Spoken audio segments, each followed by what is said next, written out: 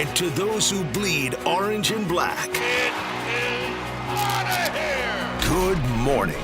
This is Murph and Marcus. Brian Murphy and Marcus the Waterboy Boucher. Streaming live at twitch.tv/The Sports Leader. Sponsored by Bigelow Tea. Grab a mug and tea proudly. I think I'm going to do something super unusual, and for the second day in a row, reference T.O. with the sunglasses. Because, Marcus, I'm feeling right now like I need to put on the shades and say, that's my manager. That's my manager, man. Yeah, Tony V, welcome to the show, buddy. You got yourself a win. You're in the books. And yes, after we gripped as a region, after we absolutely went nuclear panic as a region, after getting swept by the New York Yankees, who lost last night. Cal Raleigh walked them off. Sorry, Marcus.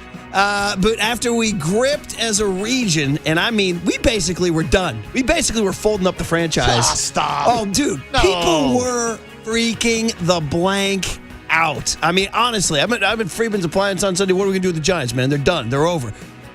They got to win. For all of you who gave up on them, for all y'all who never believed, here's the home of the true believers right here, the Murph and Marcus Show. Giants 3, Padres 2. We get to call it in at some point today. And Marcus, your boy Tony Vitello, that's my skipper, got himself a win, got himself a beer shower with apparently other, like, I don't know what they pour on him, like shaving cream and mustard and all aftershave. Anything they could get their hands on. And so he had that wet hair and that grin, and apparently did his postgame barefoot because he had come out of the shower after rinsing off. So congratulations, Tony V. Here's to the first of 84? I don't know. I don't know. Maybe but more. Fun game, not without drama. Ryan Walker in the ninth inning, but Landon Roop was spectacular. There Harrison it is. Bader left the yard. We were waiting for... A listener said that at the roundtable, I predicted Harrison Bader as the first to homer. I didn't remember that. He's like, hey, Murph, you were right from the roundtable. I'm like, bro, thank you for listening. Some guy hit me on Twitter. Do you remember me saying that at the roundtable? No, not at all. We were all asked who hits the first homer, and I said Bader. I'll take it. I'll take credit for it. Yeah, why not? And Patrick Bailey went the other way. That's all you got to do is go the other way. And Casey Schmidt found a hole, and then the rest held on with this new bullpen, by the way. Not Ryan Walker, but Matt Gage and Keaton Wynn were outstanding last night. So, Marcus, I'm holding it in my hands. Giants 3, Padres 2. Box score don't lie, buddy. There it is. Frame the box score from Tony Vitello's first big league win. Let it be known, this date in Giants history, March 30th, 2026, Tony V becomes Tony W with his first win in the big leagues. Like that. Tony W. New nickname. Yeah. All right, here we how go. about that? There we go. Tony W. What'd you think, man? What'd you think of the game? Well, I was just glad that the Giants won a damn game, and I'm with you. Everybody was overreacting to a 3-game series against the New York Yankees. There was major gripping going on. There was a lot of people freaking out. Yeah. And look, we sat down and tried to put it in context, even before the series even started, that this was going to be a tough schedule and a tough start for Tony Vitello and the Giants. Even beyond the Yankees, the Padres, the Mets, the Phillies, like we've been talking about these first 4 series for months now since the schedule was released. And what did we say? If they lose the first couple of games, all eyes are going to be on Tony V and the Giants because he's one of the biggest storylines in sports this year. So it was glad to finally see them get the monkey off their back. And I'm saying it like it's been months and months of seeing Tony lose games. No, it was one weekend against a very good Yankees team. But even yesterday, as we were discussing that first series, a lot of people said we were making excuses for them. We were saying this, we were saying that. Some people thought we were too hard. To me, that just means that baseball season is back. Strap in. It's 162 games of bitching and complaining and riding the highs and lows of a baseball season. And last night, we got to see that first high for Tony V and the Giants. Don't you love the daily bitch and complain? That's what we love about it. Overnight Dave was just saying how in the NFL, as much as we love the NFL and it rules the world, we play a game, then we got to hear about the Cowboys for 6 days. Yeah. What's going on in the Big D? We'll talk about it Monday, Tuesday, Wednesday, Thursday, Friday, and Saturday. Oh, and then the game on Sunday. And now, finally, we get back to our daily rhythm, our daily routine, including another game tonight at 6:40 with Logan Webb. Let's go, Team Webby. USA hero on the mound, hopefully avoiding that second inning weirdness. But yeah, all of a sudden, Tony V's like, wait, I won a game and I got Logan Webb going. I might have a win. I might have you can't call 2 a streak. I might have a little mini win run here. I might win 2 in a row. Then they have a Wednesday getaway day with Adrian Hauser making his debut. And all of a sudden, the team loosens up a little bit. I will say this. I'll take more than 3. All right. You don't have to stop at 3, guys. You don't have to stop at it's like the Giants are like, all right, we gave you 3. And this gets back to the 2010 days when they used to just kind of just give you just enough to win and then going Milton Berle on us again. Just enough to win and then sweating out the torture. And last night was torture. And we should probably go to the 9th inning where Ryan Walker did not look fully in command of his stuff. And in fact, he got a big break. I mean, Tony V's first win came with a break when Fernando Tatis chose not to challenge what would have been ball 3. I mean, especially since he started the inning off with a free 90 leadoff walk, and I said, oh, no, here we go again. Here we go again. Stop right there, man. Hey, closer, you have one rule in life. You have one job in life, and that's not to walk a leadoff hitter. Give up a solo tank rather than walk a guy, dude. Oh, my God. On 4 pitches. 4 stray balls. Non-competitive. No, not even close. Non-competitive. Which makes it even more shocking that Tatis wasn't ready to go with the challenge on that very next at-bat. So that was a disaster. A leadoff walk on 4 pitches, and already we're gripping. And we wound up gripping because Jackson Merrill then takes him deep, and he also he nearly hit a guy. Forget which one it was. He nearly hit a guy. It wasn't Tatis. Was it Machado right in between? Before he maybe. Out? All I know is he'll hit a guy. Yeah. Ryan Walker's not afraid to hit a guy because sometimes that slider comes out of his hand. He doesn't really control it. And so, man, oh, man. And then he gives up the tank. And listen, they're not going to strip him from the closer role in one game, despite everybody. If a Twitter is not life, says Tony V. But if you took a Twitter poll right now, it would be 100-0 to strip Ryan Walker of his closer role after one game.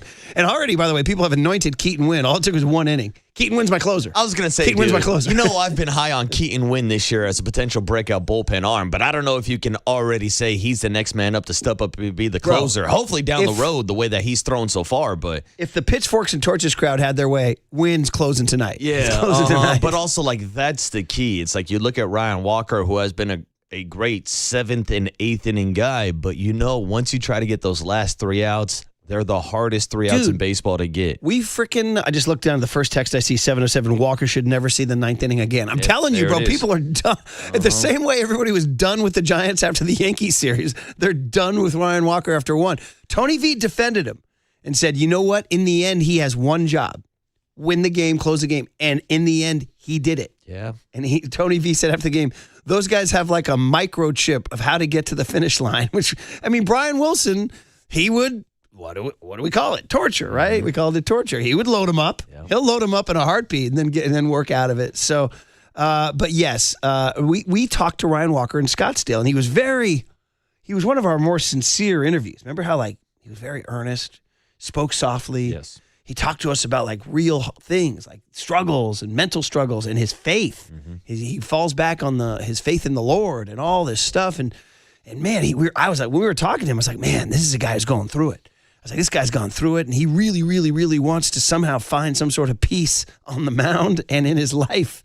I was like, I have great empathy for Ryan Walker, man. I really hope this guy comes through. And then he goes out there last night and looks, I don't want to say he was all over the road, but he wasn't airtight. He was not airtight. No, he's not what you want in your first save situation, which is something I pointed out yesterday as I made the entire bullpen hum babies after their series against the Yankees. I said, we still haven't seen these guys pitch with a lead yet. We haven't seen them pitch in those high leverage situations.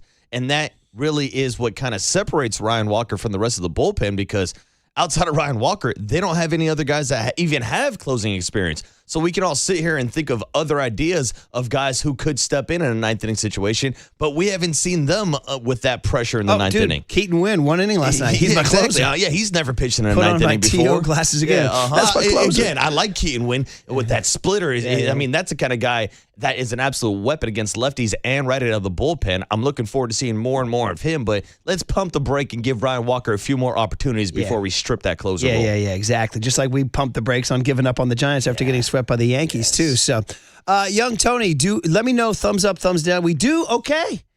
This kid's got it. He's got it done. So we go to, of course, first base coach Shane Robinson. Shane Robinson, everybody, calling in the games. He's Buster Posey's buddy from Florida State. He's a little guy out of first base. He's also your outfield coach, by the way. You know, he's coaching your outfield this year. He's calling Rob Manfred, and Manfred's saying, wait, are you calling for those guys Murph and Marcus, my buddies? And Manfred said, have they lowered the beer prices yet? He said, no, Commish, don't worry about that. We'll get back to you, as Larry Bear would say, in the second half of the season.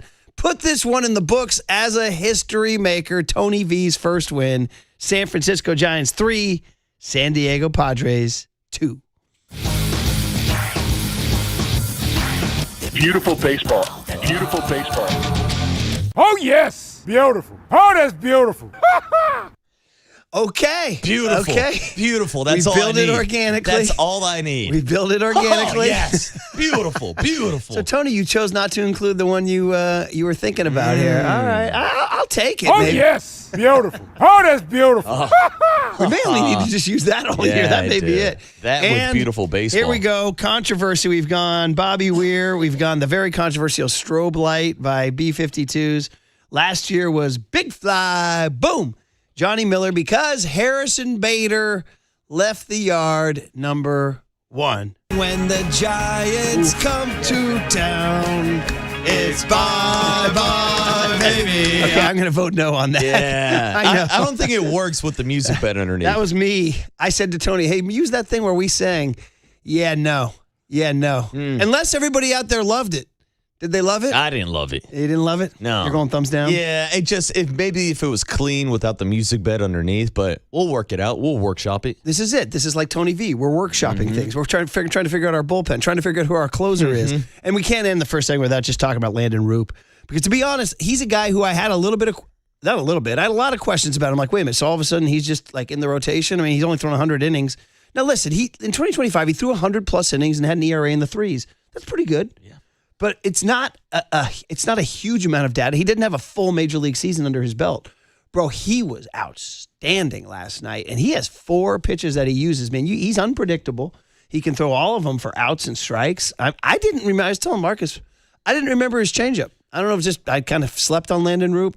He's got a sinker. He's got a change. He's got a curve. He's got a cutter. But I was just like, kept thinking, man, he's got this changeup. I kind of liked it. Well, that's the thing. We really didn't see that diversity in his repertoire the last couple of seasons. Like, he's a guy that literally leads Major League Baseball in the percentage of which he throws his curveball. Like, he's got that filthy Uncle Charlie that he's always dropping out of the bottom of the zone. But you're right. Yesterday was probably the best mix of his selection that we've seen. Maybe so far in his big league career, getting that changeup involved. He added a cutter this offseason that we talked about during spring training as well. So that's a 4-pitch collection, and he was working all 4 planes of the strike zone yesterday. Padres were not having super comfortable at bats. They did not square up a ton of balls last night. So 6 shutout innings from Landon Roop. Outstanding. He gets the W. Roop, there it is. Well deserved. Roop, well deserved. There it is. And here you go. Here's the first 3 votes on the home run. 510, I love it. Wow. 408, love the home run sounder. 650, no. No. That's going to be a no for me, dog. It's going to be a no for me, dog. Who has that's got to be a no from me, dog? That's a great bite. Oh, that's the legendary, who is it? Randy Jackson, but I'm saying who has it? Yeah. No, I was just quoted all the time. Oh, no, it's a great bite. That's going to be a no for me, dog. We used to use it way back when, because that's back when Idol was Idol. Oh, yeah. Back in the early 00s with Simon and Randy and Paula Abdul. And William Hung. Yeah, that's she absolutely bang. right. She Correct. bang. Anybody, if you can find that Randy Jackson. When she all right, guys. Well, listen, it's really fun. I go crazy. Maybe that's your home run call there. Hey, it could be. She bang. She bang. Yeah, 415 says, yeah, no. So we're at 2-2 right now on the home run call. All right. Here's the deal. The 49ers are in the news, too. Jed York with some long cuts and thoughts on his 49ers.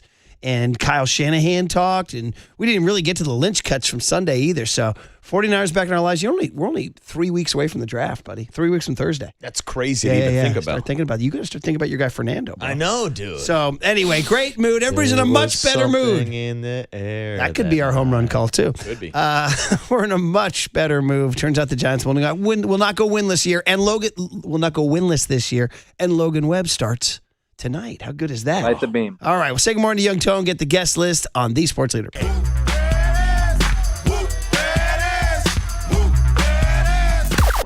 Now, from the O'Donnell Financial Group Sports Desk. Learn more at odfigroup.com. O'Donnell Financial Group, because planning is a process, not a product. Good morning, everybody. Happy Tuesday. The question of the day, what impressed you the most about the Giants' first win of the season? What impressed you the most about Tony Vitello's first win as a big league manager? You can join the conversation by giving us a call, 415-808-5627, or you can join us in the YouTube chat now.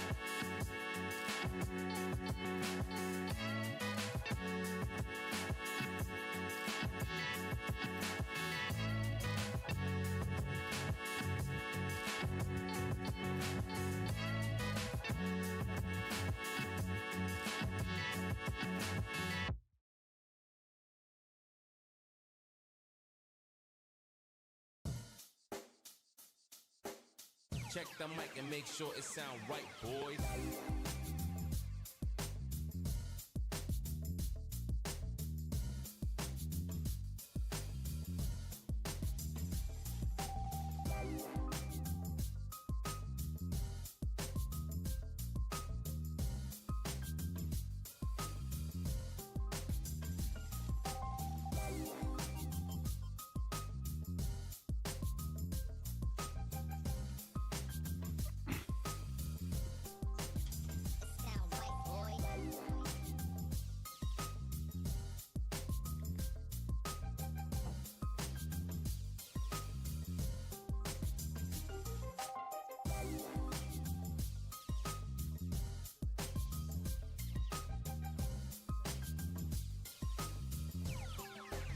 It sound right, boys.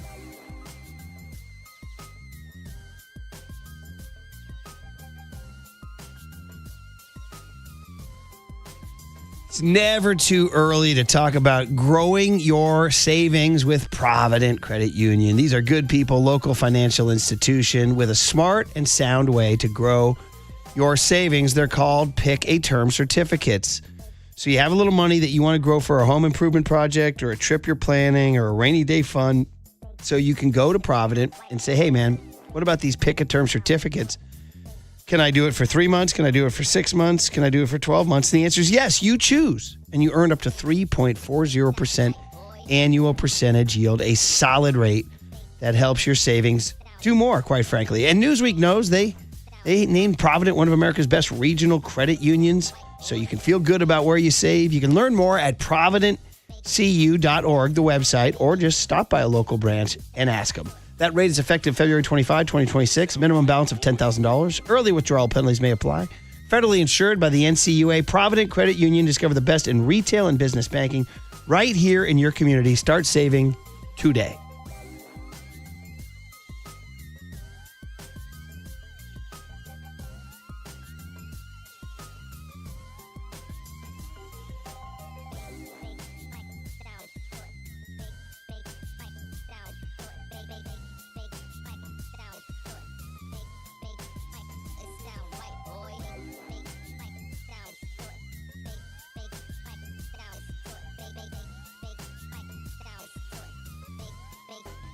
It sound right, boy.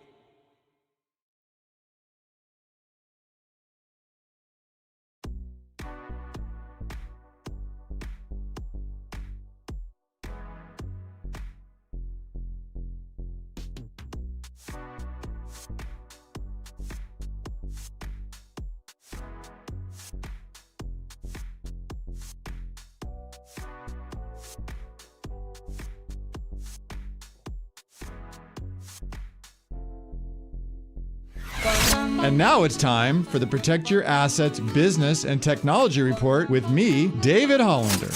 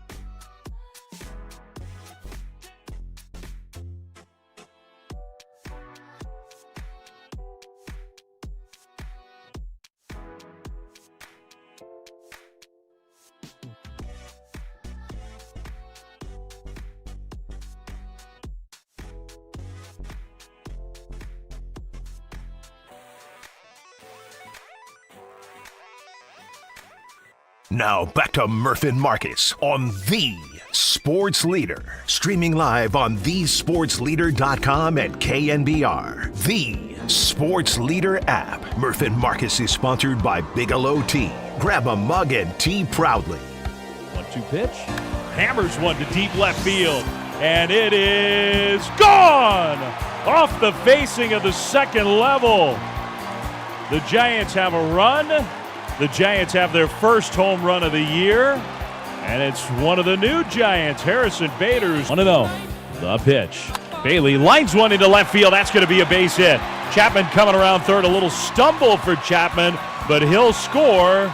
It's 2-0 Giants. The pitch. Schmidt hits a ball hard on the ground, up the middle into center field, base hit. Lee comes around third. He'll score. Bailey around to third. He's there ahead of the throw. Schmidt delivers. 3-0 Giants. Ryan Walker throws. Swing, and there's a high drive into deep right field.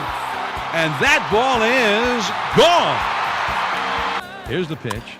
There's a smash on one hop to short. Adames has it and throws him out at first. And the Giants get their first win of the year. Shake those hands, Tony V, then turn around and address what apparently he said after the game was a heckler. I thought he was pointing to his mom and dad or his sisters or maybe an old mentor from Missouri or Arkansas or Tennessee. Nah, some guy who was on his ass all game. So Tony turns around. Speaking of Tony, young Tony right now is playing what Andy Baggerly may have done the most important reporting of the young season. No, it's not about how they're going to use Ryan Walker. No, it's not about trading Luis Matos to the Detroit Tigers or picking up a reliever named Dylan Smith, who some people think has potential. None of that news is as important as Andy Baggerly saying that while they were waiting outside the clubhouse, he heard their celebration, and this was the Yacht Rock banger they were blasting behind closed doors. So Giants, we have our theme for the 2026 season, and you know what?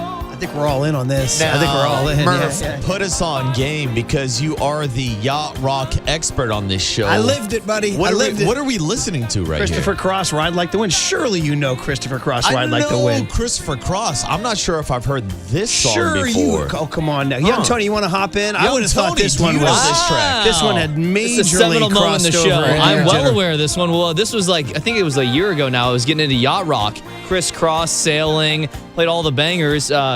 George Benson, another banger. Reason, So this is another. This is one of the best. This is Ride Like the Wind. Well, this is Christopher one of the Cross. more famous Yacht Rock songs of that era. I thought for sure this had bled over to your generation. No, see, I wasn't raised on Yacht Rock. My dad's more of an AC/DC kind of guy, running with that crowd. Like when you're in a bar in your generation, your millennial generation is ironically into Yacht Rock as sort of a bit. You know what I mean?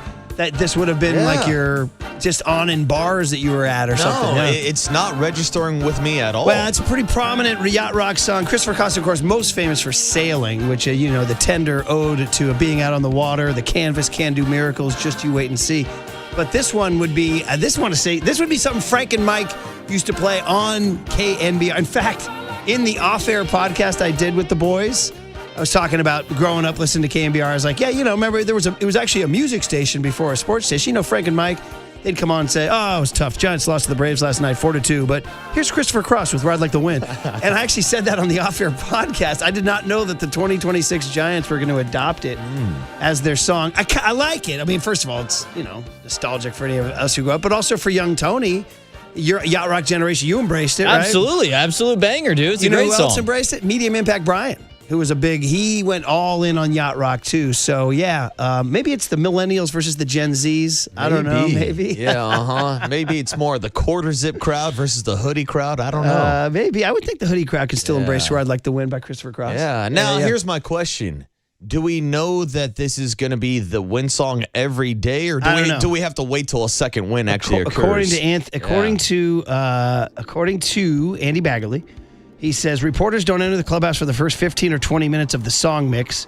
This correspondent can confirm after hearing "Ride Like the Wind" that the Giants are almost certainly the first major league team in a generation at least to embrace some solid Yacht Rock era Christopher Cross.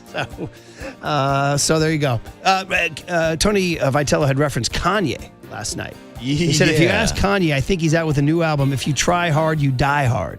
And then Tony said, strange fellow, but he don't miss much on the music, not that you asked. We did not ask Tony Vitello. By the way, have not checked out that new Kanye album. Does he have a new album? Yeah, he does. Just dropped a new album titled Bully, but I've told you before, I'm an old Kanye guy, not a new Kanye guy. There you go. 818 says, what did Millennial Waterboy learn today? I guess so. What did Millennial Waterboy too? Right. 209 says, love this song. We are so back. See, the Giants just turned everything around, and Luis Matos was traded to the Brewers, not the Tigers. That's whatever. correct. Whatever. Milwaukee, Detroit's all the same. Why don't you just pipe down 916? 916 says, I wonder what the new win package sounds like. Well, 916, we played it. You missed it. You got to wake up early. You got to be quicker than that. Another 916er said, yes on the home run call. I love singing along with you guys. And 415 says, in terms of your guys' home run call, not liking it. So it's really divided. Now, it seems like for every negative text, we get a positive text. And for every positive text, we get a negative text. Let me ask, should we try to recreate Bye Bye Baby without the music bed underneath, or does the music bed add the charm to it since it was the first authentic singing of the song? I don't know. You kind of caught me flat-footed. Yeah. My initial instinct is just to go with the organic. Like, what happened? Like, it happened then, so go with it. It's playing our opening song underneath it. Which, by the way, why were we singing Bye Bye Baby to open the show I think it was before the Monday the Giants even hit a home run? I think they had come back to town for the Sultanes. I think when the Giants come to town, wasn't that it? That we were welcoming them back? Was it because Bryce Eldridge went deep? Maybe. Against the Sultanes? Yeah, we opened the show with it, obviously. We definitely did because the music's still playing in the background. I want to say it was because they came home for the Sultanes. When the Giants come to town, it's bye-bye, baby. It's so cheesy, we might have to go with it. Yeah, we might have to use it. The cringe is the cringe is the entertainment, right? You get it? Yeah. It's like there's a movie I'm trying to quote where he says the is the. Anyway, I had a buddy once who had my buddy, he was a good-looking guy, but he wasn't an outgoing guy. And attractive girls were attracted to him, but he was kind of a dull guy. And I was talking to this attractive gal that was with him, and I said, I love my guy. I said, but we all agree he's not an electric personality. I said, so what's the attraction? She said, she said, you're right. She said, his game is that he has no game. Damn. So that's kind of us, right? Yeah. You know what I mean? Like, the win package is great because it's so bad, it's not worthy of the win package. Yeah. Do you feel me? We're so bad at singing that it actually makes the win package good. His game is that he has no game. Yeah. And there she was, cozying up next to him in the bar. Yeah. So there you go. Our humor is that we don't have any humor. Oh, my God. The Giants' wins are that they don't win any games. Yeah, exactly. The Giants' bats are that they don't hit the ball. All right. Yeah, you got three and you got three and like it. That's it. You'll give you three. Mm-hmm. What you're going to do with those three, I don't know, but we'll give you three. Come on, man. Can we get to 4? Can we get to 5? Yeah. Can we get to 6? I'll say this. I know we got to get the guest list real quick and keep this show moving, but I'm actually a little confident, or maybe I feel a little bit better, that the Giants' offense is the biggest problem the first 4 games of the year, because I still think the Giants' offense is going to be something that carries this team eventually. I can't get over this pitching. I just can't get over it. I mean, I know it's only 4 games, but my God, it looks really good. I know, when the biggest problem has been Logan Webb, and I say problem with air quotes because Logan Webb is not going to be a problem. I mean, Matt Gage, Keaton Wynn, I mean, Justin Message and the crew, they're getting it done out there. And here you go again. 408, I'm all in on the home run song. 916, no on the home run song. It is like dividing the nation. This it really is good. All right, Tony, guest list on a Tuesday, March 31, the last day of March. Tomorrow's April Fool's. Are we playing April Fool's jokes on each other? Or is that what did young Tony ask today? Because I already have my story about April Fool's for tomorrow when it is April 1st. Didn't we do like a host swap a couple years ago? We did. Yeah. Yeah, that's right. I hosted a show with Greg Papa. Did I work an afternoon? You did a show. No, Copes was in the mornings. Copes. Yeah. Oh, Copes came in. Yeah, Copes made his return to the morning show. His glorious return. Guest list is sponsored by El Cerrito Honda. I don't think I like Cope. Sponsored by El Cerrito Honda, more than just a car dealership. We're a family. Hey, what'd you think of the win, buddy? Dude, it was awesome. Really, really fun game. Ryan Walker, I thought he had a third pitch. Not going to lie. He told us in the spring, I thought he was going to add a third pitch. Just threw the 2, sinker slider type guy. And I know that's, he did it well for a long, long time, but he might need to add a third. By the way, somebody pointed out, Tony, or Marcus, that you called him Tony W. Yeah. They said if you put 2 V's together, it's a W. 2 V's together. So Tony VV. I used to have a buddy who used to spell out wins. He's like, let's go get this double U. He would spell out double and then put U. Let's go get this double U. So Tony V is Tony W. Yeah, well, I don't know what we're going to do about Ryan Walker. We're going to have to ride it out. Last year in April was one of the ones he blew down in Anaheim, I remember. Justin Verlander pitched last night. Not awesome. I think he didn't make it out of the 4th inning. But still, Ryan Walker, we've seen this before, but last night he did get it done. So what else we got, Tony? All right, well, coming up on today's show, Dwayne Kyper is going to stop by for his regular Tuesday hit at 7:30. Mike Krukow, who was not on yesterday's show, he had something going on, so he's going to join us today at 8:15. Stay tuned. We got Kruk and Kype. Cooler content's going to be at 8:30. Sam Amick at 8:50. And then Matt Barrows talks some Niners news at 9:30 this morning. All right, how about this? 510, keep the home run song with lots of exclamations emoji. 209, get rid of the home run song. This is incredible. It's like a tennis rally. Dividing the audience. It's like a tennis rally. It's like Yvonne Lendl and frickin' Stefan Edberg trading forehands, man. It's incredible. All right, Tony. Well, listen, that's great. So we have Krukow and Kyper today and some 49ers with Matt Barrows. Well, what did old Tony V or Tony W have to say after his history-making win? Next on The Sports Leader.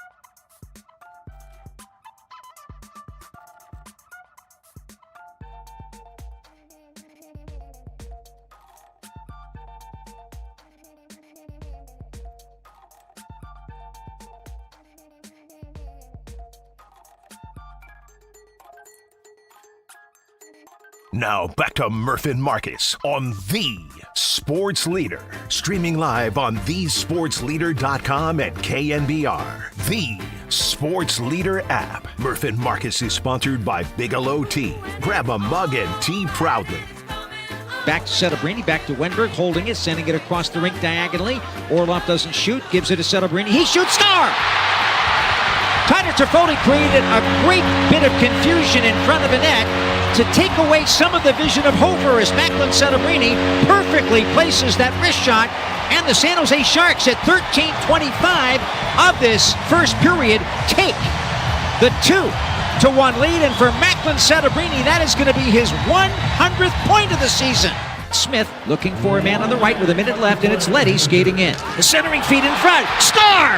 Macklin Celebrini getting it from Nick Leddy. A brilliant pass and a beautiful finish. Celebrini has 2 goals and 1 assist in 19 minutes of action. The Sharks have a 3-2 lead. Hey, Dan Ruzanowski. So, historic night in the Bay Area sports scene last night. Tony V joins John McGraw and Dusty Baker on the all-time Giants win list for managers. While down in San Jose, Macklin Celebrini did something that only 5 other teenagers have ever done, and that's score 100 points in a season.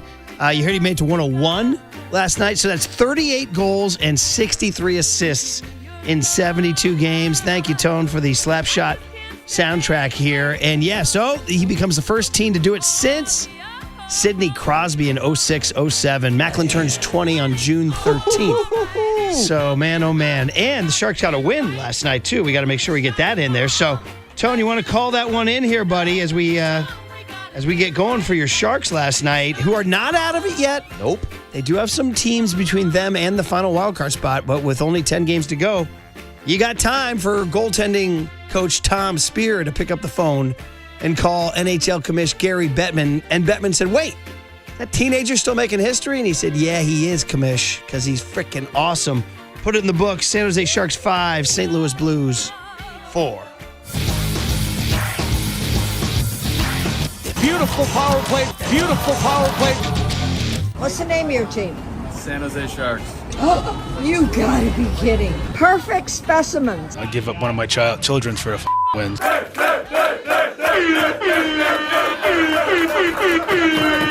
Can't teach that. This one? This one. That's awesome. What's yours? This one? This one. What's yours? This one. Go Sharks. Tony, you're making this a soundtrack day, huh? All Ride Like the Wind, last segment, all Maxine Nightingale this segment here, buddy. So, yeah, there you go, win package. Sharks remain in the hunt, 75 points. So do the Kraken. The Kings have 76, but holding that last wildcard spot is Nashville with 77. So here you go, Marcus. Here are the names. Sidney Crosby, we mentioned. Yeah. You've heard of the guy called, his name is Wayne Gretzky. Oh, I've heard of him before, yes. You've heard of this guy, Mario Lemieux. So Crosby, Gretzky, Lemieux. The other two a little more obscure. One is a name that just kind of, for me, is funny because I used to remember hearing his name in the 80s. Former Winnipeg Jet Dale Haverchuk. I just remember that name from the 80s. Yeah, man, Haverchuk this, Haverchuk that. I'm like, okay, Haverchuk. I wasn't a hockey guy, but Dale Haverchuk. That's a good hockey name. And then the one that even Overnight Dave says he has no idea who this guy is. And Overnight Dave is a hockey head. Is a puck head. Jimmy Carson. Not Johnny Carson. Jimmy Carson. I don't know. I got no book on Jimmy Carson, but he was the last guy to do it. He was born in 1968. So he did it with the LA Kings in 1986. How'd I miss that? I was in LA when he was a King. Shows you how on it I was, dude. I was in college when he was doing this, and I slept on the entire thing. So my bad, raising my hand right there. But I'm not sleeping on Macklin Celebrini, who continues to just carve out this incredible career at the age of 19. As a kid, literally a teenager, that is changing the landscape of hockey down in the South Bay. I mean, we've seen it year in and year out over the last 2 years, how much excitement there's been since Macklin has joined this squad. And then he went out and performed the way he did in the Olympics. He comes back, there's more media than ever. Season ticket sales are going through the roof. And yeah, the Sharks have hit a little bit of a slump the last couple of weeks where they've slowed down, but they're still in the playoff picture, only a couple of points back in the wild card. But to just acknowledge what Macklin Celebrini is doing down in the South Bay, Like, I hate to even put these type of expectations on him, but he is the Steph Curry. He is the Buster Posey. He is the Joe Montana, Jerry Rice of the San Jose Sharks. I mean, I know he's got to win some championships and get there, but he's that type of talent to be on that list as a teenager with those icons in hockey. Murph, there's only been 2 other Sharks in San Jose Sharks history who have scored 100 points in a season, Jumbo Joe and Erik Karlsson. Dude. He's putting himself in that category in San Jose Sharks history already. We didn't plan this segment because I was going to make it a trivia question for everybody. So was I know. Yeah. You just kicked down the door of our trivia because I don't think anybody, including me, would have said Erik Karlsson. Oh, I would have hit you, Jumbo Joe. I would have thought Jonathan Cheechoo would have been on the list. He would have been high mid-90s. Patty Marleau, anybody? Joe Pavelski, anybody? I mean, there were way more people I would have gone to before Erik Karlsson. Oh, Erik Karlsson is a stud. Yeah, but he did it in 22-23 when the Sharks were awful and nobody was paying attention to them. Back when I was cashing in on Carlson in our Sharks pool every day. There you go. Yeah, literally. Thornton actually won the Hart Trophy the year he scored 125 points combined between the Sharks and the Bruins. So Macklin's in that hunt. He's a candidate. I don't know if he'll get it just this year. You know, it's crazy how he didn't win the Rookie of the Year last year. Finished third. Yeah, it's wild. Isn't that bonkers? I mean, it's one of those things, man. So way to go, Macklin. Congratulations to you. You've been a joy to watch all winter / spring long, and they're not out of it. They could still get to the playoffs. Again, there's a little bit of traffic there, but all they got to do is win. They play Nashville 2 more times before the end of the year. They got 10 games left. Nashville's in that second wild card spot. You call that controlling your own destiny, George buddy. Kittle's favorite hockey team, don't you know? See, Kittle turned up in some Toronto Blue Jays gear last night? Yeah, apparently his brother-in-law plays for the Blue Jays. Does that mean his sister married a Blue Jay? I guess so. And then apparently the guy got hurt last night, and some people were saying the substation's hitting the Blue Jays. Oh, come on. Stop it. All right. I thought we busted that myth with John Lynch earlier this week. Well, as soon as John Lynch gives us A, a report, and B, the name of the scientist, we'll get a little farther. Man, that's straight out. Well, you know whose playbook that's straight out of, you know. There's a report. You don't need to worry about it. Who's the scientist? You don't need to know. The media said what? Exactly. There you go. All right, guys. So here's the deal. Just a little tribute to Macklin and his history and calling in that Sharks win. All right, back to the Tony V story. Like we said, you put 2 V's together, you got Tony W. History made. He joins Bruce Bochy and Jim Davenport and Bill Rigney as managers who've won as San Francisco Giants on The Sports Leader. Time for your Bay Area Chevy dealers traffic update.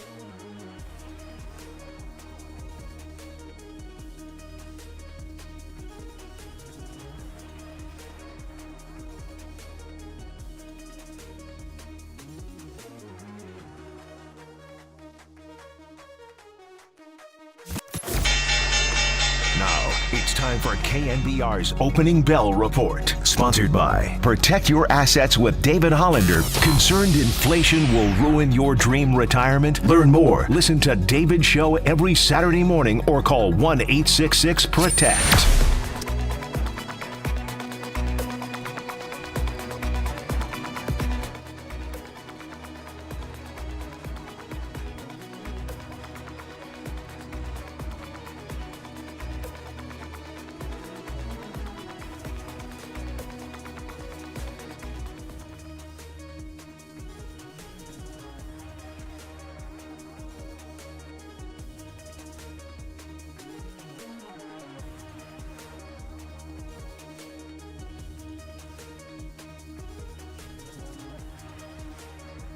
Listen to the sports leader anytime, anywhere. Download KNBR, the sports leader app. Murph and Marcus continue live from the Casino Matrix Progressive Jackpot Studios. Casino Matrix. Progressive jackpots are here. Where are you? Just drop in. 1-800-GAMBLER. 1-2 pitch. Hammers one to deep left field. And it is gone! Off the facing of the second level. The Giants have a run. The Giants have their first home run of the year. And it's one of the new Giants, Harrison Bader. What was the mood in the dugout like when Bader hit his home run and gave you your first lead of the season? Yeah, it was a lot of different remarks, whether they be comedic or excited. And it was interesting. Bader had said some things before the game, nothing like I'm going to hit a home run, but just some of the talk, all the guys were saying it's fitting that he hit a home run. And then also some comments about maybe everyone will loosen up now. And I really don't feel like there's been a tightness, like waiting for bad things to happen or tensed up or guys yelling at each other. I just think there's been an emotional charge of really wanting to do well. And you guys know it could be just something with family or a business when you're really, really wanting, or, you know, if you ask Kanye, I think he's out with a new album. If you try hard, you die hard. Tony V taking us to Kanye West. We were not expecting that, and hence the Kanye rejoin here. By the way, let's not get too carried away. Giants only had 6 hits last night. That said, the Padres only had 3. So who knows what San Diego Sports Talk Radio is saying. We lost to the Giants. They suck. Giants maxed out at 3 runs after the Bader homer. And oh, by the way, Rafael Devers, feel free to join the party. We want 35 out of you, buddy. You can't get to 35 without 1. Willie Adames, feel free to join the party. Matt Chapman, feel free to join the party. These are all guys that we all expect to hit north of 25 home runs this year, some north of 30. It's only 4 games, but right now Harrison Bader has your lone Giants tank. Look, it's baby steps early on in the season, Murph. Before the Yankee series, you said you wanted 1. You got 1 run, and now you've got 1 home run. I'm sure the bats will come around later on this season, but let's just celebrate the fact that Tony V morphed into Tony W and got his first W yesterday. 1 is the loneliest number. Harrison Bader he's a guy who's hit 20 in a season before, and we talked about guys who could hit 20 at the round table. Same round table where we buried the Giants pitching, too, by the way. I'm really worried about their pitching. Of course, it's only been 4 games. But 4 good games for the arms, 4 not good games for the bats. Padres got a home run last night from Jackson Merrill. Padres are 1-3, by the way. And they've played all 4 games at home, and they haven't played the Yankees. Yeah. They did play the Tigers, but. Well, shout out to Tony Vitello, second place in the NL West, San Francisco Giants. Everybody else in the West is now 1-3, and the Giants logistically have the tiebreaker over the Padres. If you are checking the standings this early on, and Murph, I know you're always checking the standings. Always hawking the standings, particularly when we get to Flag Day, too. We'll be hawking the Giants tonight, too, by the way, when they get back at it with Logan Webb on the mound against Germán Marquez, who's now a Padre. The former Rocky. After all those years, 68-72 career record for Germán Marquez, who is he's 31 years old. I feel like he'd be older than that. But yeah, you can go get Germán Marquez, dude, can't you? Go tack him up today. Yeah, you know what I mean? This is a matchup that the Giants should win with Logan Webb on the mound, but it's baseball. That's why they play the games. And Logan Webb slicing and dicing, cutting and sinking, doing his thing. But it is Tony V Day. Congratulations to him getting his first win. You could see a little bit of release. I'd like him, by the way, in general, to kind of loosen up. At one point during the post-game, he did finally laugh a little bit, and I was like, okay, I think that's the first time I've seen him smile since the season started. I mean, I get it. You got swept at home by the Yankees. You're not going to go around looking like freaking, the grinning clown or whatever. No. But man, it's been tight, and he said something that made him he's got the blinding white teeth. The blinding white teeth of a Tony V. That's a good set of teeth. I think, by the way, I was watching those teeth last night, and yeah, that's why you're tuned into KNBR. That's why you tuned in. We'll break down teeth. It truly is a sign of a certain level of celebrity when you whiten your teeth. Because there'll be people I meet, and I'll be like, yo, look at that guy's teeth. And I'm like, oh, that guy, that guy fancies himself. He's in the public eye. He's got to whiten the teeth. And Tony V clearly has gotten to that status of celebrity. He's like, I got to whiten them. Because, I mean, Tony, Tony V, or Tony F, you whitening your teeth there, buddy? I don't whiten my teeth. No, I just brush them twice a day. No, I mean, I have like a whitening toothpaste that I try to use, but nowhere near as bright and shiny as Tony V. I think after 21 years of coffee all morning, I got a good dingy yellow working on mine right now. That'll happen. A nice sort of a musty yellow. But Tony V, anyway, he smiled, and those blinding white pearlies were shown, and I was like, dude, yes, more of that, Tony, because we heard he was a fun dude. We heard he was an energetic dude. We certainly know that he can talk his way through an answer. God, he will wind his way through an answer. And at a certain point when if you're a reporter taking notes, I think the pen just stops writing. You're like, all right, kind of wait for him to come to the end of this one. Going and going. We're going to have him Thursday. Yes, we are. So everybody tune in Thursday at 7:30 and count the word salads, hey, listen, if you win, the word salad is good. You can't spell word salad without W. No, right? You know what I mean? Exactly. I mean, this even goes back to last week after his first couple of losses at the big league level.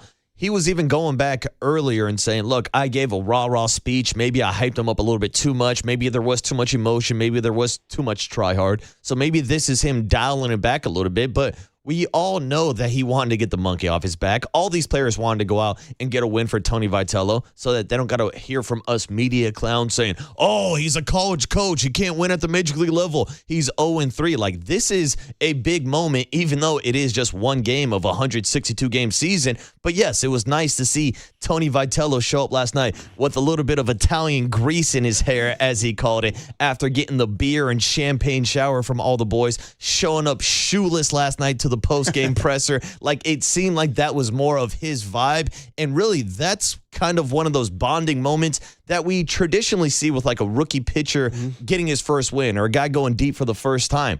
But we've all been out drinking for the first time with our coworkers and new buddies that we met in college for the first time. It's a bonding experience. So maybe this does bring the team closer together and brings out some of those Tony Vitello vibes. Totally. I saw Harrison Bader doing the postgame with Laura Britt, Sean Estes, and Rich Aurelia on NBC Sports Bay Area. And at the end, she was like, hey, you got to go back to your manager. He goes, yeah. He goes, we're going to have some fun with Tony. And he kind of had a little smile and took off the headset and did his thing. And apparently, so they got him in the cart.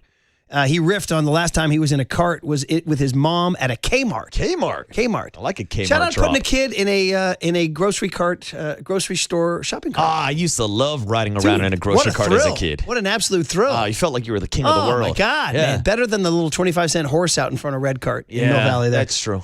So, yeah, he had that reference to Kmart. Then we had apparently Matt Chapman spoke. Apparently Willie Adames gave him an expensive bottle of champagne. Yeah, it looked like an Ace of Spades bottle of champagne. Oh, did you see it? Yeah, so the Giants posted a little clip on their Twitter account of him shaking hands after the win, and then there was a quick little sliver of like an inside shot inside the clubhouse, and Willie Adames was handing over a bottle, and I saw an ace on it. What do you know about Ace of Spades champagne? I got no knowledge. I know it's in a very, very expensive bottle of champagne. That's about all I know. Never tasted it. What if Tony opened it up, had a little sip when he back in the hotel? It's a celebration. Apparently, Gerard Encarnacion spoke. A man who has yet to see the field for the 2026 Giants. He's got more post-game speeches and plate appearances. even outs recorded in the field. My God, that's really funny. So Tony, after the games, talking about getting the shower cut L, Tony, the opening statement to the media. And by the way, he's wearing that different, is that their pregame hat, that gray one he's wearing with the SF on it? That like trucker hat? Yeah, what is that? That gas station hat? Again, just give me a Giants hat, I don't everybody. know, man. Just give me a Giants hat. I don't know. You know what I mean? But he was just looking for any hat after the he champagne also was shower. wearing that in the dugout the other day. Maybe it's their pregame hat. They do have like batting practice hats. Warm-up hat. Is that the batting practice hat they're selling? Anything to sell. Anything to get Greg Johnson that money. And yes, by the way, Greg Johnson did address the Curran Theater in his Q&A with Andy Bagley. We'll have to get to that in a second. But here's congrats to Tony V's opening statement. There was adult beverages, but there was other stuff mixed in too. So at some point I'll be plotting my revenge. But for now, enjoying the fact that, Rupert, you kind of mentioned a pitcher getting it done, gets to enjoy the fruits of his labor. That was a special effort he had out there. And obviously the guys behind him did exactly what they needed to do. Yeah, he was awesome. Landon Roop was fantastic. Mm-hmm. And he said, plotting his revenge. I think he's probably joking, of course. You're listening to KNBR AM and KNBR FM, San Francisco, the sports leader, a Cumulus media station. 408 says, Laura Britt left NBC Sports Bay Area. She moved to the other side of the country. 408, you got to keep up now. If you guys are going to chastise me when I'm wrong, I get to chastise you. No, she's still here for at least another few weeks. She's moving back to Alabama in a little bit. And welcome to Kylan Mills, who will take over for her. Maybe we should have her on the show. Welcome her in. We've had Laura on before, too. Yeah, Laura's moving back to her home state of Alabama. Things may be a little more affordable back in the home state of Alabama. Roll Tide. Particularly gallons of gas, maybe. Everything else, too. More Tony V here on doing his thing here about, the bond. He had an interesting cut here, actually, about, he wants the players.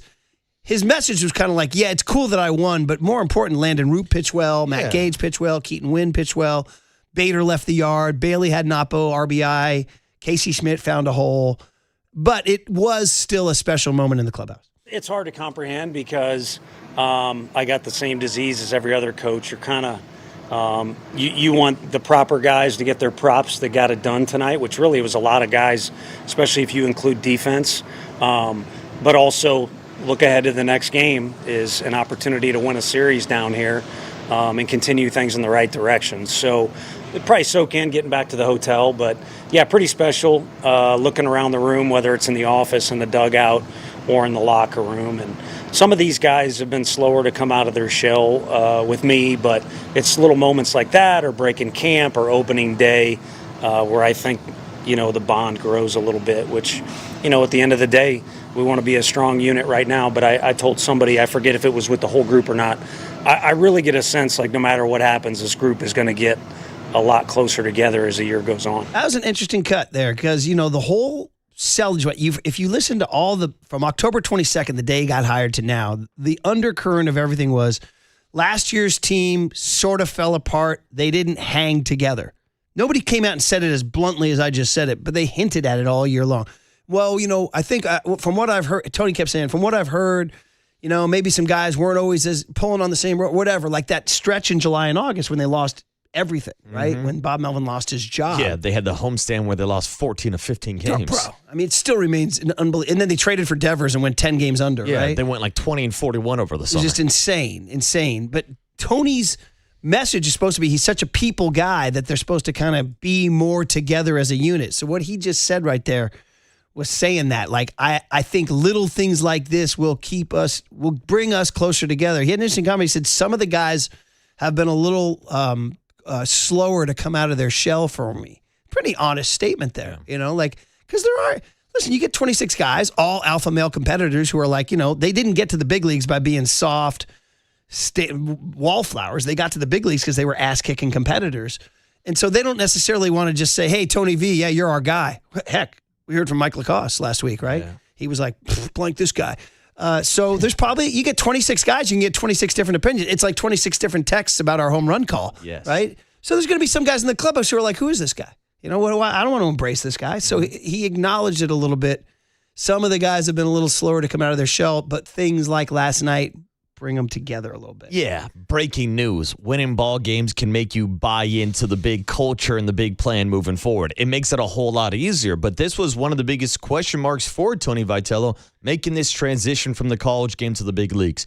Could he get big league players to buy what he's selling? When these guys are making millions and millions of dollars, and I know they're making NIL money down in college, but this is completely different. This is the cream of the crop. These are big-time athletes, and sometimes these guys do have big-time egos. So, yes, Tony Vitello's has to find a way to connect with these guys, and that's why he does have the added benefits of having guys like Jace Tingler and Ron Washington in his clubhouse, because these guys have been able to connect before, and so he's got those kind of tools and those resources. But still, at the end of the day, this is a business. It's a business of winning ball games. And if you want to get the respect of not only your players, of the entire organization and the entire fan base, you got to win games. And last one was number one on hopefully a long path of future victories for Tony V. Who was it, who was the famous American who said, just win, baby? Smart man, smart man. See, that's the thing. You have a great organization, great players, great coaches. You put them together, you tell them one thing, Murph. The greatness of Tony V. Just win, baby. The greatness of Tony V is in his future. All right.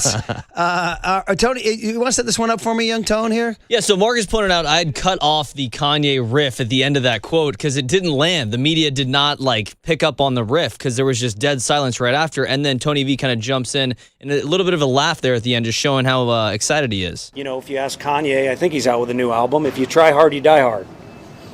So, strange fella, but he don't miss much on the music. Not that you asked. Yeah, but he's like, come on, guys, give me something here, man. You know what I mean? That's the best part. Not that you asked. Well, because he was like, I got no love for my joke about Kanye. Not that you asked. Yeah. Not that he misses much. Tony sometimes will miss with an analogy. And the double laugh there. Yeah, he was looking for the Christopher Sanchez Dominican Republic postgame presser when he made a riff about how he couldn't understand the guy's question in a foreign language. Tony V wanted to, hey, yeah, Kanye says you try hard, you die hard.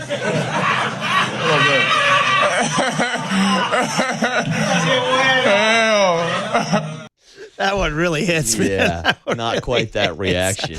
All right, one more. Now back to the baseball and Ryan Walker. Because let's be honest, man, everybody has gone into this season and the confidence meter on Ryan Walker was, should we say, at best, mediocre, at best, or could you just say it was low? Giants fan, if you had to characterize Giants fans' confidence meter going into the season on Ryan Walker, I think if we're being honest, it's low to mediocre. Yeah, without question. This was a guy who we saw last year get that opportunity to take over as the closer once Camilo Duvall, Tyler Rogers, and all those guys were shipped out. And we saw 17 opportunities for Ryan Walker last year, and he blew 7 of them. And so you already have that thought in the back of your mind that, oh no, the worst is going to happen. And last night wasn't the worst case scenario. There were some bad moments. The leadoff walk, 4 straight balls. You can't do that as a reliever. And then, of course, giving up the 2-run shot to Jackson Merrill. But he still got the job done at the end of the day. But I don't think it made any Giants fans confident after seeing that type of outing last night. No. And, I mean, this thing, I think, as much as the Giants, and teams always have to sort of balance fan rage at closers with keeping things calm and consistent in the clubhouse.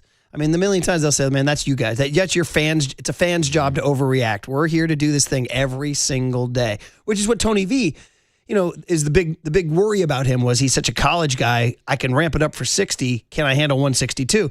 That's why people said after the Game 2 loss, the opening day loss Friday, that he really went too far in falling on the sword and all that. Oh. That he should have just said, let's pound some Budweiser and get him tomorrow, boys. Yeah, I mean, especially when Robbie Ray kind of claps back, if that's the right way to even phrase it. But after the game, when he was asked about Tony Vitello's comments about the highs and lows, he goes, look, we're all Major League Baseball players. We know how to deal with the highs and lows. Yeah, right. Yeah. So that's where we're at with Tony. And I think that's where they're at with Ryan Walker. They're like, listen, guys, we're going to give him a chance. I mean, Buster Posey, president of baseball ops, he was in the crouch a few times for some important games, and for whatever reason, he's deputized Tony V to make Ryan Walker his closer for now.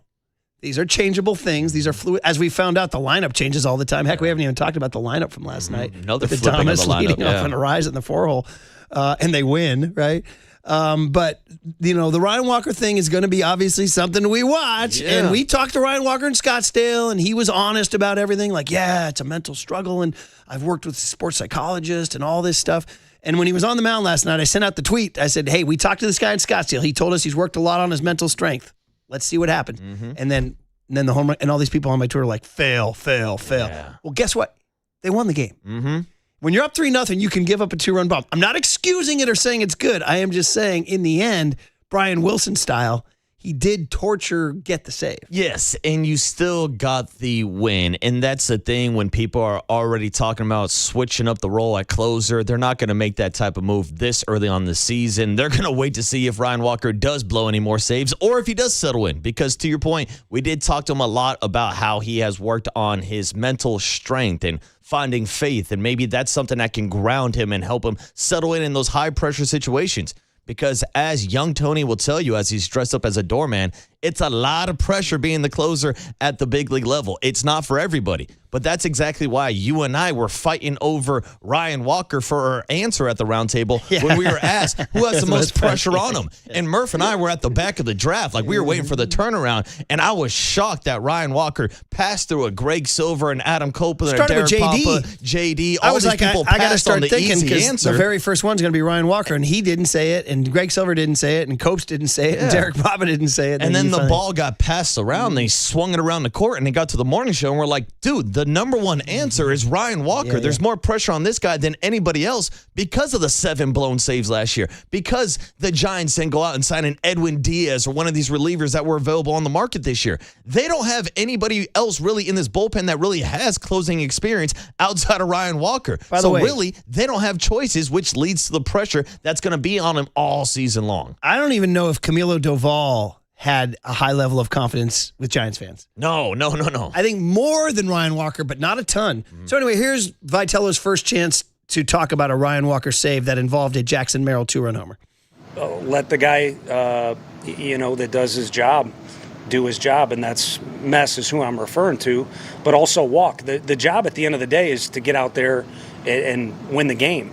And, Frank and I know that as well as anybody. The guy who became our closer, we were up 3 runs in the national championship game, and I get it, it's college. But he gave up 2 runs but found a way to get it done. And that at the end of the day is the job. And you kind of have to have familiarity with that role for a lot of different reasons. But if you are, there's some microchip in those guys that know they just need to get to the finish line. So I'm all for all 3 of those relieving efforts. Keaton was really special, but it's hard to say he was better than Gage. So all in all, a great night, and it kind of stinks the focus shifting to first win for me and all that stuff. So I'm honored with all the attention, but I thought tonight it's fitting that our first win is basically a strong pitching effort because those 4 guys worked their ass off, and they really seem to have a strong sense of camaraderie themselves. And I think they've done a really good job for us, and those pitchers will do whatever those guys ask. So if that's a theme that continues throughout this year, we'll be in games. Yeah, he went on to say there's a microchip just to get to the finish line. And he's right, he did it. Listen, Brian Wilson did it all the time. Now, Brian Wilson also had, I think he set a team record for saves. I think he broke Rod Beck's record for team saves. So Ryan Walker's got to get to that point. Brian Wilson's 48 saves or whatever it was in 2010. So anyways, good stuff, man. It's really fun. Listen, the Giants' daily drama is back in our lives. It's awesome to have them, whether it's freaking out about Ryan Walker or whether it's freaking out about Tony V getting his first win or the Giants scoring 3 runs. 3. That's all you get is 3. Don't be afraid to score 4. Don't be afraid to score 5. And they'll see it tonight. Logan Webb 640 against Herman Marquez at Petco. Yes, and that Tony Vitello first win of his Major League career was sponsored by Redwood Credit Union. For you, for community, for 75 years. Join RCU today at redwoodcu.org. All right, and by the way, this is a family forever once you're part of this show. And We are family. Medium Impact Brian has checked in from San Diego. Ib. Yacht rock for life, he Hell says. And I told him, yeah, there's the love. So I'd like the win. There you go. Okay, hey, we've ignored the 49ers now for a day and an hour and 11 minutes. We need to, before we get to Mike and Dwayne, can we just revisit some of the major talking points that have come up with the 49ers, including the substation and including Brandon Aiyuk and including Jed York on John and Kyle? We'll squeeze it all into the next segment next on The Sports Leader. Time for your Bay Area Chevy dealers traffic update.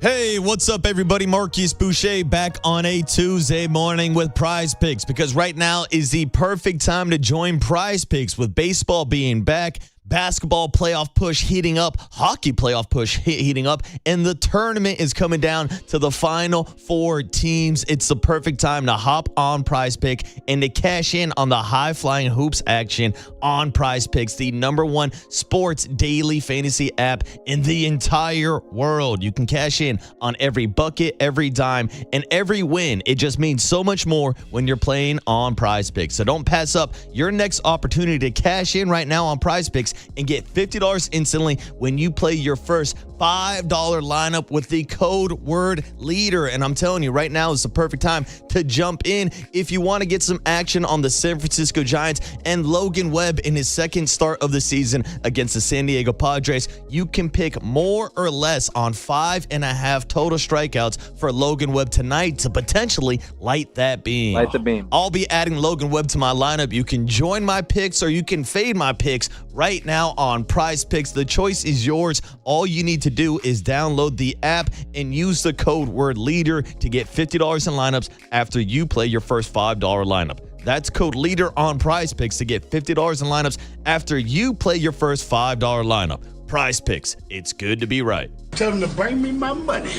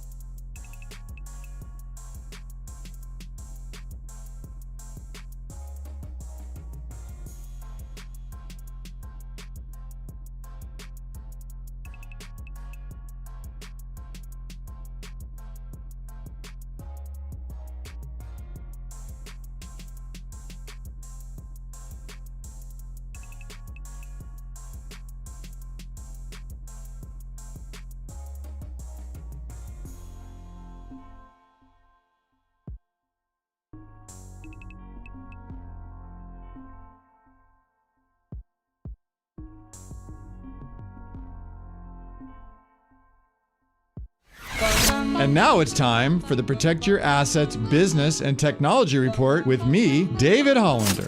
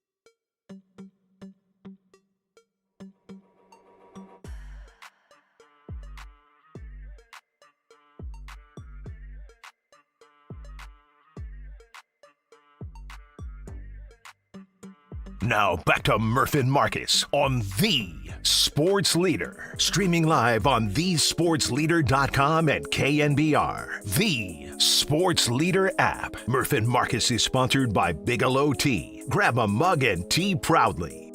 I've talked to most of the guys already on the team. Great players, great dudes. I knew a lot of them from Pro Bowls and just, seeing them around the league after games and things like that.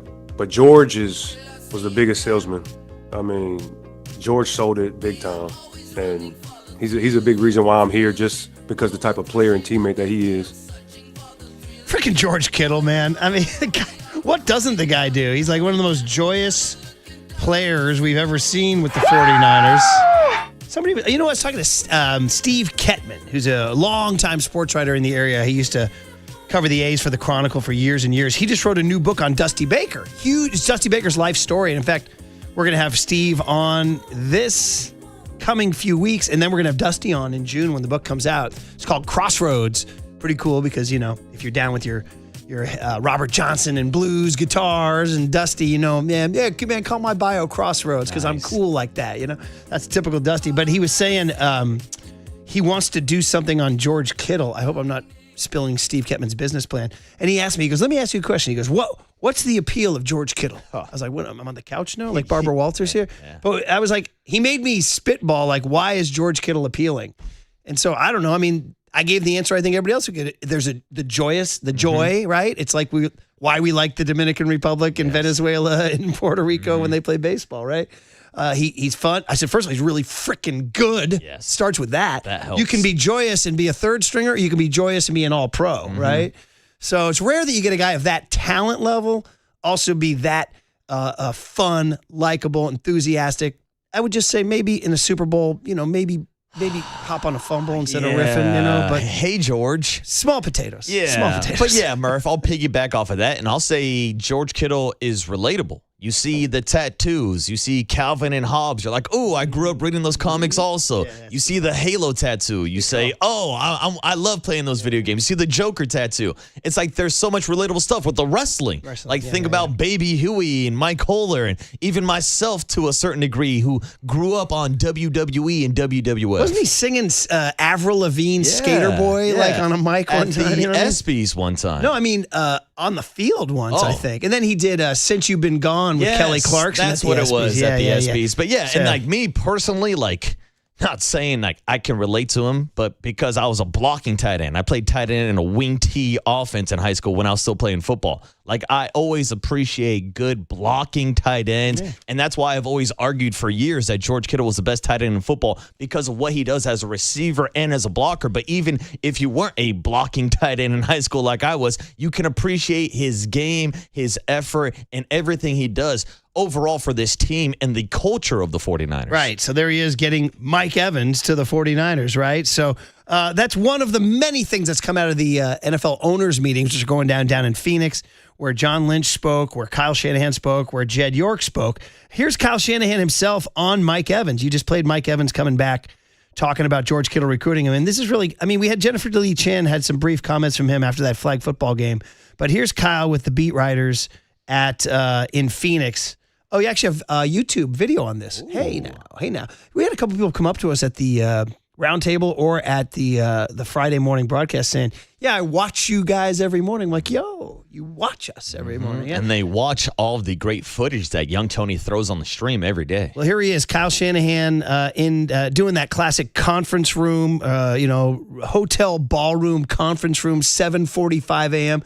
Every freaking business convention ever. Yeah, I got to go down to the breakfast at 7:30 down in the conference room. Yeah, man. I'm hungover, whatever. Kind of muttering at somebody with a badge around your neck, you know what I mean? Then you complain when you show up and there's no coffee. Yeah. You're like, dude, man, I need some damn coffee. You know I will bitch about that. Oh, easy. All right, here's Kyle on Mike Evans. He's as good as he gets in the way he plays. I've always just liked the competitor in Mike. I think that's what, his talent and everything has separated him.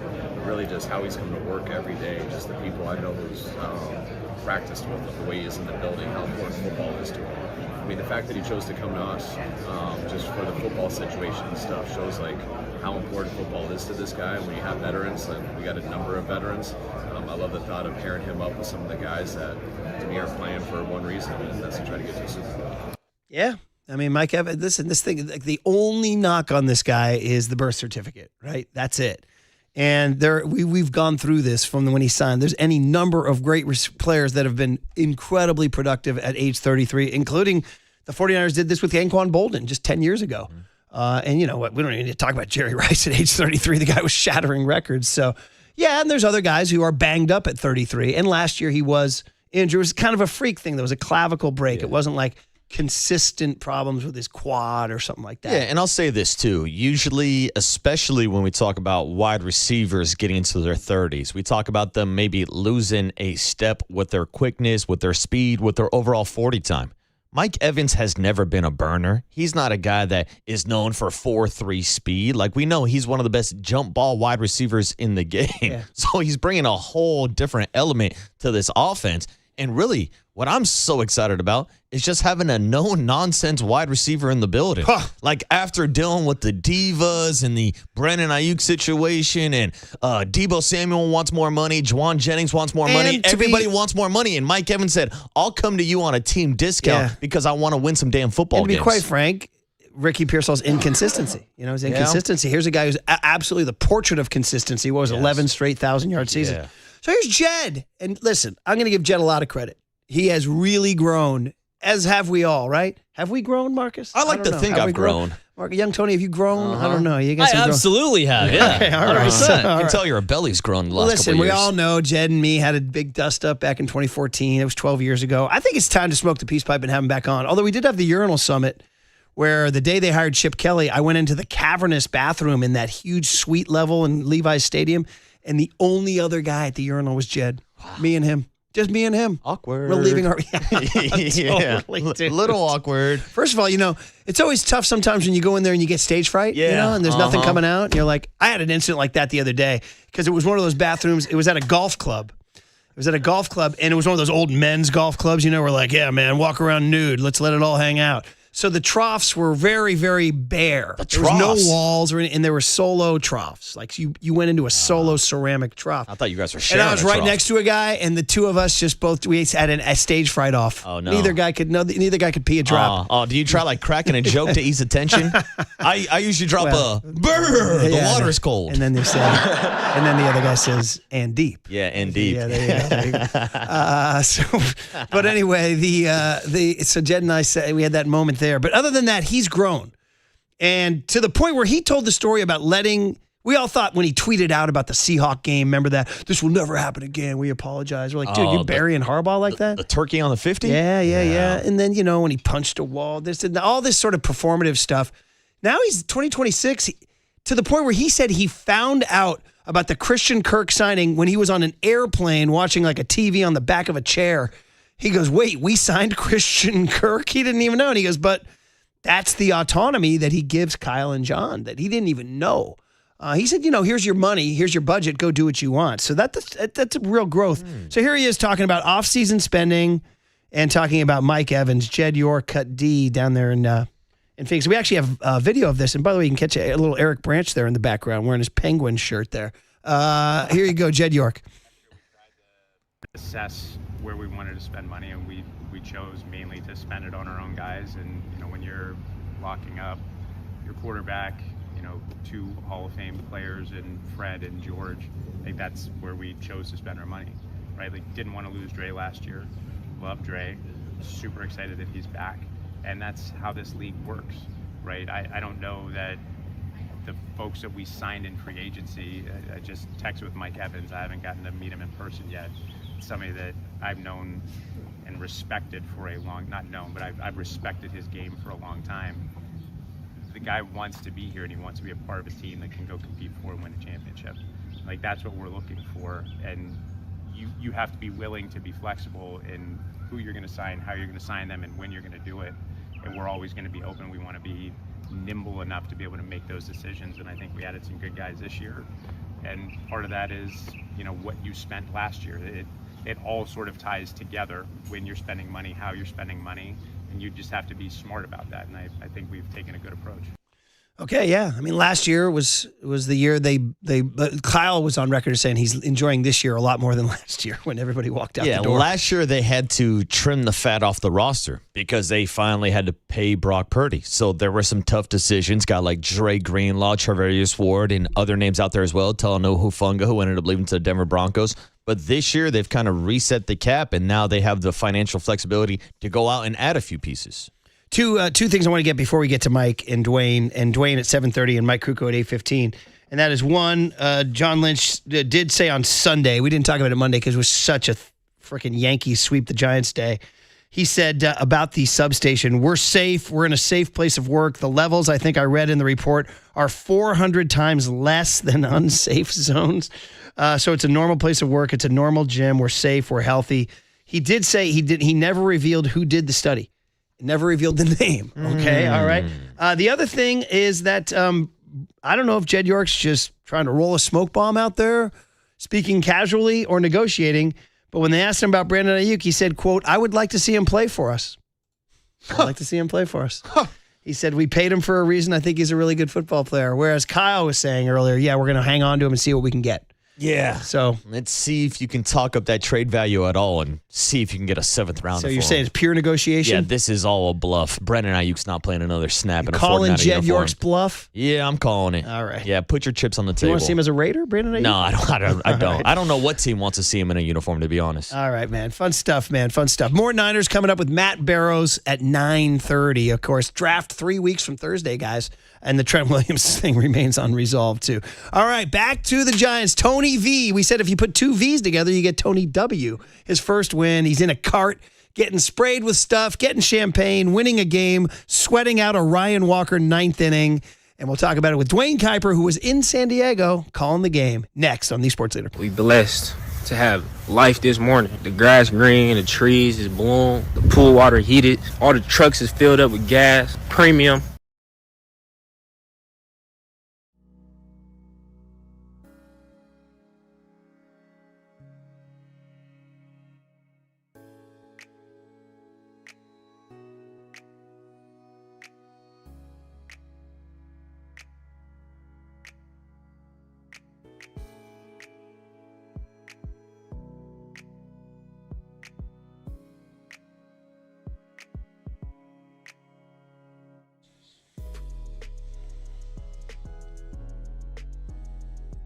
All right, getting ever closer to tax day, our good friend Steve Moskowitz, our tax attorney friend, Steve Moskowitz is on the line bright and early on a Tuesday morning. Steve, there's people out there with unfiled tax returns. That sounds like something that maybe you can help. What can you do, Steve? We have so much help for that. Here it is, last day of March. Tomorrow is April, 2 weeks away from the deadline. And there's a lot of people that don't file returns. Number one reason by far, they just don't have the money to pay the taxes. And then they make a mistake. They do the wrong thing, they don't file the return. Then the next year rolls around and they say, how can they file year 2 when they didn't file year 1? And by the way, they still don't have the money. And then it becomes a lifestyle, a criminal-like lifestyle, looking over your shoulder, worried. Is today the day the IRS agent comes and gets you? Folks, you don't have to live like that. We'll go ahead and file all the old back returns you need. We have all the back stuff. And then we'll cut your deal, and you can have a normal life. Look, it's traditional tax season, the IRS's favorite time for making examples. You don't want to be an example. You don't want to go through that. Give yourself a break and your family a break. Let us take care of this and then have a normal life. The only thing you have to do is pick up the phone and say, hey, Steve, take care of me. We do the rest. That's what you do. You call him. That's tax attorney Steve Moskowitz. He's my tax attorney. He should be your tax attorney. Give him a call at 888-TAX-DEAL, 888-TAX-DEAL, or go online to moskowitzllp.com.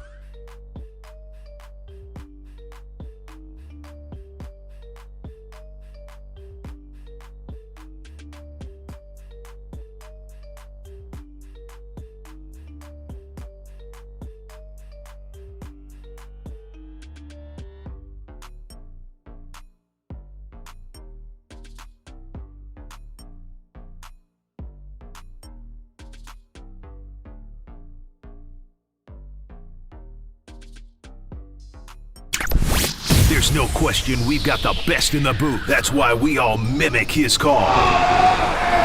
Time for Murph and Marcus to catch up with Kype on KNBR 104.5 FM and 680 AM. Sponsored by Bigelow Tea. Grab a mug and tea proudly. All right, you know what? We used to have this running thing about like on Tuesday mornings, man, we got Kype after a loss. We got Kype after a loss. We got no. We got Kype after a win, baby. He looked great down in San Diego. It's great to have him on the scene at Petco Park calling the games with Mike back in San Francisco. Always great to hear those two working together.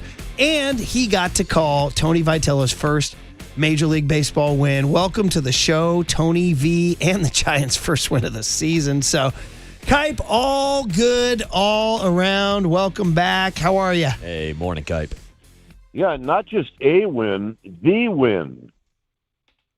The win. I mean, that first of anything during the baseball season can sometimes be the hardest, whether it's a hit, whether it's a save, whether it's a win, whether it's a home run. And for Tony Vitello, I mean, look, he's 3 games into the season, and he's thinking that, if we go 0-162, then we got a problem. But I think everybody regrouped a little bit on the day off on Sunday. Giants got into San Diego Saturday night, so they had all day Sunday. I mean, we're literally attached to the ballpark, so players can go over, and Padres didn't play either, so they had the whole stadium to themselves. I have no idea what they did, but whatever they did, they sure looked loose and relaxed when they took the field, and that always helps. And look, you get your first home run, and you get two out base hits to knock in the second and third run. And those 2 hits came from 2 guys that were 0 for 9. Yeah.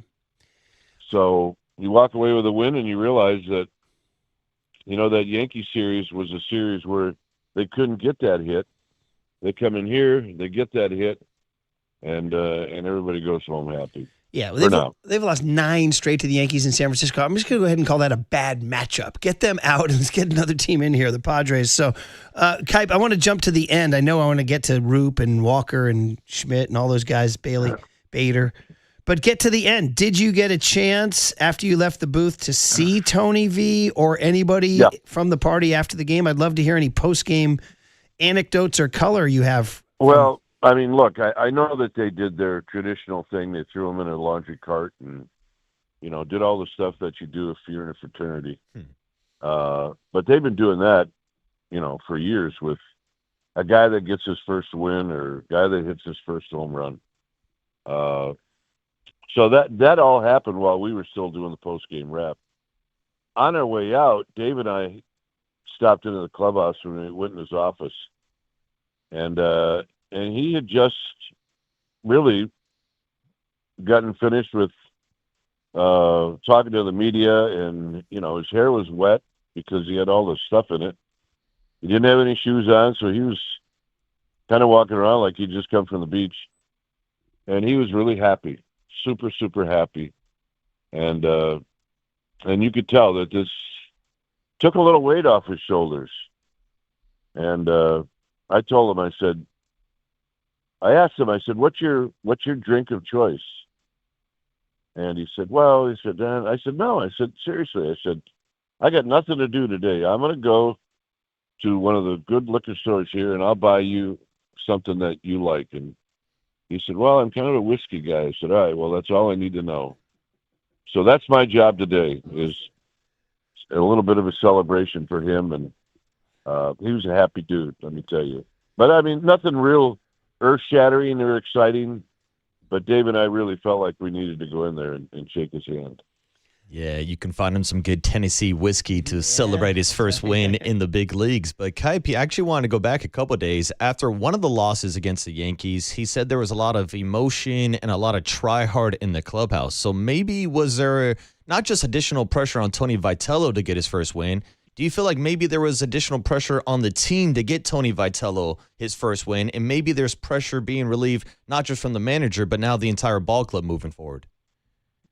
Well, yeah, I mean, I think you're right on all accounts. I mean, look, that win can be so hard to get, and then when you get it, you realize that the win really affected everybody, from the players to the starting pitcher to the guy who got the save to our fans, our fans that are here, our fans that are listening, fans that are watching. And then, of course, wherever Tony Vitello goes, it's all about the fact that he's never been in pro ball and he doesn't have a win. So you gotta clean that up right away if you can. And unfortunately, they couldn't do it at home. But for the longest time, this was their second home. Not so much now. I mean, we had another crowd of over 40,000. I mean, they're drawing big time here. But it's a long-winded answer to, yeah, you're right on all accounts. It was big for everybody.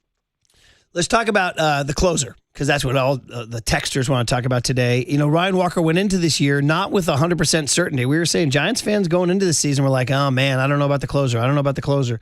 And the Giants didn't necessarily say 1,000% that he was. I think Tony V had been on record saying as he will use the guy he thinks he's right. He said, I know Miller can do it. I know Walker can do it. So he went with Ryan Walker last night. And there was two stories to it, okay? The one was he got it done. They won the game. The other was he walked the leadoff hitter and gave up a home run. He almost hit a guy, too. And quite frankly, got a little break when Fernando Tatis didn't challenge what should have been ball 3. So your reaction, I guess my question to you is, do you feel like the closer role is still a little bit situational, or do you think they want to make Ryan Walker that guy? And if so, what did you think of last night? Well, he'll close tonight. I mean, I think, look, if you go back in the ninth inning, yeah, you shouldn't walk the leadoff guy, but then you can't walk another guy. So he has to really throw a fat pitch to Jackson Merrill. And if he hits it out, he hits it out. You still got the lead. You can't walk him. So, look, yeah, I mean, in a lot of ways, I'm not that surprised that Merrill hit a home run. He was going to get something fat to hit. So, he did what he needed to do, and you always hope that pitch, the guy's going to pop it up. Instead, he knocks it out of the park, and now you got another guy coming up in Bogarts who can tie it up with one swing. So, look, the closer role may be a work in progress all year. I mean, if you got a couple other guys down there that look like they get a shot to do it, and Walker's failing a little bit, yeah, I mean, the job's open. But, I mean, look, if you got Dennis Eckersley or, you got Trevor Hoffman, you don't worry about that spot in the ninth inning. But there aren't that many guys around like that. So that spot is always going to be open. And it's always open on a lot of different teams, not just this one. Ryan Walker closed out the game last night, but it was Landon Roop who was back on the bump at the big league level for the first time that we've seen him, Kype, since last August when his season ended, taking that line drive off his knee. And I got to say, maybe that was one of the best outings we've seen from Landon Roop just when it comes to mixing up his pitches, the usage of his changeup, the usage of adding a cutter now as well, Kype. What was your breakdown of seeing Landon Roop back out there for the first time in quite a while? Well, first of all, do you know where he threw his last pitch last year? Yeah, right there. Right here on that mound. Yeah. So, he's going out there thinking, this is not the greatest place in the world for me. Now, look, he may not have been thinking that at all. He may have been thinking about what he needed to do, and he was great. We see him throw. I mean, he loves to throw that big curveball. And I think the league, starts to sit on that. And he didn't throw it that much. He threw a lot of changeups and cutters, and then of course he threw strikes. Of the 5 starters the Giants have, he's the one guy that's got some Madison Bumgarner in him, and they need that. And if he had 3 or 4 more years under his belt, you would see more of Madison Bumgarner in him. And it's going to happen. And that's a good thing. So, good for him. I mean, he threw his tail off last night, and it was great because you could see that he's definitely bounced back from the injury that he had last year. I mean, sky's the limit for this guy. Not just stay healthy. And that's what the staff is going to have to do to make sure that he does stay healthy. It was a huge outing in so many ways, for him to bounce back from the injury, for the Giants getting off the schneid, for him to do it to a division rival on the road. I mean, it was just an awesome performance by him. But, man, everybody breathed easier on the offensive side when Harrison Bader left the yard, Kype. And did you have Harrison Bader in your pool as the first Giant to homer? No, I had Devers. Yeah. And look, that's probably an easy choice. But when you get into one of those pools, it's probably not going to be the guys you think. It's going to be Schmidt or Jung-Hoo Lee or Bader or Patrick Bailey, right, towards the bottom of the order. But I don't know. If you had a chance to stand next to Harrison Bader. Yeah, we did in Scottsdale. He's thick. Oh, my gosh. He's got one of the more unique builds in Giants history, really. He is thick for a guy that moves like a dancer in center field. Yeah. So it's going to be fun to watch him all year. Another guy that you got to keep on the field if you can. He's got a little bit of an edge, and I told you guys when the Giants signed him that when he first came up with the Cardinals, I hated him. I mean, he did all the stuff at second when he got a double and and I thought, this guy, you can have him. Well, I'm glad they got him now because he needs, sometimes a couple of edgy guys is not a bad thing. And although he hasn't shown any of that, but, look, they've only played 4 games, so he's got plenty of opportunity to tick off the other team. Kype, 4 games into the season, we've already seen Tony Vitello shake up the lineup a few times. Luis Arias has bounced around from the leadoff spot to the 3-hole to hitting cleanup yesterday. Willie Adames was in the lineup hitting leadoff yesterday. Has there been anything that has really stood out to you or maybe guys you like in certain spots the first 4 games through the season? I don't know. You guys can look back at this, and I may be wrong, but I don't think any of the 4 extra guys have gotten an at-bat. You are correct, sir. I mean, I know that we've had a pinch runner in Oliva, and that's it. So, I mean, look, you're going to play 9. All right, if you're going to play 9, then the only way that you can mess around with the lineup is to move guys in different spots. And basically that's all we did. And, it can be important. I mean, so he puts Adames in the leadoff spot. Now you got to come up with a reason why. And a lot of times the reason why is because we want to change things. And look, they got to win. Now, did the lineup have anything to do with it? Who knows? But you got to figure that Susak is going to get a start within one of the next two games. You just don't want to wear out Bailey, in March. And he's not a guy that's going to wear out. I mean, he could play for a while, but you can't let these guys on the bench sit because otherwise they go super. I mean, you're going to go stale when you don't play, but then you're going to go super stale. So I think you're probably going to see some changes in the next couple of days, only to get those guys to feel like they're part of the team. And it's really important you do that.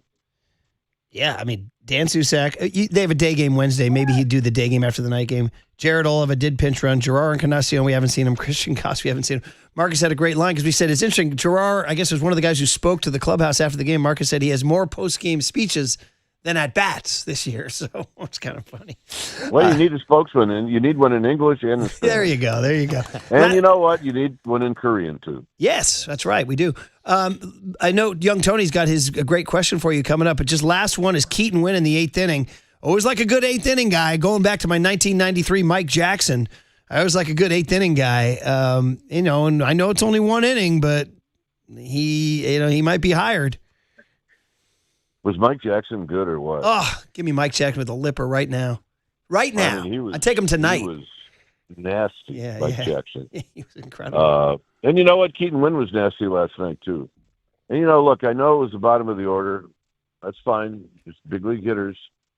And he disposed those three guys bang, bang, bang.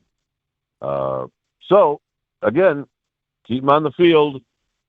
And if that's his inning, then, run him out there until, he doesn't feel comfortable doing it anymore. And he may be a guy that could be in that 8th inning, forever. He's got that good of stuff. So, you almost forgot about Keaton Winn. Yeah.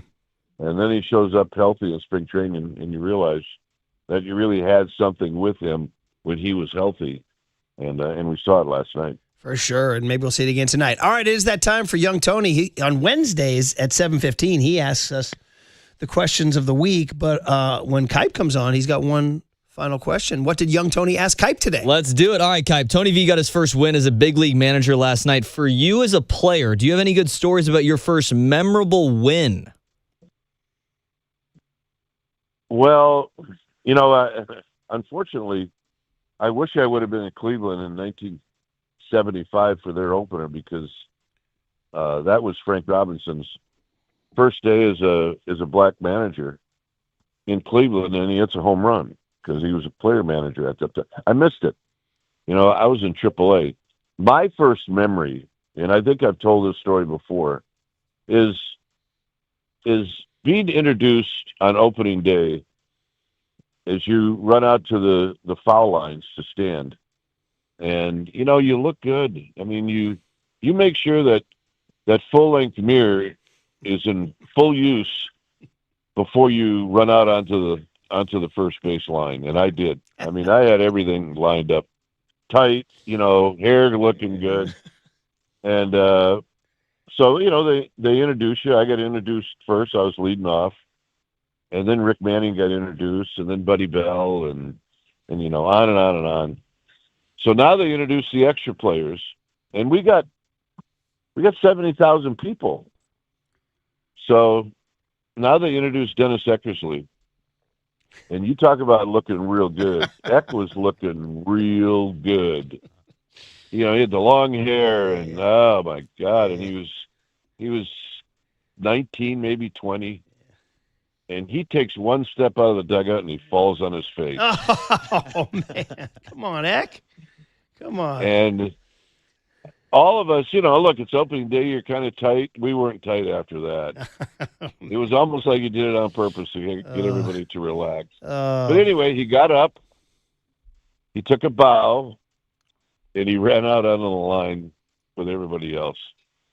Now, I probably should have a more memorable moment than that. But that was good. Fine. That's pretty good. Also, by the way, on opening day, In 1980, I charged the mound. Whoa! Who was the pitcher? Was it Steve Busby? Taylor Moore. Okay, all right. Taylor Moore. He was a lefty. It was hard to see, and he came up and in, and I went down in a heap. And I laid on the ground. I put my palms out, like, "What are you doing?" Yeah. And look, I'm not a fighter, and I'd rather give somebody a hug and a kiss. And in front of 80,000, he does the two hands where he's saying, "Well, if you got something to say, come out here and say it." Okay. Oh, and he does it in front of all those people. Oh man, You got no choice, guy. Now I got to I gotta go. go. So I ran out. Buck Martinez pulled me down, and then it was heck broke loose. But that was it. That's the only time I've ever done it. And I knew then I probably would never do it again. That is so awesome, man. Great stuff. See, young Tony delivers again, man. Awesome stuff. All right, Kai. Well, listen, you got to head to the liquor store and get Tony his special. And Marcus is right. Tennessee whiskey, I guess, would check off a couple of boxes there. Get him something that tastes good and has a little personal meaning to him. You know what? I'm going for California whiskey. Whoa! Welcome him aboard. Maybe. There you go. Who's the best California whiskey? I'm not even totally sure. Maybe whoever it is, they can be a sponsor of this segment. Yeah. All right. You can get him some of that Steph Curry whiskey, man. There you go. Murph, Gentleman's cut. Yeah. You're working. Kike, we got to keep the lights on here. Tony Salvador would be so proud. Oh, he always is, right? Bill Dwyer would be so proud. I never got to meet the great Bill Dwyer.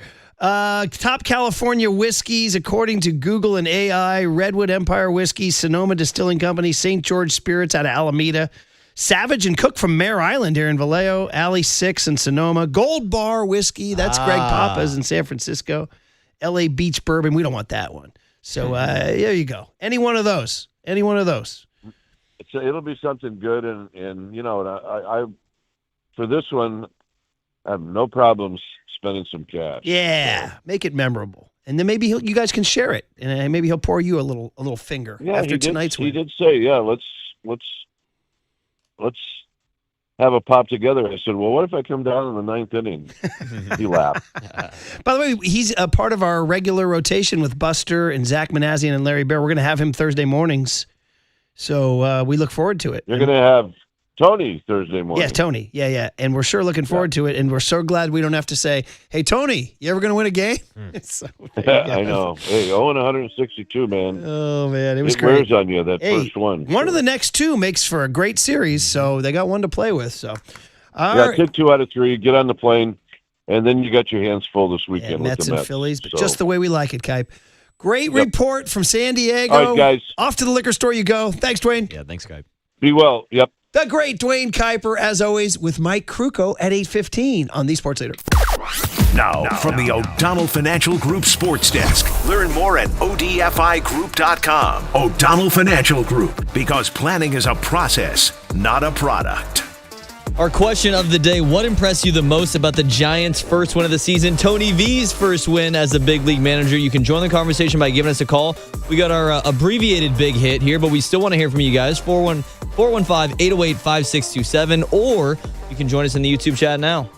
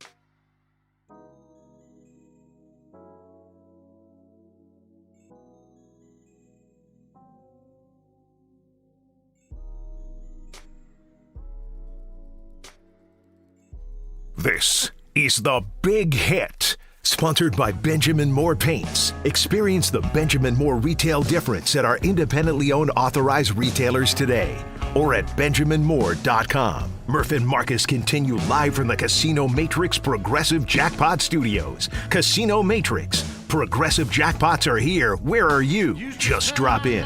1-800-GAMBLER. 1-2 pitch. Hammers one to deep left field. And it is gone! Off the facing of the second level. The Giants have a run.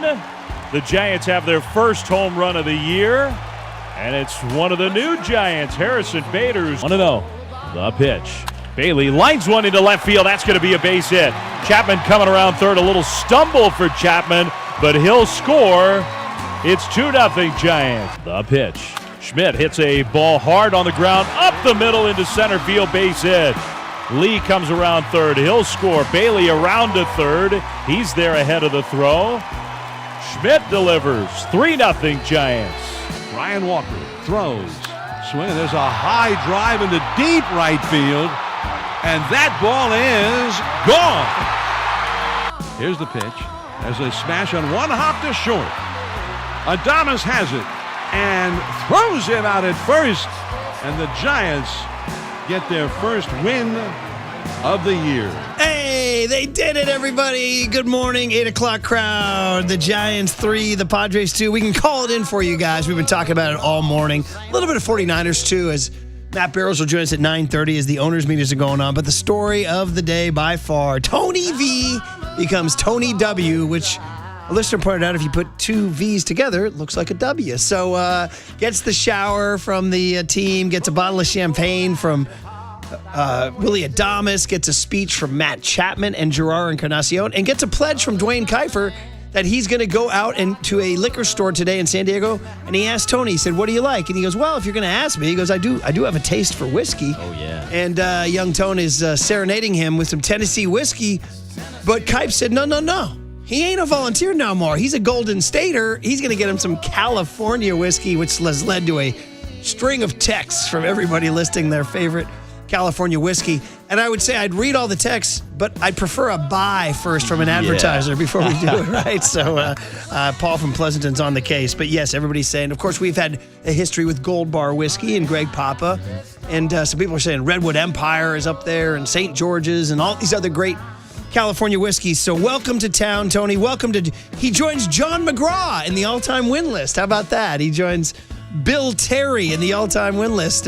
He joins frickin' Leo DeRocher on the all-time win list. He joins Bill Rigney on the all-time win list. Gabe Kapler. Oh. Danny Ozark, who we talked about yesterday, right? Kai Correa. Don, you stole my riff, Tony. Oh, man, that's good. I was waiting to drop that one. That's really good, guys. There's some obscure ones out there, too. We had Jimmy, it's not obscure. Jim Debord was a great Giants, but he didn't have a great year. So shout out Joe Altobelli and the whole crew. And, of course, a couple of guys named Dusty Baker and Bruce Bochy, too, right? So welcome, Tony. That was fun. You're listening to KNBR AM and KNBR FM, San Francisco, the sports leader, a Cumulus media station. And, of course, with all the good, there's some griping with Ryan Walker's performance in the ninth inning. Tony just played it right there.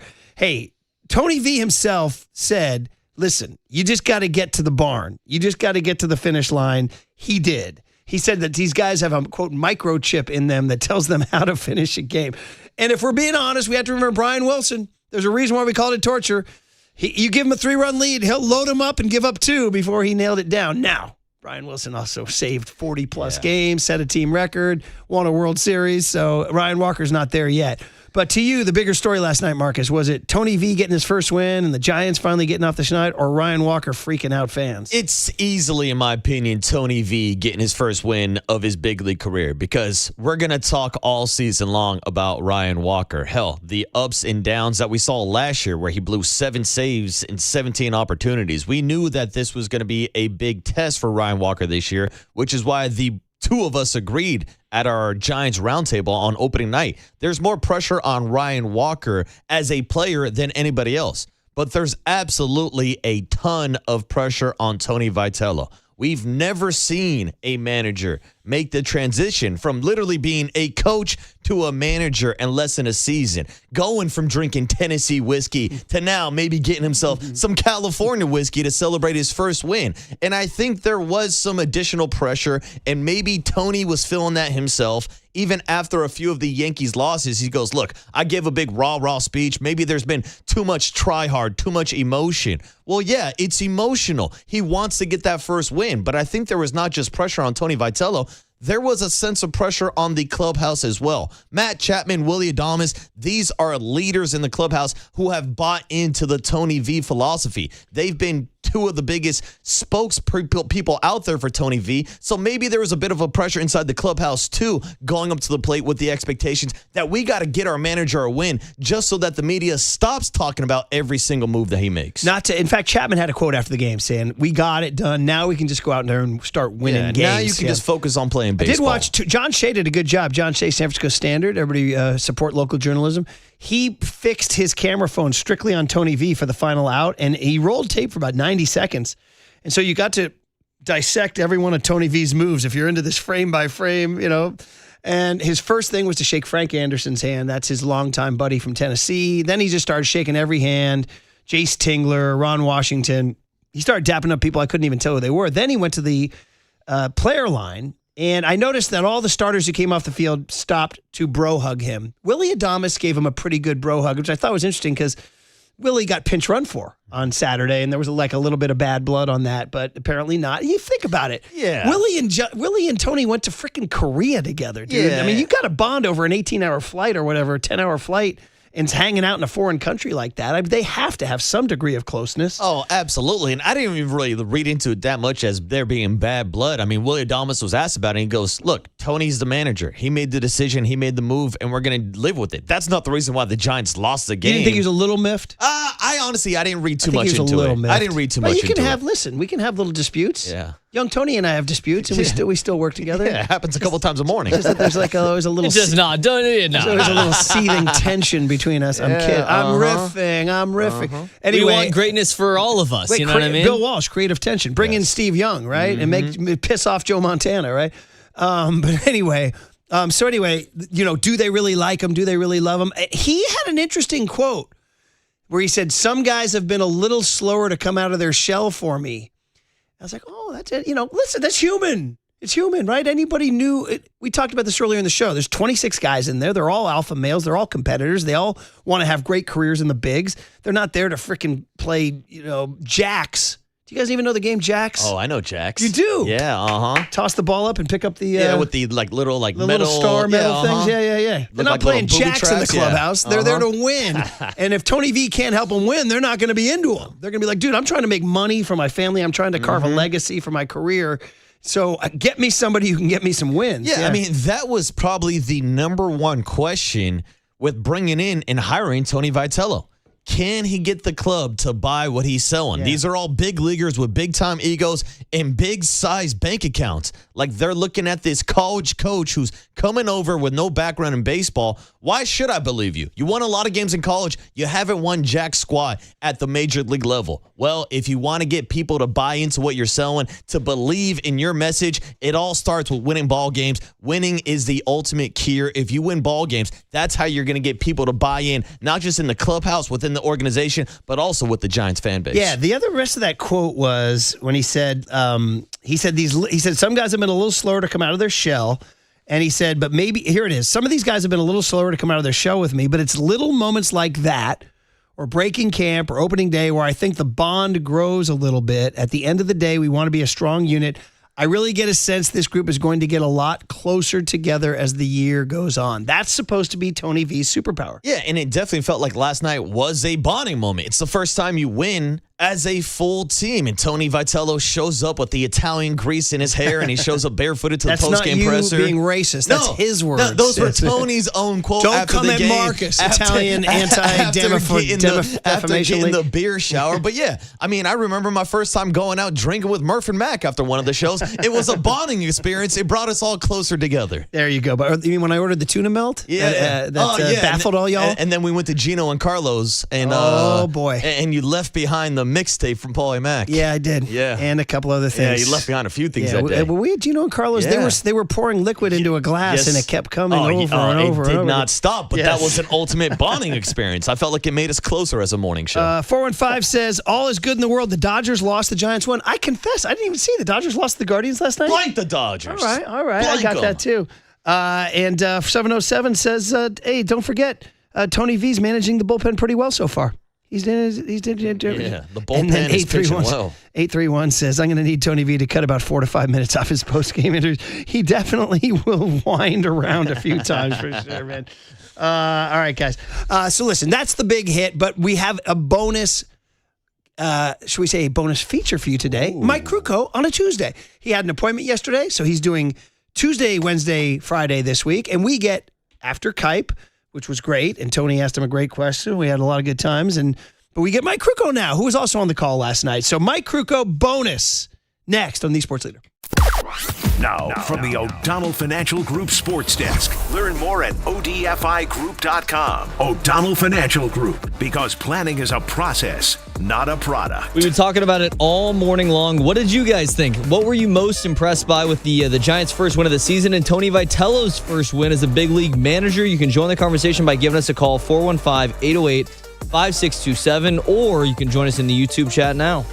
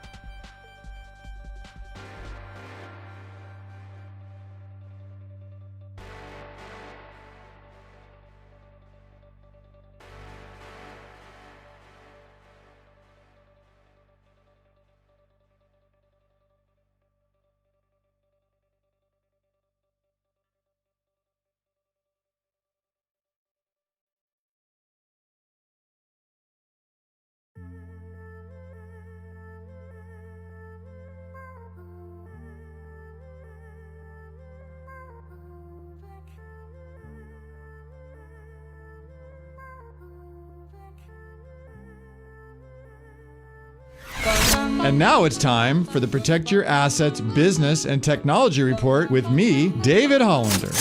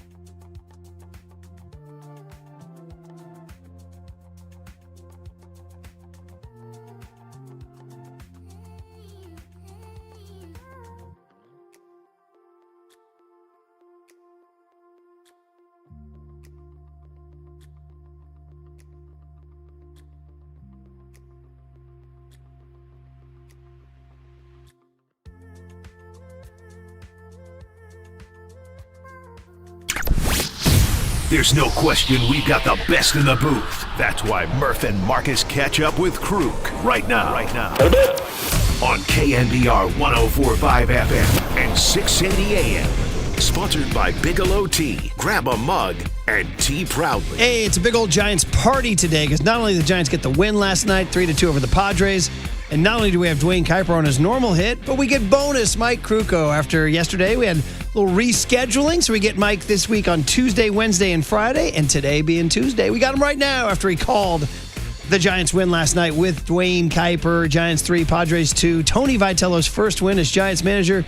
Mike, he joins John McGraw and Leo DeRocher and Dusty Baker and Bruce Bochy. That's pretty darn cool, man. Good morning, Mike. How are you? Hey, morning, Mike.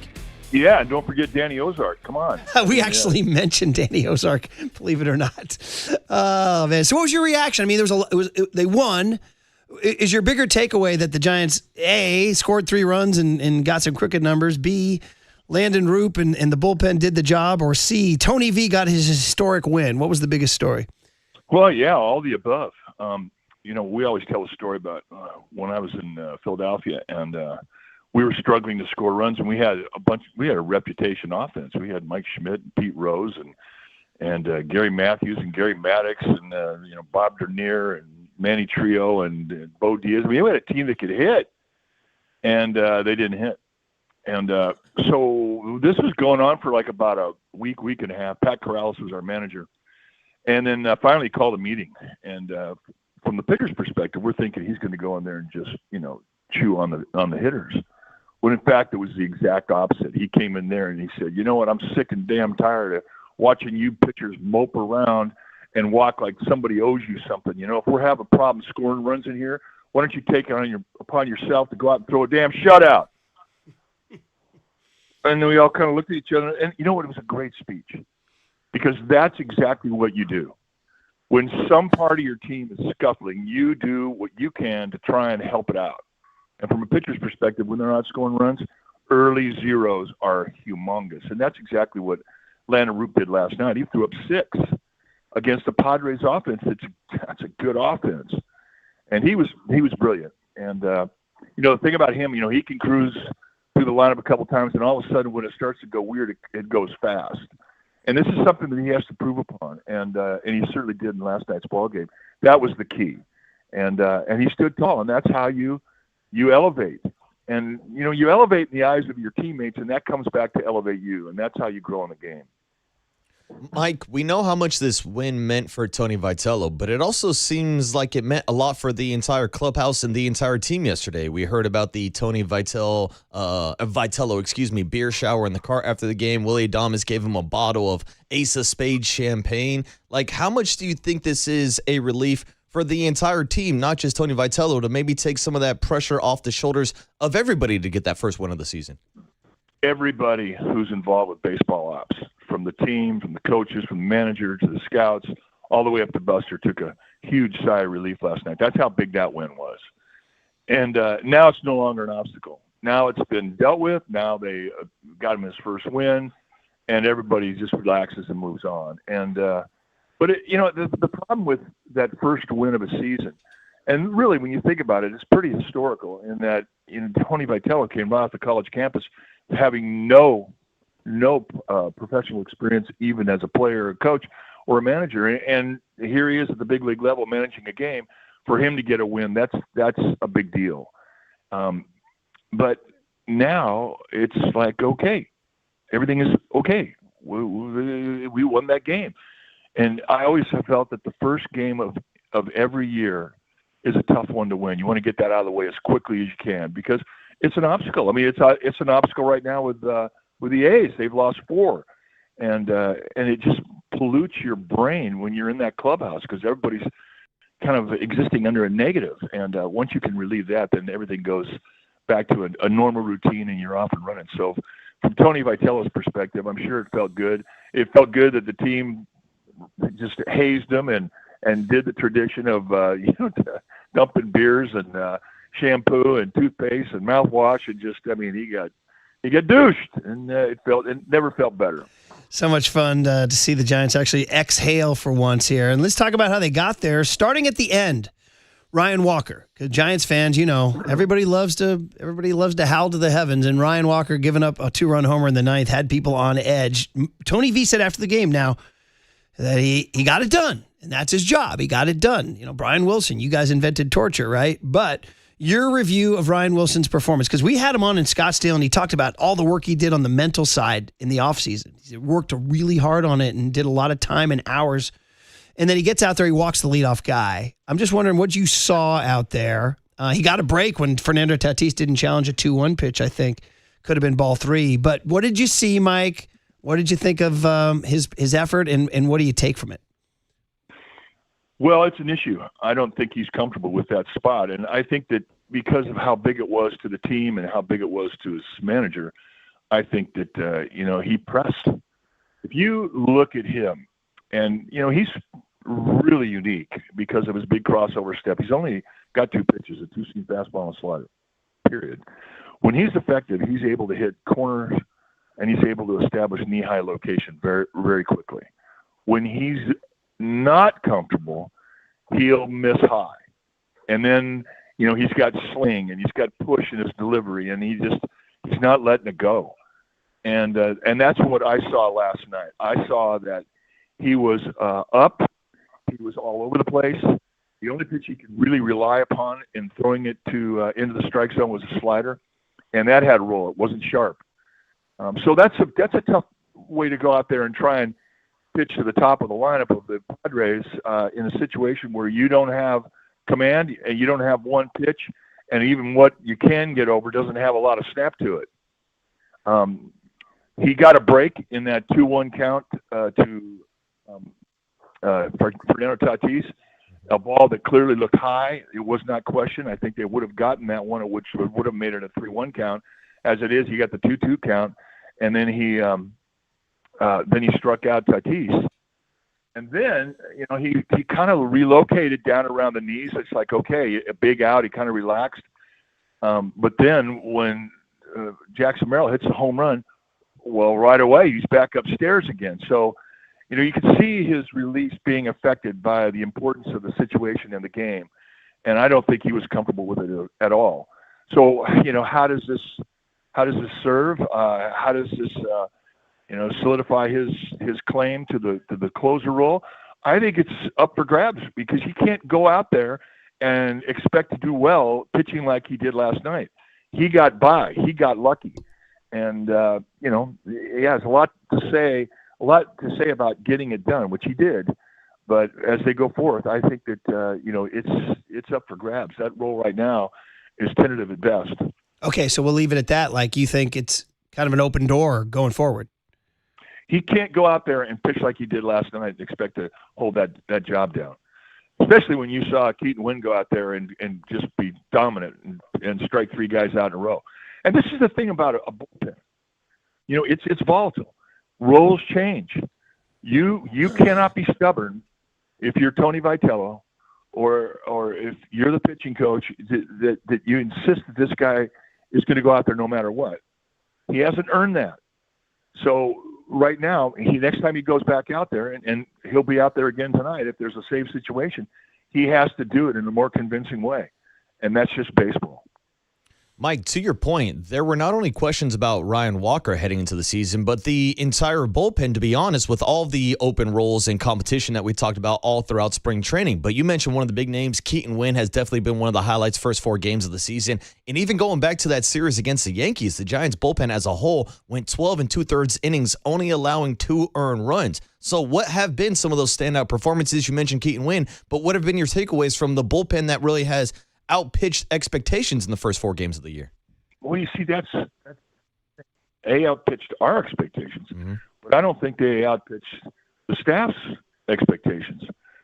There was nobody who was whining about the arms that were being named part of the Giants bullpen from the coaching staff. They all thought, okay, we're fine. Now that we've seen them, now that we've seen the arms that have come out and how they dealt against the Yankees and how they were last night, with the exception of Walker, who kind of stuttered a bit, but the arms have been great. I mean, Killian's been fantastic.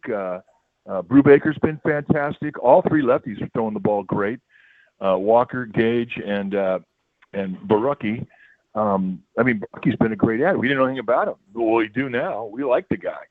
So I thought that what we've seen has just been a huge, huge part of what we can expect as this team goes forward.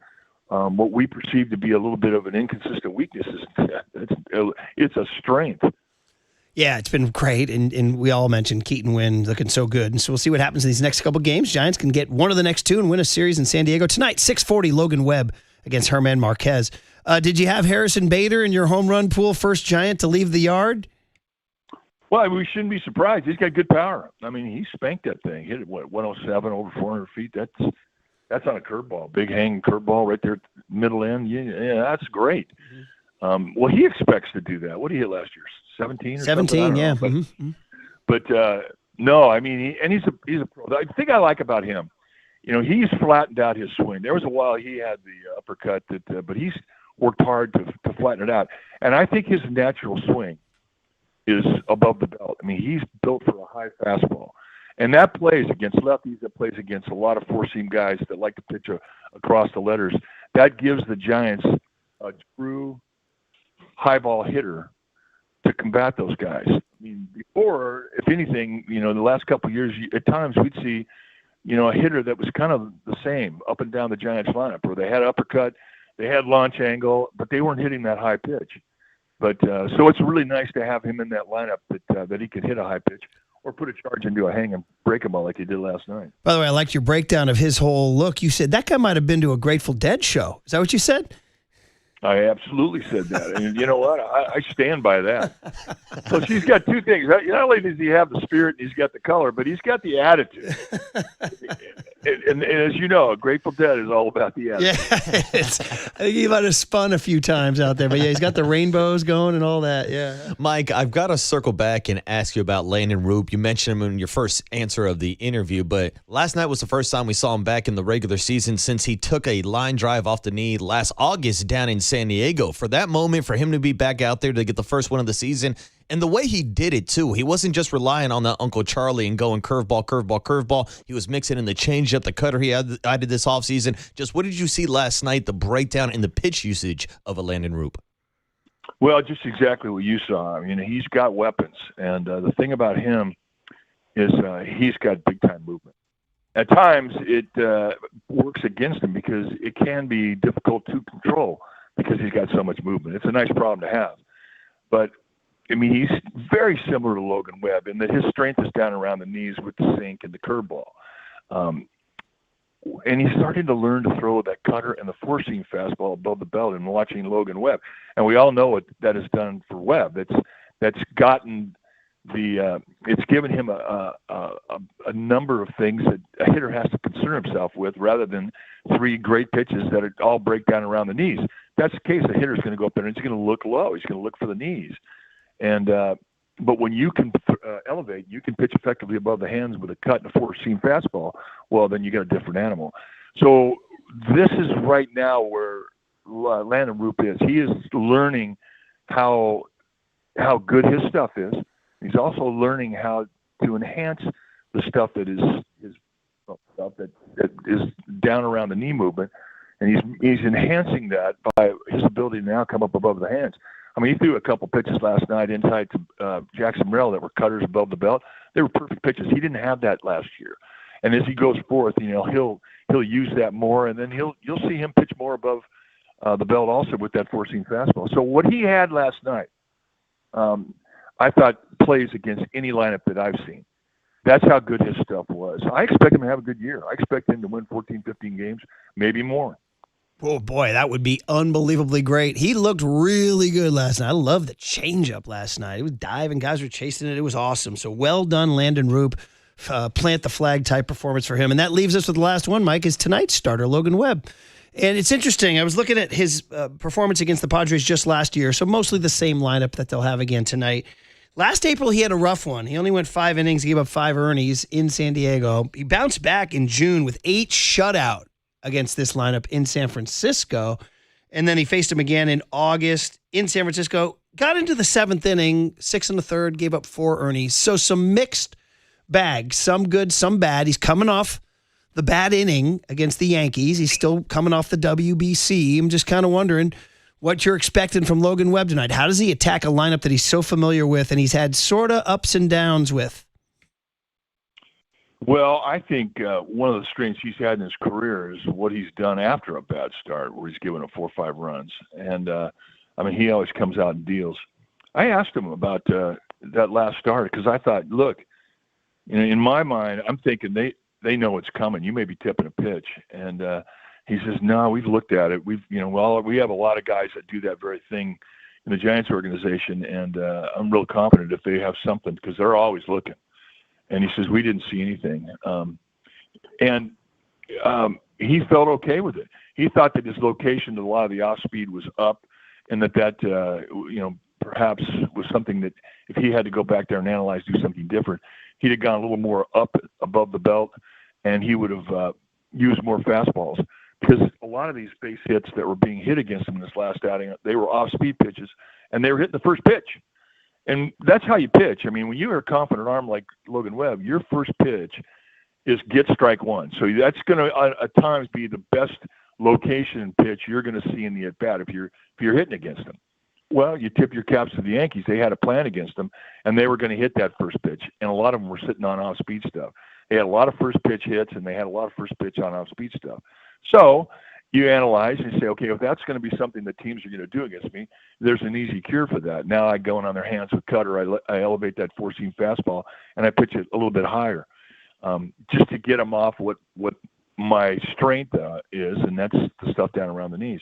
And that's how he'll approach the game. You know, when you play up in the big leagues, you play against the same guys. And you're going to, they're going to have, 50, 60, sometimes 150 at-bats against you. That's just the way it is. Well, you have that many at-bats against one guy, you're going to know everything about the guy. Mm-hmm. I mean, you're going to tell him what he had for breakfast just by the smell of his breath, and you can know that. But it's really the chess match that you miss when you retire. And this is what Logan Webb is going through right now. I mean, he knows these guys. He knows what they're going to look, and they do know. So it just becomes a game to throw away from where they're looking at it and mix things up. You have to change as you grow in this game. Yeah, great analysis, great breakdown. Everybody's in a good mood, Mike. Giants won. So we'll look forward to your call tonight, and then we'll get to talk to you tomorrow. I'll be here. 7:30. All right, 7:30, and your signature tag out, of course, Mike. Have a good one. Attababe. There he is. We needed the attababe, one more there. I do want to use this time to say that free plug. All right, I'm just going to say this. It's a free plug because these people are being very nice. But when we talked to Dwayne Kyper about getting Tony V some bourbon, he said, and Marcus said, yeah, Tennessee whiskey, which was a great call. But he goes, no, California. And we're like, California whiskey. Well, I'm going to give a free plug to Matt and the group at Lost Republic from Healdsburg because they have actively jumped on the situation. They have pursued it on the text line and are now sending a case of Lost Republic bourbon to Tony under Kype's name to 24 Willie Mays Plaza. So we want to thank that crew, Matt. And apparently they have a guy named Big Tone is one of their sales guys. They got a partner named Colin and an office lady, Brianne, and they all listen to us. And so shout out Healdsburg Lost Republic for jumping on the case. Free plug. Oh, hell free yeah. plug. And some free whiskey. Hope it tastes good for Tony and Kype. All right? Oh, yeah. It definitely tastes good after He a said win. we want to make Tony feel welcome. So Good. there you go. Hell yeah. See? That's how you do it. This is how it organically happens, everybody. This is how it organically happens. All right. Sam Amick at 8:50. Matt Barrows at 9:30. Cooler of content next on the Sports Leader.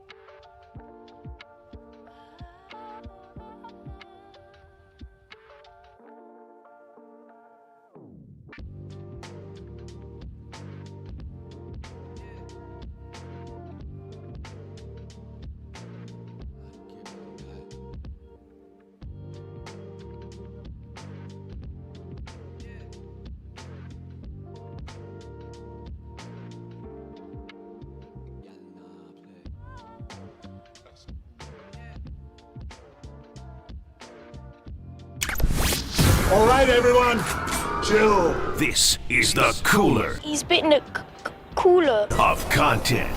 Cornucapacious of joyful news. We might be on to something.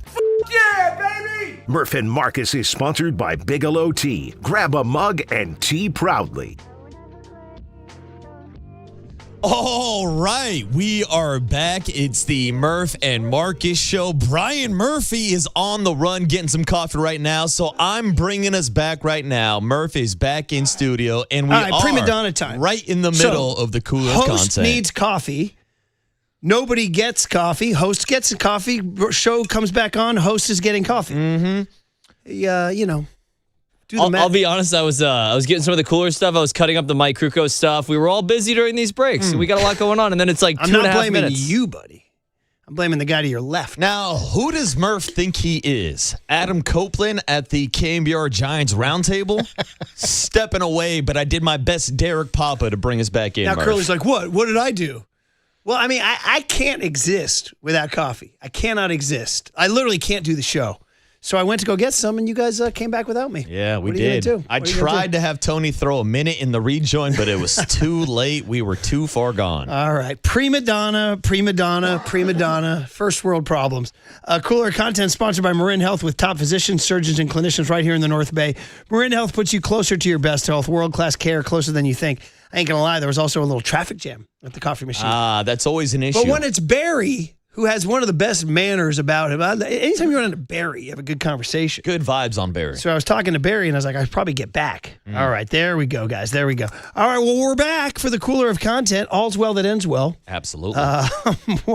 What do we got here? We got, what do we want? That was our Ryan Walker rejoin. It was a little bumpy. You know, Murph wasn't ready to go, but we got the save. We got the final 3 outs. We got the cooler of content. All right, we got a lot of ways to go. Young Tony, why don't you guide me here in terms of what you think was the best, buddy, because you cut it all up. Yeah, so Marcus was talking about this earlier in the show. I didn't get a chance to see this until you talked about it, Marcus. This was Tony V. It's kind of cool. In the video, you can see Ryan Walker throwing the last pitch and then rolling over, I think, the third baseman Chapman, getting the final out. Tony V shaking a bunch of hands, and then even after in the clubhouse, just celebrating, and then Matt Chapman kind of just... So is this the John Shea video, or is this from the Giants? No, this is the SF Giants. So this is like actually inside the clubhouse, I haven't inside seen the this. dugout. So yes. YouTube, Twitch, and Twitter, everybody. We've Let's got go. the video. Let's go.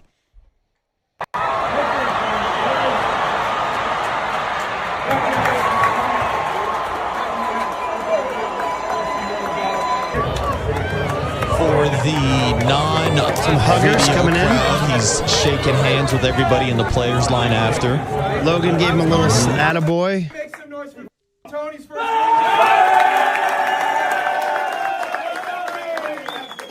first win. Welcome to the weekend.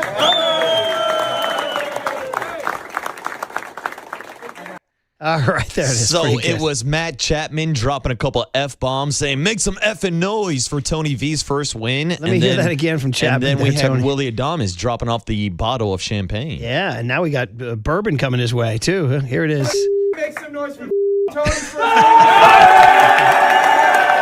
Good stuff, man. Let's Now, make some who's effing noise. One of the coaches comes up on his right trying to get the first handshake from him, but Tony doesn't see him and looks left to shake. Oh, that's our boy Borg right there on the steps. Yeah, but watch this guy here. That one. See that guy? Yeah. But then Tony disses. Leaves him hanging. Oh, man, that's rough. That might be Tingler right there. I think it might have been Jace That's pretty Tingler. funny, man. All right. Well, good stuff, Tony. Way to be. Yeah, congrats, Tony V. Christian McCaffrey's in the news. Ooh. Because famous last words, Kyle Shanahan says he wants to manage his workload next year. Famous last words. Famous last words, right? Yeah, that ain't gonna happen. Well, I mean, he can't quit him. He refuses to take himself off the field. He's broke back running back. You can't quit me. He can't quit him. He said at times Bobby would take him off the field, and I'm calling a play that's only for Christian. He's off the field, and I don't know this, and I've already said the play, and now my choice is to call timeout or have someone do something they're not very good at. He says when we play against certain coverages and there's a linebacker on Christian, that's going to be a problem for the defense. And if he pulls coverage, that's going to help everyone else. And he says we've definitely got to get better at managing the workload, all this stuff. So he's trying hard to quit Christian, but he can't. They suggested that they would draft somebody of his skill set. I told you I watched a lot of Navy football this year, and they had a kid named Eli Heidenreich he was like a little baby CMC. Now, he's not, there's only one CMC, bro. But he does mimic his skill set a little bit. Yeah, but the thing is, you never want to take that skill set off the field. I know. Because regardless of whoever the hell you bring in, it's a downgrade from Christian McCaffrey. So anyway, here's Christian McCaffrey not carrying a football, instead doing what every American dad does, taking his kid to Disneyland. Now, this is better video for audio. So basically, he starts this. I'll let him start it, and then you guys can kind of narrate. Okay, so... Disney's not for all dads. Hold up. I'm not all dads. Okay, now he's got a stroller. He's putting the brake on the stroller. He's going around a pole and regaining the stroller. Look at that agility. He's throwing trash away. He's carrying the baby over his shoulder. They're in the Magic Castle now. He's flipping the stroller hood up and down. Why is this overlaid with Meek Mill? Dude, on Main Street, he just went around two people in those LARPs, those movable vehicles. Those are all over Disneyland. Is this Meek Mill? Yeah. Oh, my God. Here he is with the stroller now near he went handless on the stroller now. Now here he is down Main Street again. This is hilarious. Holding her in line. He made like a gangster video. It looks like he's drinking a glass of water, holding the baby now. Gotta stay hydrated. Now he's in line rubbing sweat off his forehead. Now he's drinking coffee. Now he's got the baby in what appears to be It's a Small World. Now he looks in the stroller. There's no baby. Oh, no. He's a little panicked. Where's the baby? He's joking around. That's how it ends? There it is. What a tease. What a tease. What a, well, I'm going to speak as the only dad on the show here. Let me tell you, that's a rite of passage, bro. You got to go down there. You got to put in your work, man. You got to put in your work. Now, 808 KNBR, is the juice worth the squeeze to take a baby down to Disneyland? I mean, no, but for you, it is because you're like, hey, I'm taking my baby to Disneyland. And of course, the baby has none clue. Doesn't remember and a damn thing. Never have any memory of this whatsoever. Well, at least I believe that babies, or should I even say toddlers, are free until they're 3 to get into Disneyland. Yeah, so there's really you can take the baby down there, but other than that video that the baby will see years later and say, oh man, my dad was a bit of a nut taking me down there. Yeah, there'll be some cute photos. There's a sweet spot, like 8, 9, 10. That's kind of the sweet spot, and then it becomes, as we would say, the Magic Kingdom. Yes, right there, very magical. Yeah. The happiest place on earth. But he's down there doing his thing. Yeah, with but baby. as great as this is to see Christian McCaffrey at Disneyland, I'd rather see the entire 49er team down at Disneyland after winning a Super Bowl. There you go. I'm going to Disneyland. New daddy Walt just checked in and said, they're going in July. That's it. He's going to do the same thing as Christian. He's bringing Spend Christian all down. that money. The baby, Christian will have no memory of it all. And that's the same baby that they named after Christian McCaffrey. That's right. That's right. Good call. Christian in Cabo It's named after Brewers All-Star Christian Yelich. Oh, yeah. Christian Koss. Koss is boss. Says Christian is going to be, he's just sent another text. Hey, Walt, I'm trying to do a show, buddy. Yeah, come on. All right, Dad? Stop distracting us. Stop pinging me, bro. Yeah, all right? produce your own show, Walter. Save it for 10 to 2, Walt. Yeah, Save it for the middays. Yeah, whip it out in the midday show, Walter. All right. Hey, we have to. Do we owe John Shire an apology, everybody? Do we owe John Shire an apology? Do we? Maybe. Because we all said, dude, that's coaching. How do you not tell your kids, you don't have to advance the ball past half court? It's 10 seconds. All you have to do is kill the 10 seconds. You don't have to throw a risky pass. Caden Boozer threw a risky pass. They got burned with one of the great shots in the history of college basketball. But here's video. It's almost like Duke had this line 3 weeks ago. 3 weeks ago, bro. They were doing situations, and he showed an NBA game with 4 seconds to go where the Bulls were up 2, got a rebound, and instead of doing anything dumb, whichever Bull it is, I forget who it is. Trey Jones, former Duke. Yeah. Tyus Jones, right? Tyus or Trey? Was it Tyus or Trey? Okay. It's Trey. Anyway, I thought it was Anyway, it's a Duke grad. They had a Tyus Jones, didn't they? I want to say they were brothers. Anyway, you know what he did with the ball? He threw it up in the air. Let time expire. And John Shire showing this to the team. So in other words, he did coach them. Check it out, everybody, on your YouTube, Twitch, and Twitter. You can also hear the audio. They're doing a little film session here. Check it out. You see this last night? Okay. Understand game situation. Bulls are up 2, 4 seconds to go. Missed it. Trey Jones, you're right. Out of bounds nearly. What can you do if you're Trey Jones, Dominic? What can you do if you're Trey Jones? No timeouts. Throw the ball. Throw the ball where? Throw the ball down the court. High. Or throw the ball high up in the air. Oh, the Bulls. Oh, good job by Jones. Trey Jones. Into the air. Hands up play by Trey Jones. And he runs out the clock. Yes. That was an incredibly high IQ play. Awareness right there. The Duke education, tell them things. That's that Duke education.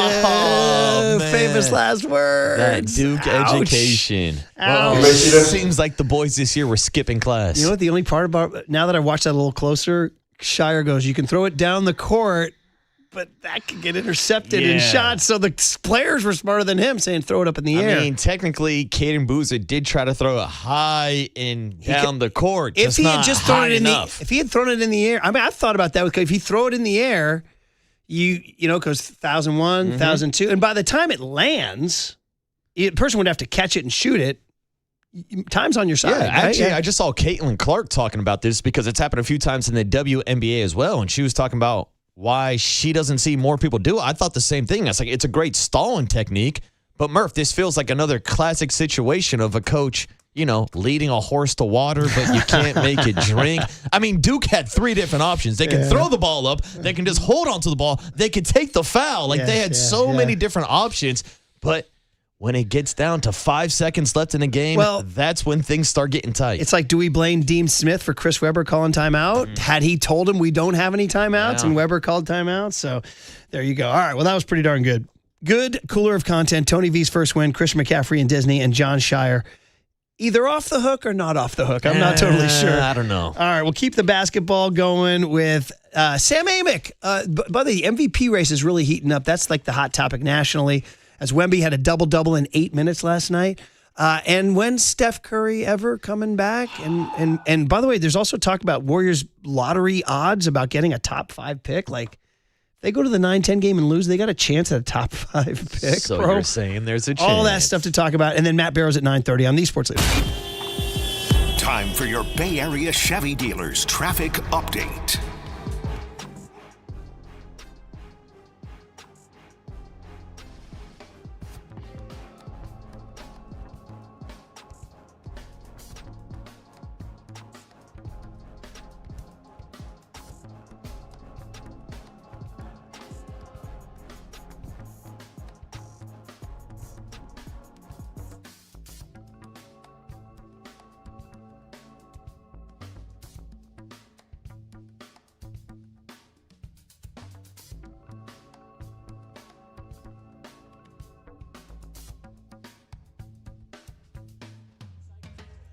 Oh, Amici's East Coast Pizzeria and baseball season. What a match. Because we like watching games, right?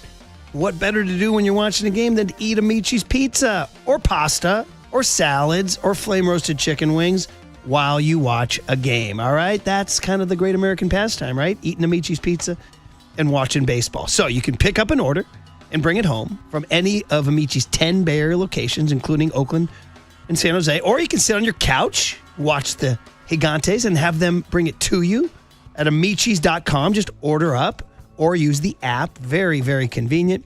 And have your food delivered directly from their kitchens to your home or business.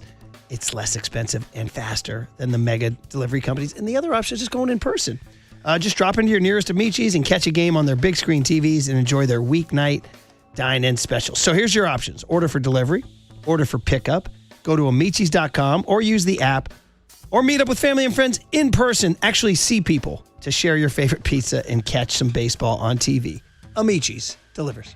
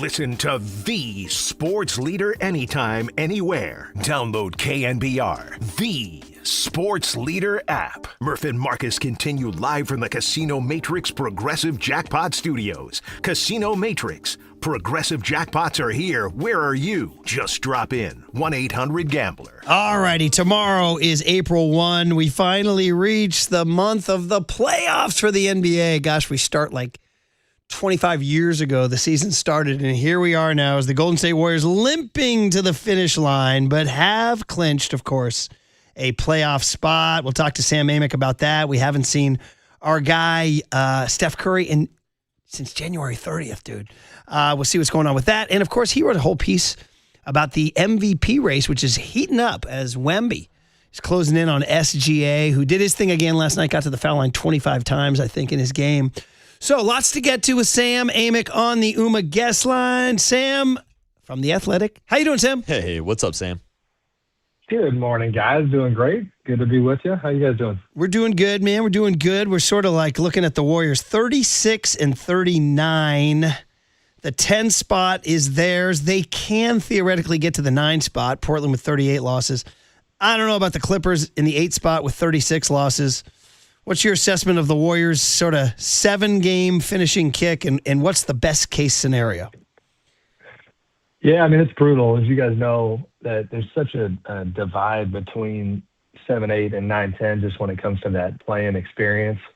Just having to win twice, having to start on the road if you're the 10th team, and the schedule makers are never kind to that slot. So, I mean, it would certainly behoove the Warriors to find a way to bump up the standings a bit. They've got a tough schedule this week with the Spurs and Cavs coming into town, and then the Rockets. That part is not in their favor either.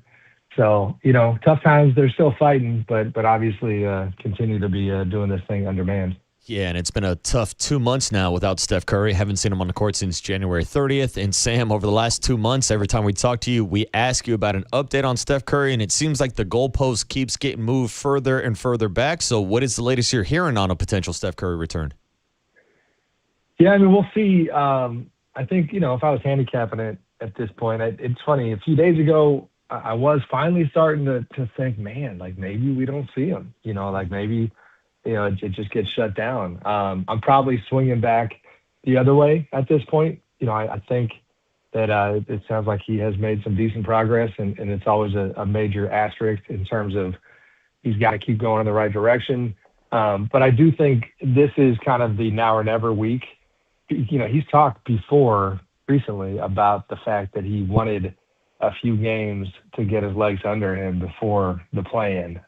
So, hypothetically, let's say he couldn't make it back by this weekend. Let's say now you're looking at the last 4 games, which includes one no back-to-backs, but a tight schedule, April 7th, 9th, 10th, and 12th. Then you're into dicey territory where I think he probably doesn't play. But I actually think today and tomorrow and the next day are big. I don't expect to see him against the Cavs or the Spurs, but from there it's kind of a stay tuned. Man, so that would be just the final 5 games if you're waiting until Sunday when the Rockets come to town. By the way, Warriors fans getting out to chase it. I mean, the next 5 are at home. You mentioned the Spurs Wednesday. We'll talk about Wemby in a second. The Cavs come back Thursday, so back-to-back there. Then they play Sunday against the Rockets. Sunday night, that's an NBC Peacock game, 7 o'clock. Maybe Steph comes back on Sunday. I don't know. Then the Kings come to town next Tuesday. Then the dreaded freaking Lakers. I know we talked about that last time, Sam, a week from Thursday. And then they finish up at the Clippers on Sunday, April 12th. So that's the schedule ahead. And I don't know, maybe Steph Sunday against the Rockets. Who knows? But it's just been profoundly depressing. We're getting sort of near the end of the Steve Kerr season. Do you have any more clue one way or another whether Steve Kerr would return as Warriors head coach in the fall? I don't. I mean, I still think, I'd be surprised if he wasn't back. The partnership he has with Steph and certainly, in Draymond's situation is a little more fluid, but all the history with Draymond and the organization. But I don't know for sure. Steve is lucky enough to be not only at that stage of life, but that stage career-wise where he's accomplished more than enough where, he's going to have the ability and the right when this season is over to just take a little kind of self-check and pulse and figure out if this is what he wants to keep doing. Whether the thing is, if Warriors fans, for those that do want him to remain, because they're so tough on him at times, I think the idea that you haven't really heard about potential next steps for Steve is probably a good sign that the chances of him remaining are pretty good, meaning, there was a minute where you wondered if he would continue to coach the national team, and now that's Eric Spoelstra's duty, or even some other rumblings of things that Steve might do. And right now, I'm not hearing anything hard in terms of what that next chapter would be, because I don't think he's going to, kind of just head off to the ranch, so to speak. So we'll see. But I think even Steve might not know at this point. Wow, man, so many things going on with the Warriors. Hey, you're listening to KNBR AM and KNBR FM San Francisco, the sports leader, a Cumulus media station. Marcus. Sam, we are now 10 games into the Kristaps Porzingis Warriors era. And yes, it did take a while for him to get up to 10 games, but lately he has been consistently on the court and consistently putting up some good performances as well. What have you seen from him fitting into the Steve Kerr system? He's also talked a lot about working with a guy like Rick Celebrini. Does it feel like he's starting to finally settle in and get back to maybe the closest we've seen to him being full strength in quite a while? Yeah, for sure. You're seeing who he is, even at this age, and he's still fairly young. He's just had this health stuff that's been such a challenge for him. But you're seeing the upside that came with the Porzingis deal. I saw some discussion the other day on social media just from different basketball analysts about how, all of a sudden this could continue to evolve, but that it looks and feels like the Warriors actually got the better end of that trade. Kuminga's been a little up and down with the Hawks. And that Denver game the other night, I think it was, it was the Washington game, where I know it's the Wizards. Everybody goes off on the Wizards, but, Porzingis during a Warriors run, hit this deep transition three that was a total momentum shot. And it just had a vibe to it and an energy that for one, to be honest, it was cool to see, because you do wish the best for all these guys from a health standpoint. And he was out there with a smile on his face doing his thing. But for two, it just showed you his versatility and how dynamic he can be, and why potentially they would love to see him out there with Steph on a regular basis. So now the thing becomes, can he continue to produce and be impactful from now until the end of the season? And then, if that's the case, and if you kind of change the discussion around you in relation to the Warriors and your own free agency, then what does that discussion look like in the summer? Is there a scenario where they don't wind up, just kind of losing this player and this quote unquote asset that they obviously gave up a fair amount to get at the trade deadline? That's down the road. We'll see where that goes, but you can definitely see if the Warriors can catch a couple breaks here, how he can help. So you see, like, if they did bring him back, you see that as a, like, are your eyebrows raised a little bit of like, Steph? And no, I like it. It's just a matter. I like it depending on the number. You know what I mean? Depending on the contract. It's just that's the biggest thing is in today's league, there's just so little wiggle room to make mistakes contractually when it comes to giving up too much of your cap to one guy. And so it would require, what probably would constitute a sacrifice on Porzingis' side. And, and then all these other moving parts that they're going to have. They got Draymond's situation with a player option. How does that look? But just in a vacuum, them bringing him back, so long as it was a responsible number that did account for the lack of, reliability and the uncertainty health-wise, then yeah, I could see that being a good idea. Sam, there was a report from Mark Stein that the Warriors tried to trade for Kawhi Leonard at this year's trade deadline. Do you know how close of a deal that was for the Warriors? And do you think maybe that's a name that the Warriors will circle back to this summer, I should say? I don't know how close it was. I was not surprised at all to hear that, because it fell in line with, some of their other superstar pursuits and in general, the ambitious way that they go about, trying to find help for Steph. I am curious to see if that gets revisited this summer, because the Clippers are in a situation where, as great as Kawhi has been, and honestly, he's right on the 65-game threshold, but you can make an argument that he's a first-team All-NBA guy this year. He's been phenomenal. But the Clippers have their contract set up through next season in a way where they're not committing to anybody, including Kawhi. And that's why James Harden wanted out, because last summer when they cut a new deal with him, it had no guaranteed money beyond that season. That was a clear sign that he was not in their plans. They've been wanting to reset the books in the summer of 2027. So if you're Kawhi and you're like James Harden, if you're getting similar, kind of a lack of assurances that you are part of the plan, then I could see Kawhi saying, all right, what do I want to do and where do I want to go? So I could see that percolating in the summer for sure. Always rumors swirling around the Warriors, man. Giannis, you name it, etc. Hey, I'm sort of interested in this MVP race. You wrote about it in The Athletic. Last night was a big night. Wemby had a double-double in 8 minutes. SGA went off in a big win over the Pistons. Looking at the traditional stats, don't forget Nikola Jokic is leading the NBA in assists and rebounds per game, so there's him too. But everybody seems to say, and Vegas seems to say, SGA is the favorite. I admit I am a casual observer of their arcs. To me, Wemby is the MVP of the league. Like, he's completely revamped San Antonio. Like, they are out of nowhere. They're the story of the year, all that stuff. They kind of fit the narrative. But everybody's saying, no, it's SGA's to lose. Others are saying, I don't know. Where do you come down? I mean, first of all, I love the race because it didn't seem like a race a couple of weeks ago. And then you kind of looked up and you're like, man, San Antonio is only a couple of games behind OKC. Like, and to your point, Murph, like it's just incredible. They didn't make the playoffs last year. Wemby had the blood clot situation, and then you look up and you see that they're pushing for best record in the league. And that was already on my mind a bit, even before Victor did the thing that not a lot of star players do, which he became his own PR, agent. And he started talking about his own candidacy. In fact, he came through Sacramento a couple weeks ago, and I wrote about this at the time. And I had asked him, like, are you mindful of the MVP race, and do you plan on really pushing for it in the down the stretch? And he kind of smiled and was like, yes, of course. And then on the way out the room, I said, well, would you vote for yourself? And that was kind of the beginning where he just said, of course. And then fast forward a couple days, and he went on this, 3-4 minute kind of campaign speech about why he's the MVP. Some people didn't like his style. I think it's good for conversation.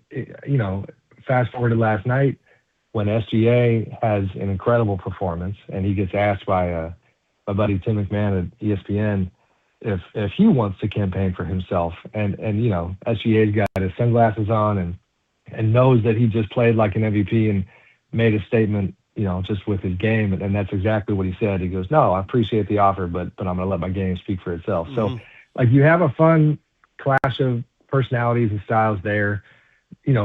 Wemby has been trolling the Thunder all year long competitively, and I think that's great for the game.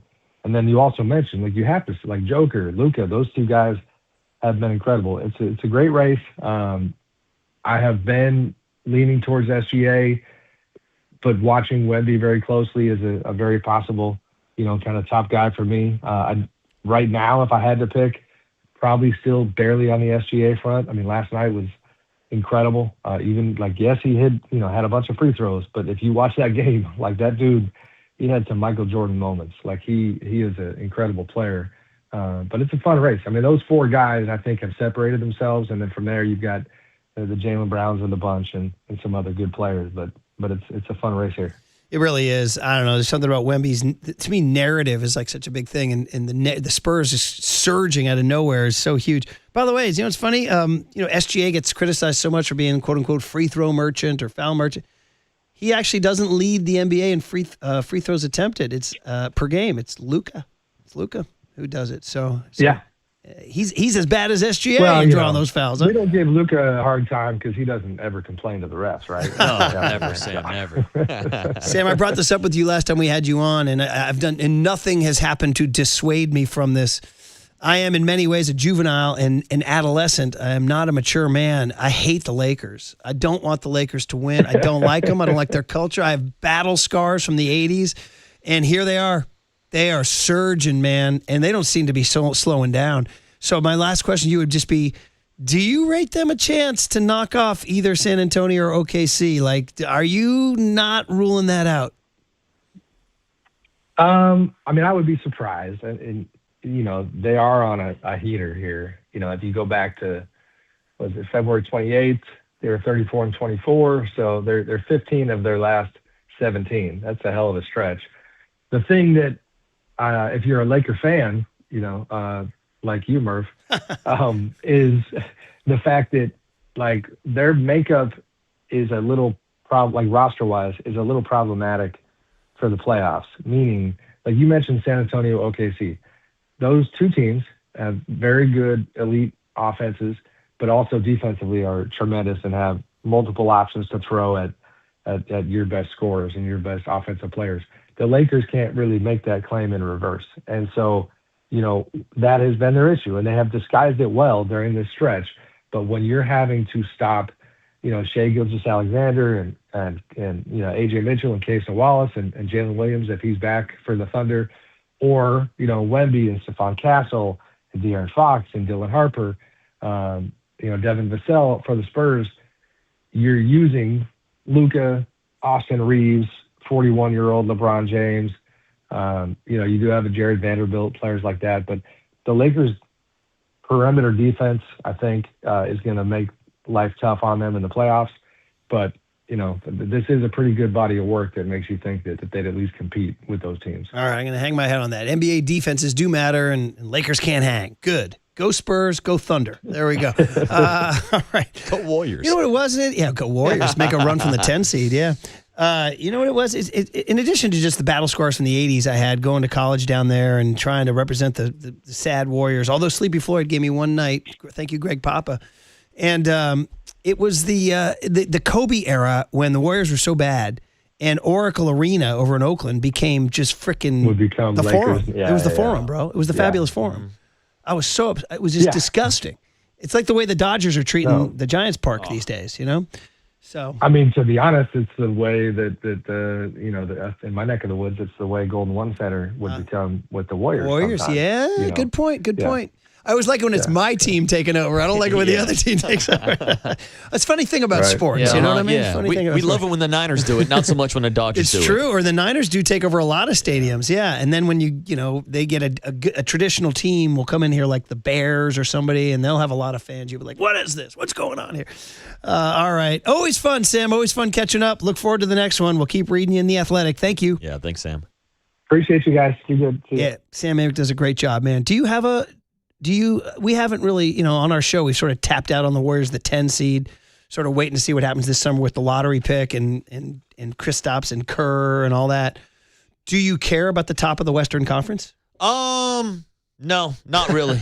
To be honest, I mean, honestly, I just don't have a hot take. I don't care about the NBA regular season right now, and I feel like most people don't. No, but that's what I mean is like. Yeah. I mean, I'll care about it once we actually get to the actual playoffs. Yeah, I know, but I guess I should have rephrased the question then. Do you have a feeling on how it's going to play out? Oh, yeah. I've been big on the Spurs and Wemby all season long. Like, I think they're going to disrupt a lot of people. Obviously, the favorite is still OKC, and you can never count out the Joker and the Denver Nuggets. But honestly, where I'm at the last couple months in the NBA, without Steph Curry, with the Warriors just kind of floating and playing purgatory, I think all NBA fans right now are just waiting until some actual meaningful basketball in the NBA. Because they're not playing a lot of it right now with all these damn tanking teams. You're describing my NBA fandom from 94, 95 to 2012 with the one exception of the We Believe year, which, by the way, they were the 8th seed that year. It's not like they made a storming run. But, I mean, it was just when the Warriors were so dull and bad, it was hard to follow. It really was. And that's why people say MLB might be surging a little bit past the NBA right now. Obviously, I'm still watching Warriors games every single night. I'm checking in on Porzingis and Pods, but it's just not the same without Steph or Jimmy out there. No. By the way, Warriors, here he comes. Wemby, Wednesday night. I mean, that's a chance to go see history, man. Yeah. Go see. I mean, yes, that's like take your kids. Yeah, go see that French freak. I can say that as a Frenchman. Okay. Yeah. All right, yeah. The French do a lot of freaky things. Yeah. Starting with the number 3. The freaky, deaky French. I love baseball. All right. All right, guys. Good stuff with Sam. Always like talking to him. Warriors host the Spurs on Wednesday. Go see your Wemby. Okay, so listen, we've talked about the Giants all day long. We've dissed the 49ers, who are in the news. John Lynch in the news about substations and Joey Bosa. Christian McCaffrey in the news as Kyle Shanahan expresses, thoughts that he might rest him. I don't know about that. Jed York in the news with how he's owning the team these days. A lot to get to. Matt Barrows at 9:30 on the Sports Leader.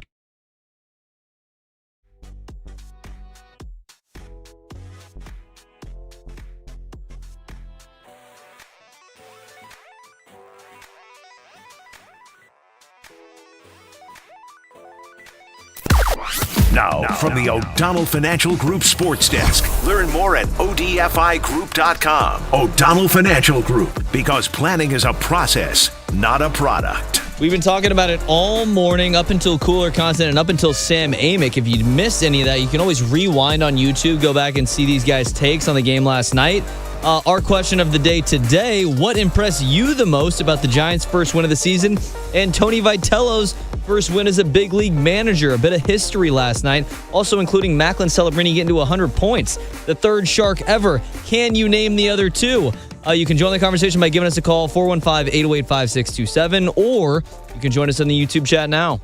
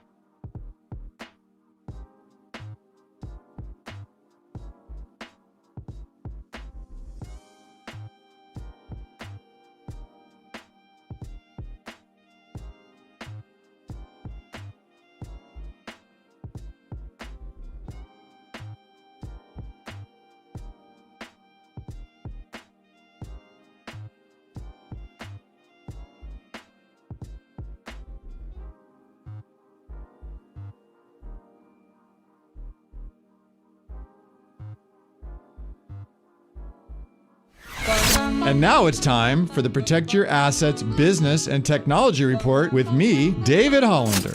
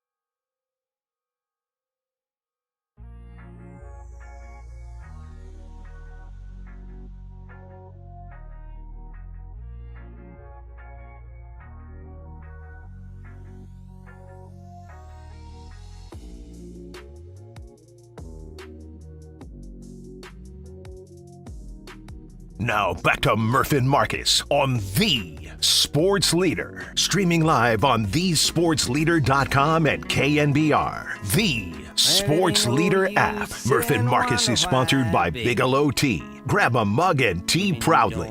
The runner at first. Machado on deck. Walker to the plate. Swing and a miss. He struck it out. Stayed with that slider, and it was up again, but it broke right off the outside part of the plate, and he got it. Ryan Walker throws. Swing, and there's a high drive into deep right field, and that ball is gone. That was a slider. That's the one they're swinging at. And Merrill hits a long one out of here with plenty to spare. And it's a one-run game. Here's the pitch. There's a smash on one hop to short. Adames has it and throws it out at first. And the Giants get their first win of the year. The Giants over the Padres, and ultimately it was not easy. Oh, elite rejoin by young Tony here, because here it is. One of the greatest songs in the American Songbook, written by the guy from Hibbing, Minnesota, Bob Dylan. Tony, Marcus, don't think twice. It's all right. Meaning, did Ryan Walker take you to the brink? Did he take you to the brink? Well, don't think twice. It's all right. He got to say it. It's all right. Although I'm not sure Bob's saying it is all right, but it is an iconic tune. And why are we playing it? Well, for Ryan Walker, because we are launching, starting right now, our ticket giveaway to see Bob frickin' Dylan at the Greek Theater in Berkeley. Yo, that's a crazy giveaway. Also, Lucinda Williams is opening. That's a lights out show. Lucinda Williams opening for Bob Dylan at the Greek on Saturday, June 13th. Call Curly right now. Caller number 10, 415-896-KNBR. I gave her my heart, but she wanted my soul. That's Ryan Walker. We gave him our hearts, and he wanted our souls. He almost took our souls. And don't think twice. It's all right. Robert Zimmerman, a.k.a. Bob Dylan. Don't think twice. It's all right. I don't think he'll play this at the Greek, but hey, why not? Caller number 10, 415-896-KNBR. 2 tickets to see the June 13th show in Berkeley. That's an outstanding giveaway. So, Marcus, it's so good. Let's do it again. Wednesday, Thursday, and Friday. Well, think about this giveaway twice, and I'm sure because it is all right. I'm sure a lot of Giants fans, even though they're feeling all right about getting that win, they're thinking twice about Tony Vitello and Buster Posey making Ryan Walker the starter, or should I say the closer this year. Couple of details on this. These tickets are furnished by Another Planet Entertainment. The tickets for June 14th are on sale now at Ticketmaster.com, and the tickets for the show we're giving away right now on Saturday, June 13th are sold out. This is the only way you can get them. We're going to give the June 13th show today and tomorrow, and the June 14th show Thursday and Friday. Just an outstanding giveaway. So thesportsleader.com are the official rules. Two times this song comes to mind. 3, it was put on a mixtape for me by my old buddy Rusty Wardner, who I love and miss to this day. We've lost touch with him. He's out in New England, but God bless him. I love him to death. He taught me the song. Number 2, it was at the end of Mad Men Season 1. Don Draper sitting on the stairs, blowing up his whole family and his whole domestic life as the camera pans out. And number 3, Kevin McHale from the Celtics. You know Kevin McHale, Young Tone? You know Kevin McHale? Yeah, absolutely. Yeah. You know Kevin McHale? Of course. So he's from Hibbing, Minnesota, which is the small town where Bob Dylan's from. How can one town give you Bob Dylan and Kevin McHale? And they asked him once about a big shot he hit to win the game. He goes, well, it's just like the guy I grew up with. I said to myself, don't think twice. It's all right. And he let the shot fly. So well done there. All By right. the way, quick follow-up. Did you ever watch that Timothy Chalamet movie? No, sadly. I want to. Because that was on Bob Dylan, I've right? missed the last two Chalamets. I missed the Dylan and I've missed the Marty Supreme. Chalamet, what up? Did you see Marty Supreme I yet? saw Marty Supreme. What did you think? Was it entertaining? I thought it was great. Now, it was hyped up as like the best movie ever. I thought it was really good. He got himself into a little bit of controversy right before the Oscars, taking shots at the opera and the ballet. What a thing to do. You hear they got Timothy Chalamet. How'd they get him? He dogged the opera and the ballet. Which, those are the people who vote on the awards? Or what's the big controversy fellow there? artists, Marcus. Fellow artists. Yes. We can't slag another art form. Yes. buddy. We would never do that on the Murphy Marcus show. Chalamet, what up? Chalamet, what up? You filming me? Yeah, you Chalamet, right? Yeah, we'll see you around, bro. Act like you all that. You ain't all that. Oh, man. F you. F you, Chalamet. Acting like you all that. That Fuck out of here. That owned us during COVID. Oh, dude. It was one of our favorite bits. All right. Don't think twice. It's all right. Ryan Walker. Listen, we've talked all morning about Tony V getting his first win. We've played all the sound. We talked to Mike and Dwayne about it. Now, Mike had some strong quotes about Ryan Walker, and I think we should probably replay them for people who missed them. I said, Mike, Ryan Walker walked the leadoff guy, gave up a 2-run bomb, got away with a pitch that Fernando Tatis didn't challenge, but did get the save. And you have this queued up here. Tony, what did Mike think of it all? Well, it's an issue. I don't think he's comfortable with that spot. And I think that because of how big it was to the team and how big it was to his manager, I think that, he pressed. If you look at him, and, he's really unique because of his big crossover step. He's only got 2 pitches, a 2-seam fastball and slider, period. When he's effective, he's able to hit corners and he's able to establish knee-high location very, very quickly. When he's not comfortable, he'll miss high. And then, he's got sling and he's got push in his delivery and he's not letting it go. And that's what I saw last night. Yeah. I mean, you saw it too, dude. He did not have command last night. No, I mean, from the first 4 pitches of the 9th inning, I said, ooh, something's off. And Mike's absolutely right. We've talked about this before. With that crossfire action, his mechanics have to be dialed in every single time he touches that rubber, because they don't teach guys to pitch like that, to throw across your body, the way his arm angle, his hips, like getting everything unlocked with his lower half to be in tune with his upper half. Like, he has to be dialed in mechanically. Then we get to the part where he has to also be dialed in mentally. And that's something that we talked a lot about with Ryan Walker this offseason, finding a new mental coach, his background in faith, and trying to become more stable in that 9th inning, because this is a high-pressure situation. We talk about it all the time. The last 3 outs in baseball are the hardest 3 outs to get.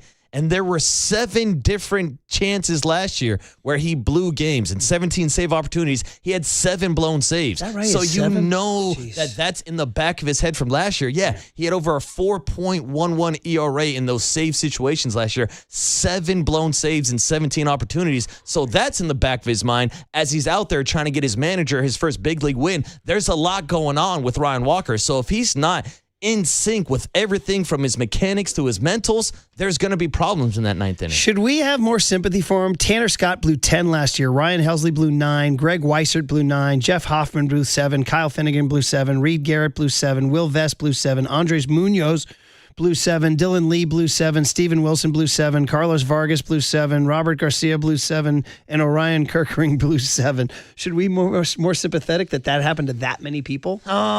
Maybe, but the answer's still going to be no. You're looking for sympathy for a closer, no. And what did you say, Young Tom? And he didn't blow the save last night. It's just, it's one game that he got to the barn. But Mike Krukow said, I followed up and said, Mike, do you consider this then an open job going forward? I think it's up for grabs because he can't go out there and expect to do well pitching like he did last night. He got by. He got lucky. And, he has a lot to say about getting it done, which he did. But as they go forth, I think that, it's up for grabs. He can't go out there and pitch like he did last night and expect to hold that job down. Especially when you saw Keaton Wynn go out there and just be dominant and strike 3 guys out in a row. And this is the thing about a bullpen. It's volatile. Roles change. You cannot be stubborn if you're Tony Vitello or if you're the pitching coach that you insist that this guy is going to go out there no matter what. He hasn't earned that. So right now, next time he goes back out there, and he'll be out there again tonight if there's a save situation, he has to do it in a more convincing way. And that's just baseball. Yep, good stuff from Mike Krukow. Very strong. All right, we mentioned the 49ers. Matt Barrows with a lot of updates next on The Sports Leader.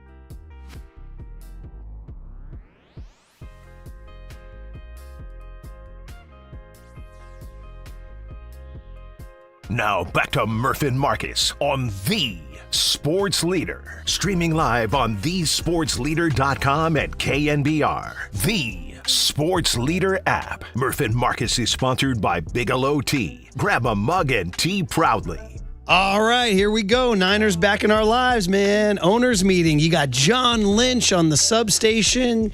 You got Kyle Shanahan on Australia and Christian McCaffrey. And you got Jed York going macro about what it's like to own the 49ers. So, Matt Barrows of The Athletic joining us right now on the UMA guest line. Good morning, Matt. How are you, man? Hey, morning, Matt. I'm doing well. How are you guys? Good.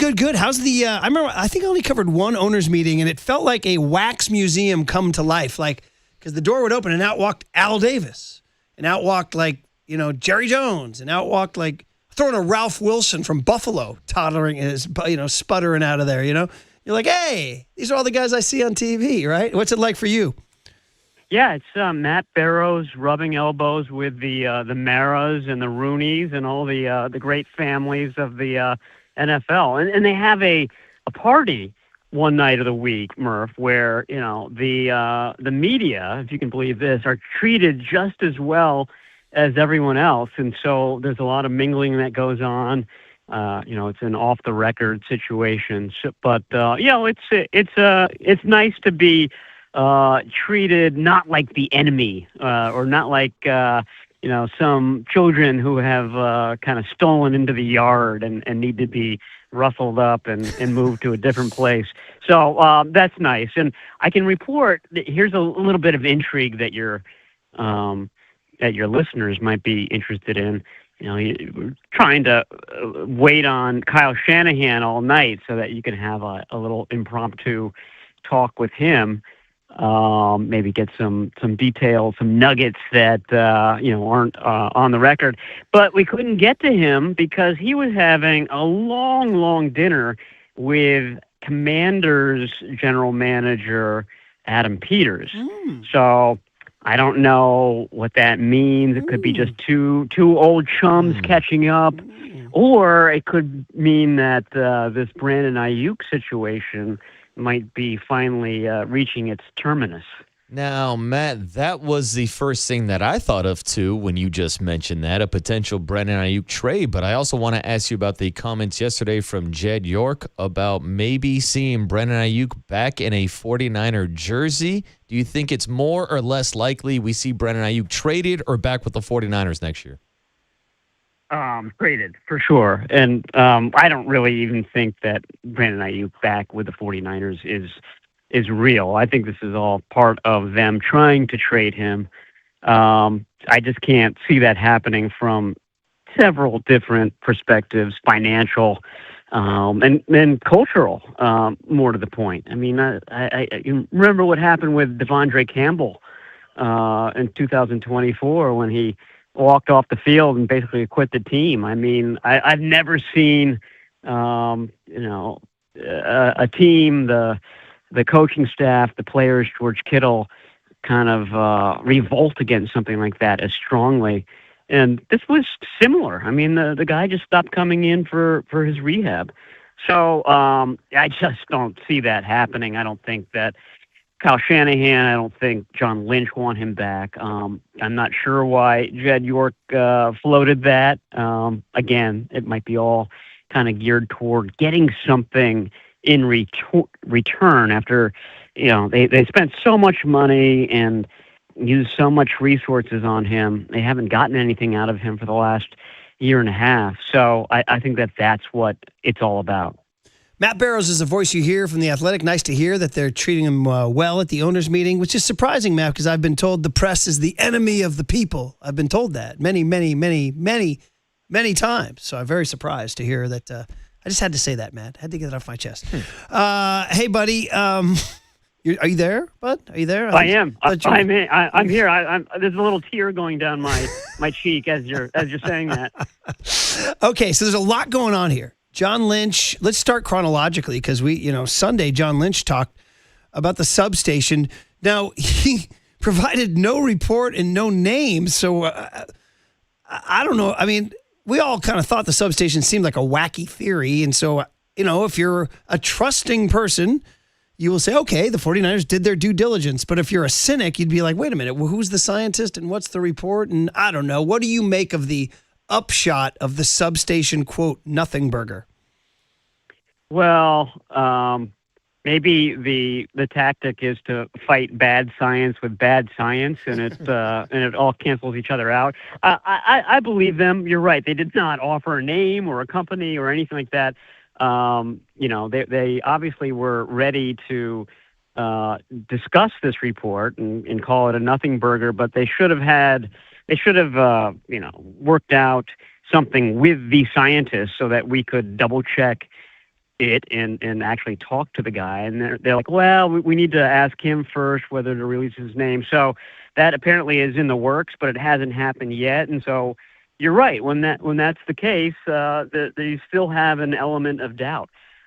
They could have gotten one of their equipment managers to kind of walk through the facility and take different readings. Until we figure out the level of the expertise you're right. I think you have to have a level of skepticism. That's what we do as journalists. We create problems, and we ask really annoying questions, and we're not convinced all the time. So, but I do believe ultimately that that report is correct.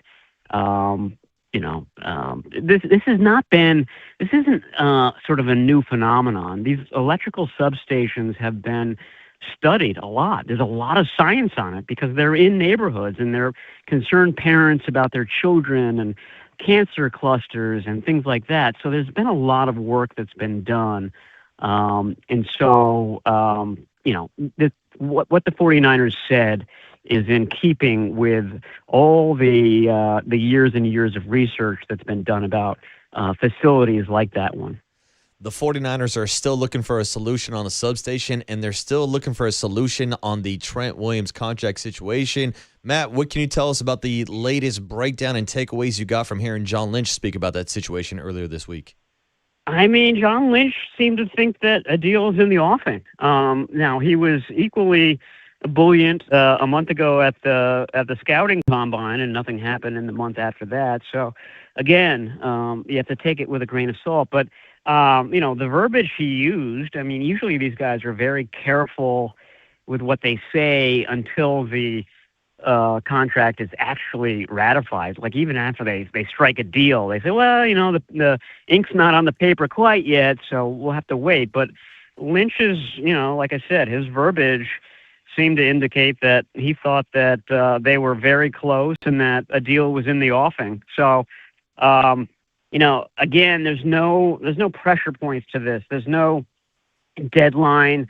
The 49ers are not in any sort of cap straits at this point. They got plenty of cap room.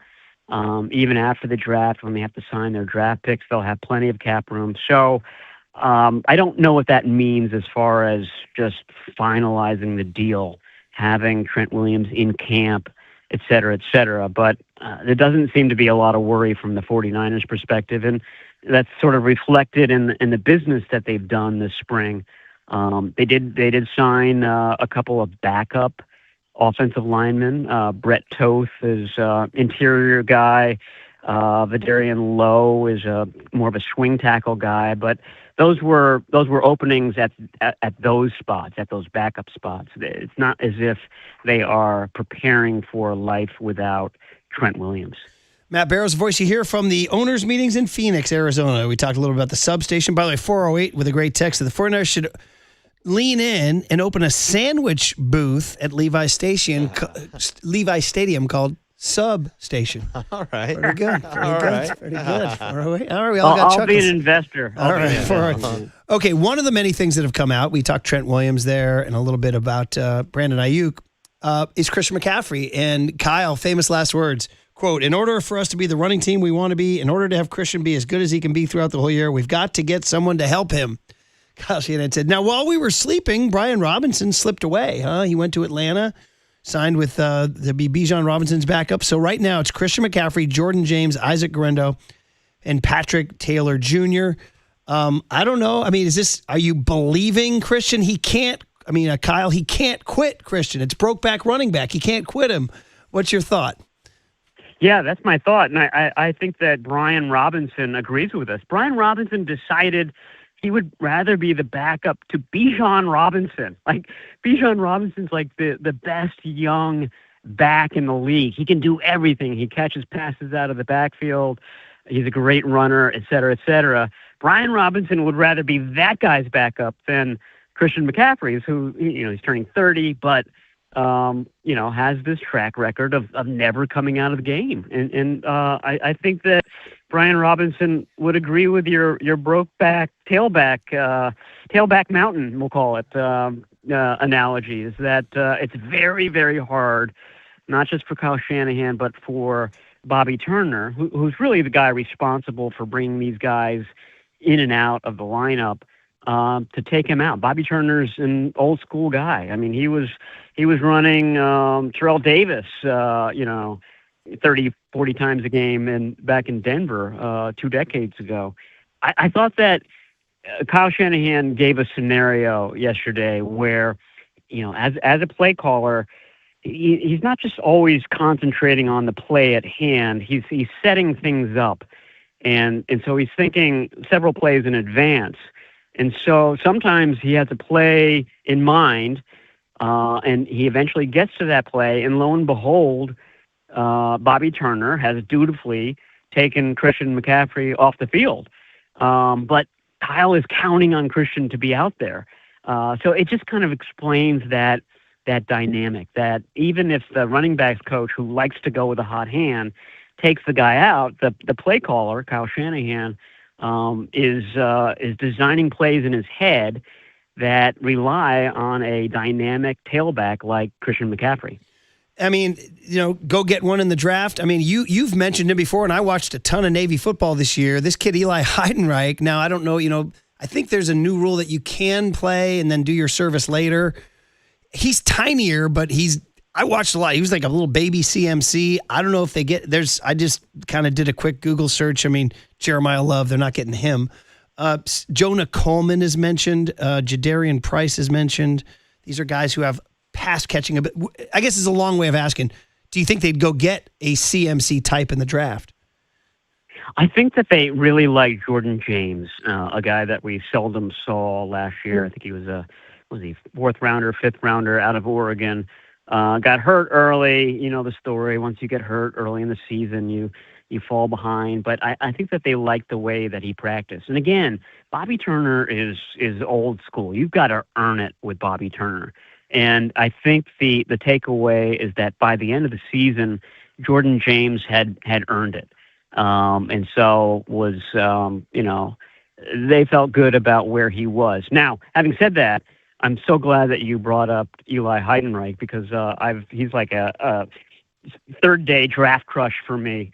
And Murph, we could come up with all sorts of great nicknames for him. CMC, he's going to be in the Marine Corps when he has to do his service. So CMC, UMC, United States Marine Corps, that sort of thing. USCMC. Yeah. USCMC. There he is. There it is. We just did it. We could sell tickets at our sandwich shop next to the substation. I'm going to order the USCMC sub. There it is. Exactly. But he's not serving on subs. He's serving on Marines. Yes. I mean, to me, they've got 4 fourth-round picks. To me, he's a fourth-round guy. He's going to be a special teams demon. So, you're getting usage out of him even as a rookie. But, yeah, he looks a little like CMC. I don't think he's as fast as Christian McCaffrey was coming out of Stanford, but catches the ball, runs the ball, and did really well in his I think he was at the Shrine Bowl, but really kind of distinguished himself there this winter. So, yeah, he would be a wonderful pick. Maybe that's their last pick in the draft. Yeah, I know. Now that we've said it, it won't happen. So, and then last one, Maddie, heading out here is the Jed York stuff. I mean, what did you take away? I mean, it seems like, from my perspective, and I've been through the ups and downs with Jed through the years, he really seems to be maturing into a different place now, to the point where he's so trusting of Kyle and John that he didn't know they were signing Christian Kirk. He found out on a plane as he was winging it to Europe. So, what did you take away from the Jed conversation? Yeah, I think exactly that. We're going into year 10 of Lynch Shanahan, and in the NFL, that's an eternity.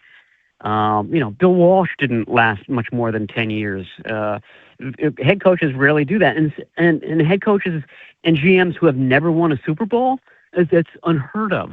But I don't get any sense that the clock is ticking or Jed York is getting impatient with this group. I think he's really, really happy. He was really happy in 2017 when they came on board, and here we are, almost 10 years later, and he's still at that level. I think that this past season, despite all the injuries and the way that the team performed, kind of bolstered that idea. I do think that they need to get some hits. They had some great drafts in 2017 and 2018 in that they got guys who are kind of Hall of Fame caliber in George Kittle and Fred Warner, and in 22 they got their starting quarterback. They haven't. It doesn't seem as if they've found that difference maker in recent drafts. There've been some nice picks, but they need to get back to their ways of just nailing guys. The Rams have been doing that. Puka Nacua, Kyron Williams, their two edge rushers. They've done a better job drafting than the 49ers have, and I think that's reflected in how these teams have performed. I think you could say the same thing about the Seattle Seahawks. It's a shame for the 49ers' sake that two of the best organizations in the league right now are both in their division. So they have to keep up with the Joneses, and that means, I think, coming away with this draft with two guys that are not just starters but are special, and that's got to be their challenge. 3 weeks from Thursday. And by the way, if I did my quick research, ChatGPT, Christian McCaffrey's 40 time at the combine 4.48, Eli Heidenreich 4.44, Christian McCaffrey's 10-yard split 1.57, Eli Heidenreich 1.55. There you go, buddy. Chew on that. Murph, you have to grind the film. On film, he doesn't seem Game as speed. explosive He looks yeah. tinier, but he's listed at 6'0", 198, and McCaffrey was 5'11", 202 at the combine. So we can go all day. All right, we'll see you at the substation, buddy. Get a sandwich, okay? See you at the substation. Okay. Yeah. We'll Think about your orders. A 12-inch turkey. Yeah, all right. Grab a deli number, with Matt. Bacon and pickles. All right, be good, Matt. Take care. Thanks, Matt. All right, talk to you later. Bye. Matt Barrows on the Sports Leader. Time for your Bay Area Chevy dealers traffic update.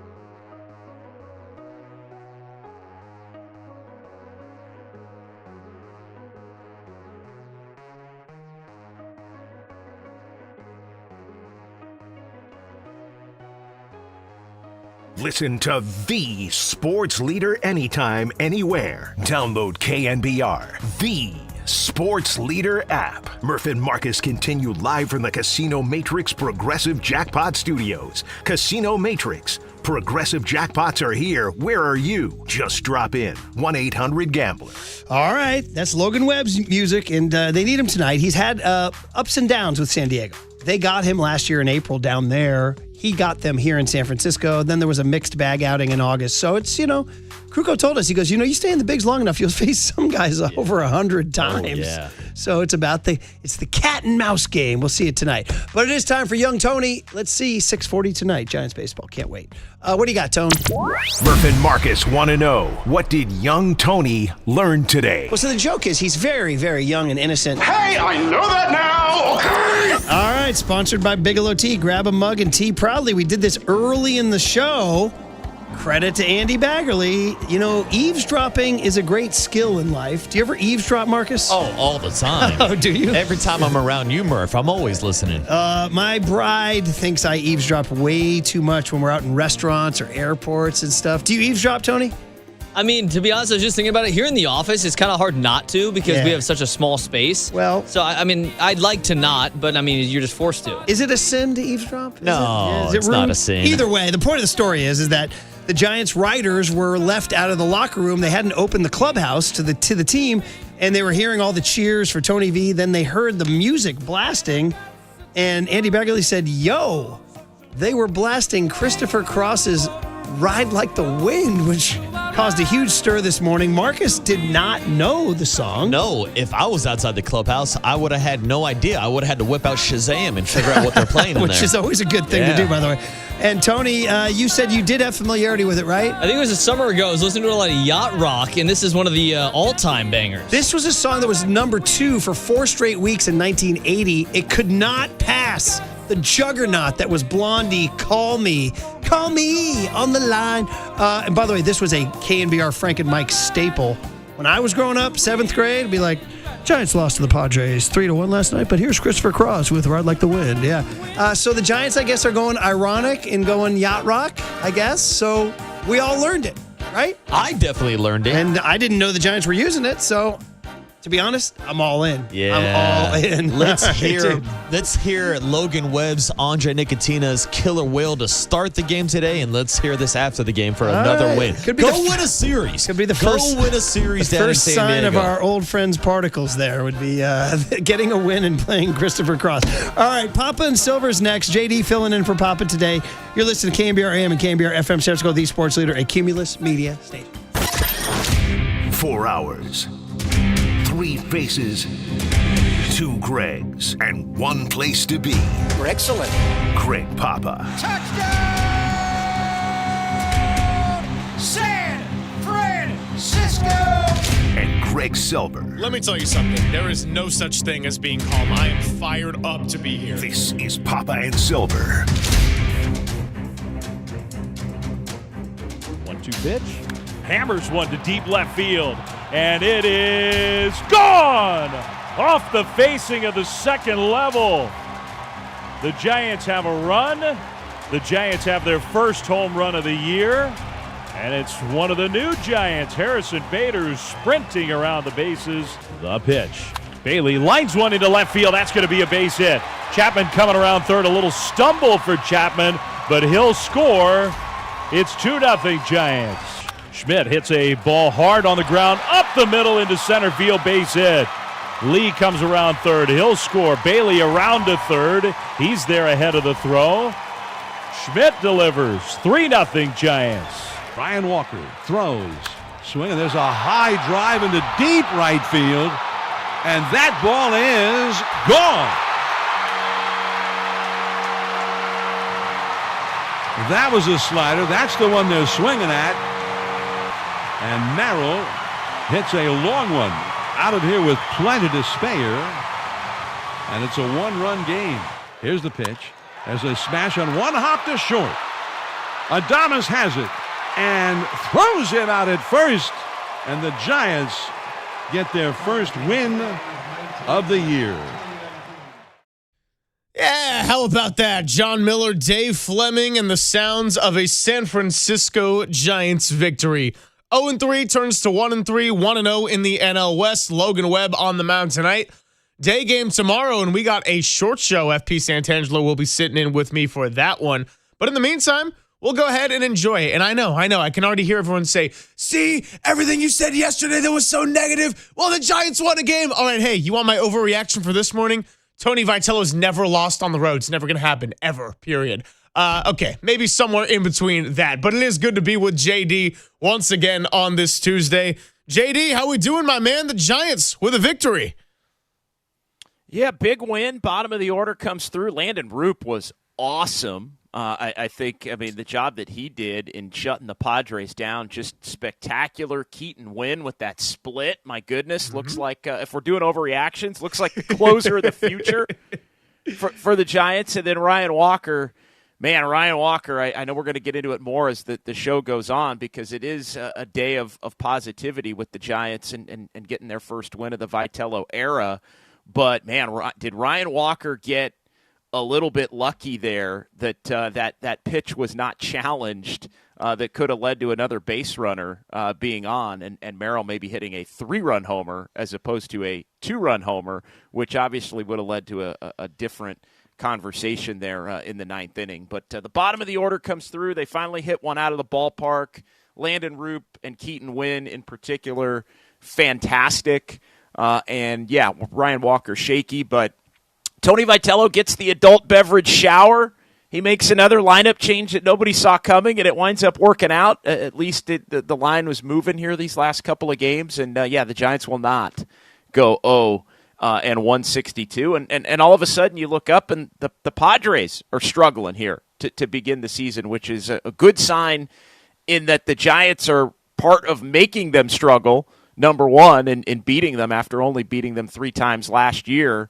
Got to have more than that, probably twice as many wins head-to-head against the Padres as they did last year. But the Padres and everybody else in the NL West, not named the Dodgers, although the Dodgers did lose last night to Cleveland. No more undefeated. Is on the struggle bus here to begin the season. Yeah, Dodgers lose, Yankees lose, no more undefeated teams, and the Athletics are the last winless team in all of baseball, so the Giants didn't have to fall to 0-4 and join them in that club. And I think we had a lot of fair reactions yesterday in terms of, yes, it was 3 games. Yes, there were also a lot of reasons to observe a similar pattern and why people were frustrated, and we took your calls and read a lot of your texts on different sides of the spectrum.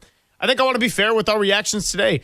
That was a good win, and it was a night of firsts, right? They had their first lead. They had their first win. They had their first home run. They had their first victory and moment of torture for Tony Vitello as he got to experience it maybe somewhat symbolically in true Giants torture fashion, going from 3-0 to 3-2 in the 9th. And you noted that Tatis maybe catching a break by not challenging that ball that was a little bit high, called a strike, and then ends up striking out so that it was just one runner on base when Jackson Merrill came up to the plate. It's 2 interesting things about that win. Number one, the style of winning still pretty similar to what we saw last year. We talked about the style of losing over the weekend being similar to the struggles of last year. That style of winning, even with the different roster construction and where a lot of the money on this roster is going, that was still led by pitching and some early opportunities taken advantage of at the plate. And then the other part of it, and this is what you said yesterday, which I completely agreed with, for as well as the bullpen pitched against the Yankees, I wasn't going to put too much weight into it until they got their first big test of protecting a lead. And the bullpen, by and large, did pass their first test. Now, we'll get into the Ryan Walker of all of it. And Mike Krukow was on this morning, had some great comments that we will revisit. But Landon RP was absolutely dealing to the point where his bullpen was set up for success. Matt Gage came in as a lefty. Keaton Winn looked deadly as a righty. And then, fortunately for Ryan Walker, there was the Tatis element. There was also the element of he had a little bit of margin for error, more specifically a 2-run margin for error, which he was allowed, and the Giants still come away with a win in the end. Yeah, it's a great win. And look, I think that the big takeaway is, for me, the fact that this team is still going to have to win close. They're still going to have to win on the margins, and there is still going to be some level of torture. Like, none of them are going to come easy. I think Kype said that at the end of the broadcast on the television side last night. They just don't come easy, and especially against the Padres in recent years for the Giants, and especially just for the Giants because of the way that this team is built. And, yeah, they got a couple of more clutch hits, and they finally went deep, which I think is the one thing that, can help everybody relax, right? It doesn't matter who does it. And it was Harrison Bader in the 7 spot last night that is able to give the Giants the 1-0 lead. But then Patrick Bailey and Casey Schmidt coming through. So it's the 7, 8, 9 all driving in the runs for the Giants in this one to help propel them to the win. But it was get off to that lead. It was hit a home run, which I think helps everybody relax at the plate when they're up later in situations where you just need a base hit to be able to tack on runs. And then Landon Roop, I mean, what can you say about him? I mean, that is dominant. That is the best now through 4 turns, and Webb's going to get his second turn before Hauser gets his first here with the way they're altering the rotation with the days off and the like. So Webb goes tonight. But of the first 4 that have taken their turn here, Landon Roop looked better than anybody, and I think that's a great sign for the Giants because the pitching has been the biggest question mark. If the hitting comes along and the pitching can be maybe better than expected, although not by me, because again I've said it a few different times. Like, I'm actually pretty bullish on the back end of the Giants rotation 3, 4, and 5 with Roop and Malley. And Hauser when he gets a look tomorrow afternoon down in San Diego. But the big takeaway for me, in addition to the heroes for the Giants, is just the fact, and this is kind of the question I wanted to ask you and ask the listeners and the viewers and everybody. It's, are the Giants going to look at the games that they've played to this point, right? 3-0, 3-1, 3-2, the last 3 games, right? The first game got away a little bit, but you look at the last 3 games and now 3 of the 4 games, all low-scoring games where you had an opportunity to win. One pitch here or there, one at-bat here or there can swing the whole thing. As much as we're talking about offense and this team being led by their offense, and maybe eventually, Greg, they are led by their offense, especially when they start to get into some more hitter-friendly ballparks. But the big takeaway for me is this team, if they are going to win a bunch of games and get into the mid-80s or maybe even higher, which is what I think Buster Posey and Zach Managian want, they're going to have to do it, I think, more similarly than people think compared to the way they've done it over the last few years and even the last decade. I think that's 100% evident from what we've seen to start this season and also tying it back in to what we've seen in the previous seasons, because that's also what we did yesterday. 808 KNBR is the number, and we've also got the YouTube chat, so it is good to see a lot of our regulars in the YouTube chat. Shout out to Dom, Rockin', Riddy, Crackerjack, Kyle, a lot of the regulars. And, Riddy said sky was falling yesterday. How are we feeling today? Again, I don't think sky was falling yesterday based off the fact that they got swept by a better baseball team than them. It was the fact of the pattern of what we saw was very similar to what had frustrated and concerned fans for the better part of the last decade. Now, the way they won yesterday was also very similar to the style of winning that we've seen Giants teams do, whether it be because they had dominant pitching or whether it be because they're devoting a lot of money to bats at the top of the lineup that still have yet to get going. We're still seeing very similar results and a very similar style. I think the 2 questions I have coming off of this one, and one's a little bit more rhetorical. One is, can Landon Roop be a reliable number 3 starter in this rotation as the season progresses? Because what we saw last night, that was as dominant as he has pitched in his young career. 6 innings, 2 hits, no earned runs, 2 walks, 7 Ks. And by the way, the last time Root pitched at Petco, he suffered that nasty bone bruise, so he was brilliant coming back to that setting. And then the second question, and this one's a little bit more rhetorical, and we won't have the answer to it on today's show, but back to what you laid out at the beginning of yesterday, JD, can this team just relax and settle in now that they got that win? You mentioned getting out of the spotlight, the need to maybe get out of the spotlight a little bit. They were out of their home ballpark. They got a win out of the way. There's no more narrative around Tony Vitello not having a win. Harrison Bader got the first home run. You had the bottom of the lineup produce a little bit. Maybe the next step now is your Devers, your Adamises, and the guys making a lot of money at the top of the lineup to begin producing a little bit more consistency, and maybe we see this team just settle in a little bit more. But tonight, while improving to 2-3 wouldn't be some kind of colossal achievement 5 games into the season, with Logan Webb on the mound, that would be a really nice way to rebound off of a really, really brutal first 3 games. And it wasn't just the losses, it was the eye test that went with it. Well, it's the beauty of getting the win last night is now you've got Logan Webb going and you feel good about tonight, and then you have a shot to maybe get the first 2 of this series, win it, and take a shot at seeing how bad the Padres really are here to start the season by maybe going for a sweep. Now, you don't want to get carried away. This team is still, and the one thing I'm not going to do, Greg, is I'm not doing the you can do it. I'm not doing the whole gotcha thing. Like, I'm not doing the whole, they play a bad series and we come on and it's like, look, it was bad. And like, we don't have to defend anything that was discussed yesterday on this radio station or on this show because they picked up 1 win in San Diego. Now, it doesn't change anything that happened over the weekend any more than the 1 win changes what the ceiling potentially could be for this team. It's going to have to play out over a month, multiple months, an entire season. And so the whole gotcha game, you can just forget about that. Like, celebrate the win. It's a nice one. I think we're learning more about this team that does have a lot of unknowns. I think more unknowns than maybe you would believe, given the expectation level. I think, which I do from the front office believe is get into one of those 3 wild card spots in the National League.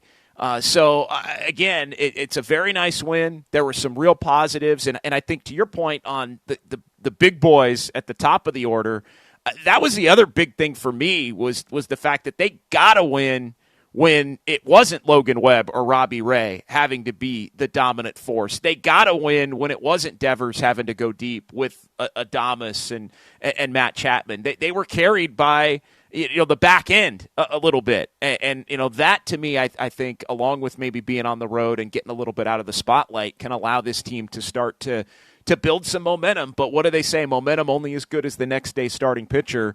And I think if you're the Giants, you should feel pretty good about that with Logan Webb pitching with a chance to make it 2 in a row. Yeah, it's a great opportunity for Webb individually, too. Not that I ever doubted what he would be for the course of a season for the Giants, but he got knocked up a little bit on opening night, or knocked around, I should probably say, in the second inning. Leave me alone, Walter, all right? I'm just getting going, still getting the coffee in my system. We'll go ahead and take a quick break. And actually, speaking of Walter, I don't think I can blame him anymore for the mystery deliveries that are showing up to my door. So when we come on back, we want to talk about Tony Vitello and his first career win.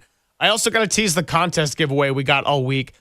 And I got another delivery this morning, so I'm going to give you all a multiple choice as to what you think that is, and I'll do a little reveal later in the show. It's Papa and Silver with JD on the Sports Leader.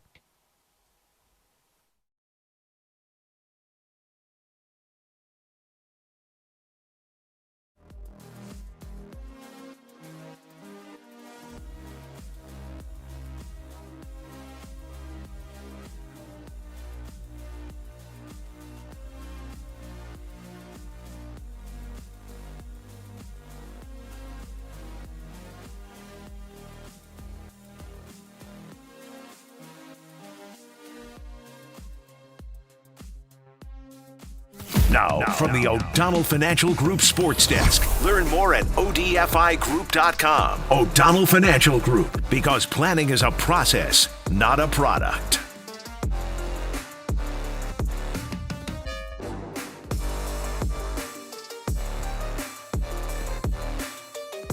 By now, the Giants get their first win of the year, 3-2 over the Padres down in San Diego. Landon RP was sensational in his first start of the season. Harrison Bader got the first home run for the lineup, and Tony Vitello gets his first win as a major league manager. Keep it here on Papa and Silver as we'll be breaking it all down, and maybe on Dirty Work, Tim's slice of life will be something related to all people named Tony.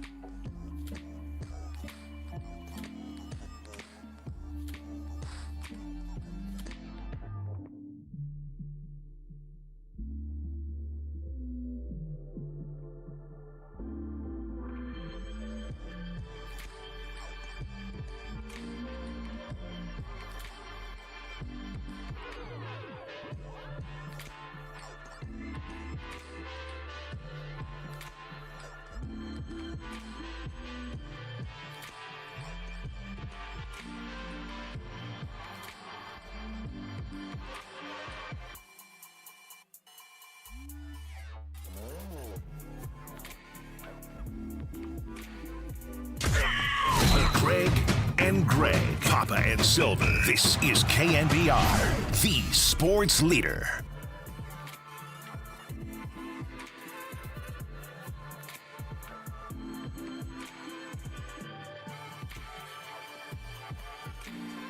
When a starting pitcher gets their first win, to get showered with everything that's kind of imaginable. Did you get like a beer shower or a condiment shower? There was adult beverages, but there was other stuff mixed in too. So at some point I'll be plotting my revenge. But for now, enjoying the fact that, Rooper, you kind of mentioned a pitcher getting it done, gets to enjoy the fruits of his labor. That was a special effort he had out there, and obviously the guys behind him did exactly what they needed to do. Tony Vitello gets his first win, and as JD dubbed it in the first segment, the adult beverage shower. It was a little what's in your cup, Dubs OT, just Dubs special on the hair of Tony Vitello as he got to do that soaking wet press conference. 1-3 are the Giants. Tony V gets in the win column after getting swept by the Yankees over the weekend. The Giants get back to it tonight, 6:40 against the Padres. Logan Webb on the mound, and then a day game tomorrow before they come back home, and they got two more tough series against the Mets and the Phillies. But we're going one at a time. We are gathering information by the day, and we will get right back into it with your calls, your texts, your thoughts at 808 KNBR.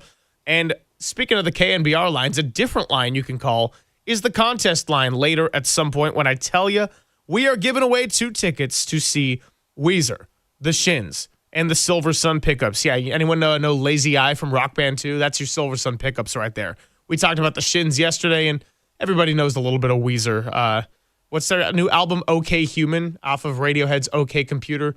Something like that. Anyway, we'll tell you later. 415-896-5627 will be the number to dial. That's going to be September 9th at Chase Center. And all you got to do is listen, be lucky caller number 10, and you will win. It's furnished by Live Nation. You can find the official rules at thesportsleader.com. All right, the other order of business today. We closed the show with the fact that I had to report credit card fraud, and I keep getting packages delivered to my place. It's half funny, and then there's also a small part of me that's like, bro, who has my address and what are they ordering? I don't think it's Walter's fault anymore. And I know Papa loves April Fools, which is tomorrow, so he's not off my suspect list if he was able to get his hands on my credit card. But, JD, here's the multiple choice question I'm going to be throwing out, and everyone can go and check it out. It's on my Twitter at Greg O. Silver. I guess that's Greg Zero Silver. So what came this morning in addition to what I already had, the Pampers wipes and the AI voice recorder powered by ChatGPT? Option A is going to be 6 one-piece swimsuits. Option B is going to be a hot pink cast iron pan. Option C is going to be 10 powder sunscreen brushes. And option D, 24 Play-Doh Easter eggs. You can go and cast your vote now, and I will reveal toward the end of the show. How about that? I just love that this just keeps coming. Like it's the gift that keeps giving. You know what I mean? My life has turned into the 12 days of Christmas, 12 days of Easter, or something like that. He's speechless. JD, the question that you threw out to us right before the break was, what do you feel about this team? And we're continuing to learn about so much. There's still a complete unknown. Shout out to our guy Bob Dylan in that regard. But how are we feeling about this team? Because I think that there are things you can point to that are both concerning. There are certainly things you could point to after last night that you would feel good about. Landon Root being one of those things, that's probably the lead of what I would feel the most positively about, because Adrian Hauser, we're going to get to see tomorrow on the day game. Tyler Mahle on a pitch limit, I thought looked pretty solid. Not perfect, but pretty solid against that Yankees lineup in a limited showing on Saturday. Logan Webb, we obviously have the expectations for him, and Robbie Ray looked pretty sharp himself outside of the one mistake to Aaron Judge. So if Landon Root can be that guy that you look at as taking that next leap, making it through a full 162, and being a consistent pitcher that you can really establish as the hopeful number 3 in this rotation, I think that bodes huge for the Giants, especially as they're going to look for guys to eat up a lot of innings to protect the bullpen early on. It does, and he's got the strikeout stuff when he's on, and he ends up with 7 strikeouts in 6 innings and only allows the 2 hits. So I think, I mean, he was, in addition to Vitello getting that first win, Landon Root is I think the story of the night, really, because the Giants didn't necessarily hit a ton last night. Now, they did get a couple of clutch hits, and they did hit that first home run, but only 6 hits, and the 3 runs. So to be able to win a game where you only score 3 runs, I think is a big deal. And why are you able to do that? Well, you're able to do that because Landon Roop goes out there against a still, I think, pretty vaunted, and they're a little cold here to begin the year looking at some of the numbers. But even losing a couple of players, the Padres lineup is still pretty darn good. when you look at Cronenworth and Tatis and Machado and Merrill and Bogarts, I mean, they got some guys. They had Castellanos as well to put closer to the bottom of the lineup. So for Roop to go out there against that lineup and dominate in the fashion that he did, it truly, I think, is on a night where it isn't Tony Vitello's first career managerial win in the big leagues. I think Landon Roop is the major headline that we're talking about with and bounce back for him coming off of the last time he pitched there, to your point. But I think it's an indicator that maybe the Giants are going to have to win a little bit more of the low scoring variety type games, especially in more of the pitcher friendly or even ballparks, right? Yep. You're going to get to this trip coming up here in the middle of April where you're going to go to some smaller parks, and I'm interested to see how does the team hit in terms of power and doubles and things like that when they get to those smaller parks. But playing in San Francisco to begin the year, 3 games, playing down in San Diego, going back and playing at home again here coming up over the next week, are the Giants going to have to win a little bit more of the small ball variety? And the way that you do that is by having elite pitching. And look, I think Ray was really good. I thought Malley was, you're right, solid, okay. Didn't kill you, but I don't think was great. And then now you get Landon Roop, who's dominant, better than any of the first 4 outings that the Giants have had. And I think it makes you maybe a little bit more optimistic about an area of this team that you would have thought back into the rotation that many had a lot of concerns about. Now, if he can't go through a full year, if those other guys can't get through a full year, we haven't seen Hauser pitch yet, then maybe it's a different conversation. Do the Giants have the reinforcements beyond those guys to be able to make the whole thing hold up? But, Landon Roop's dominance against that lineup in that spot where the Giants were feeling desperate, I think, for a win with the pressure mounting, that's a big-time start and a big-time performance for a young pitcher. And probably more so due to the fact that the lead wasn't getting extended. It was great to see Bader take advantage of that curveball, get the first home run of the year, and then Bailey and Schmidt at the bottom of the lineup, adding on a couple of more RBIs to make it 3-0. But you're kind of hoping, for the sake of not only Landon Roop, who is getting his first start of the year, but for that bullpen, which is going to get talked about so much throughout the season, you're hoping for everybody's sake that the Giants can maybe get a 4th or a 5th, because they are going to have to win a lot of close games. I think that's an early takeaway that we observed here coming up the top of the show.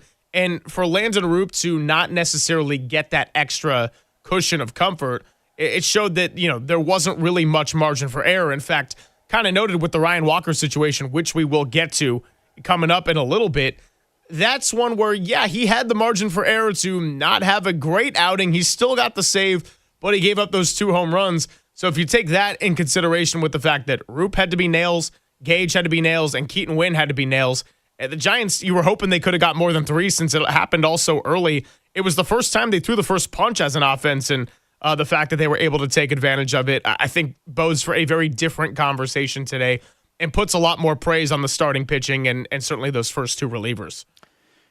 Get the lead, play clean, have the bullpen come through, and win, win even though it feels like it might slip away late. Like, all of those things have been, part of this team's DNA here for quite some time. And I'm not even going back to like the championship days, although I guess you probably could.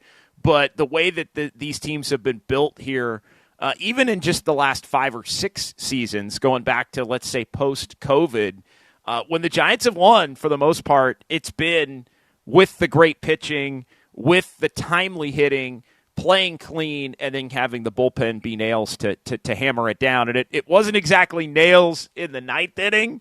It got a little shaky. But, again, to your point, they had the margin for error.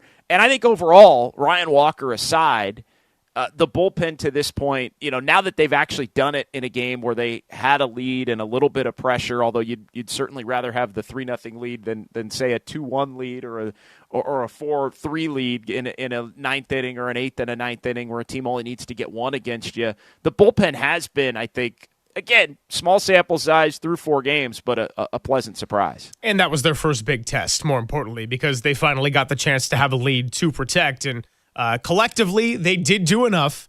We mentioned the first 2, and then obviously we'll get into the Walker side of it, but collectively, they did do enough to pass that very first test. By the way, also, Padres lineup, yeah, they got a lot of dudes. And when we went through the whole build of a power hitter and looking up and down this league and the type of hitters that all the starting pitching is going to have to face, that was not an easy lineup to hold down for a good 8 innings. And yeah, they made you pay a little bit in the 9th, but you mentioned it's not just Tatis and Machado. I feel like Cronenworth in particular, I looked up his stats against the Giants for his career, and it's nothing all that crazy. It just feels like Jake Cronenworth has a knack for the timely hit against the Giants and did it so many times last year when, remember, this is a Padres team that beat you 10 times out of 13, and in those 10 games, it felt like there was a lot of just beaten down, particularly that series at home when the Giants felt like they hit rock bottom there late in the summer, mid-August. So 808 KNBR, 415-808-5627. How you feeling about this team now as we continue to learn more about them? They get the 3-2 win last night against the Padres, 1-3. Big start for Logan Webb to try and see if he can put them in position to make it 2 in a row. And the Padres are reeling a little bit here to begin the season. They are also 1-3 and looking vulnerable for a Giants team that last year only beat San Diego 3 times. You've already got 1/3 of the amount of head-to-head victories as you had all of 2025. Can you make it another one tonight and really take advantage of the fact that the Padres appear to be off to a cooler start with different manager and a little bit of a different vibe than maybe we've seen surrounding them in the last couple of years. I think the Giants' belief that they can be contenders in part is rooted, Greg, in the fact that the Padres maybe aren't going to be as good as they've been here the last few years. And the Giants have a real opportunity, I think, now getting the jump in this series to really put it to them and maybe make them be the team that winds up in a hole that certainly they could dig themselves out of with all that talent that we just mentioned, but make them feel it a little bit in a different universe and see if you can't use that to get the jump on everybody, not named the Dodgers, at least in the NL West. Susan Slusser will join us at 11:50, and we'll talk to Marcus Thompson at 12:50. 415-808-5627, the number to join the conversation. It's Papa and Silver with JD on the Sports Leader. KNBR, the Sports Leader.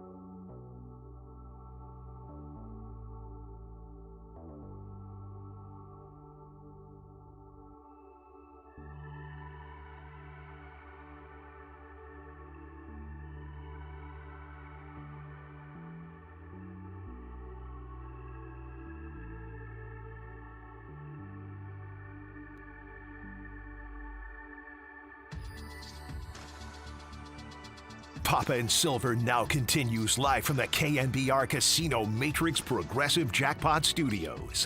Casino Matrix. Progressive jackpots are here. Where are you? Just drop in. Please play responsibly. 1-800-GAMBLER. Filling in for Greg Papa is John Dickinson on the Sports Leader.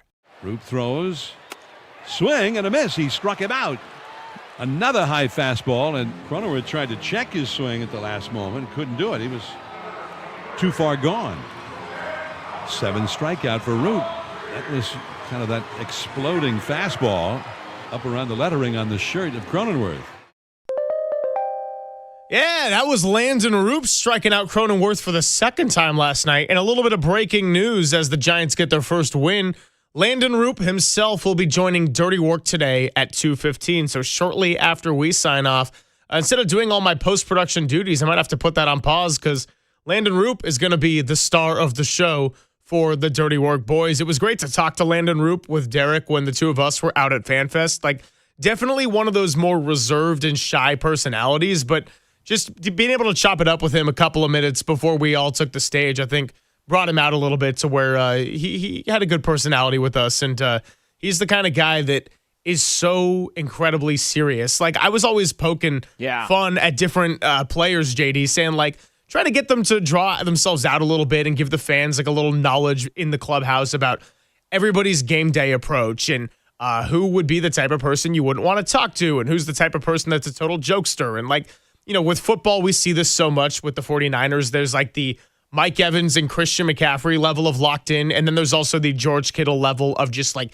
joyous, vibrant personality where it doesn't make one right and one wrong. It's just there are different levels of, I should say different ways of getting to this level and different types of personalities that can encapsulate any kind of competitive greatness. And Landon Roop was one of those guys that all of his teammates were telling us he's the type of guy you just don't talk to on a day that you got to start. It felt very Justin Verlander-esque from last year. And by the way, Verlander was pitching for the Tigers last night as he's got that homecoming. So that was kind of fun to monitor that one. Did get lit up a little bit.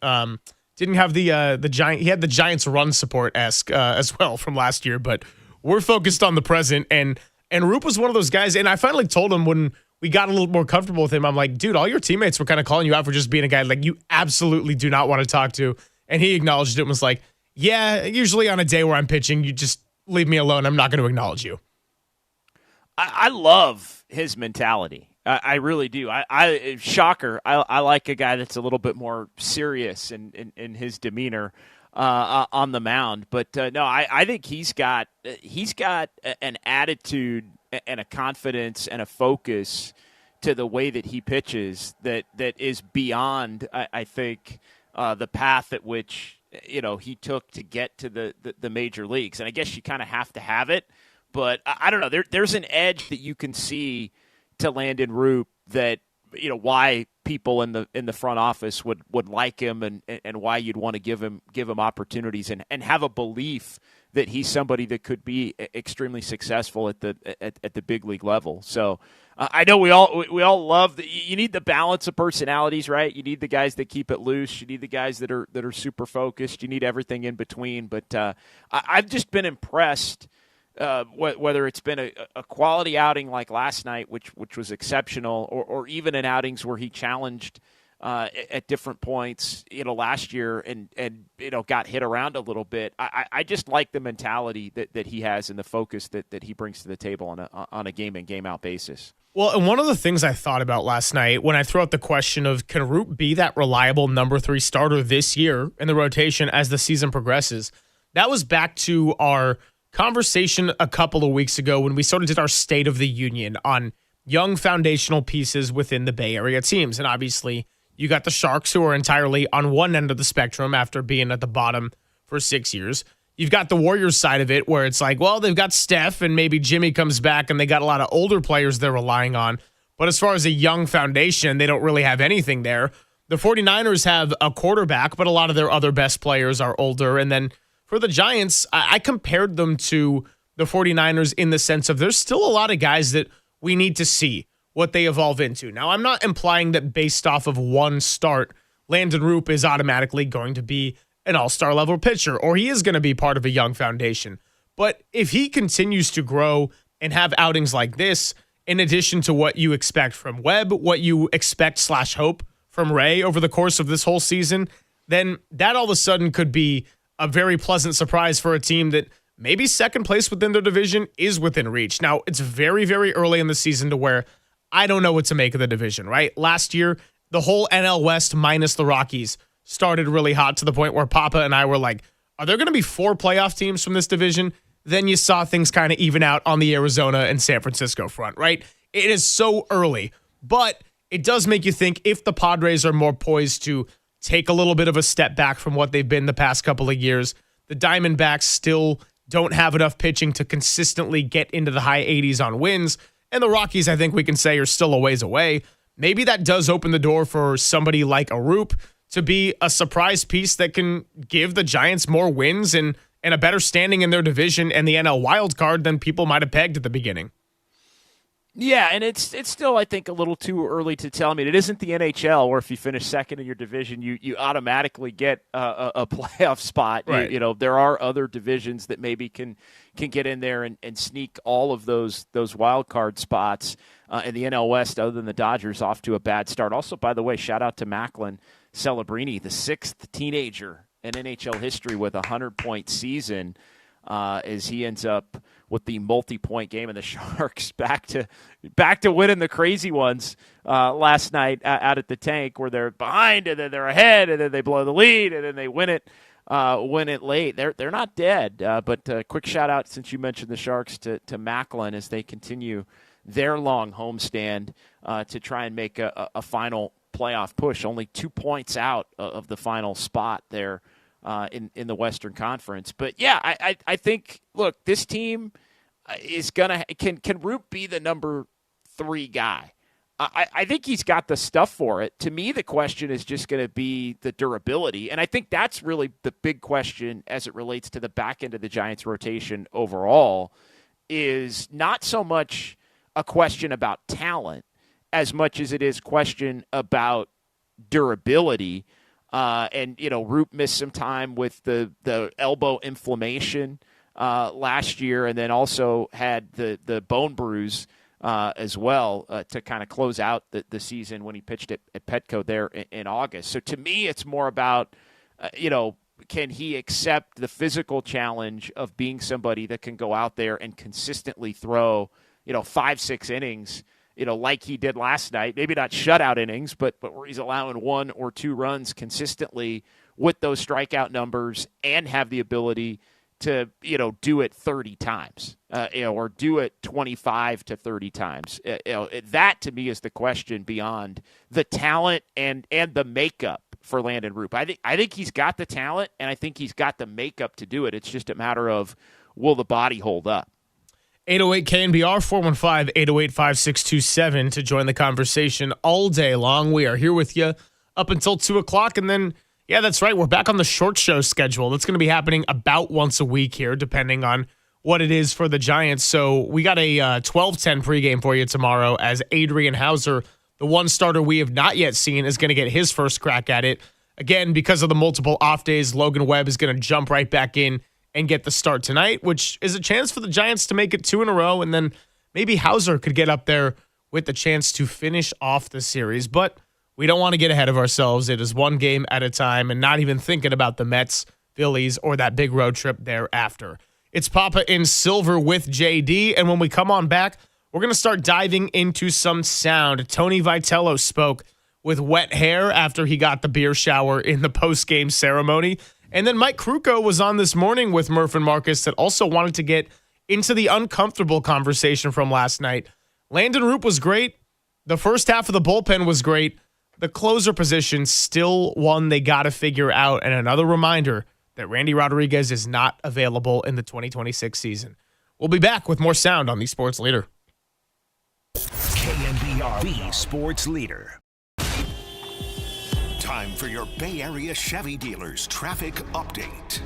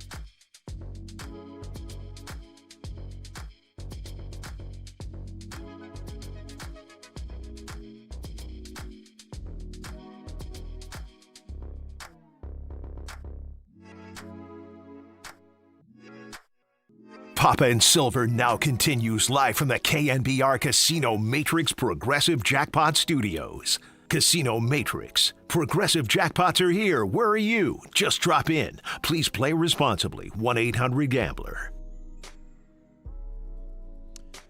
All right, it's Papa and Silver. Good to be with JD hanging out. We got Walter. We've got my mystery package. Again, go to my Twitter at Greg0Silver, and you can find out what I got shipped this morning, in addition to the Pampers wipes and the Chat GPT empowered voice recorder and whatever else may be in store for, I don't know if it's an April Fool's prank. I don't know if it's an Easter misconception or a good old scam, but we are having some fun with it this week. So got to make the most of life, right? A hodgepodge of things. Yeah, I'm looking forward to it. And I mean, I'm starting to actually blame Walter less the more obscure things come in, because I'm like, this actually does him no good at this point. Anyway, we are getting back into it. We got some sound for you. Tony Vitello gets his first win. What are we going to do about the closer situation? And JD, I know that you also are all about the people, and we've got the Golden State Lumber and Showroom text line in addition to the phone line. So anytime people want to chime in, hey, we're here for you from 10 to 2. Yeah, love the people on the Golden State Lumber and Showroom text line at 808-KNBR, 415-808-5627. 415 wrote, JD was pretty critical of the idea of Roop being a foundational piece for the Giants a week or two ago. Baseball teams need 6 or 7 starting pitchers to be successful. Roop has shown enough last year in his first start to be considered part of that. Now, look, maybe this is semantics, but we're talking about, I know you asked the question, can he be the number 3? Well, the Giants are telling you he's their number 4, by the way, to start the season. And so I did want to address it as great as he did pitch last night. I agree. He pitched pretty well last year. There's a difference between being a really good number 3 or number 4 starter and being a foundational piece. like you can be a really good number 3 and number 4 starter and not be a foundational piece unless you're somebody that's like, a Madison Bumgarner level, number 3 starter. And again, not all 3 starters are created equal. And again, at this point, Roop's a 4, just based on the way they've ordered the rotation as opposed to even the 3 with Malley being the third guy. But look, it's not an indictment. It's when I say don't think he can be a foundational piece, that is me saying I don't think he's an ace.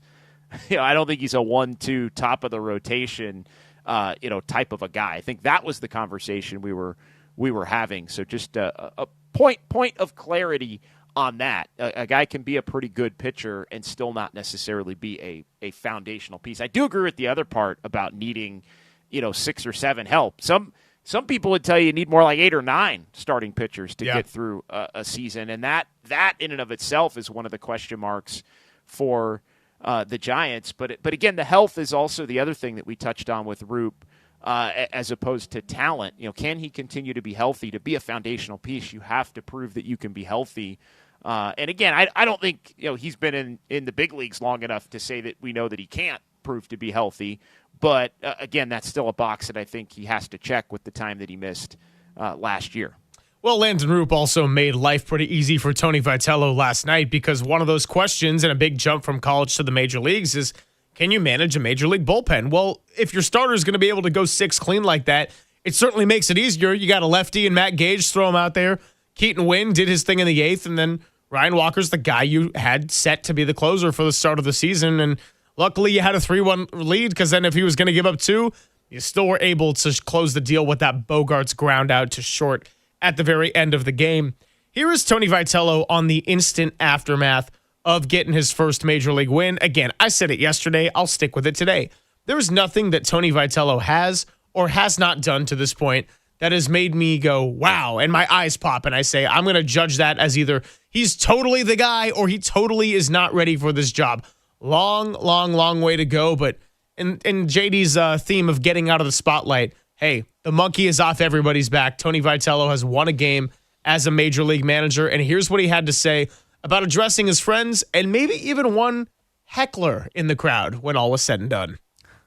Some guy kept harassing the hell out of me, and so I turned around to see who it finally was. I didn't know who he was, in a good way. He kept yelling my name, so I looked right away after I shook hands with Frank, and obviously we've got a longer relationship there. And then, for whatever reason in my head, if you start imagining stuff, I'd envisioned shaking Wash's hand after a win. So those were the first 2 things I did, and then eventually kind of looked around in the stands. Like I said, a guy yelling at me, but yeah, I kind of soaked in. I mean, if you get to the point in the 9th inning and you're doubting whether you're going to win, I'm just a big believer then the odds are you're not going to win. So with Walk being our guy and the way our guys had played, despite the, obviously it was a great swing, a 2-strike swing too, could feel everybody just forging ahead and feeling good vibes.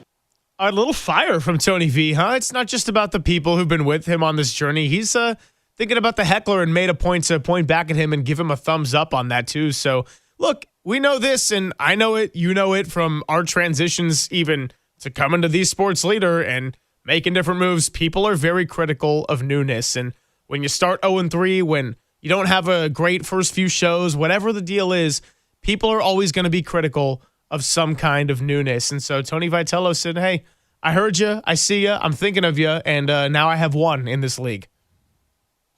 He needed that one badly because it was getting to the point where it was starting to feel, and look, it's early in a major league season where everything that everybody says about teams are going to win 60 and teams are going to lose 60 and all of that, and it's what happens in the other 42 games that determine your fit. Like, all of that stuff is true. It's early. It was a bad series against the Yankees. Like, all of those things are true, but he needed a win desperately. And because it was really starting to feel, even 3 games into the year, as if it was snowballing on him. And so to get the breath of fresh air that last night was, where you do hit a homer and you do get a well-pitched game from Landon Roop, and you do have some quality, bullpen outings from Gage and from Keaton Winn, it's just now everybody can kind of relax. Now there is, at least going into the game tonight, with your ace on the mound in Logan Webb, getting a crack at kind of bouncing back from a bad outing where the game was over basically in the 2nd inning because he didn't pitch well. Like, now everybody can kind of breathe a little bit of a sigh of relief and just go out and play. Like, I feel like today, in many ways, is going to feel like the first just kind of normal. You're not coming off an off day. You're not coming off a weird series. Like nobody's questioning the first win. I think there are a bunch of guys in the Giants lineup that still are struggling to begin the year, but they get another opportunity to snap out of it, some of these guys with Logan Webb on the mound. So I do think, momentum can flip very quickly. And I think the Giants are now, set up with Webb on the mound to maybe get another one and then settle into this thing. And when you lose, everybody focuses on, everybody's numbers and who's struggling and 0 for 10s and 1 for 11s can, they can really, I think, start to be more damning than maybe they need to be. But when you're winning a little bit here and there, people are less focused on the overall numbers, and there winds up being a little bit more breathing room to allow the numbers to kind of level off and settle in.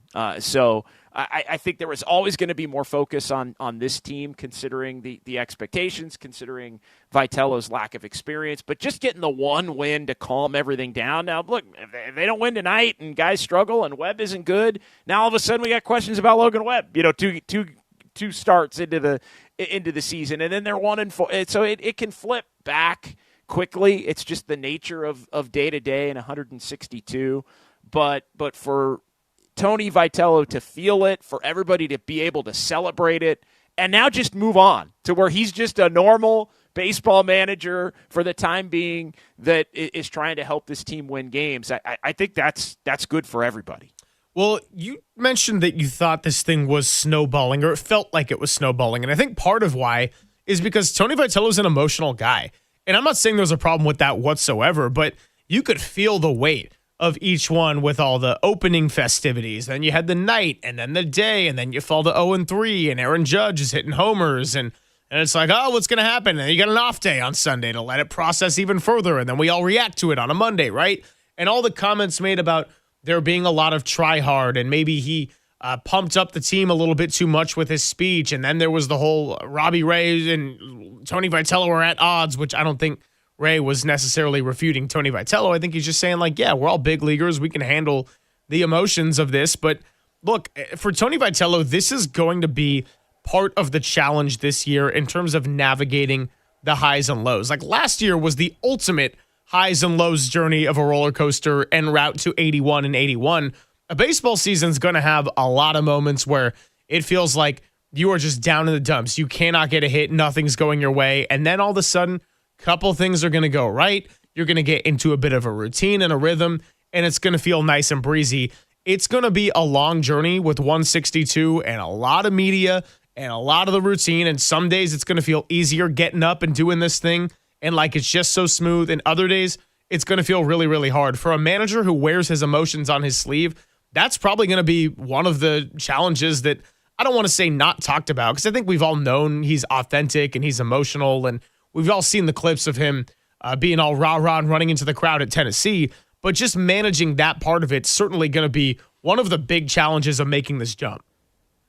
Well, I haven't sensed that he's been over the top with any of it, to be honest. I know he mentioned the speech, that maybe got the guys a little bit too amped to come out and play big early. But I don't feel as if Tony Vitello has been the person that's put too much pressure on the players to come out and have it feel like when things are not going well, that it's potentially snowballing. I think it's just the nature of his hire. I don't think it's necessarily anything that he's done. I just think it's the nature of the inexperience, the unconventional, the belief that when things don't go well, it's like, well, why would you, as I've said a bunch of times, like, why would you think that if things don't go well, it's obvious to point out, well, why would anybody think that it would go well when you do something as unconventional? To me, it's more been about that kind of stuff than it's been anything that Vitello has done. Like, I don't think he's had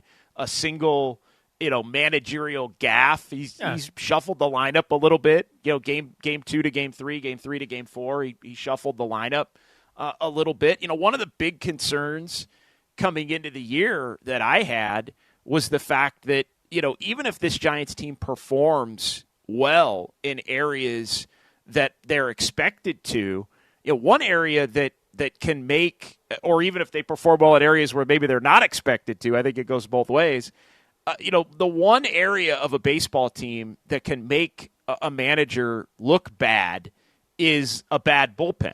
And so to me, as much as, you think they're going to hit, they haven't really hit yet. I'm pretty optimistic about the starting pitching. It's been, I think, mostly good to this point. Logan Webb's outing aside to begin the year. But the one thing that can make an already inexperienced manager with question marks look worse, even if it's not his fault, is a bad bullpen. So to have the guy, and I was concerned, frankly, that the Giants don't have enough quality arms in that bullpen to where they could be good, and the roles were going to get shifted around and all of that. And, I think the one thing that we're maybe seeing here and it's early, but is maybe the Giants have a little more talent in that bullpen, which at least is going to give him a chance in Vitello to be able to manage it and figure out some roles. And look, Gage was solid. Keaton Wynn was flat out dominant. He looked, again, small sample size, like a future closer, with that split. So, I think that's an early, again, we don't know the firm answer, but something that gives Vitello a better chance to succeed and not maybe get caught in some uncomfortable moments would be if the bullpen can be good. But that's all in the lead up to Ryan Walker, who really struggled. And again, the Giants got a little bit lucky potentially in that ninth inning. As refreshing as last night was, and you say get the monkey off your back and all of those things, and Webb tonight, they did not escape their first win of the year without having a question mark surrounding a position that is extremely important if you're going to win games on the margin and win close games, and that's the closer spot. Well, that's our perfect segue into our next piece of sound. That was from Mike Krukow, who was on with the morning show. So typically it's a Monday, Wednesday, Friday, but morning show, because of some schedule shuffling, had double trouble. Kype joined them and Kruk joined them, and Kruk was honest about Ryan Walker and the fact that he was missing a little bit high. And look, the microscope is on Ryan Walker right now as it relates to the bullpen, because that was the case even going into the season. It's not on Tony Vitello using Ryan Walker yet, but that could change real quick if we continue to see outings like last night stack up, blown save or otherwise. Here was Mike Krukow this morning talking about Ryan Walker and how he just isn't quite in command of the zone, missing a little bit high, and we saw those first 5 pitches all go for balls, immediate leadoff walk. Never something you want to see from your closer. Well, it's an issue. I don't think he's comfortable with that spot. And I think that because of how big it was to the team and how big it was to his manager, I think that, he pressed. If you look at him, and, he's really unique because of his big crossover step. He's only got 2 pitches, a 2-seam fastball and a slider, period. When he's effective, he's able to hit corners, and he's able to establish knee-high location very, very quickly. When he's not comfortable, he'll miss high.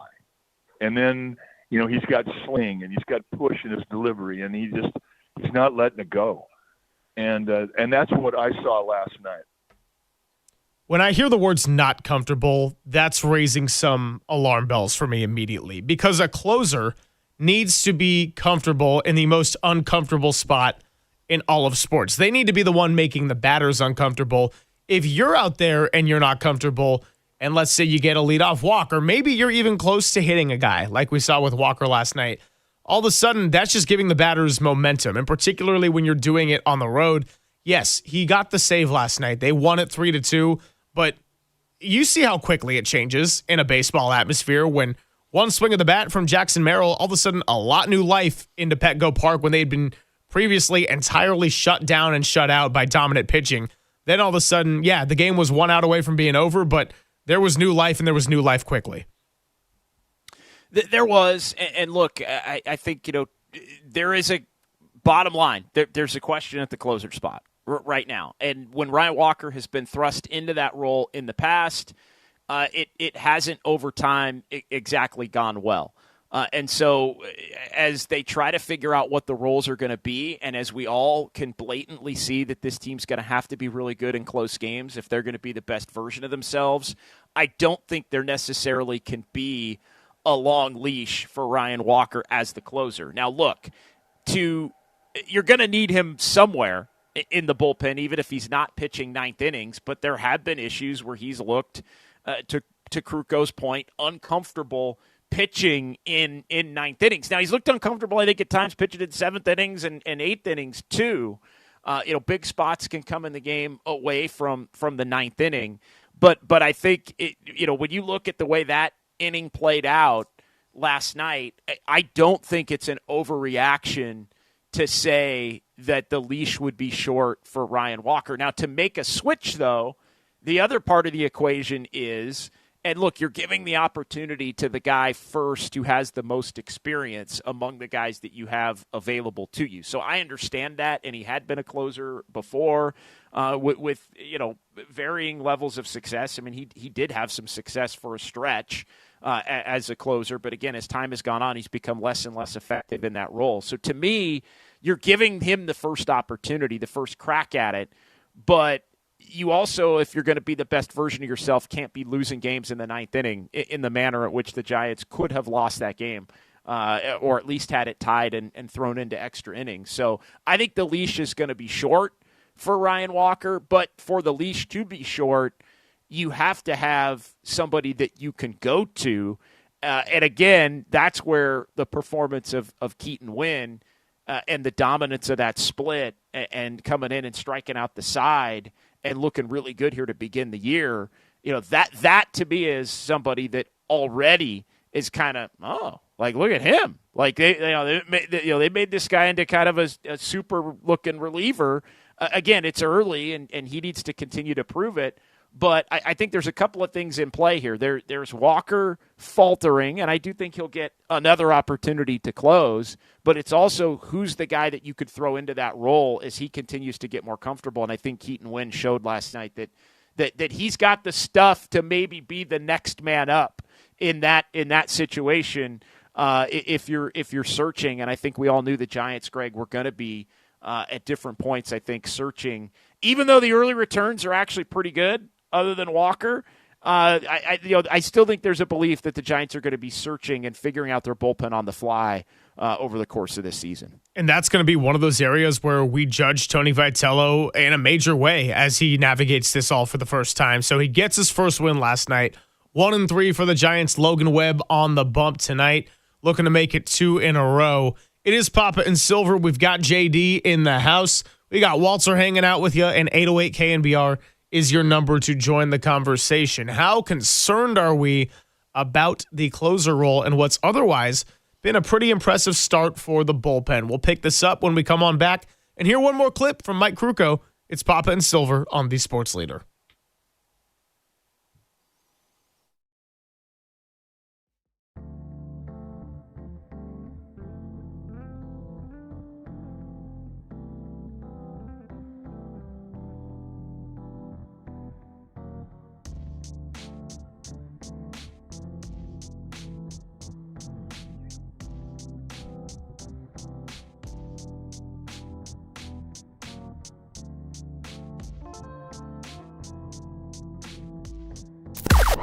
Now, from the O'Donnell Financial Group Sports Desk. Learn more at odfigroup.com. O'Donnell Financial Group, because planning is a process, not a product.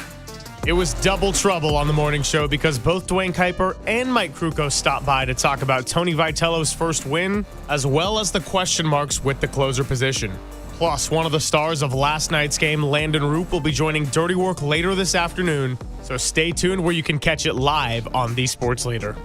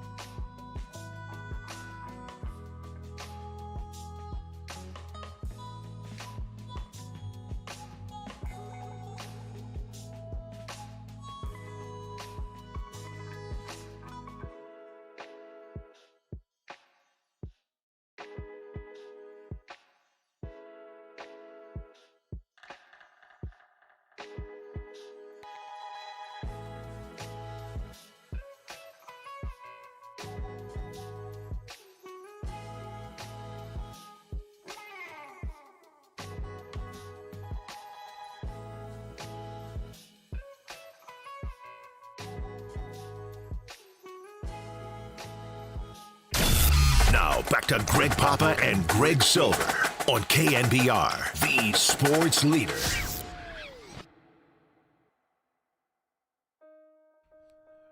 Filling in for Greg Papa is John Dickinson on the sports leader.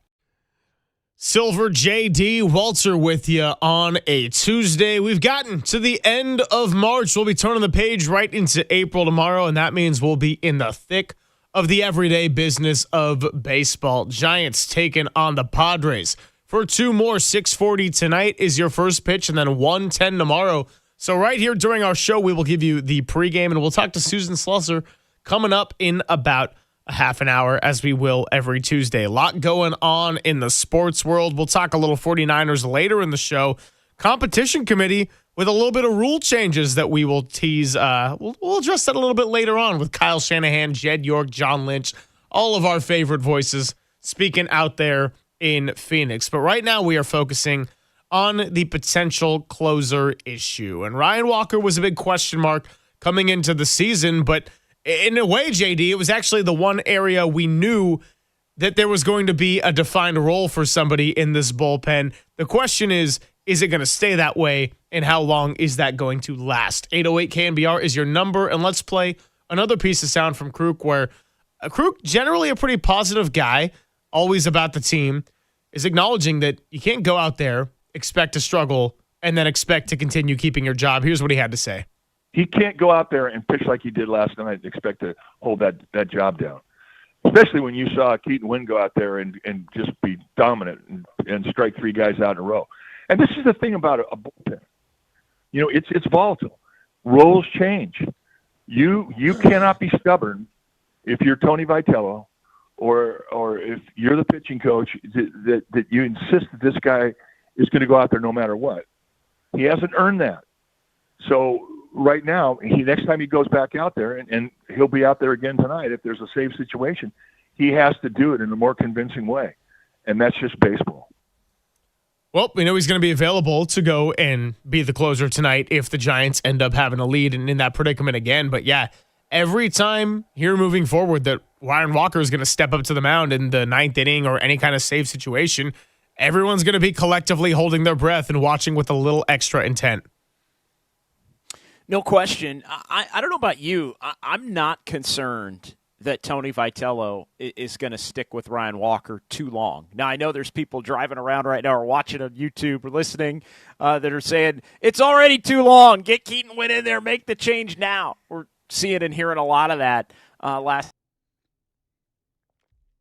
But I think Ryan Walker's one bad outing, one more outing that looked even like last night, even if he winds up getting the save away from the Giants going in another direction. Like, I do not think Tony Vitello is going to fear taking Ryan Walker out of the closer role and maybe shuffling the deck and going to Keaton Wynn or giving somebody else an opportunity if maybe that doesn't work out. Like, I think we've seen, and closer is different. And again, you do need Ryan Walker, even if he's not going to be your 9th inning guy, to be your 7th inning guy or your 8th inning guy. It's not as if Ryan Walker goes from 9th inning guy to somebody that's just never going to pitch, off of one bad outing or looking shaky in an outing where he gets a save.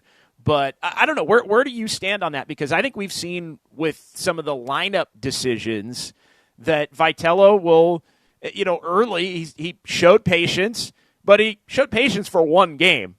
So I kind of feel like Walker's going to get one more shot, and it's not as if Ryan Walker is this entrenched, multi-year dominant at some point closer to where if you take him out of the role, it's going to be this major problem. If anything, I think the nature by which the Giants bullpen is built with a bunch of guys that don't have a lot of experience, it lends itself to the roles being earned by performance up and down. And so I actually think that as much as it may petrify, some Giant fans with all of the unknowns, the way it's built, it's not like they owe anybody anything in that bullpen. They can just let the guys who pitch well assume the best roles to be able to attempt to finish games.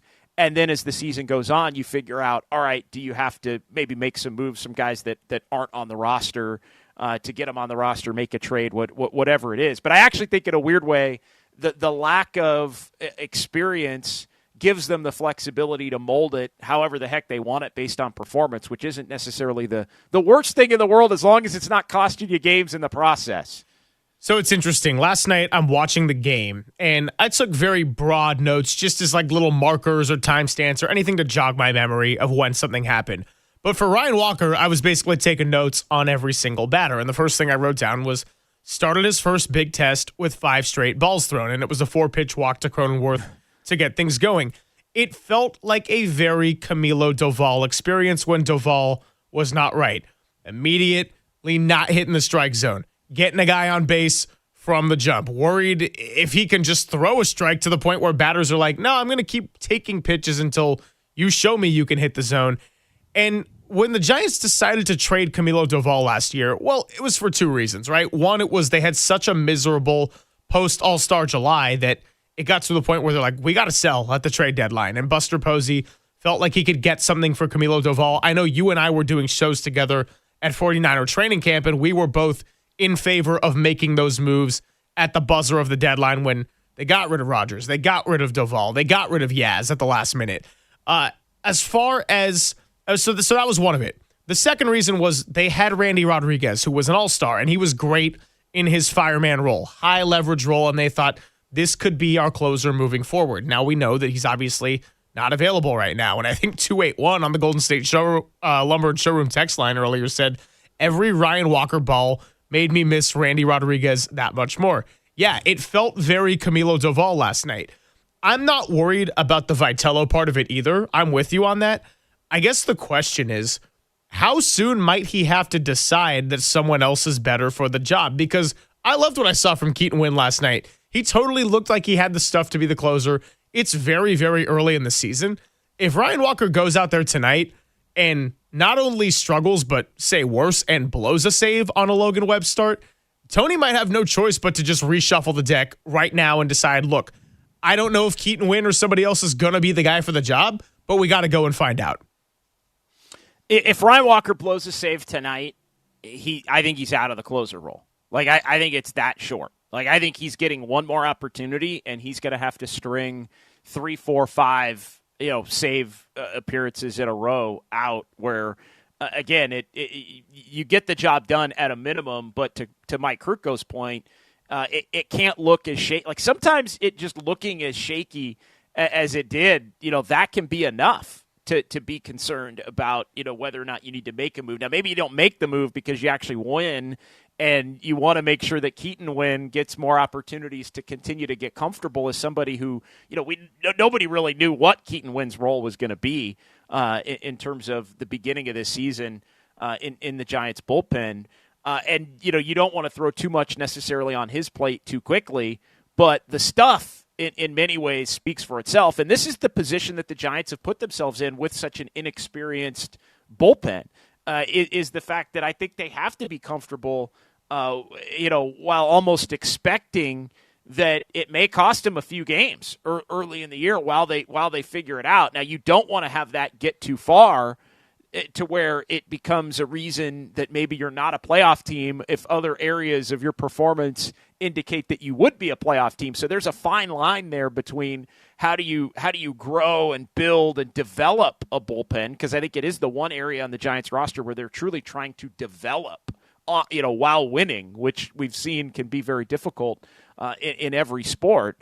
But I also think the leash is short, man. Like I think if he were to go out there and blow a save tonight, I think there'd be a different pitcher in the closer role the next opportunity, if that was tomorrow afternoon or sometime over the weekend when the Giants take on the Mets. I do think it's that fragile, and Walker has never been so dominant. I mean, you mentioned Doval. Like, it felt like Doval. You're right. It felt like Doval without the stuff. Well, that's exactly what 530 just chimed in. They said, reminded me of Doval, but without having ever led the NL in saves and the stuff and the All-Star appearance. Yeah.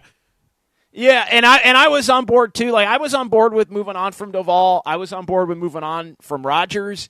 I was on board with not bringing Rodgers back. I know, very unpopular opinion, but I was not on board with riding it out necessarily. If your expectation is to be a playoff team, which I believe that it is in the front office, if your expectation is to be a playoff team, to me you would have added probably a couple of veteran options to the bullpen, in addition to somebody that could probably close, probably a closer and a veteran, middle or setup kind of a guy.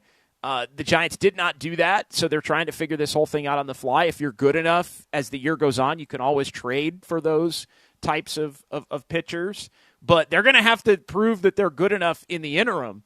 And Keaton Wynn's an early bright spot there. Gage pitched pretty well last year and has, continued that to this year and was good last night.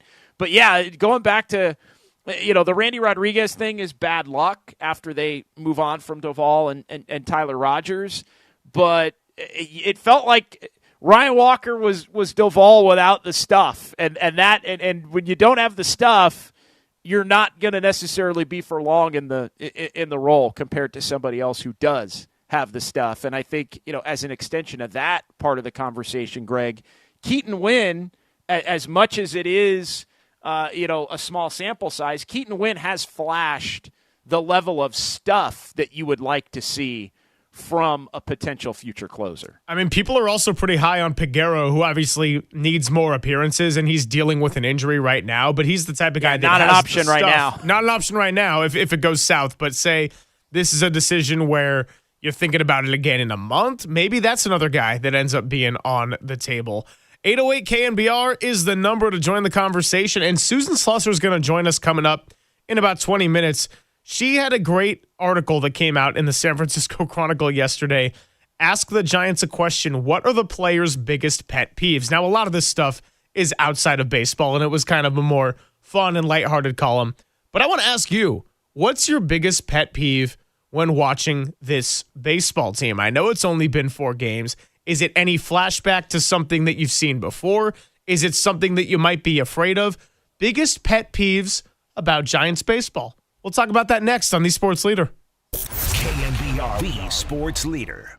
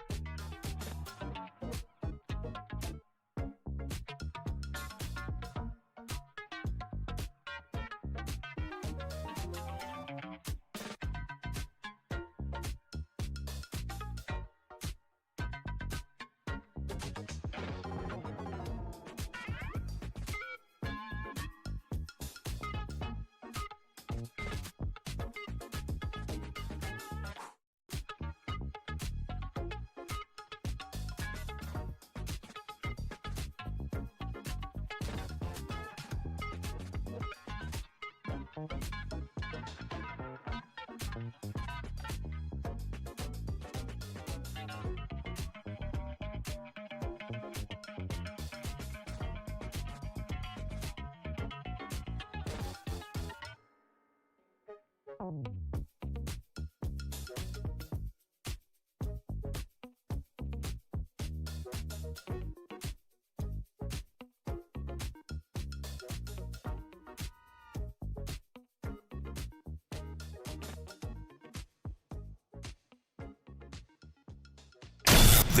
is Papa and Silver on KNBR, the sports leader.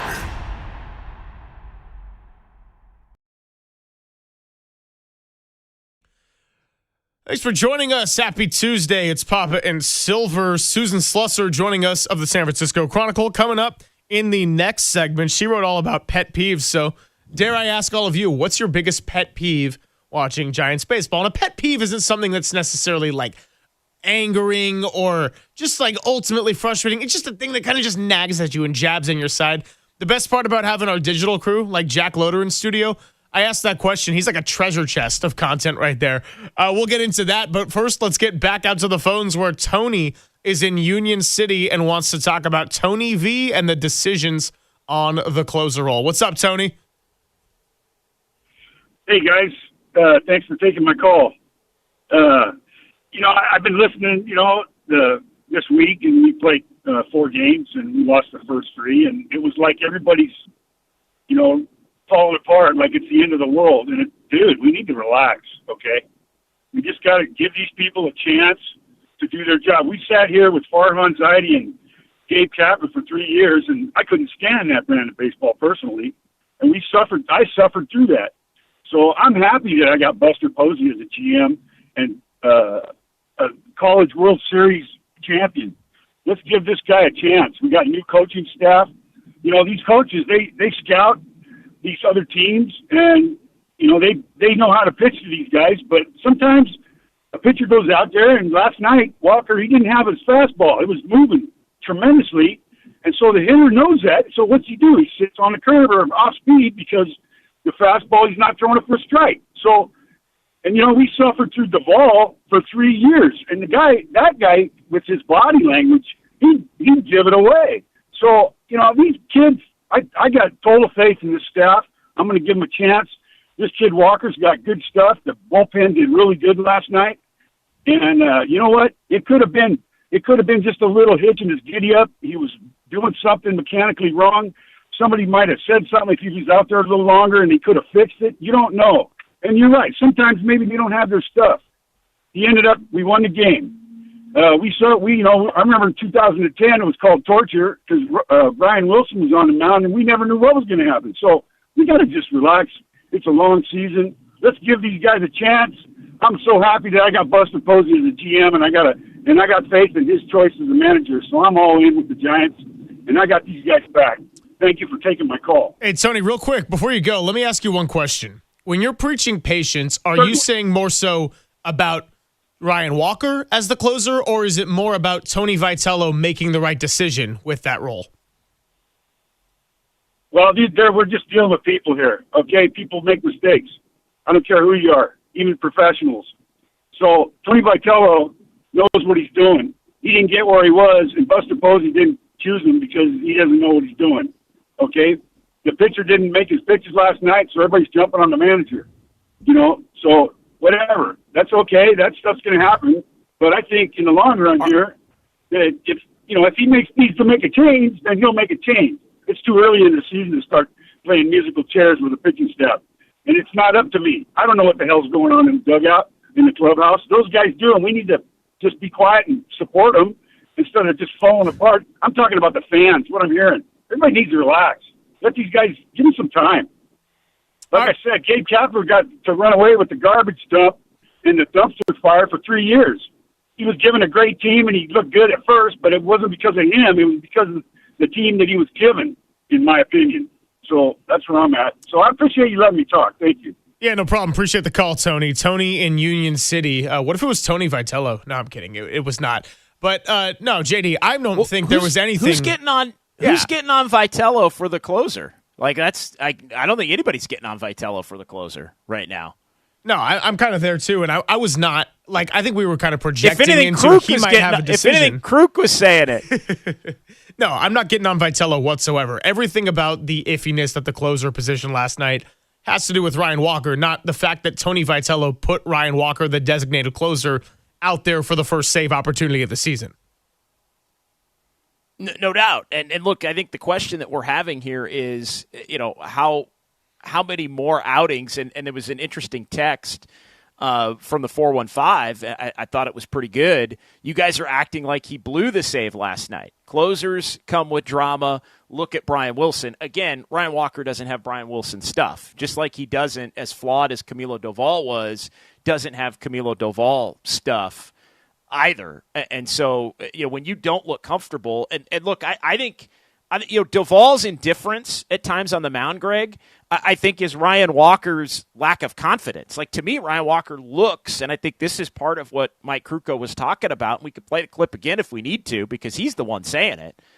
If he looks unconfident on the mound, and you can't have a closer that's going to look unconfident and like he doesn't believe in his command out there on the mound. And if you do, and it continues, then you're going to have to look to make a change. And, this team may be forced, Greg, to make a change more quickly than another team because they are going to have to win a bunch of games, kind of like they did last night on the margins.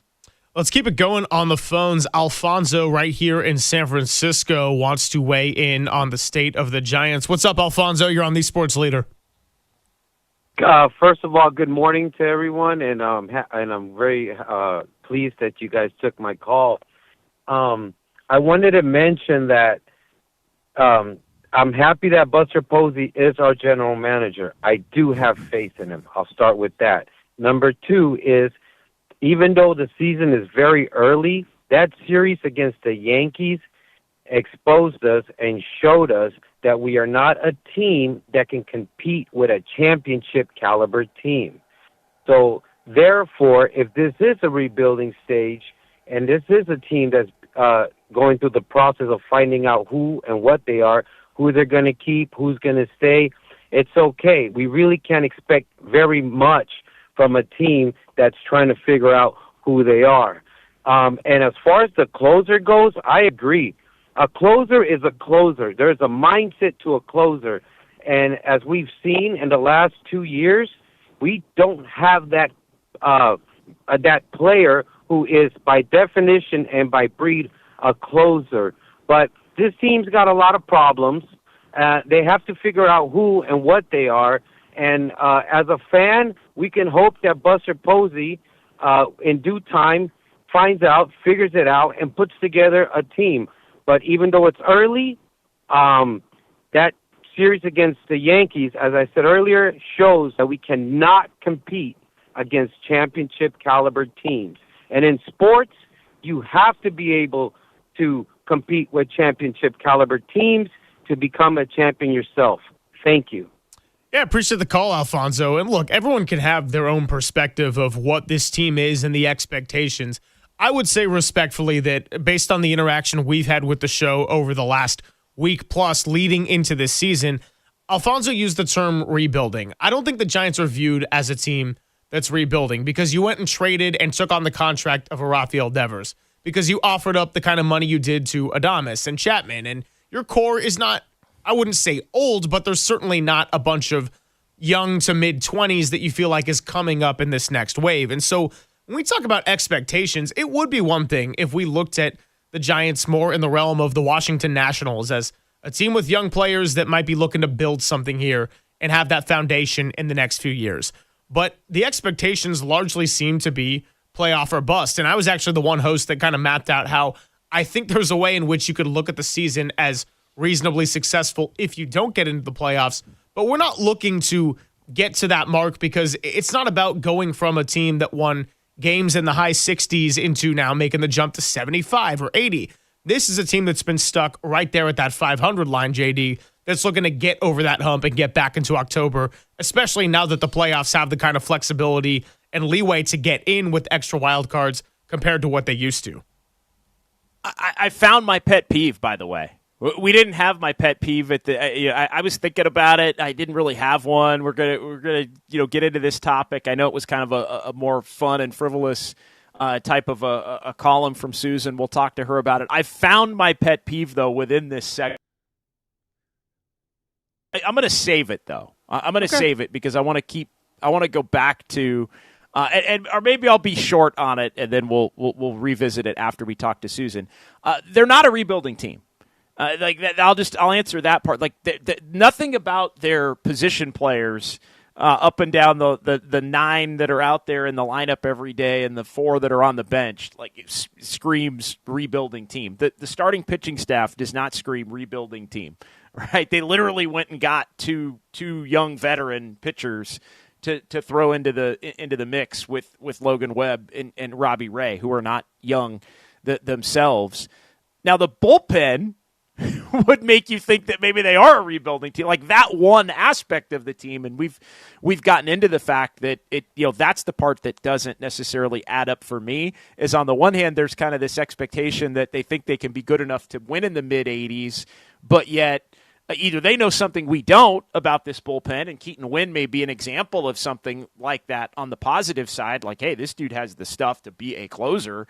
Maybe by the first third of the season or the first half of the season at some point. So that's one thing. The other thing to touch on is just the notion from the caller that the Yankee series says this team can't compete with championship caliber teams. I don't think we literally know the answer to that until they play more of those teams, and obviously it hasn't been pretty when they've played the Dodgers of late in recent years. But here's the other part to that.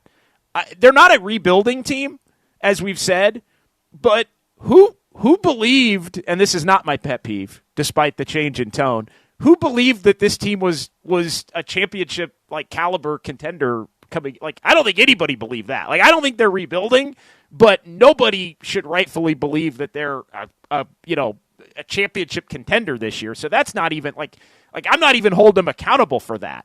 If anything, they're kind of caught in the middle as to where they're and look, in baseball, you can sometimes get caught in the middle and get in and catch lightning in a bottle and all of that. We don't need to get into that now, but I don't think it should come as a surprise that they're not necessarily a contender. Does that mean they're going to lose every game to contenders? No, of course not. But so that, I don't know. That's kind of where I'm at as it relates to the caller. And then I can give you the pet peeve, but I don't know. We can I can give you the pet peeve, or I can hold the pet peeve. Maybe we'll ask Susan, and she'll bring it out of both of us. Susan Slusser will join us from the San Francisco Chronicle. We do it every Tuesday, usually right at this time. So sit back and enjoy it. We'll be back with Susan Slusser on the Yuma guest line. It's Papa and Silver on the Sports Leader. KNBR, the Sports Leader. Time for your Bay Area Chevy dealers traffic update.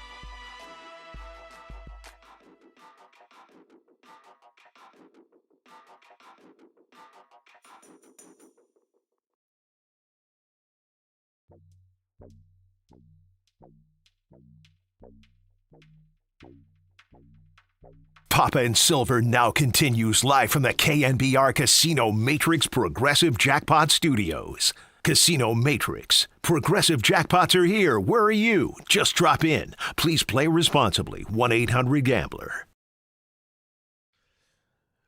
Thanks for joining us. It's Silver, JD, Walter with you here on a Tuesday. We'll take you up till 2 o'clock, and then Landon RP is going to be joining Dirty Work early today, which means they got to be on their own clock. But guess what, Walter? That sounds like a Tim problem. Yeah, I'm good with the clock. We're a good clock management show, and it is time always at this juncture in the week when we talk to Susan Slusser of the San Francisco Chronicle. Last time we talked to Susan, it was a lot of speculation. This time, we actually got 4 baseball games to digest, and she joins us on the UMA guest line. How are you, Susan? Great. How are you guys? Yeah, we're doing well. We actually were just having fun in the last segment with the theme of the column that you just put out about the pet peeves of the Giants players, and that's a good way to get to know their personality, and we were just kind of going down the pet peeve rabbit hole. I guess I'll just start by asking, as a beat writer in the sport of baseball, where it's just a 6-month grind daily, a lot of travel. You've been doing this for so long. What would you say your biggest pet peeve is when we get to the season and you're back on the routine? Oh my gosh, I have so many just like beat writers, little tiny pet peeves. I could probably go on all day and people wouldn't really care about it. But I do think that people that watch a lot of interviews, like group interview sessions or post-game, stuff like that, will agree with me. I hate the performative question. The I know more than you do sort of sound like when you're talking to somebody who obviously knows way more than you do. We're just writers. We're just media members. But sort of like I'm going to preface this with a whole bunch of information about what I know and what do you think? I hate that. It's kind of a time waster too. And you can see and almost feel people kind of rolling their eyes, including the subjects of the interview sometimes. So yeah, don't care for that. I mean, I would also imagine that in today's day and age, all the aggregating accounts on social media where it's like Greg Silver says on KNBR, Susan Slusser hates know-it-alls and she hates everyone. I mean, that's accurate, No. but yes, if someone wants to aggregate that, go for it. But yeah, aggregation just in general drives, especially us like the legacy media or whatever we are, newspapers, sort of, so that drives us nuts. It's putting a lot of outlets out of business. And once we all got a business, what are they going to aggregate? I don't know. Well, it's always interesting, Susan, because it's along the lines of your pet peeve. One of mine is those who ask a question just to hear themselves ask a question, which I think is kind of a different. That's a little different angle to what you're saying, and it's like you always want to ask a question and participate and have something that can further a conversation, but you don't want to just. You're better off not asking the question if you're only asking the question to hear yourself on the microphone on the somebody's YouTube feed or on NBC Sports Bay Area afterwards, which 100%. It feels like that happens sometimes. Yeah, it's kind of like I'm here. I feel like I have to ask something. There's a variation of that that's even more maddening. It's the asking a question that's actually already been asked because you feel like you need to ask something, or you're just flat not paying attention. Like that's what. Like why are you there? Like are you not? How are you not paying attention to this thing that's going on in front of you? Or just why are you restating something that's been answered? It's See what you guys have done. I'm blaming Greg, Susan, because I told Greg during the break, don't do this because we're going to end up on a tangent. People are going to be screaming at us for being too negative. All right, well, Susan. Etiquette. Yeah, I mean, look, I'll take the blame and I'll also take the responsibility of steering this vehicle back on the baseball subject. So before we even get into anything with last night and Tony Vitello's first win, it seemed just like there was this giant weight lifted off of everyone's shoulders, and you can understand the reasons why, but I also want to get your perspective on just the first week and the mood that was in that clubhouse and in those press conferences where you had all these festivities, you had multiple openings. The Giants obviously did not produce offensively anything close to the way that they wanted to, and Tony Vitello being a guy who wears his emotions on his sleeve, you could feel this kind of heaviness even just tuning into media and reading articles and seeing videos online. What was it like being in that atmosphere where yes, it was 3 out of 162, but also maybe due to a lot of the pageantry and festivities and the new manager and the storylines, it kind of felt like a little bit more than that. It absolutely did. There was a very strange, the whole, just a 3-game little homestand, but the whole thing felt a little bit strange, a little bit off, maybe the wrong word, but there was just so much going on, especially the first two different openers and Netflix, the Yankees always heightening everything. And then the Tony Vitello storyline, which is, look, it's a legit storyline. It's, nationally and locally, it hasn't been done before. And then a team doesn't score for 2 games, that kind of lends itself to everything doesn't feel quite right, and there's even more focus on it. If it happens in the middle of the season, we all know fans, even the fans that are doing the biggest knee-jerk reactions to this, they know in the middle of the season, if you lose 3 in a row, nobody's worried about it. 2 shutouts in a row, you go like, that's not great. Maybe there's some questions about the offense, but you're not losing your mind over it. You're not going you're not calling for the front office to be fired or a new manager or anything like that. There were so many ridiculous takes in social media and even some with the media. I've seen a few things and kind of more like that, the aggregator crowd. But just a really crazy responses to, just 3 games. A lot right on it, but it did feel weird. It was a strain. It did not feel normal. I think everybody's hoping that, and probably Tony Vitello more than anybody, that we can just kind of get into a nice little routine, a group, and everybody can feel comfortable, and the Giants can come back home, and it's just normal. Normal would be great. Yeah, no question, Susan. To keep it on Tony, just what of the first 3 games, or even the first 4 games now that they picked up the win last night, has there been anything maybe that's surprised you, just in terms of a decision or just how the club has been managed, by him? Is there anything that maybe you didn't expect that you've sort of seen? Again, I'm not asking you to make a grandiose impression through 4 games, but did anything stand out to you that was maybe a surprise above other things? Nothing super egregious, like little things in the first few games. I would have liked him to use his bench in that late in that first game, just to kind of get everybody current. He himself admitted in the game 3, it would have been great to pitch around Judge. That's pretty evident. I'm a little surprised that Casey Schmidt has been at first every day, especially with an offense that's underproduced, particularly in those first 3 games. I wouldn't mind seeing Gerard Encarnacion get some at-bats. He does play first base. He's not quite as good. Casey Schmidt is such a good defensive player, but Gerard's not going to kill you. Get the bat in there, especially with the offense kind of flailing. This lineup is a good lineup, and we spent the whole spring writing about the lineup's going to be better. They're going to score runs. I fully believe that. They got a couple really good pitchers to start off with, and there was so much going on. That's an asterisk to me. So, but I even so, maybe mix it up a little, throw Gerard out there. I think everybody's looking forward to when Rafael Devers can play in the field. I don't think it's very far away.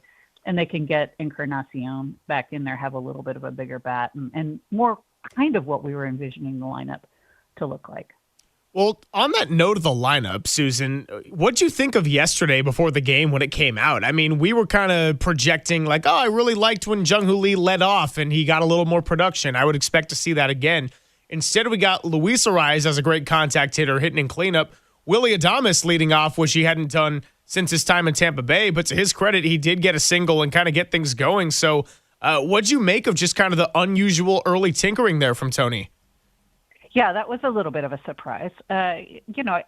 Most of these guys can hit anywhere, and really it's just the first couple innings that it matters, and then it really doesn't for me. It's more like who's hitting behind whom, who's, what order, whether it's left, right, how vulnerable they might be to, left-handed relievers, that kind of thing.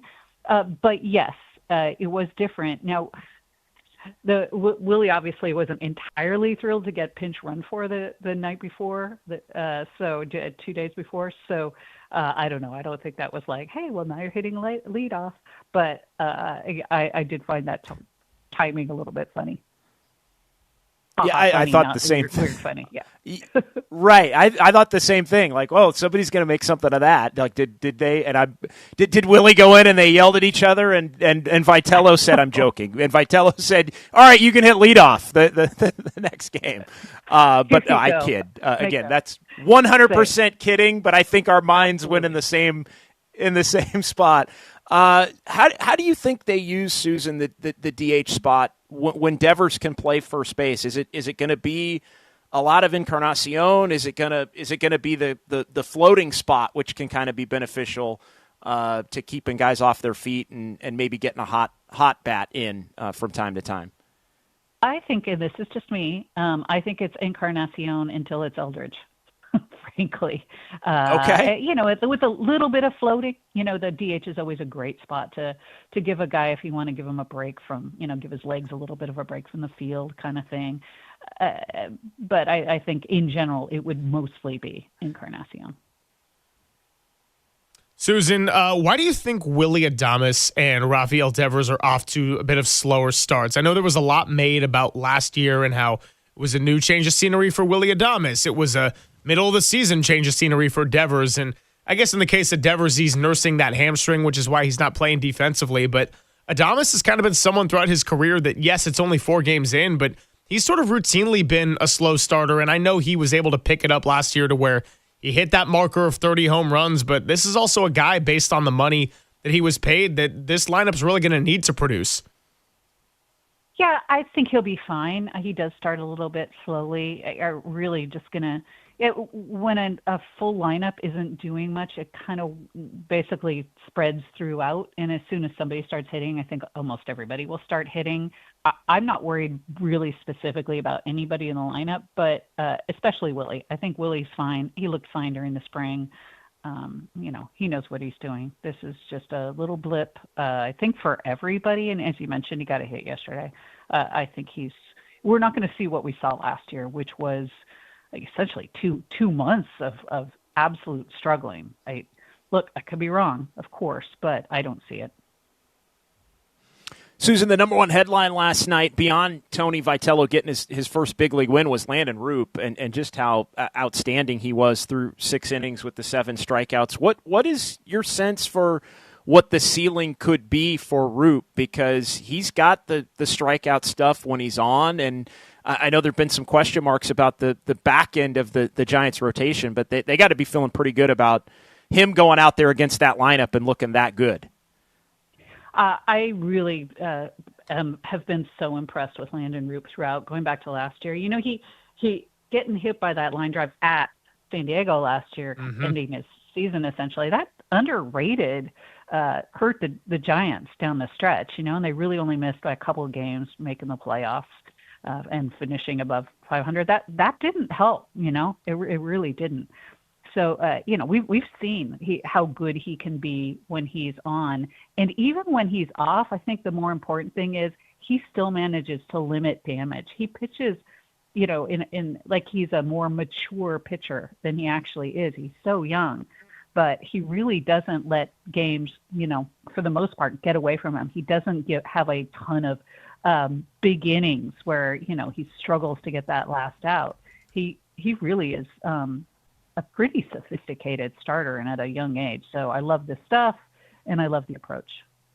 All right, a couple more for you, Susan. So we were saying early on in the show, one of our takeaways was great win for the Giants, and it was also a reminder that when they do win games, it's more likely than not going to be in the fashion of having to do it in a close way.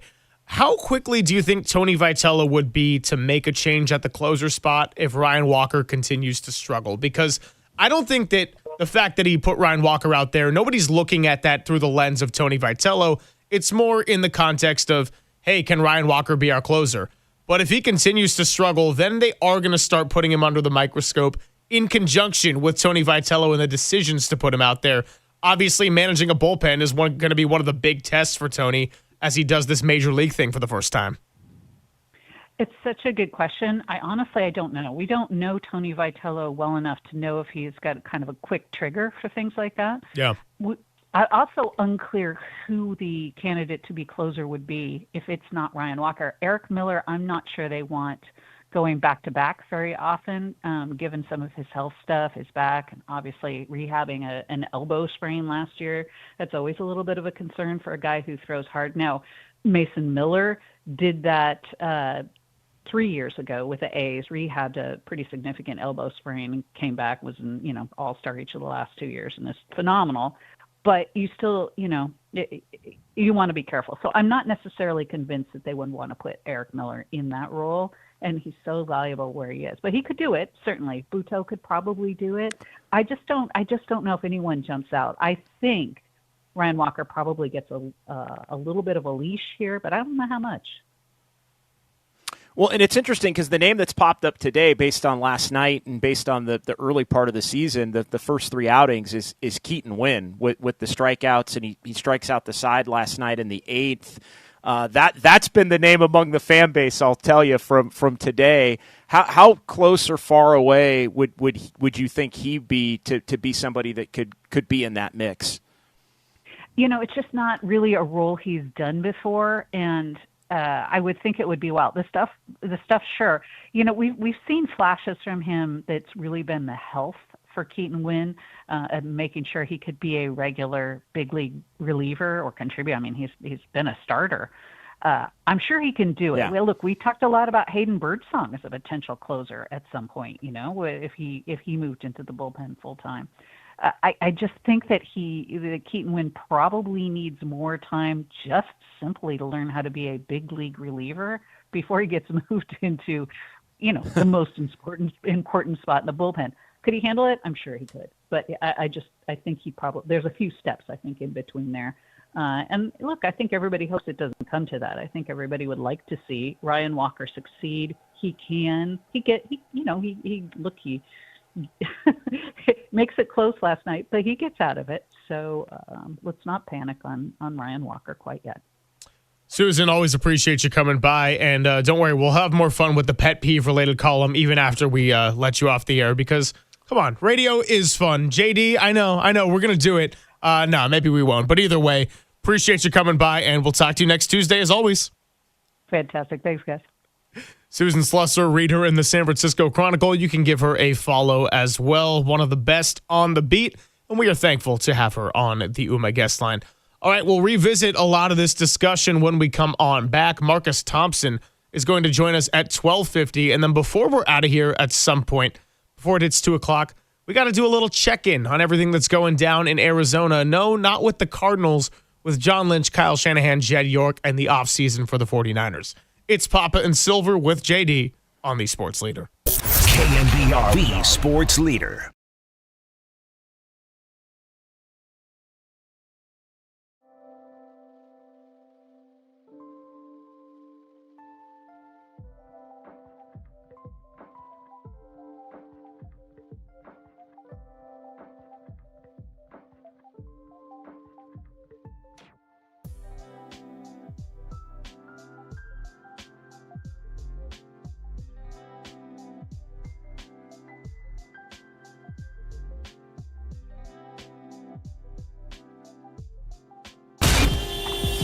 Time for your Bay Area Chevy dealers traffic update.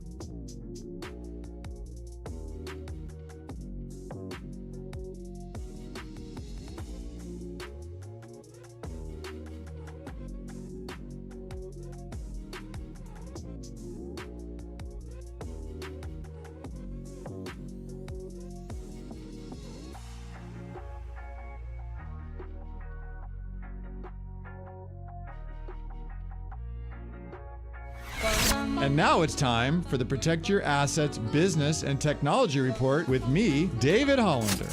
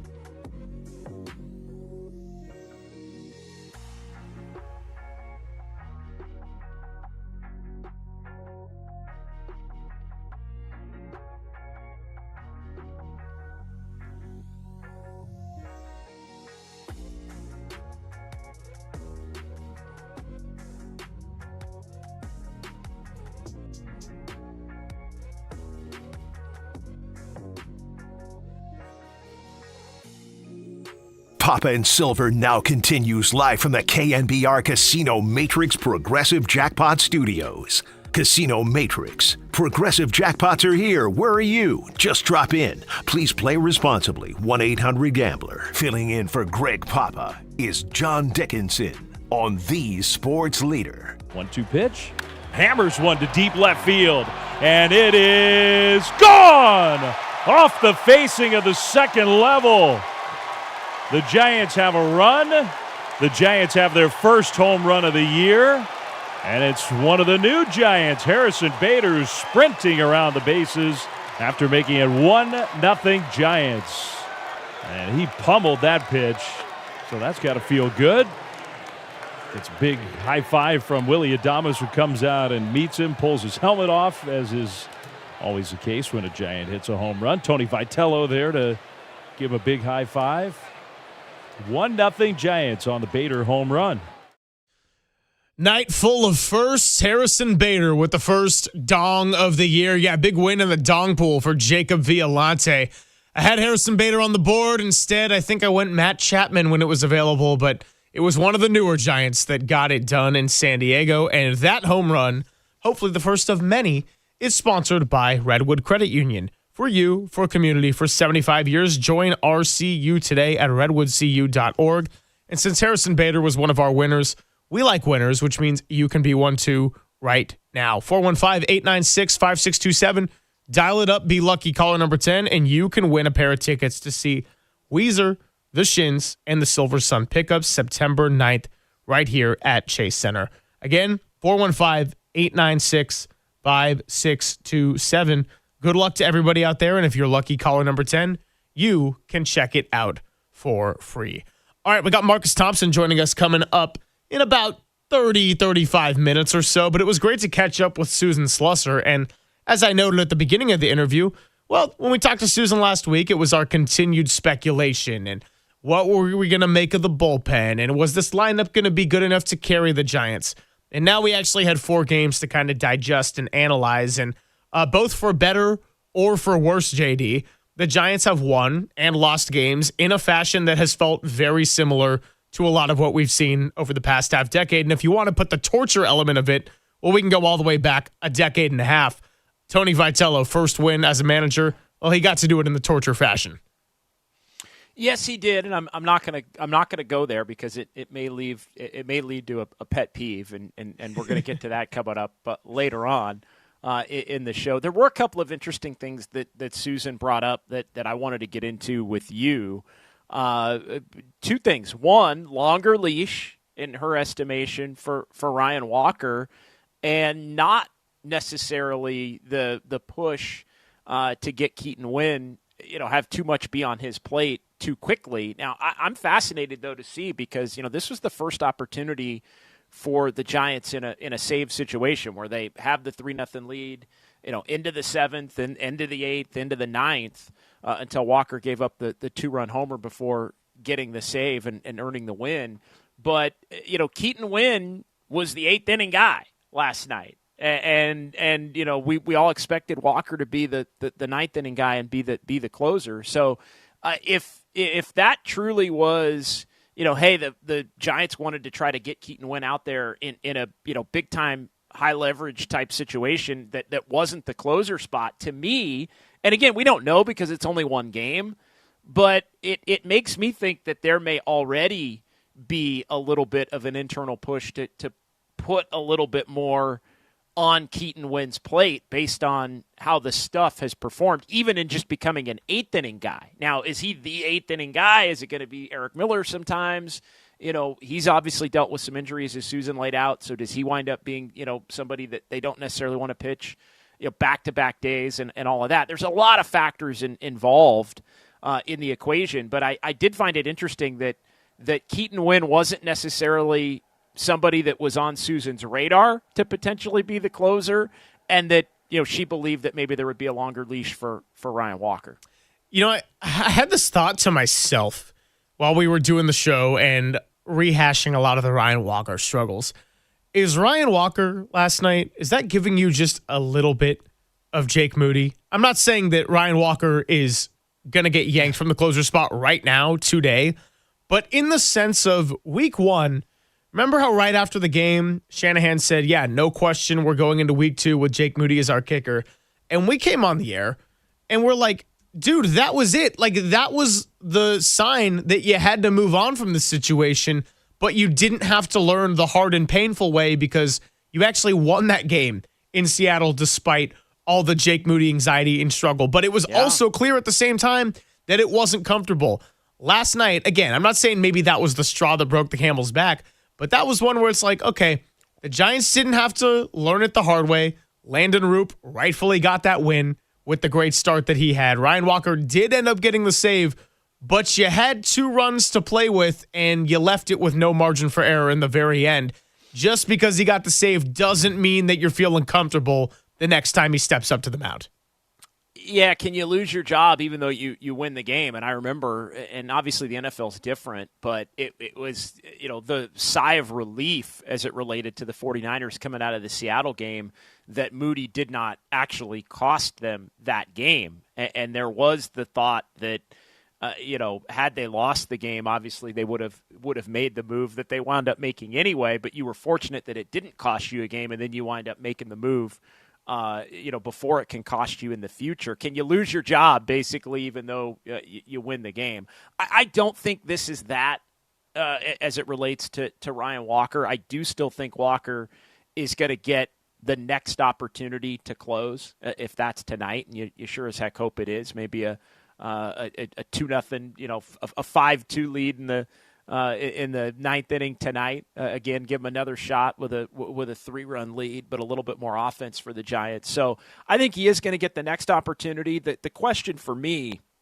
is how many opportunities beyond that, if he looks shaky, although gets the save again, or if he actually blows one. Because it does feel like without stringing together a few saves in save situations that look a little more comfortable than last night's did, I do think the first fail basically is probably going to lead to a different option, and Tony Vitello going to it. And I know Susan had brought in, she doesn't know, and it's fair, she's right.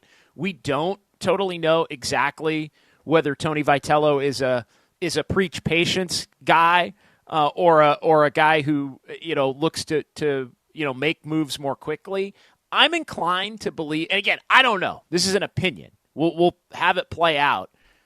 I'm inclined to believe that Vitello wants to be a quick change guy, but he also knows at the big league level you got to have he specifically is going to have more patience than maybe maybe he would at the college level, or maybe that another manager would. So again, I go back to, and it's different things. It may not be apples to apples, but I go back to look at the lineup decisions. Like the first day they get shut out, they get 3 hits. What does he do? The second game, preaches patience and puts the same lineup out there. That lineup gets 1 hit, and then that's it. All right, day 3, I'm changing it. Did he want to change it after the first game? And thought, no, it's probably better if I give at least 1 more day of patience, and then if it winds up being the same thing the second time, I'm going to make a change. And again, it's not as if Walker is some established closer. It's not like he's got years of being the guy, right? It's not as if he's Brian Wilson or even Camilo Doval, as we were talking about earlier. So I still think the leash is relatively short, but I do think he gets the next opportunity. Maybe it's the next couple of opportunities. If he does wind up earning the saves, even if they're a little bit shaky, does that get him another opportunity? I could see that, the result being more important than maybe the process. But I don't know. I think it's interesting. I think the leash is going to be shorter with Ryan Walker than people think if he actually winds up blowing the next save, or let's say one of the next couple of saves, and it continues to maybe look a little bit more shaky. Ephraim in Marin, congratulations. You are our contest winner for today. And I would say on the Vitello patience versus quick trigger discussion, the early returns show patience in the sense of Jung-Hoo Lee was not pinch hit for. Patrick Bailey was not pinch hit for, trying to show a lot of belief in the lineup and in the guys he would like to think of as everyday players. Maybe it's a little different in pitching, especially when you're protecting a lead versus trying to steal one. But the early returns also showed that Tony Vitello isn't afraid to tinker around a little bit. So I don't know where you would put in the category of moving off a closer. That feels more like a big decision to me rather than just tinkering around. But I do keep going back to what you had laid out, not just on today's show, but everything leading up to the season. One thing that can make a manager look worse than they might actually be is a bad bullpen. And so Tony Vitello figuring out this bullpen and roles and managing that is going to be something he's got to take very, very seriously, because whether, for better or worse, fair or unfair, that will be an area where we will judge him a lot on his performance this year. And I'm not sure he's got the horses, to be perfectly fair. And I'm also not saying that he's done anything.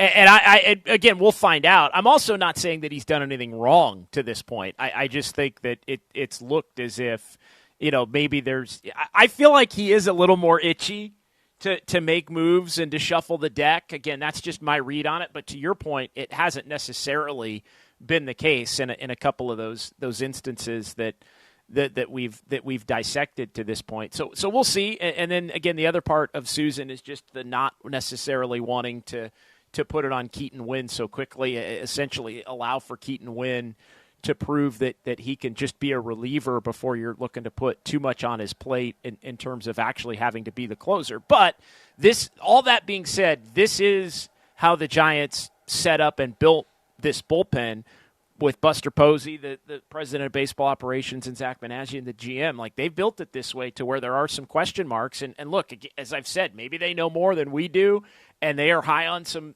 arms, and Keaton Wynn one of them, that they think, yeah, this bullpen is actually going to be better than people expect. But I definitely think everybody involved would believe that it's certainly a work in progress to begin the year in a number of different spots. So one other thing to react to coming back here as well from the lineup that I wanted to get into with what Susan had to say, and then also we got a little Steph Curry update to get to as well. All right. Well, we'll get into both of those subjects when we come on back before Marcus Thompson joins us at 12:50. It's Papa and Silver with JD talking Giants ball on the Sports Leader. KNBR, the Sports Leader.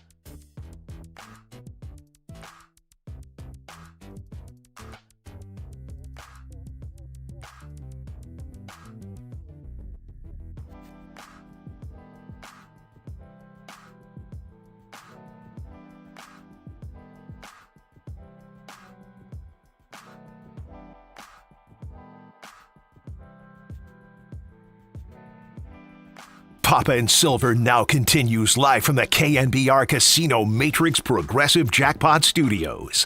Casino Matrix. Progressive jackpots are here. Where are you? Just drop in. Please play responsibly. 1-800-GAMBLER.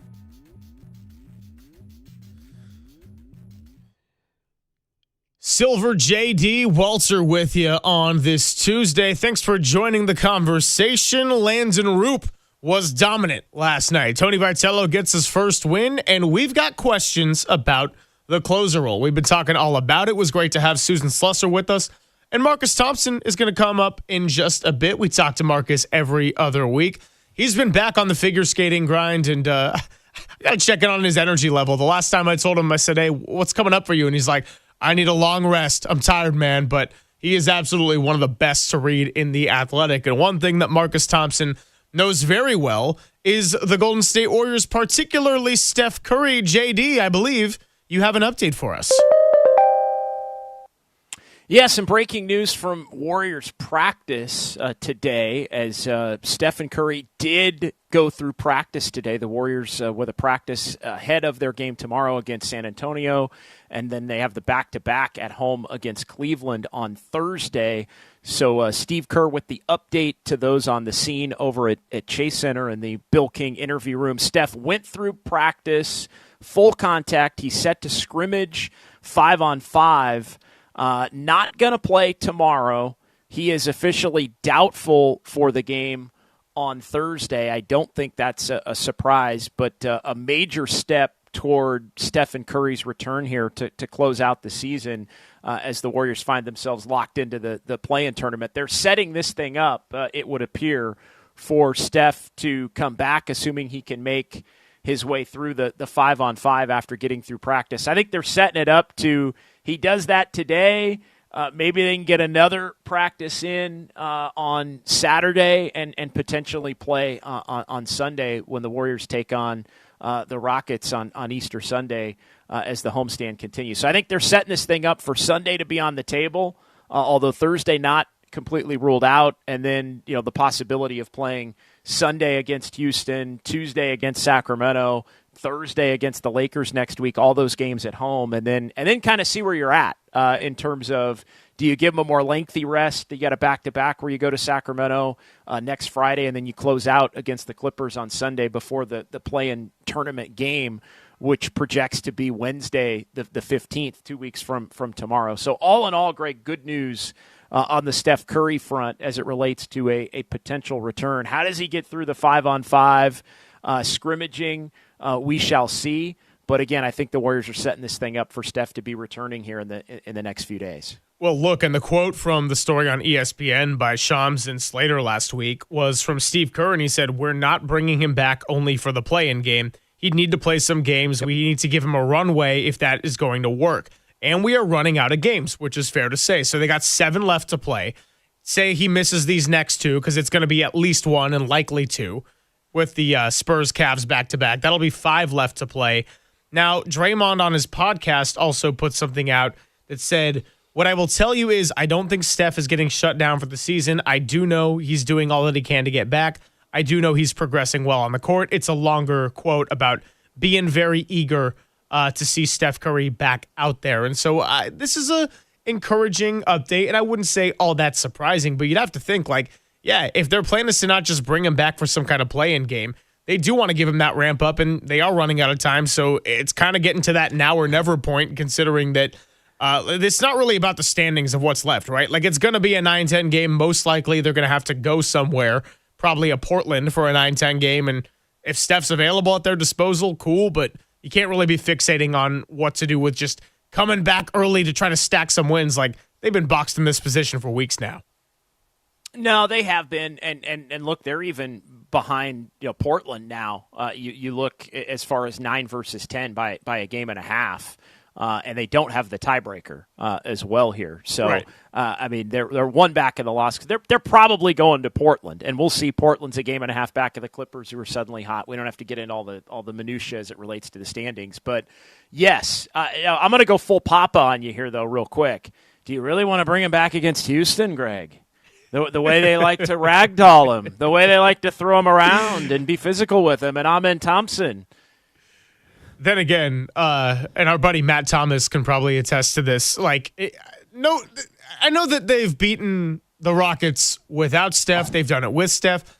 The Rockets don't want to have to deal with that. Like, even if it's a regular season game that might not mean much for their standings even, like, they don't want to deal with that. Steph coming back just to torture them after missing 2.5 months. Well, the joke from Dubs OT, and by the way, I have got the flight for. I did book the flight for Portland, by the way. I know that's been a talk. Like, when will JD actually do it? Like, when is it actually going to be? Like, that's like putting the game in the refrigerator. The old Chick Kerr, the old legendary play-by-play man. When the game's over, you put it in the refrigerator. The Jello's jiggling, the butter's getting hard, all that. But no, it.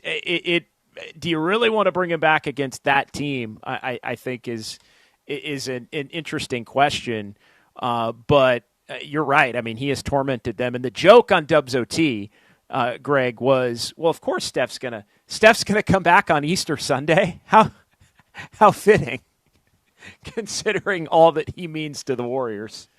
Then again, I don't want to go religious on you, but think about it. Well, Steph comes back on Easter Sunday. I don't want to go religious on you either, but according to Jaden Ivey, Steph's not a real Christian either. So that's a whole different situation. That's not where I was going. No. I'm not saying you were. That was me. That was me putting my mind over there. Not blaming you for that whatsoever. Yeah. Anyway, it's we kid on the Steph returning.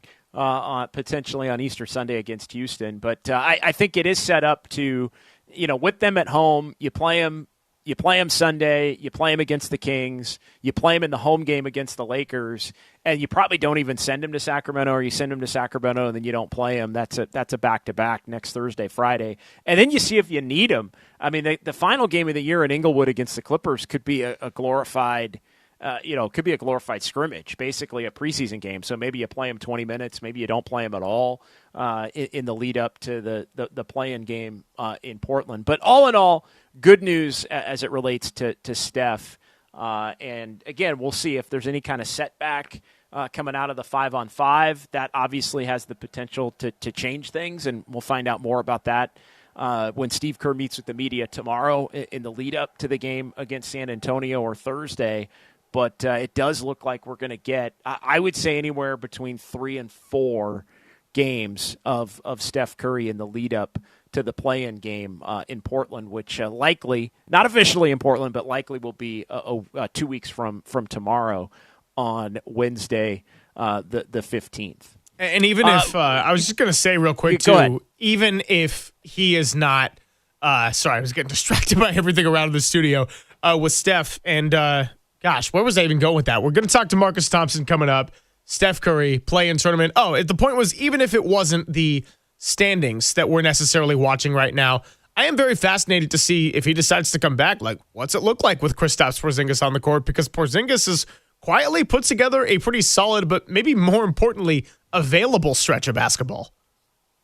Yeah, no doubt. And this thing has been angling toward him coming back for a while. I know it hasn't always felt that way, and why is it getting pushed? And the point at which he didn't come back coming out of the All-Star break, I think everybody started to wonder, as this team continued to plummet in the standings, what's the point? What's the point? Well, a big part of it is Steph, I think, wanted to come back to try to help, see how it looks with Porzingis, but also see if he can't potentially propel this team into the first round of the playoffs with a couple of play-in tournament wins, which is what it's going to take, one in Portland and probably one either in Phoenix or L.A. Against the Clippers coming up here in about 2 weeks. I wanted to go back to tie off the Giants conversation before we get to Marcus. The other interesting thing that Susan Slusser of the Chronicle had to say, we were talking about the DH spot, and obviously because of the Devers health concerns and keeping him off his feet, he's been in the DH spot as opposed to playing first base. She thinks Gerard Encarnacion is just going to be the dude, and basically because Devers has been unable to play the field, it's prevented Encarnacion, who's got some pop, from basically being the everyday DH. Is the way Susan made it sound. A little surprised that maybe they didn't mix it up a little bit more in terms of getting him in over Casey Schmidt at first base. But I would have believed that there would have been a little more mix and match with the DH spot when Devers can play first base. But it's interesting because she said it straight up. She thinks it's Encarnacion as the DH until Bryce Eldridge is ready, and then that's his spot. Yeah, that was a really interesting takeaway, and I'm glad we circled back to that one. It also makes me wonder, what's the timeline we're looking at in terms of Rafael Devers getting to be back to play in first base? And then also, how is that going to affect the playing time of a Casey Schmidt? Would we see him sub in for someone like Luis Ariz late in situations in which you're not only thinking about your bullpen, maybe a more reliable option at second base defensively? Although, to be fair, Ariz has been just fine there for the most part early in the season.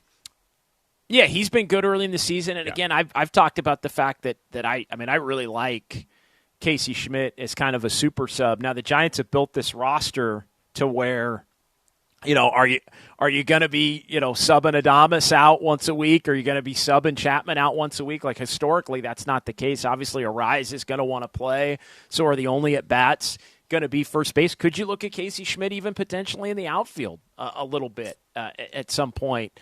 I think that's something, but he's got a hit to make it obviously matter. And through the first 4 games, he did have a knock last night that led to a run. But to this point, it hasn't through 4 games in the small sample been enough. But interesting, Encarnacion straight to Bryce Eldridge when Devers can come back and get to first base, let's say 5 days out of 6 or 4 games out of 6 in a week.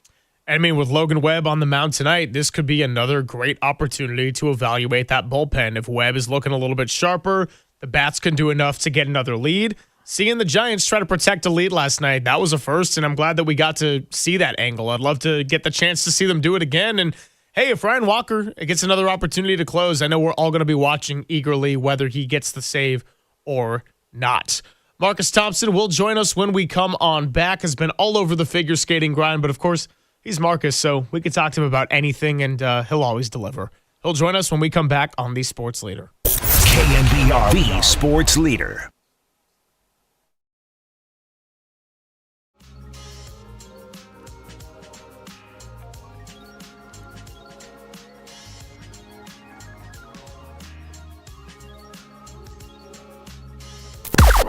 Now, from the O'Donnell Financial Group Sports Desk. Learn more at odfigroup.com. O'Donnell Financial Group, because planning is a process, not a product.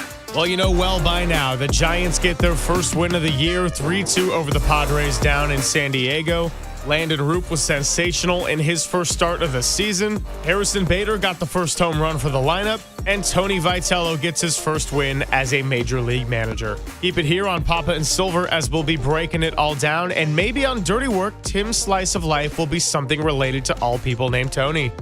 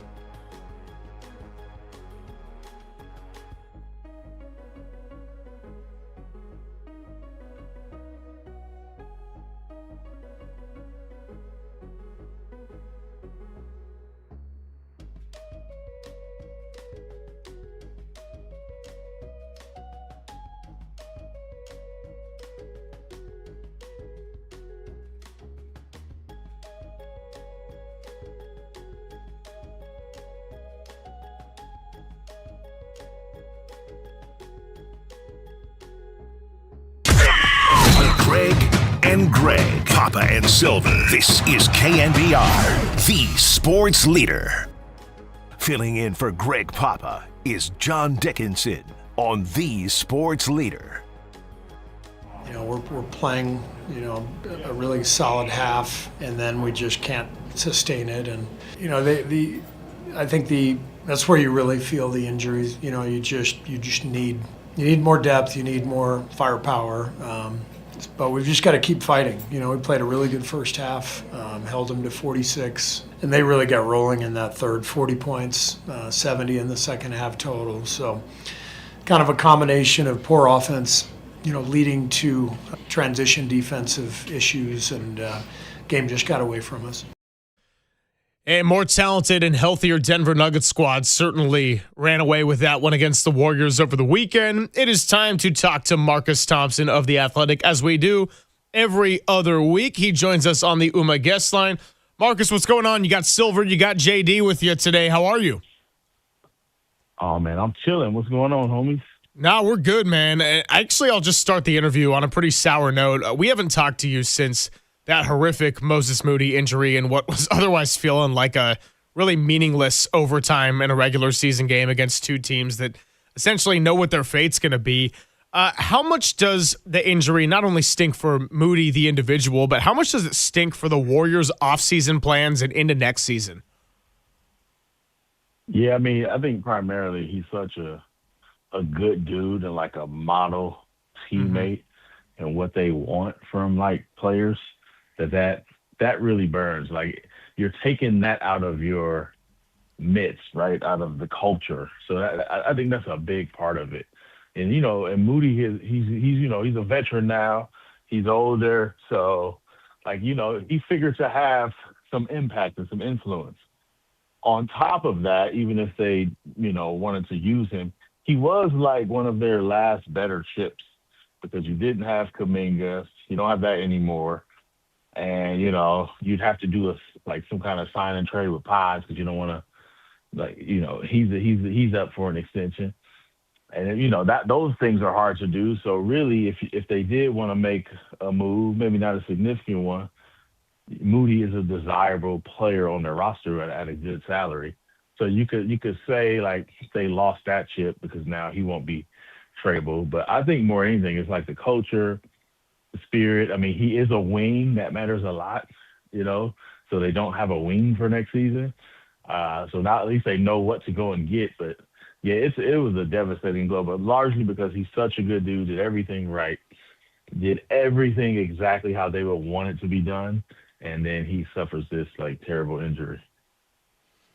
It's brutal, Marcus, and it does create another hole. And I think you could have made the case that because Jimmy Butler's going to miss at least half of the season next year, that they needed a wing anyway. And now you don't have Moody, you might need two wings, and that makes the predicament, I think, all the more difficult as you look at just the narrow path that they're going to have to navigate between.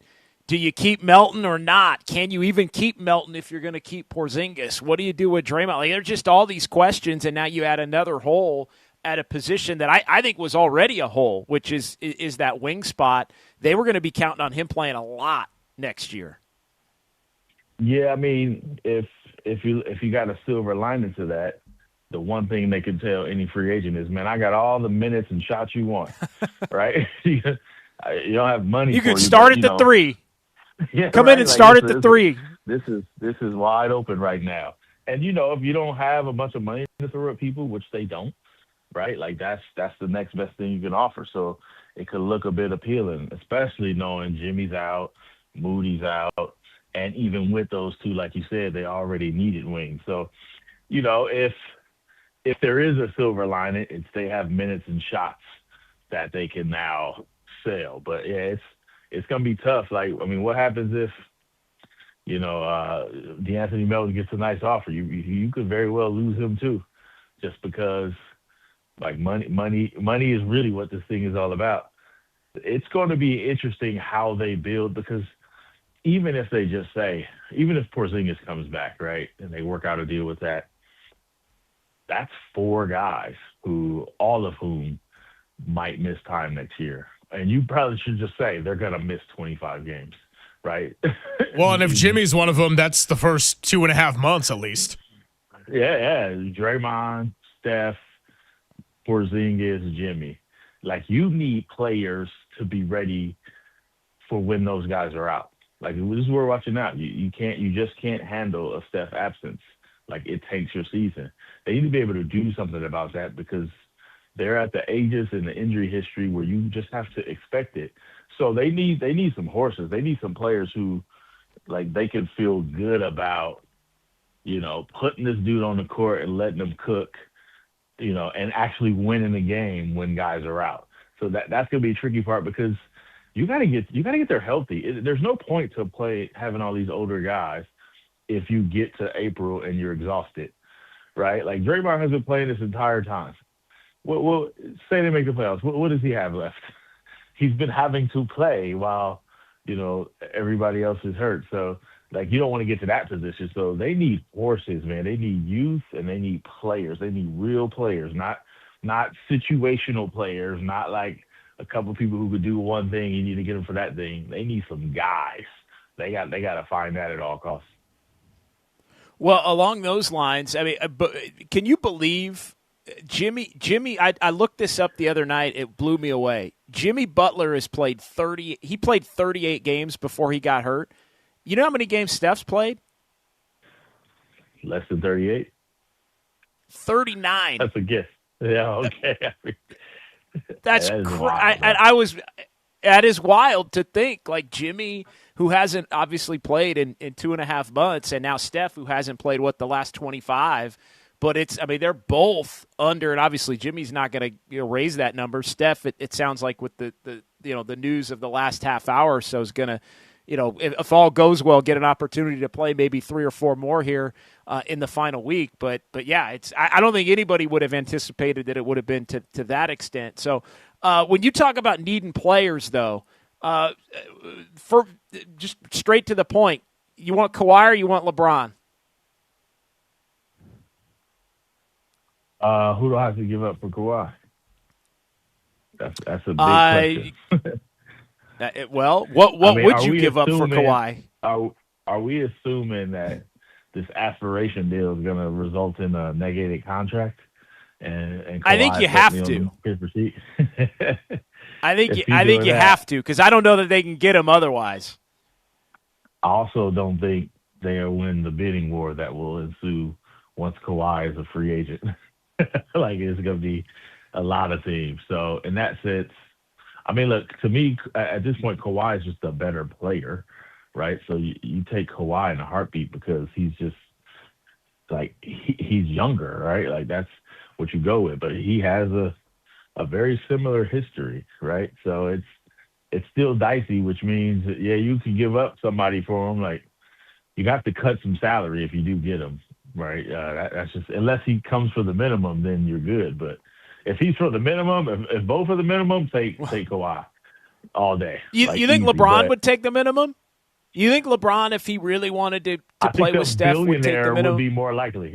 Yeah, the billionaire would be more likely to take the minimum, not the guy who might be in trouble for taking more money under the table. Like, I just don't think. I think what we know about Kawhi is, like, he wants his money. Like, that's just always been the case. So in this universe where somehow he's like, oh, it's cool, it don't matter, I'll just play for the minimum, then yeah, take Kawhi. But I think the more likely option, and I don't even think it's likely, just judging by how the Lakers look, is LeBron says, hey, this is really emotional for me. This isn't about money. I just want to play with Steph one time for a year. Like, that to me is the most feasible of the options. Whereas I don't get any sentimentality from Kawhi. The only thing that might help Kawhi come here, if it ain't the money, is like, it's close to San Diego, right? He's like, all right, it ain't that far, so I guess I could do the Bay. Like, that's about it. You don't get this whole sense of Kawhi. It's like, I want one run with a guy with Steph and Draymond. Like, I could see LeBron doing that.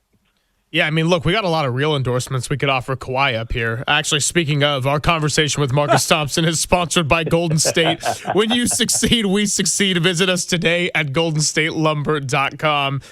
Marcus, while we have all this talk about money and contracts and what the offseason pieces are going to look like as the Warriors try to solve this puzzle, look, Porzingis has quietly put together a stretch of not only solid play, but as I just told JD, more importantly, availability. If Porzingis does come back to the Warriors and continues to have this steady stretch that we've seen over the past couple of weeks, what kind of money do you think we'll be talking about for a ballpark for Kristaps Porzingis in this offseason? I mean, I don't think it'll be crazy. I think, a Draymond type deal would make a lot of sense. You got to think of, they gave up like Kuminga's deal, which was like 23. And they probably could have paid him more, but just didn't want to. So you think anywhere in that ballpark is fine. If 40's on the table somewhere, he's probably now he's got to take a L. I don't see them being. I don't think they have a problem if they think he can play. If they think he can stay healthy, giving him that 20 to 25, because that is probably going to be a market. Anything less than that is a steal, right? You do that in a heartbeat. They're paying Moody 13, right? So that's just the going right. Kuminga, who rode the bench, got 20, 23. So that's just what it is. So if you can get him for a nice deal because he likes where it is, I think it's kind of a match made in heaven. They both need each other. And when the Warriors, with these salaries so exorbitant, with Steph and Jimmy at the top approaching $60 million, you kind of need a bit of damaged goods and somebody who's okay with taking a pay cut. So Kristaps kind of fits that perfectly, especially if you have Al Horford, if he comes back for another year, because I think he has an option. And if you got both of those guys, they can kind of offset each other. It is kind of a really good fit for both parties if they could work out the money in the offseason. Marcus, and we're talking with Marcus Thompson here of The Athletic. If you had to choose between Porzingis or Melton, who would you choose? Man, that's cold, man. Come on, man. How you gonna put me in that spot? Melton from Cali, Melton, you know what I'm saying? That's my guy. Melton, that's tough. I mean, the obvious answer is Porzingis because he is what they need, and what they haven't had, a stretch big who can shoot. I mean, Quentin Post is only on this team because that need is so great, right? A big man who can shoot and block the rim. If you told me he's giving you 40 games, I'm taking Porzingis. Melton, as much as as he's beloved in the Warriors locker room, is duplicatable. There are other players who can do what Melton does. You just got to find them. I mean, Podziemski does a lot of that stuff. So Melton is a 6'3" guard who can be replaced. Porzingis is a 7'2" center who can protect the rim, stick threes, and you can give them to him in the post to go get a bucket. That's just not replaceable. So you're gonna make me turn against my Cali homie, you know what I'm saying? West Side till we die, DeAnthony Melton, and choose the Latvian. That's cold that you would put me at this crossroads on this wonderful Tuesday morning. Walter, I think we're going to have to fade out this interview with that Latvian Kristaps Porzingis rap. I think there's actually two of them we discovered right around when the trade happened. So, Is there a what? There's a rap? Oh, yeah, there's multiple raps. It's got to be in our sound system somewhere. I didn't know this either, Marcus. Wow. Oh, yeah. Yeah, the best part is, we don't even know if it's... raps? Yeah. Or he's in the rap? No. It's just raps about him. Oh, I was going to say, he rapped? Oh, man, come on. It reminds me of a great story about his countryman, Andres Beedrins, back in the Beans? day. Beans. We were doing an interview, and I was interviewing, I think it might have been Steven Jackson or somebody in the locker room. It was a bunch of us, and somebody's phone went. That's back. Remember back when Greg don't know nothing about this. JD, remember back when you would have a song for your ringtone, right? Oh yeah, yeah. Right, and so you would. So somebody's phone was going off, and it was Outkast, "Hey Ya," right? So we try to do an interview. Somebody's phone is going, "Hey Ya," right? We so it got irritating after a while. Man, whose phone is this? Suddenly Andres Beedrins comes running out of the back. I'm sorry, guys. and he turns off his phone, and everybody's like, "What do you even know about Outkast? He had been on the team for like 2 weeks. Like, like what does he even know? He's out here slapping Big Boy, and Andre 3000 on his phone. So yeah, he was my guy after that. After that moment, I was like, I like this Andres kid. He's a good one. I do remember the age of songs as your ringtones because I would always give people a hard time if I thought their song sucked. But no, I don't know anything about Andres Biedrins being an Outkast fan. That one I certainly that's something I learned today. That was my what did young Tony learn today moment. So you remember that? Interesting. Yeah. You're old enough to remember songs as ringtones? I'm an old soul, man. I remember. So my dad was. I think he personalized it. He might have been about an 8 or 9. So it's old enough to probably remember it. Yeah, right around there. He probably used to set up his dad's phone and put some crazy song on his dad's phone, right, so he could look cool. Well, I remember my dad personalized it to where if my sister called, it would be Pearl Jam's Daughter, and he thought it was like the coolest thing ever. But I was like, well, it's a good song, so I'll give it to you. Yeah, that was me. I programmed the song into like Beyonce's song, "Daddy," my daddy or something. So whenever I call my daughter, Beyonce starts singing. We old. That's incredible. Before we let you go, I did love your story about Carol Lawson, and obviously Duke did not get to the Final Four, but they had that crazy win against LSU in the tournament. Who's your Final Four prediction on both brackets? Ooh, that's a tough one. I'm going UConn and UConn. How about that? I don't want the UConn men to win. So let's go Michigan and UConn women. I just don't see anybody beat UConn women. They're just too loaded. Maybe Betts can go crazy in UCLA. I just need more from Kiki Rice than I saw against Duke, but UConn is so loaded. I'm going Michigan. I'm going Michigan on the men's side, UConn on the women. There's no way I'm picking both UConns. This is not happening. Sorry, Dan Hurley. Keep your jacket on straight.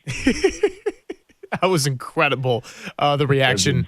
Yeah, I mean, what did you think of the ref, by the way? Like, he just, totally blacked out and got in the ref's face. Like, obviously, if you tee him up, you ruin one of the great March moments right there. But Dan Hurley is he's certainly on the psychopath list of coaches by the college standard. You cannot tee him up there. No. You just can't. I don't care. Like, the kids decided the game. Yeah. Right? Like, the players decided the game. And I don't know that it was, as venomous as it almost looked like playful, like they knew each other. Like maybe he was like, we're about to win this, and he walked up on the ref like, I told you, we're about to win this, right? Like, I'm happy that a collegiate ref did not botch that call, because collegiate refs they botch calls like that. So I was relieved that we got to have a historic moment that was untainted by referee ego. So respect to that ref for holding in, even though Dan Hurley is a wild boy for doing that. Yeah, no, I'm totally with you. Like, you can't mess that up, but also Dan Hurley doing that, I'm like, you are a rare breed of college coaches in terms of just the psycho mentality. And all coaches are kind of nuts, and they're all kind of control freaks, but even by that standard, Dan Hurley takes it to a different level. Nah, if he, the way he was walking and the way his jacket was hanging off, if he would have just, immediately started breakdancing, it wouldn't have been surprising. He looked like he was about to do something crazy. He was punch drunk off the moment too, and he already a little crazy. Yeah, that guy is a Hurley for real. They all got their own little crazy streak, but he's just far more open about it. So yeah, he's great though for college basketball, especially in this era. The coaches are just as much personalities. Don't give me that dry, boring crap. Give me Roy Williams dancing into the, into the locker room after they win. I want to see the coaches show some life. They getting paid for it. They've been getting NIL money before it was NIL money. Step up, show some personality. I like Dan Hurley being crazy. No, I'm with you on that. Yeah, the more crazy, the better. I got to ask you quickly about Steph before we get out of here. The latest on him is went through practice, but he still got to do this 5-on-5 scrimmage. Not playing tomorrow. Not playing Thursdays. Doubtful officially for Thursday. So it sets up the return here for the final week. It sets up the Easter Sunday return. You can create your own joke on that one, Marcus. Steph returns on Easter Sunday. Hilarious. But would I don't think Jay Ivey will laugh. That's exactly what I said. That's exactly what I said. That's exactly where Greg went when I mentioned that earlier. But anyway, you create your own joke as it relates to that. I'll let you run that one by Steph if he comes back on Sunday. But would you bring him back against the Rockets? Would you bring him back against Houston? I mean, it's better bringing him back against San Antonio, right? I do feel like those comeback games, the first one back is like largely adrenaline, right? And usually the second game, you tend to like feel it. So the comeback game, he already has some adrenaline and KD in the building, right? Like, yeah, turn it up. Why not? Like, I would bring him back. Not to mention, where's the break in the schedule? Like, it's before Houston. It's the 2 days before Houston. That's the break. There you go. I say bring him back against KD. Like, what else do you have? He hasn't played in 2 months. Warriors fans deserve some excitement. So Steph going out there to cook Houston and KD, or at least trying, like that's a plot line. I'm thinking right now about my column. So as long as he give me something to write about, that's cool. And I could go with that. I could go with Steph's comeback against KD and Amin Thompson, right? Like I could make that on thing. Easter. So let's do that. On Easter, Marcus, you got to work that in. That's crazy. Work that in, man. Work it in, brother. Watch the resurrection puns. Yeah, seriously. Marcus, you're the best, man. We appreciate it. And you know what? For the next 50 minutes before Dirty Work, I will let listeners decide whatever song can be my next ringtone. We're going to bring it back in 2026. Let's do it. Let's bring it back. Don't let me pick. No, I know. I'm letting the listeners do it. You're off limits right now. All right, I got you. I appreciate y'all. Thanks, Marcus. See you, Marcus. Marcus Thompson, always fantastic of The Athletic. You could get into any which kind of subject, whether we're talking about pop culture or any sport, or didn't even get to the figure skating and track and field as he's been writing about in The Athletic. But always good catching up with him. And yeah, man, Easter Sunday, Steph Curry. Look, what a crazy little intersection that would be after we were like waiting all this time. He's out. Baseball season's around the corner, and now we could have Steph coming back on a holiday with the Giants getting their season going. And like we like to say on the show, it's either feast or famine, right? You either have everything happening at once, or sometimes it's just dead in the water dry. Yeah, and it will be interesting because as much as everybody's excited to see Steph back, I think there's a decent chunk of the Warrior fan base that's like, don't risk it. Don't risk it. Don't bring him back. Keep those lottery odds. Don't risk potentially winning a couple of games that get you into a playoff series and kick your 11th pick and 9% chance of moving into the top 4 in the draft, make it a 0% chance because you wind up with, say, the 14th or you wind up with like the 15th pick because you wind up being the last team in. But we shall see. Assuming Steph makes it through here, he's going to be coming back likely on Sunday. Giants play tonight, 6:40 against the Padres. A little Logan Webb opening day redemption as he hopes. We've also got some 49er talk to get to before we get on out of here. A lot of speaking at the owners' meetings, some rule changes going around by the committee, and we're revolutionizing football right here on the spot. Oh, and by the way, Kyle Shanahan says, I'm being serious this time. We're going to shorten Christian McCaffrey's workload. Let's get into all of it next. It's Papa and Silver with JD on the Sports Leader.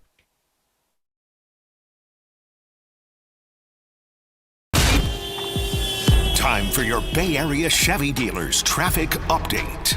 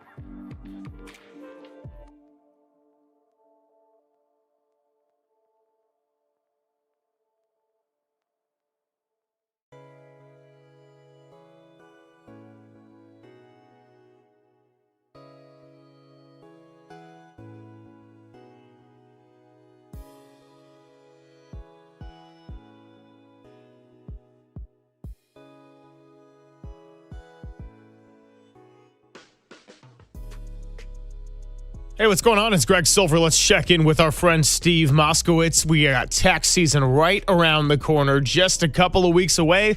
And if you're dealing with unfiled tax returns, that could be something that is awfully stressful. Steve is here to help you out. What can you tell people about the unfiled tax returns, Steve? We have so much help for this. The number one reason people don't file returns is they owe money and they don't have the cash. So they made a mistake. They didn't file the return. Then the next year rolls around and they say, how can they file year 2 and they didn't file year 1? And by the way, they still don't have the money. And then they run and hide. They don't file the return. All mistakes. Living like a criminal, looking over the shoulder. Today the IRS agent's going to get you. Folks, you don't have to live that way. Plus, tomorrow's April. IRS loves to make examples during tax filing time. You don't want to be an example. You don't have this problem. Let us handle it for you. We'll file all the old back returns that you need. We want to make a sweet deal on what you owe and can't pay. And we understand you have kids to feed and rent to pay and mortgages to pay. That's okay. And the bottom line is, when we're done, we want you to walk away from this burden.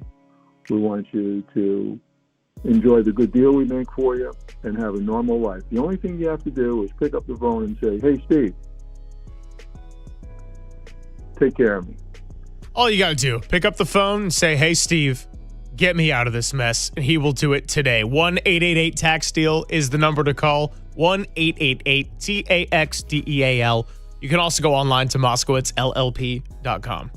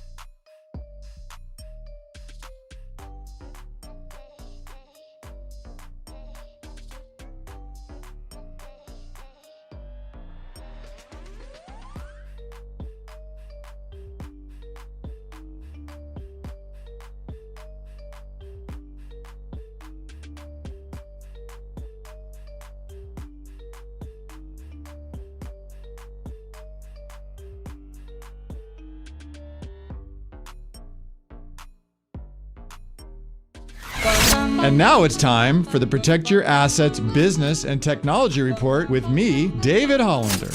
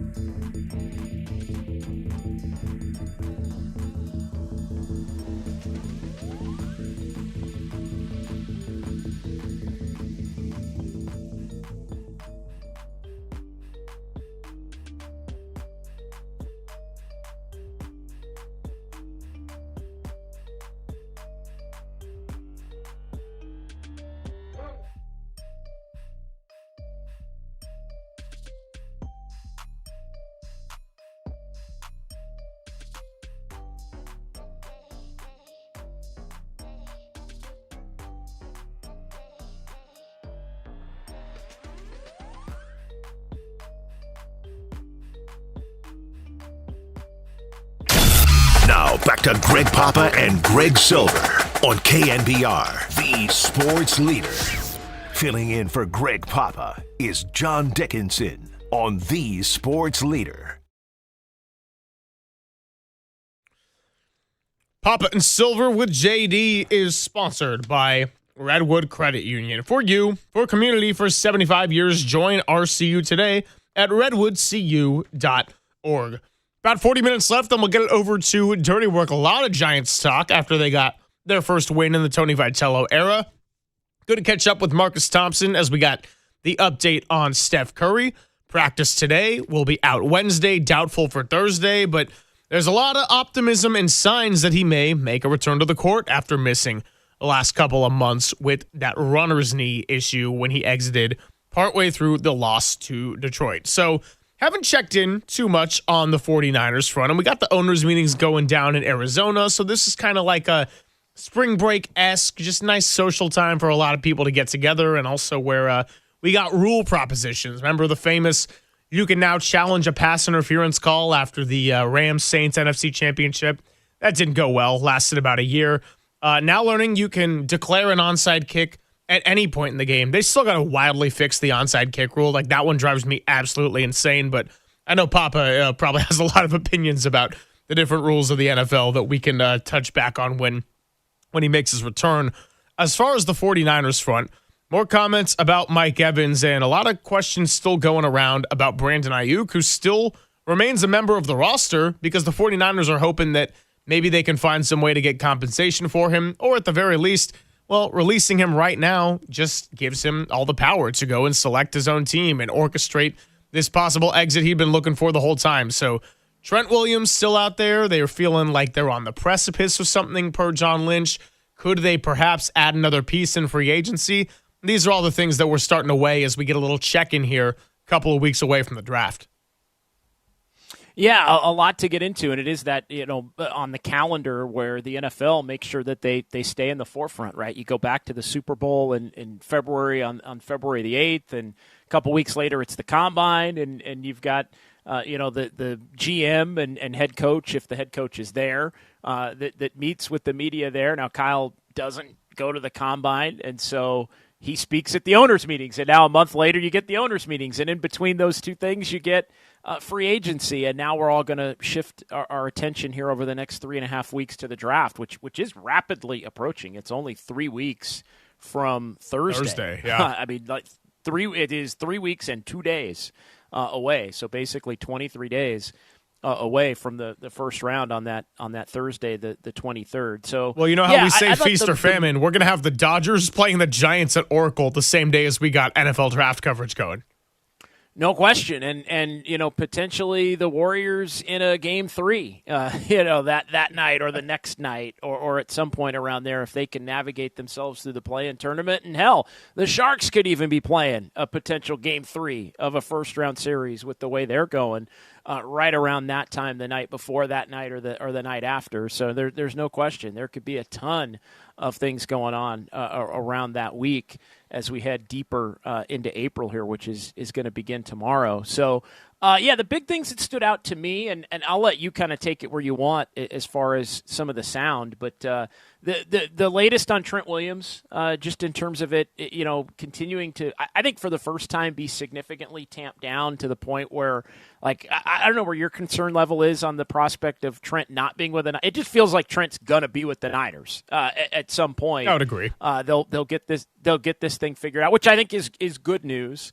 The Aiyuk thing is I think pettiness and posturing by the 49ers, and I don't blame them, by the way, if they are being petty and or posturing, because I think there is some belief, and I've said this within the last couple of weeks, Greg. I think there's a belief that there's some kind of collusion going on between Aiyuk and maybe the Commanders or Aiyuk, working his way to get out of this deal completely to where he can just go be free and do whatever the heck he wants. And so I think there's you think we're just going to let you go? Oh, by the way, we can absorb that cap number for a while, so we're going to make it as difficult on you as possible to wind up going to another team, just how you made it as difficult on us as possible by basically quitting on the team going back to last spring and Yeah. not showing up.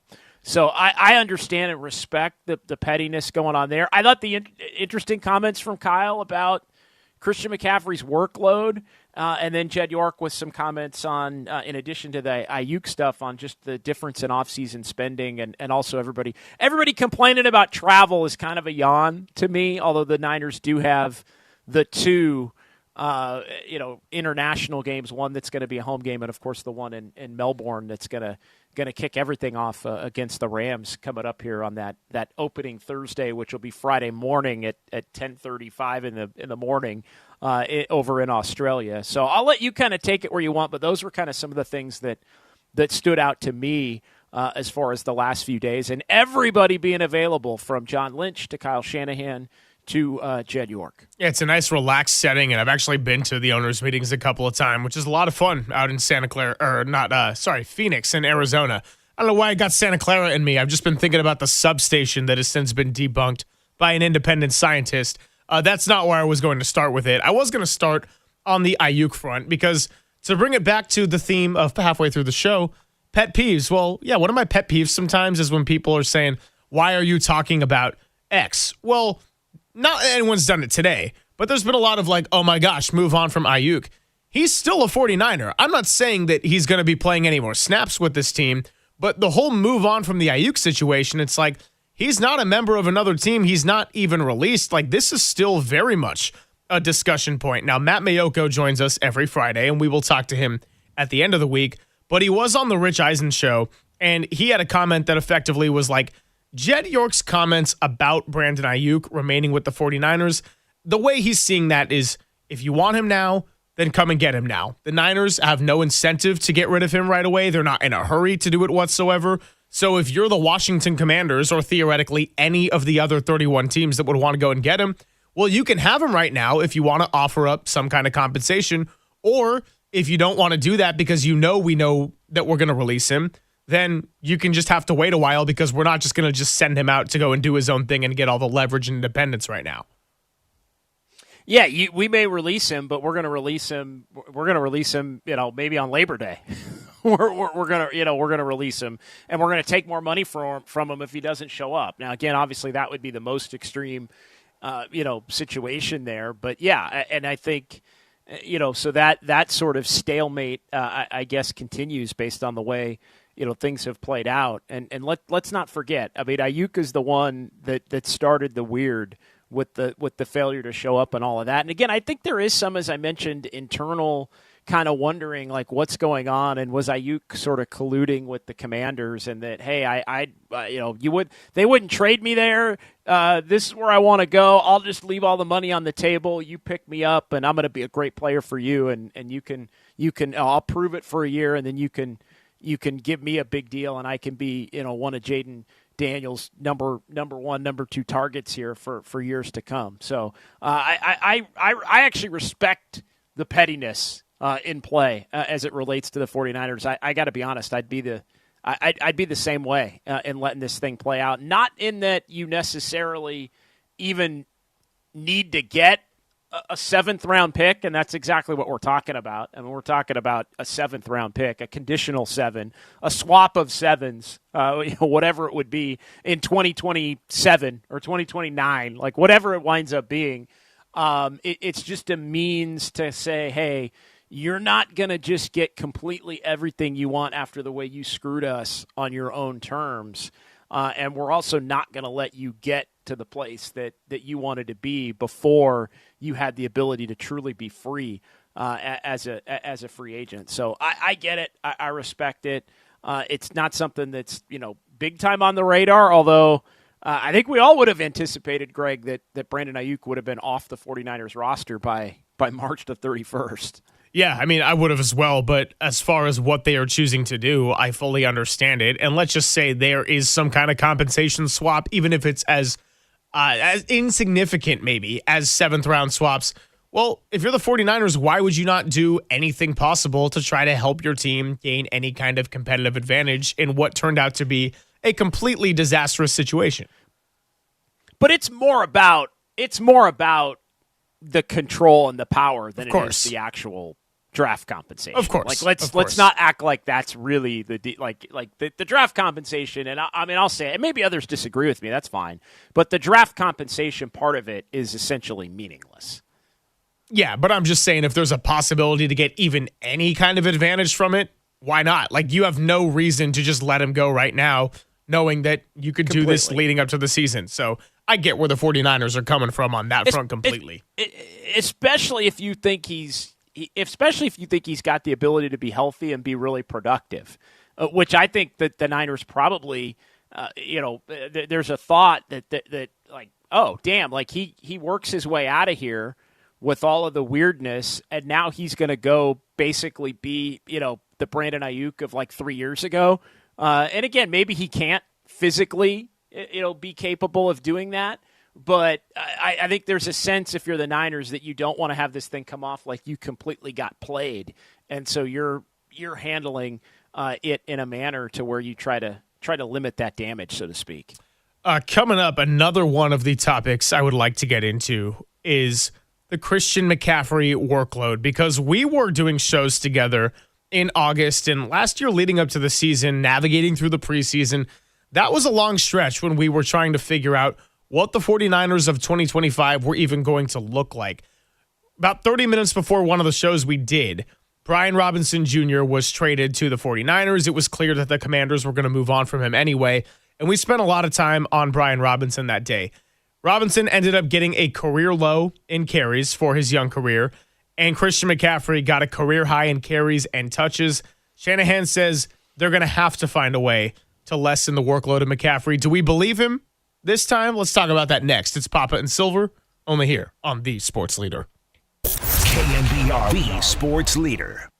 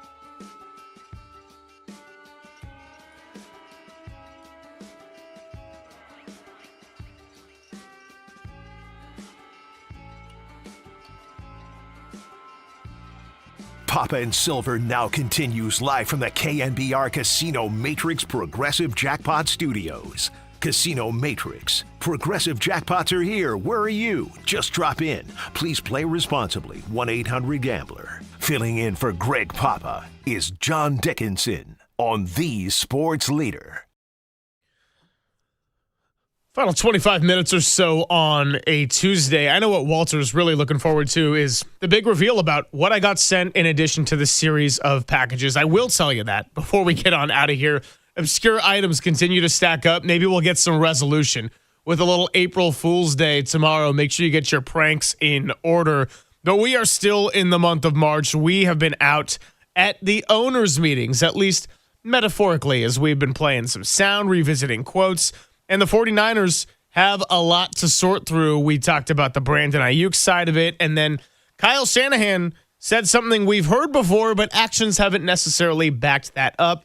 That is wanting to limit the workload of running back Christian McCaffrey. So, Shanahan said, in order for us to be the running team we want to be, in order to have Christian be as good as he can be throughout the whole year, we've got to get someone to help him.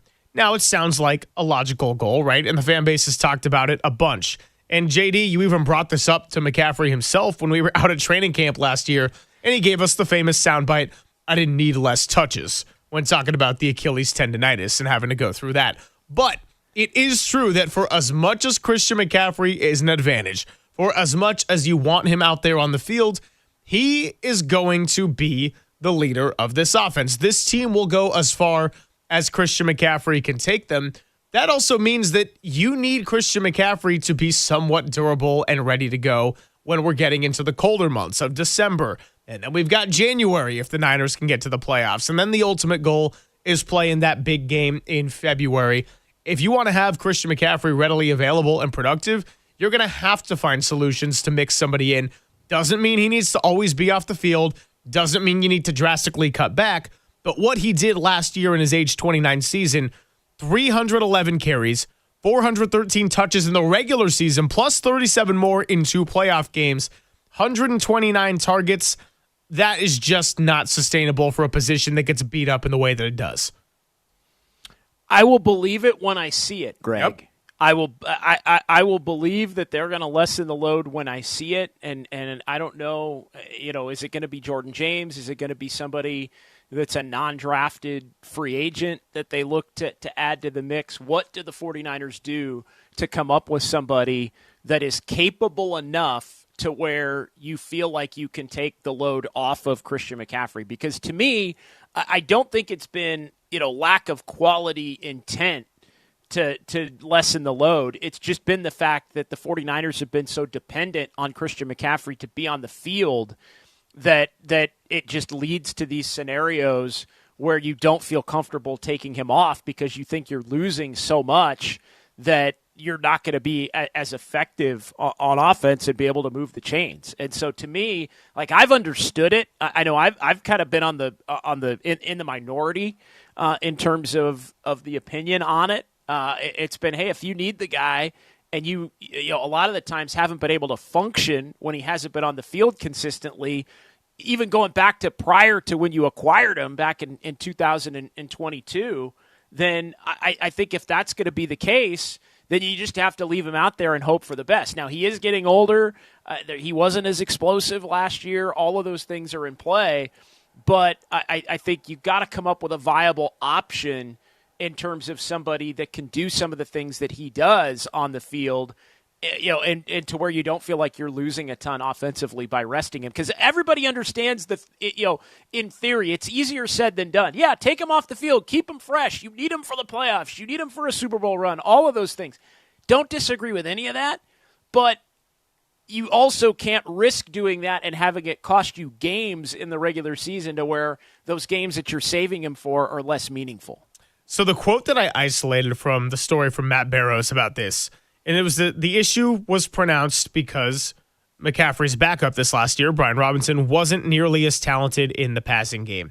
So Shanahan says at times Bobby would take him off the field, and I'm calling a play that is only for Christian, and he's off the field. And I don't know this, and I've already said the play, and now my choice is to call a timeout or have someone do something that they're not very good at.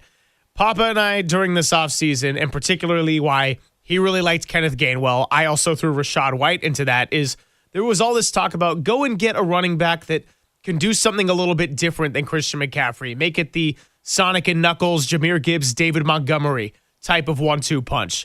Well, I think now, and especially when I hear that quote, I'm like, go and get a running back with a similar skill set where you're not going to find another Christian McCaffrey, but can you find someone who could be a potential matchup problem in coverage with some linebackers, someone who you trust a little bit more in the passing game to where if you do get into these kind of situations, you could just give McCaffrey a little bit of a lesser load on little bits and pieces of snaps. Doesn't mean you need to force taking him off the field. Doesn't mean that in every key snap of a third down, a fourth down, or a goal-to-go situation, he needs to be off the field. But if you have a running back that has a similar kind of skill set, that's the kind of thing where I'm like, maybe that makes the option a little bit more clear-cut for Kyle Shanahan, whereas before it's like, well, I'm not going to have Brian Robinson try to match up one-on-one with the linebacker. That's not what he does. That's not what he's ever done. Do they have that guy on the roster? I don't think so. Not right now.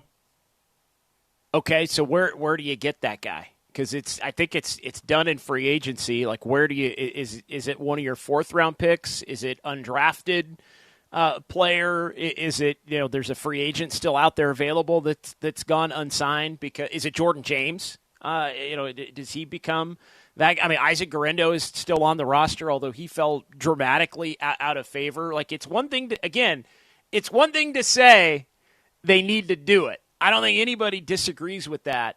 It's how do you go about doing it and who is actually going to be the player? Because I agree with you. There were players that were available to be signed in free agency that never quite made – like they made sense in terms of the style of player. But you know what I always felt when we talked about Gainwell or we talked about White from Tampa? You know what I kept thinking? Those guys are too good. Those guys are too good. Like if you bring one of those guys in, like they're going to almost play too much in a way or want to play too much. Like they know they can look at Christian McCaffrey. And look, part of the issue here is also McCaffrey. And going back to the question that I asked him at training camp last year, like he doesn't want to come off the field. So and it's been hinted at that he is somebody that is hell-bent on staying on the field, and he'll tell the coaching staff, I want to be on the field. And that it takes some significant convincing to get him to take breathers, even in situations where it's running downs. Now, I thought they did attempt to do it to a greater extent, but it's the two people who have the most control over it are Kyle Shanahan and I think Christian McCaffrey.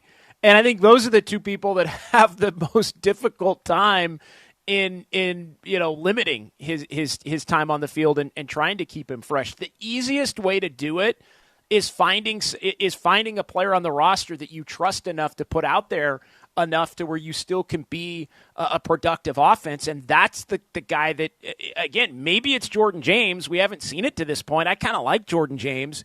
But without that player on the roster currently, Greg, I have a hard time believing that the 49ers are actually going to be able to stick to that plan. I agree with that. As much as it's well-intentioned. No, and I agree with that as much as we can all say that it's something that needs to be done. When I was talking about what kind of player you can go and get, I don't think they have it on the roster. I don't know enough about Jordan James because we only saw him for that snippet of the playoff game when it was already a blowout in Seattle.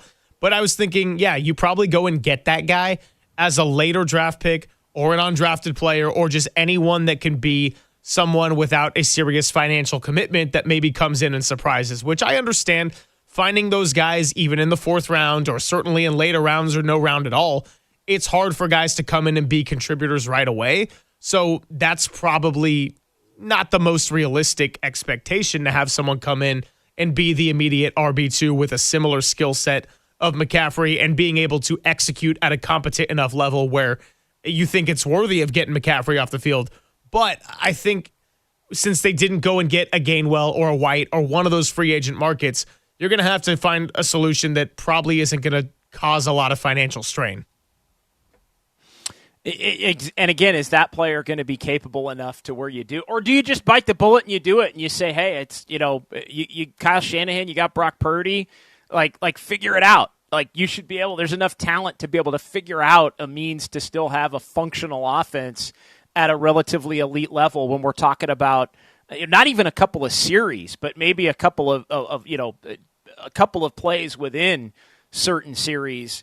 Because they did try to do it at different times, to the point on the quote from the Barrow story about there being some scenarios where maybe they give them the first couple of downs off of a series and then it winds up being third down and Kyle's calling a play that he needs CMC out there for. 808 KNBR to join our conversation. Just kind of wrapping up some of the Niner thoughts in general, and we'll revisit them, you and I, together on Friday when Matt Mayoko does join the show. But I'm kind of with you as far as the Trent Williams thing. It sounds like they are planning on this thing working out at some point. As far as the specifics, yeah, we'll see how that ends up going based on the way the offseason is shaped up. And it doesn't seem like there's any noise around a trade or Trent Williams making a fuss about wanting out. We know he's had the leverage and he's probably going to be able to find a way to stay with this team. The question then becomes, what would the 49ers plan be in terms of the life after Trent? And then once a lot of this stuff starts getting sorted out, you said it, we're 3 weeks away, at 3 weeks and 2 days from the NFL draft.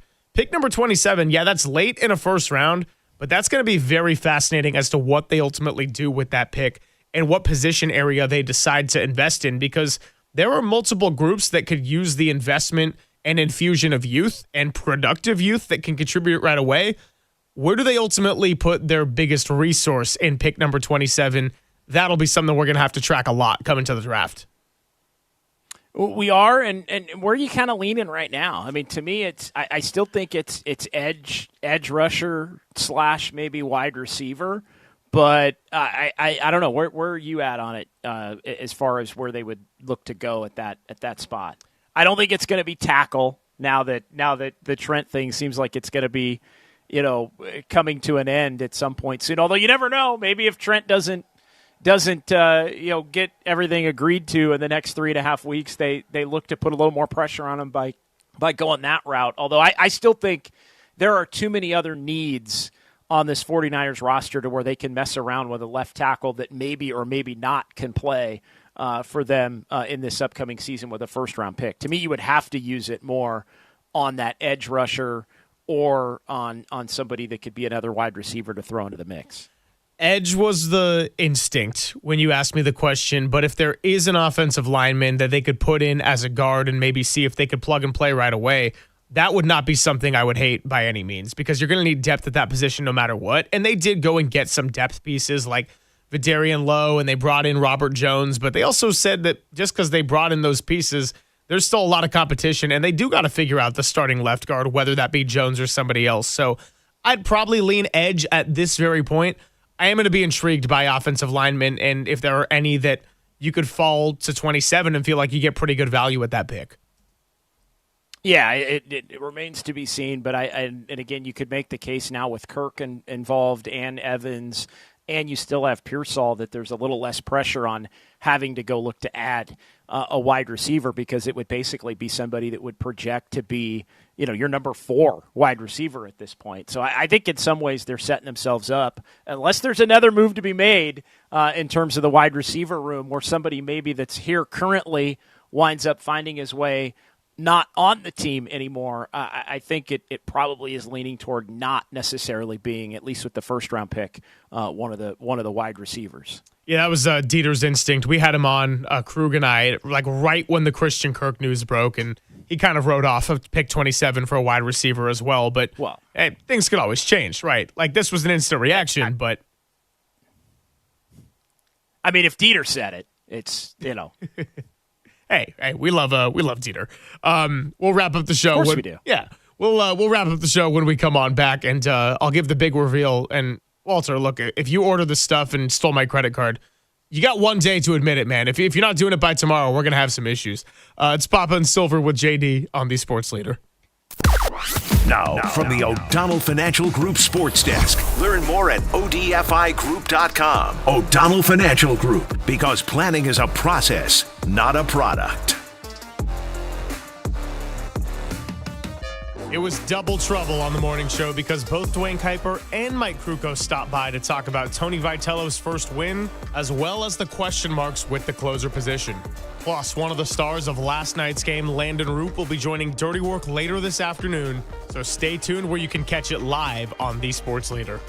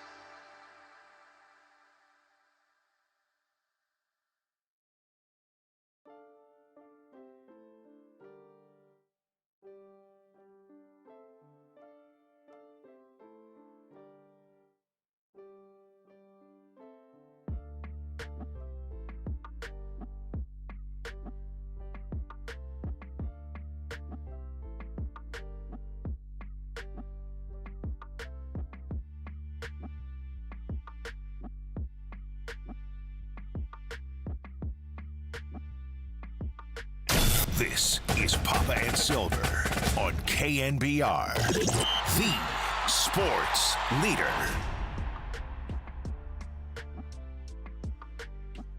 Filling in for Greg Papa is John Dickinson on the sports leader.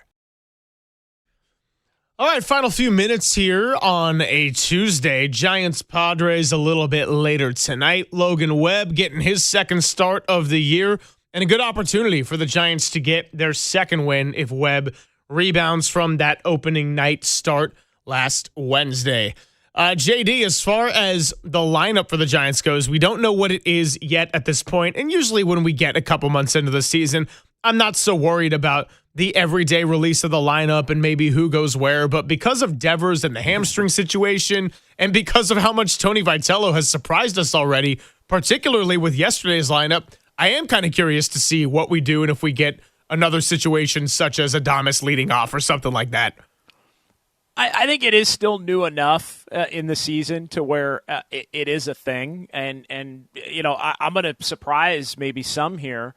I whatever it winds up being when it comes out here within the next hour, right now I trust Tony Vitello. Like, he was patient from game 1 to game 2. He made some adjustments from game 2 to game 3, did some other things differently game 3 to game 4.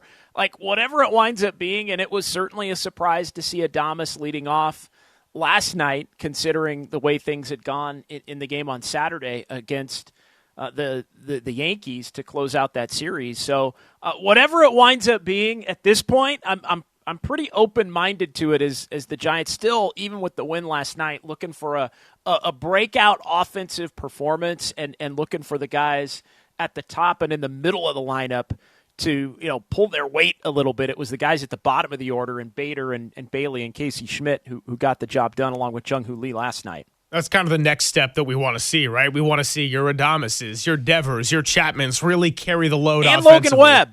And of course, and Logan Webb. You want to see Logan Webb pitch like an ace. I know that's not lineup related, but that, I think, the number one thing going into tonight's game in the micro is, does Logan Webb bounce back?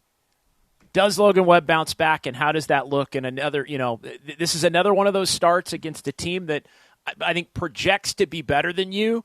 Like, can go out there and pitch like a freaking ace.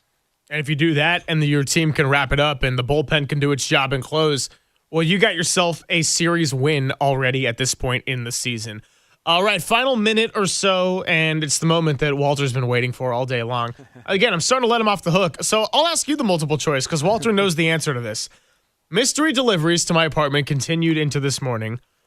What do you think my latest arrival was? Option A, 6 one-piece swimsuits, 1 hot pink cast iron pan, 10 powder sunscreen brushes, or 24 Play-Doh Easter eggs?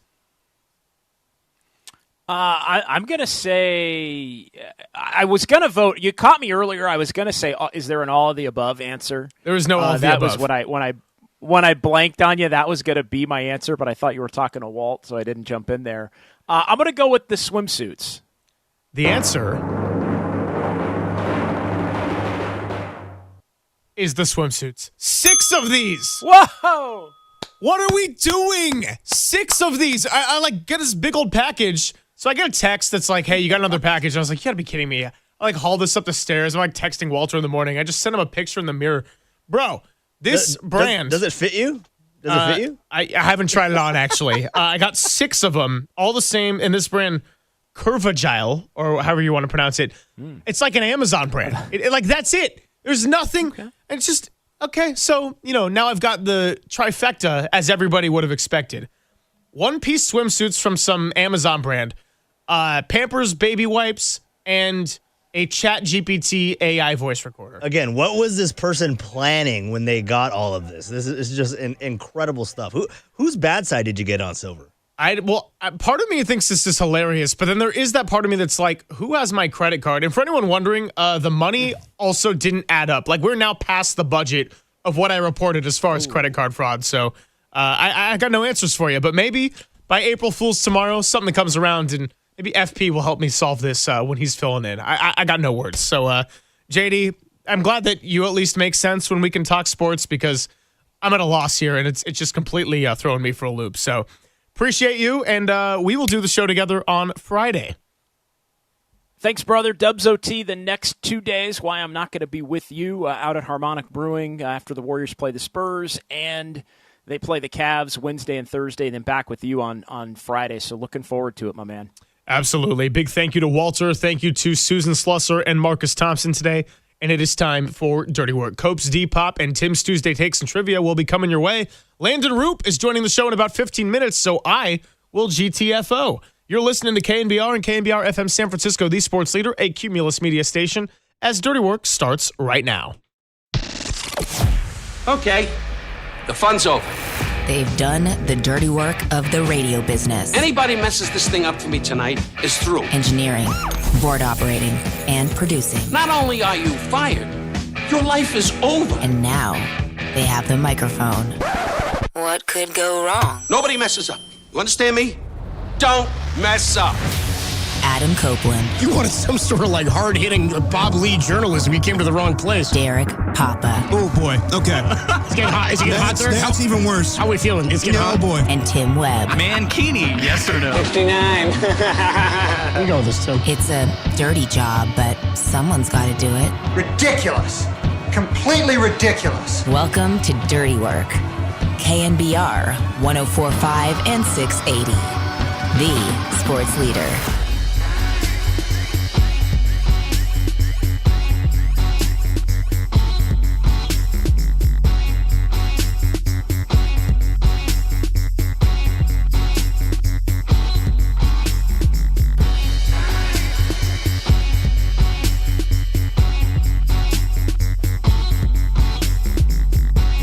It's Dirty Work on a Tuesday afternoon. Love a Tuesday afternoon on Dirty Work, the filthiest day of the week. Adam Copeland, Depop, Tim Webb with you. Not a full show today for you, but close. 5:40 Giants pregame for the Giants. Close enough. And the San Diego Padres. And how about that, boys? You can put the Giants in the win column. You know what? I know people are not a fan of that. I don't give a damn. I'd like us to have a Joe Angel rally call after a Giants victory. Okay, yeah. I'd like a Giants are in the win column. I know people didn't like it, but I loved when Joe Angel dropped that. And part of it was call from back in the day. People thought it was corny and hokey, and I did too, but I liked it because that was kind of his bit. Like John Miller, I told you the brilliance of John Miller, and I mean, the greatest baseball broadcaster I've ever heard, and right up next to him, your guys, Dave Fleming and Dwayne Kyper, in terms of play-by-play guys, just absolutely incredible when it comes to baseball. And for Dwayne in another galaxy because he's a former player. I mean, that's in the Bob Uecker camp. You know Bob Uecker was so impressive as a former player doing play-by-play like that. To be a player and then go to play-by-play, not just color analysis. And by the way, Kruk, of course, amazing in his own right, and the insight that he brings. But to be a player and to be as good, to play as long as Dwayne Kyper did as a major leaguer, and then to be a Hall of Fame a caliber broadcaster is otherworldly. But the brilliance of John Miller to me is always that, and I've said this to you, he appears at times to be like joking about the fact that he's doing a broadcast. Like he's almost like mocking other like. Oh, Dave, am I supposed to read that? Yeah. Like it's almost like he almost like it's like the old timey like baseball voice and the broadcasting style. But then the second a play happens, he's right into it. It's like he's reacting to it. But it's almost like you got to do that stuff to get through a season because there's going to be days that are long, drawn out, 11-1, 14 pitcher games and things that just drag out. You got to make it entertaining for you, and you got to paint the picture for the audience. But Joe Angel, he came back. I mean, I know he was with the Giants in the 70s, and I think he came back in 2003, which was, the peak of the peak of my baseball fandom. But when I'm a kid, and that's all I had, coming off of the 2002 World Series loss, the following year in 2002 or 2003, and I want to say that's the first year we started getting some Dave Fleming too. 2003, yes. They started bringing in Dave Fleming. I met him in 2004. That was his second season. He came in from the Paw Sox. They had him start coming in. What he would do is he would come in kind of in the same way your dad was coming in. John Miller would leave to do Sunday Night Baseball after like a Saturday game or a Friday game, and he would come back and join him on Monday or Tuesday. And your dad and Dave would then come in and call the games in between while John was on assignment. Yeah, my dad and Dave on radio, then my dad would be with Krukow for TV. That's exactly it, yeah. But I think the Joe Angel call of you could put the Giants in the win column is appropriate for yesterday. Absolutely, because it's the first one. Season, Well, the funniest thing was, I remember that opening day in 2003, Giants get a win, and I want to say it was at home, because I think that was the year they signed. That been 2003, I guess. Omar Vizquel might have been. It wasn't Benitez. It could have been Benitez that. No, it wasn't Benitez that year. Not yet, because they still had Tim Worrell. Anyway, bottom line. Actually, they still had Richie, I think, in 2003 too. So bottom line is they win the game on opening day, and in the postgame wrap, I remember Joe Angel. I remember because I stayed up again that night and listened to the postgame wrap again in the middle of the night on the Giants midnight replay. I was a dork. And he said, the Giants are in the win column. And then he made a joke in the wrap where he said, I know it's early, boys, but I don't think the Giants can be caught. And he was sort of joking. Dude, they were never caught. They went wire to wire. 2003? They never fell out of first place for a day in 03, which is incredible. Lost the first round. Well, the 2012 Giants started 0-3. The 2026 Giants have started 0-3, and they got their first win yesterday to move to 1-3. And by the way, it remains no San Francisco Giants baseball team has ever started 0-4. There you go. The last time they started 0-4 was 1950, the year before Willie Mays made his debut. All thanks to Ryan Walker. All thanks to Ryan Walker. Would you say nailing it down? I wouldn't say nailing it down. That's usually not nailed down. That's more of like we chicken wire and bubblegummed it down. We'll talk about Ryan Walker, but he got through it. You know what?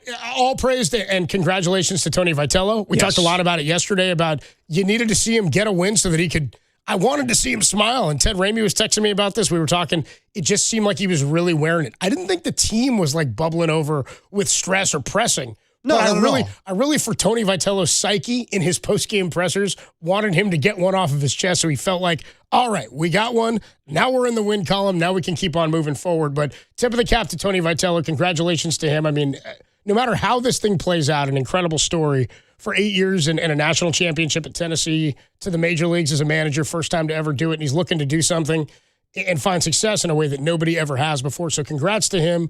And then congrats to our next guest. And by the way, this guest is coming up in 8 minutes. At 2:15, we are talking to last night's winning pitcher, Landon Roop. Hell of a performance last night. Hell of a performance for him. 7 strikeouts, just 2 walks. Maybe the best start of his big league career. Certainly the best start of his career in San Diego.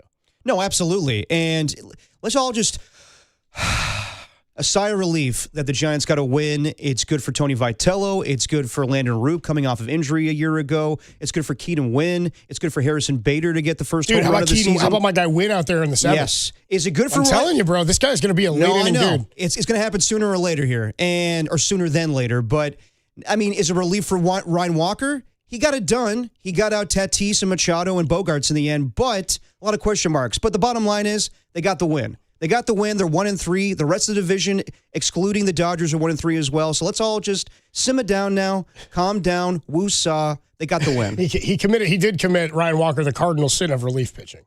Yes, a leadoff walk, which is a leadoff walk with a 3-run lead that then puts the tying run in the on deck circle, and then a 2-run homer, and you get the tying run at the plate. It's clear though. He ends up getting out of it. Keaton Wynn should be the closer. Well, I'm not going that far yet. I'm not going that far yet. But I do think Keaton Wynn has a late inning role in this bullpen.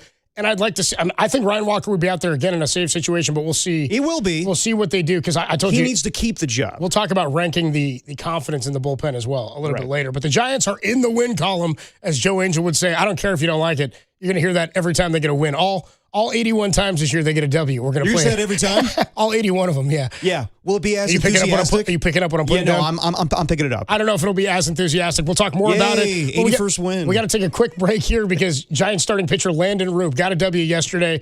We were going to rank confidence in the rotation. I've got him pretty high. I feel like, as Dave Fleming said to us yesterday, he's just a part of this team and they need him to succeed. Landon Roop, Giants starter, joins Dirty Work on a Tuesday next. It's the greatest show in America. The Giants are in the win column on the Sports Leader.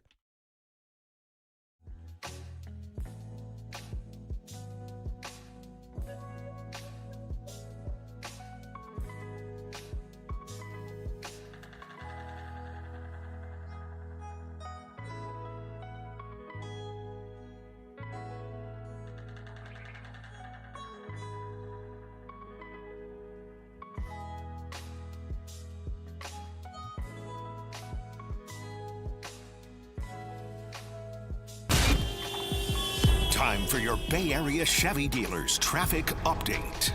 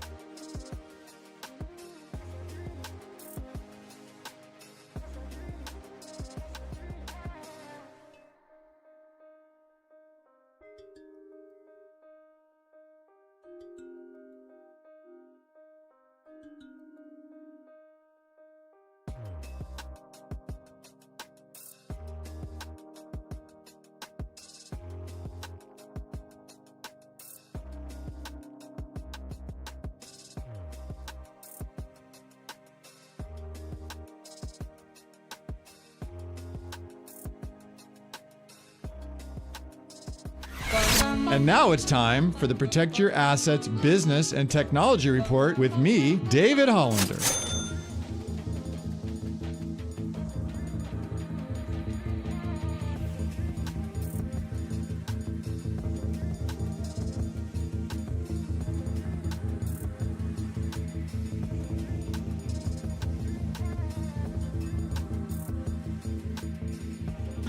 This has been the Protect Your Assets Business and Technology Report with me, David Holland. Will you have enough money in the bank when it's time to retire? That's the big question that's keeping you up at night. Let's talk about it. Join me this Saturday from 8 to 9 a.m. right here on KNBR for my show, Protect Your Assets. Or call 1-866-PROTECT.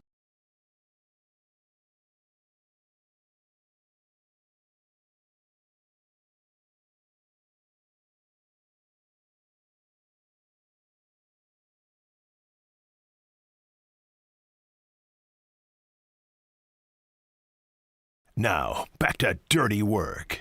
Adam Copeland and Derek Papa on KNBR 104.5 and 680 AM. The Sports Leader. Dirty Work is sponsored by Jack's Restaurant and Bar, an all-day, any-day kind of place.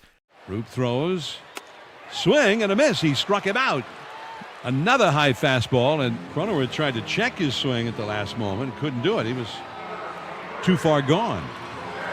7 strikeout for Roop. That was kind of that exploding fastball up around the lettering on the shirt of Cronenworth. The pitch to him. Little bouncer right back to the pitcher. Roop to second one. A Rice to first. A double play. So that's 6 strong in the books. Only 2 hits allowed by Roop. 87 pitches for the game. Talk about efficient. Landon Roop leads the Giants to their first victory of the season last night. 6 innings pitched, 2 hits allowed, 2 walks, but 7 strikeouts. And Landon Roop joins us on the UMA guest line. Landon, what's going on, man? Adam Copeland, Derek Papa here at the Giants flagship in San Francisco. Congrats on a great win last night, man. How you doing? Thank you. I appreciate it. How are you guys doing? We're doing well, man. That was a heck of a performance, man. And I was really excited to see you out there. I was thrilled with your performance last year, and it was sort of a bummer the way it all went down with you getting hurt at the end of the season, coming back, and then getting hurt yet again. But first win of the season, what did that moment feel like in the clubhouse last night after everything you guys have been building towards?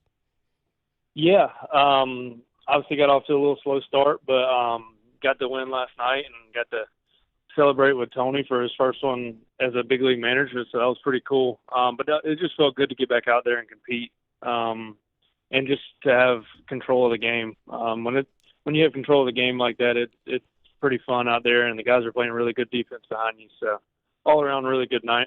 Yeah, all around good night and good play and catch last night by you guys as well, and some clutch hitting. 6 hits, but you guys made them all count. They were all needed last night. Now you mentioned celebrating with Tony in the clubhouse last night. What's funny is, like, we've seen these moments for Giants rookies and, first major league hit, first strikeout, first win and all that. Never seen a guy do it as a manager for the very first time in a Giants uniform. What was that experience like? Because he's a rookie in some sense, but he's not a 21-year-old fresh-faced kid.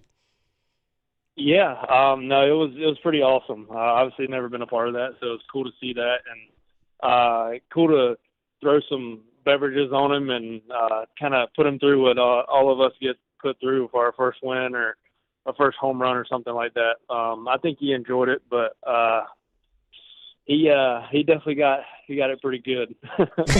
Talking to Landon Roop on the UMA guest line. So Copes mentioned it last year. Your season was cut short with the bone bruise.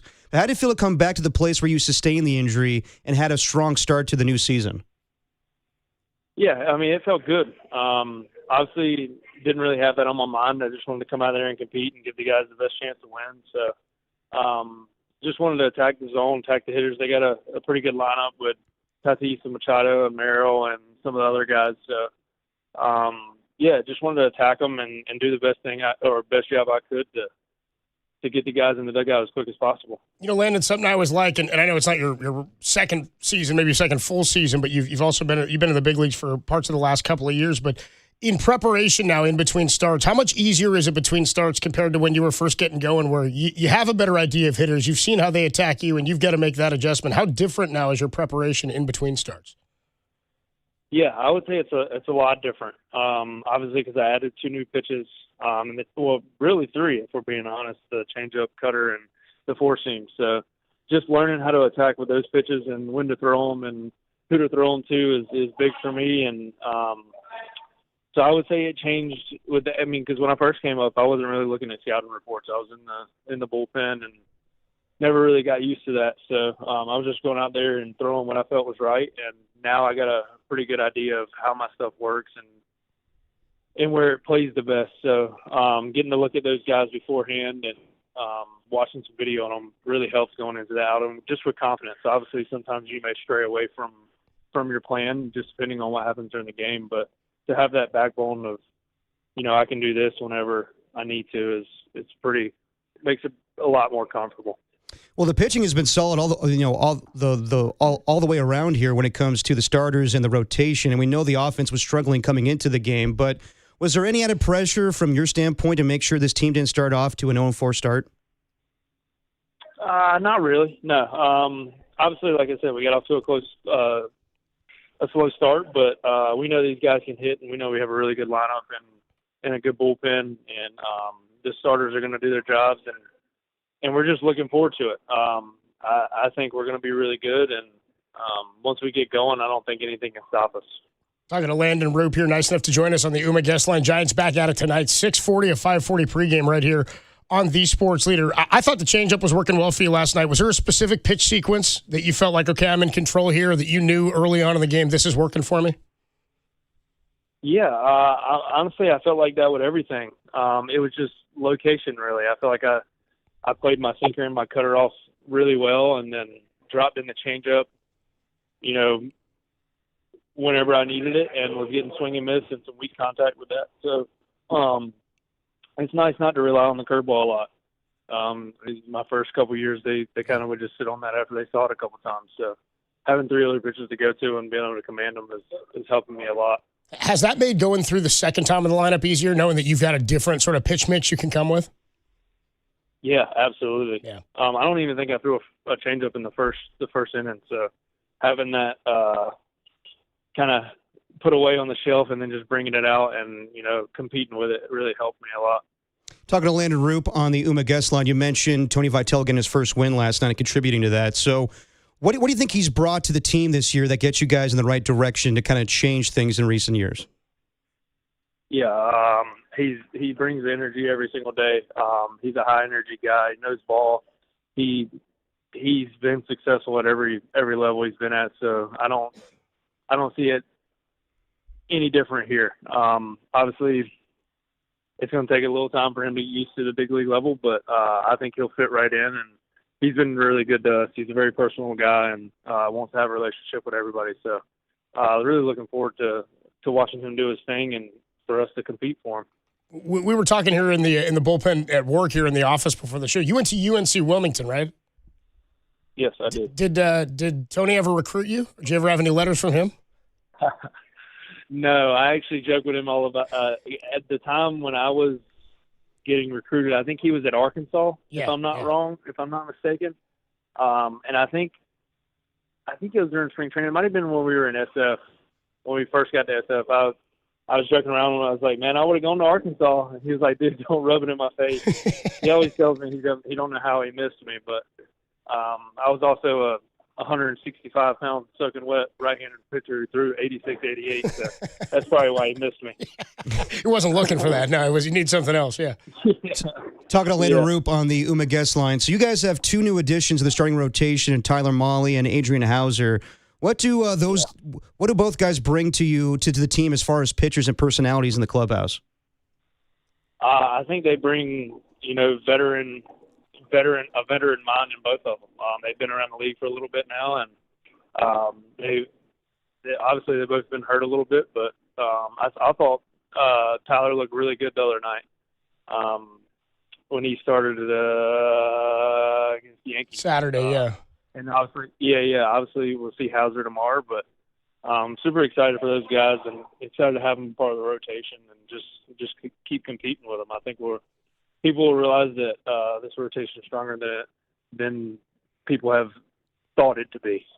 I agree with you. I think that first of all, the first three with you, Logan and Robbie Ray, and then of course a couple of vets there. I'm intrigued by what you guys can do, and I'm excited to see you get through the entirety of a season. I'm wondering with the addition of the ABS, because we're all just kind of learning this as you guys are, right? Like we're watching it get implemented. It's been kind of fun to see umpires have to be held accountable. Like early in the season, we've seen that throughout Major League Baseball. They should be. Yeah, they should be. I totally, you got to be. I don't know why they shouldn't be. Promoted and demoted. Yeah, exactly. Like we should be. I'm absolutely with you. So we know exactly what's going on. Do you guys have a general philosophy? I mean, I think you guys, it feels like you guys have an edge already with a guy like Patrick Bailey behind the plate, and he's been all over that stuff. Are you just leaving the challenges to him, or is there any kind of philosophy you guys have talked about with it? Yeah, he's incredible with that stuff.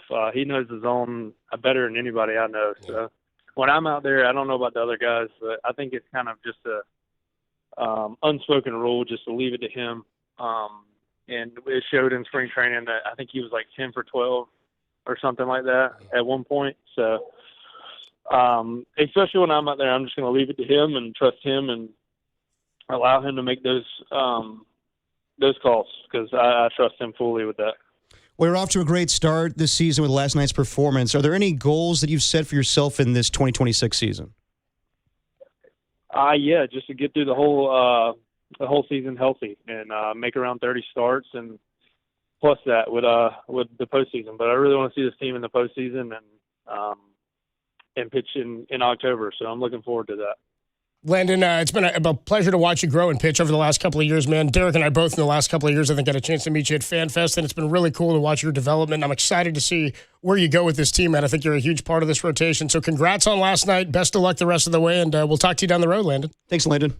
I appreciate it, guys. Thanks for having me on. Thank you very much, man. The great Landon Roop there. Awesome performance for him last night. 6 innings, 2 hits, 7 strikeouts, 2 walks, and dude, fun little interview there. With him. Good energy. Incredible energy. I remember I talked to him a couple of years ago. Marcus and I were out at the San Jose Fan Fest. This was before last season. And so it would have been, Bob Melvin's second year. And we had him and we had Birdsong. And I remember Marcus and I were talking to both of them about what their number one thing was that they needed going into 2025. And out of 2024, both talked about having to throw strikes, having to fill up the strike zone. And both Roop and Birdsong came out last year and dominated throughout spring training to the point where I thought, because Landon Roop had previous bullpen experience, in 2024, he was coming out of the pen. He might have made a couple of starts, but we were just kind of getting a look at him. And that's why the ends of the seasons, when things aren't going well, are so big for the following year. We don't get expanded rosters to 40-man rosters in September. So when they're giving guys who are young players opportunities, they really are taking inventory. They really are seeing, is this somebody who's going to get an invite to camp and a chance to earn a spot? Landon Roop not only earned a spot, he earned a rotation spot and stayed in the rotation and has been in the rotation since he got that spot at a camp last year. Dave Fleming said it on our pregame show yesterday before the game that I've sort of taken for granted the fact that he's not been here for that long. It just sort of seems like he's a part of the rotation, and I think he's a future 3, maybe a 2. We'll see what happens beyond this year, but if he can get through this year healthy and really put the innings on that arm and know what it's like to get through a season, I think sky's the limit for what Landon Roop can do in the middle or the top middle part of this rotation. But it says a lot about the determination, the pitch development and mix. And I love hearing him say something like, I didn't throw a changeup in the first inning. Like you used to see that with Tim Lincecum, the way Buster would call games. Same with Matt Cain. Like Lincecum would go through the whole first inning and throw like a fastball. He would like almost not ever throw. Like once he became Lincecum, he wouldn't come out throwing his split finger or that split change early in the game. He got a get it over curveball that he developed like year 3, which is crazy. The guys come back and you're like, you won 2 size, and now you have a pitch you didn't used to throw that it's now something else I have to worry about. Right. Then you get to the second time through the lineup, and you're like, now I got a put-away pitch that nobody's seen all game that I'm just going to start throwing. So when you've got more in your arsenal, like Landon's talking about, you got to just make the opposing pitcher or hitter be aware that you're at some point you may throw it, even if it's at a low percentage. Sometimes it's not even for a strike. It's just to let them know that it's there. But this is all great development stuff for Landon Roop, and he may be the best, the most consistent homegrown starter since Logan Webb that the Giants have had. No, right? I mean, I would say a year ago, I thought it was a solid season. I really didn't worry about Landon Roop too much as opposed to the other pitchers that were on the roster as far as the Hayden Birdsongs or Kyle Harrison. But you always want to see second time through the league. And we got it. Exactly. Yeah. And I know that he was coming off the injury, and that was unfortunate, and the rotation went kind of wonky there, and the bullpen as well. But getting to know him during FanFest, I mean, he's a serious guy. He's all about ball. He talked about in the offseason. He just focuses on hunting and fishing, and then it's back to baseball. And I know this offseason, right now the rotation, the way it kind of slates out, Right now, Malley would be your third starter, but I like what I saw from Landon Roop last night. I think the confidence will build, and we'll see what happens with Robbie Ray in the future here as far as his time with the San Francisco Giants. But Landon Roop, I mean, I know that some people are kind of skeptical coming into the season, but off to a really strong start last night. 808 KNBR 415-808-5627, the number to call and the number to text. I want to get your reactions on the Giants' victory from last night. Do you remember early when the show started, I said, when the Giants win, and after last night, I'm going Joe Angel, the Giants are in the win column. The Giants back in the win column. Yeah, nice. Dude, all in my 2003 feels. And I said, dude, I think John Miller, the best broadcaster, baseball, my favorite, best I've ever heard. 707 says, dude, you're a joke, not to mention Hank and Lon Simmons. Bro, I wasn't. Your joke? I didn't even hear Hank Greenberg call games. We have to mention every single broadcaster in the history of baseball. I didn't say John was better than them. I said Hank Greenwald. What I say, Greenberg? I didn't see him play either. He was hitting bombs, dude. The Hebrew Hammer, man. The Hebrew Hammer. Hitting home runs. No, dude, you know what's funny is I got to meet Lon Simmons, and Lon did come back and do a handful of games every year when I was a kid. Yes. But to me, that was more just like, dude, we're hearing the legend call games. I got to meet him once on the field before a game. The nicest dude. It was funny. He told me a joke on the field. I can't remember what it was. But then on the post game that day, in the wrap, then he told the exact same joke to the guys. Did he? I was like, dude's been telling the same joke all over the ballpark all day. Oh, dude, I'm not saying anybody's better than anybody. I said, John Miller, for me, that's my Hank Greenwald. That's my Lon Simmons. No, it should be for a lot of people. So you don't have to hate everything, 707. No, come on. Plus, you sound too old for me to care about what you think of the show. Don't yuck our yum when it comes to broadcast. Real quick. I don't know if I'm supposed to say that, but whatever. No, I met Lon Simmons. I met Lon Simmons about 20 years ago. My father was doing the games with Dave Fleming, and he came back, and I think he just came to the booth to hang out, and that was just an unbelievable honor. The fact the guy's a legend, and with the likes of John Miller. What are you laughing about? 707 says, hey, Copes, be born sooner, would you? Yeah, seriously. Yeah, I know. Anyway, your lawn. No. I'm just saying, yes, the Bay Area has been blessed with so many fantastic broadcasters, along with Bill King and everybody on the East Bay side. But Ken Korak. Dude, of course, the great Bill King. I heard him as a kid too. Yes, the voice of summer. And Toledo. Exactly, and Ken Korak. But yes, I mean we've been blessed. Lon Simmons, everybody. But John Miller. I mean, yes, that's what I grew up on. I'm baseball just talking tonight. about me growing up. Yeah, absolutely. You should all have your own version of that guy that makes you feel that way. And that's what I mean is we are so lucky that the fact that I get to say I can't remember really listening or watching Giants baseball without Kruk and Kype and John. Right. Like, that's pretty cool. And I hope to be able to remember until as long as he wants to go. And I hope it's forever that Dave Fleming, I remember listening to his first game, the no-hitter in Philadelphia. Was that a Kevin Millwood no-hitter? At the vet? Hi, I'm Dave Fleming, and I hate kids. That was his first game, and then they were like, you can never come back, kid. Oh, yeah. They threw a no-hitter against the Giants. You can't ever come back. Just the talent of Dave Fleming is astounding. And to be in that booth or be around that booth or even to have any sort of relationship with people in that booth and all the people that have walked through that booth, we are wildly lucky. Adam Copeland, Depop, Tim Webb with you, 808 KNBR 415-808-5627. I want to get some callers in here. Your thoughts and confidence on the rotation after what you saw from Landon Roop last night. I mean, he's an absolute stud. There's a case to be made that I've got more confidence in Landon Roop than Robbie Ray. Really? And it's not to put Robbie Ray down, but if Landon Roop can throw consistently enough like he did last night, and I'm not looking for him to be a Cy Young candidate, but I'll take it. But if he can be as consistent as he was last night and give you 6 on 87 pitches, I mean, that was efficient stuff. That was impressive. That was Logan Webb type efficiency. He does that for you. Your top 3 are looking better than I thought, and then everything else is kind of house money. Right. And where are we with the bullpen? Ryan Walker, is he your closer? Are you getting shaky vibes when he comes in? I loved seeing Keaton win in the 7th. Matt Gage too. Matt Gage was it Gage then win? Yes, Win was in the 8th. Gage then win. Gage then win in the 8th. And I said that. I was like, I think he's got closer type stuff or late inning type stuff. Yep. I look at him as our Blake Trinan. That's what I'm looking for. Oh, okay. That's what I'm looking for. So we'll talk more about that. 808 KNBR, your confidence in the bullpen and Ryan Walker and your confidence in the rotation after what you saw from Landon Roop. We'll talk more about this win last night. 808 KNBR is the number to call. It's Dirty Work. It's a Tuesday, and it's only here on the Sports Leader.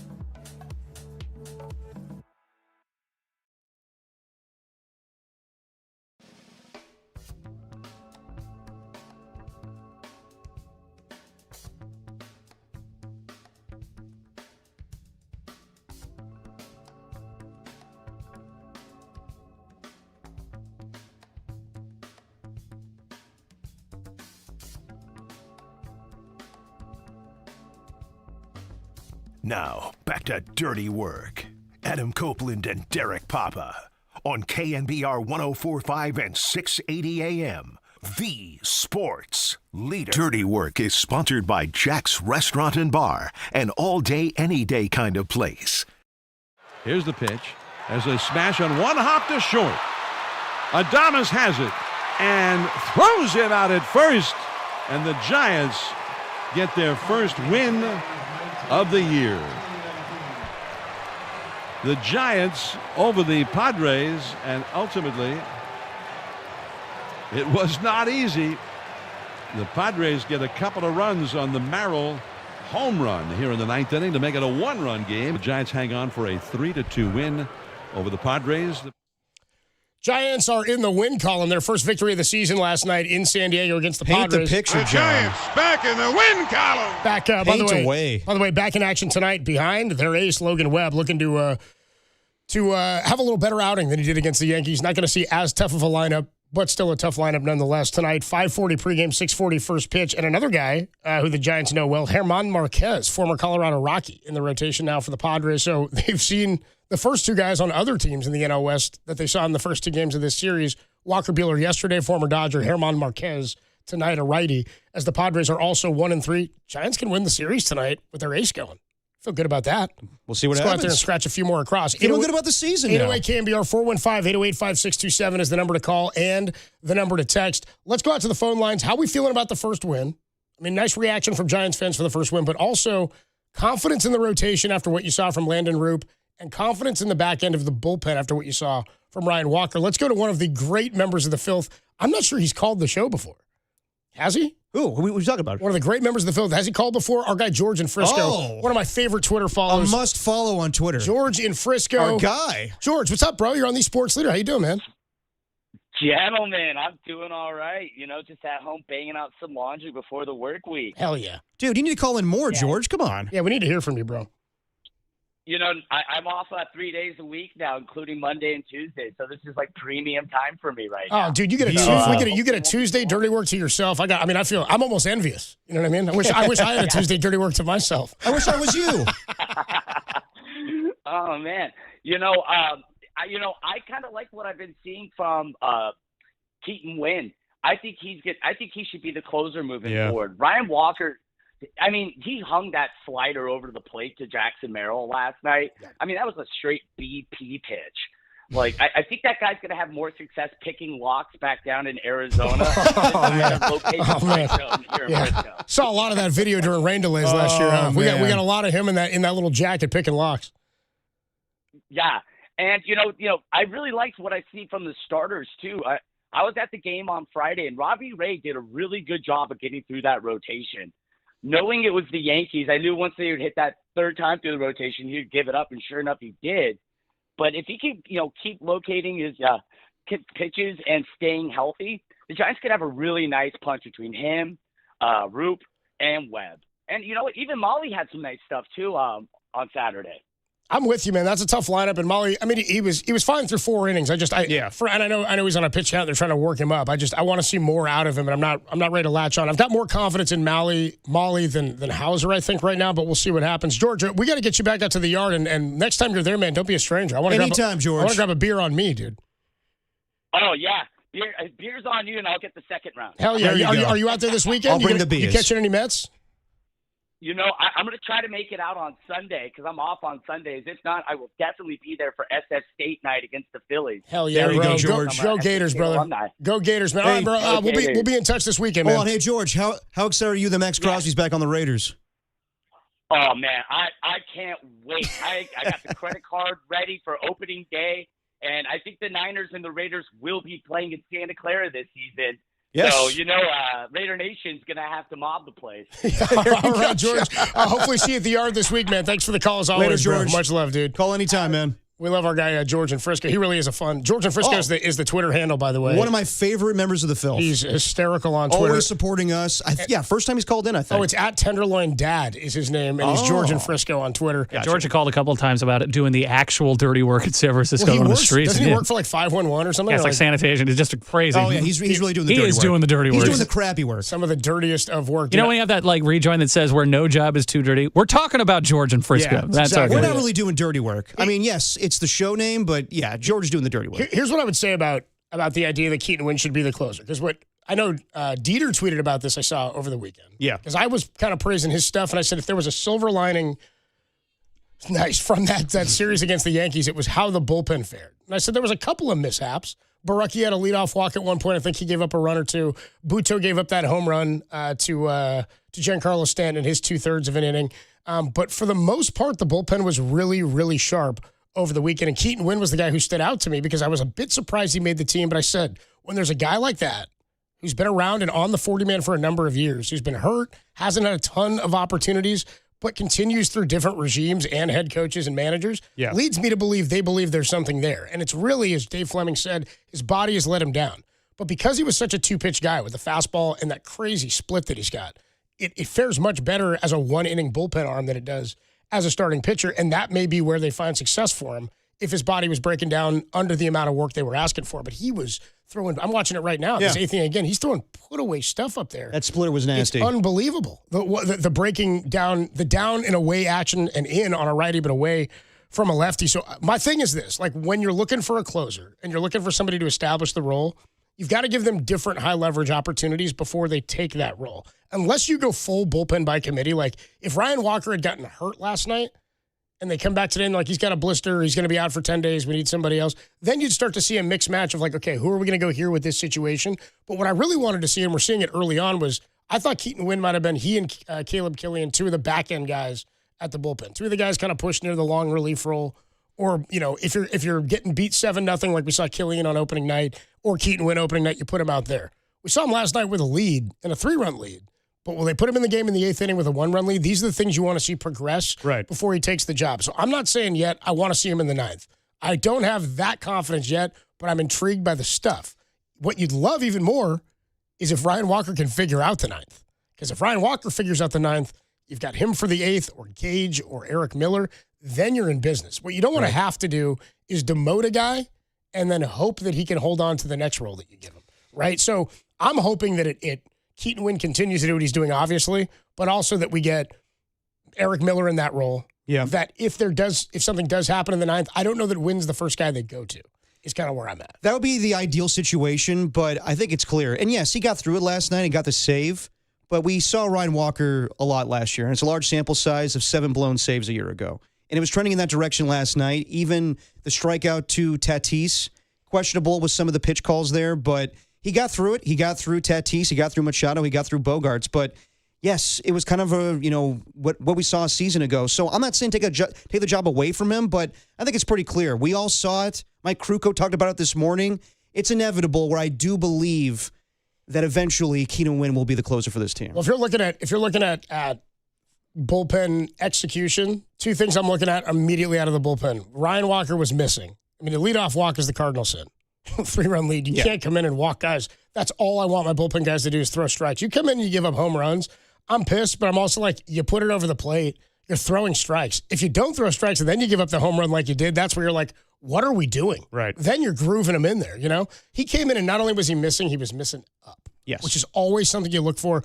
Also what you look for within a starting pitcher when he's out there in the middle innings or getting into the late innings, if he starts to miss or is laboring, how is he missing? Is he missing up or is he just barely missing? He's getting squeezed. What's going on? If he's missing up, he's tired. And that's why I didn't think Robbie Ray should have been out there for the 6th inning in his last start. He should have gone back out there. Do you remember a year ago when Hayden Birdsong was pitching in a game and you could tell that his head was not in it? He was kind of all over the place. Was this after the Marlins game? But I don't know exactly when it happened, but I remember you and I were talking about it, and we were like, "Oh, we got to see how he looks the second time around." And then he came back a couple days later against the A's, maybe. And maybe it was the A's. We were like, "Ooh, he can't face the Dodgers next time around." Yes, exactly. And they pulled him. I don't think we saw him again as far as starting in the starting rotation. But yeah, I think we all knew that he was pressing, and unfortunately, I kind of feel the same way with Ryan Walker right now, where the last year's still on his mind. and he needs to get over that moment. Or all those moments of blown saves a year ago. So he got through it last night, but to Krukow's point, he didn't pitch very well. And we need to see more confidence with him on the mound. So I want to see him maintain the job, but I think it's inevitable that we could see Keaton win as the closer. Also sort of telling that in his first outing on the Friday opening day game, he did not last long. It might have been the opening night game, actually. Whenever Ryan Walker pitched his first time out, he only that was quick. Two-thirds he got a quick hook because he wasn't throwing strikes. I asked you about that too. Like, does that kind of ruin his confidence as well going forward? A little bit, yeah. Yeah. A little bit. Would have liked to see him get out of that one last night without giving up the home run because that was a problem for him last year was the home run, but he hung that slider. Yeah, especially going against lefties. It bears into him, and all of a sudden, I have total confidence when he's facing righties. When it's lefties, not as much, and I think it's fair. So, by the way, Keaton Wynn officially drafted by the Giants in the 5th round of the 2018 draft. Yeah. Okay, so 2018 draft, which means that Bobby Evans was still in charge. Yes. In 2018? Farhan came at the end of 2018. You're right. After 2018, Farhan was hired before the 18 season, before 19, because that was Boch's last year. He was fired on Warriors Media Day of 2018. Yep. So Bobby Evans drafted my Rain Man memory. Bobby Evans drafted Keaton Wynn. Right. Farhan kept him, and he was a major leaguer by 2023. So at the time, by the way, Bruce Bochy's the manager. 2023, you've got Kapler as the manager. Then he's up here, he's got Melvin as the manager, and now he's got Tony Vitello as the manager. So he's had 3 different managers at the major league level. Plus, he was drafted by Bobby Evans and survived the Farhan regime and made it through, is into the Buster Posey regime as part of the plans. And somebody checked in here on the text line and said, not only has Keaton Wynn survived multiple regimes, which tells you which the organization thinks of him, the 319 texter says he was drafted by the Giants twice. The Giants also drafted him in 2017 out of Iowa Western Community College, and then again in 2018. Just for good measure to make sure they have him? Well, they drafted him in 2017, and because you can go back. You get drafted in college, and in junior college, you can get drafted after like every year. Gotcha. So in college, if you go to a 4-year out of high school, you can't get drafted until I think after what would be your 3rd year, your junior year, or redshirt sophomore.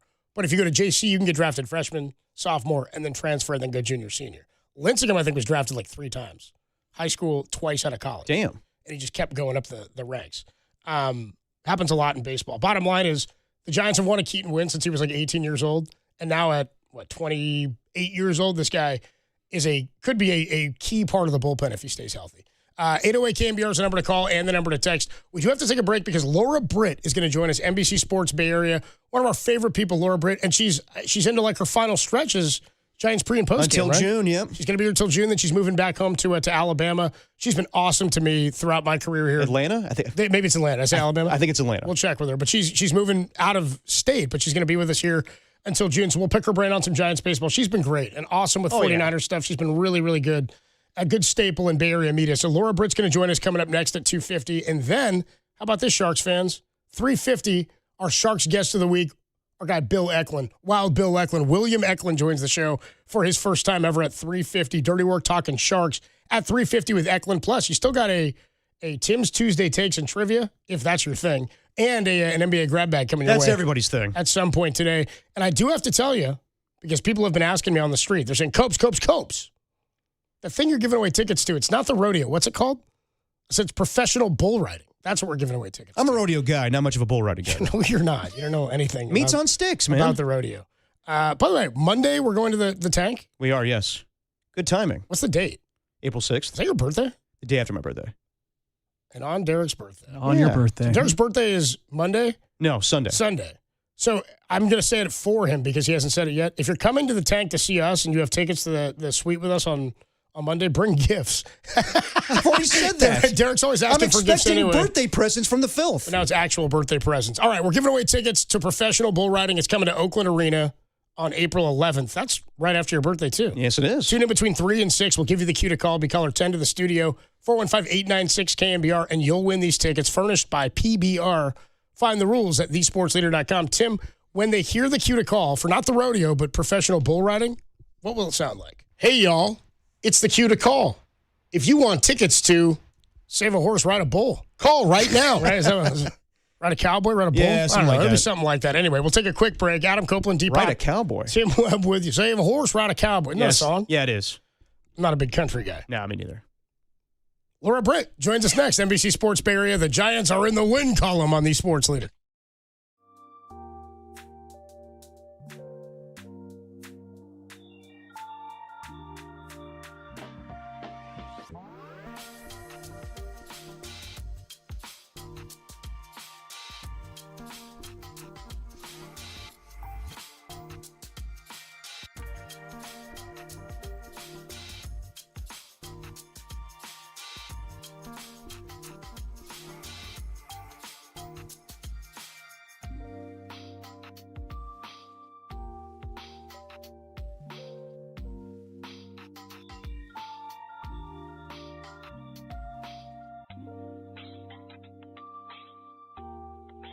The Giants aim to make it 2 in a row tonight as Logan Webb looks to put an ugly first appearance behind him. Webb was torched for 6 runs in an opening day loss to the Yankees. He faces Herman, don't call him German, Marquez. Pre-game 5:40, first pitch 6:40, right here on the Sports Leader.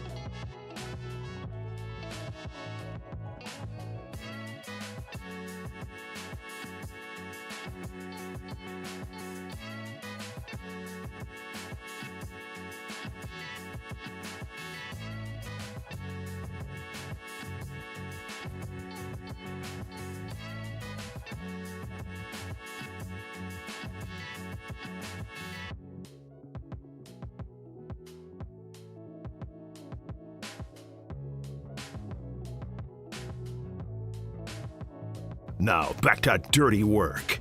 Adam Copeland and Derek Papa in the KNBR Casino Matrix Progressive Jackpot Studios. Casino Matrix Progressive Jackpots are here. Where are you? Just drop in. Please play responsibly. Call 1-800. Dirty work on a Tuesday afternoon. Adam Copeland, D-Pop, Tim Webb with you.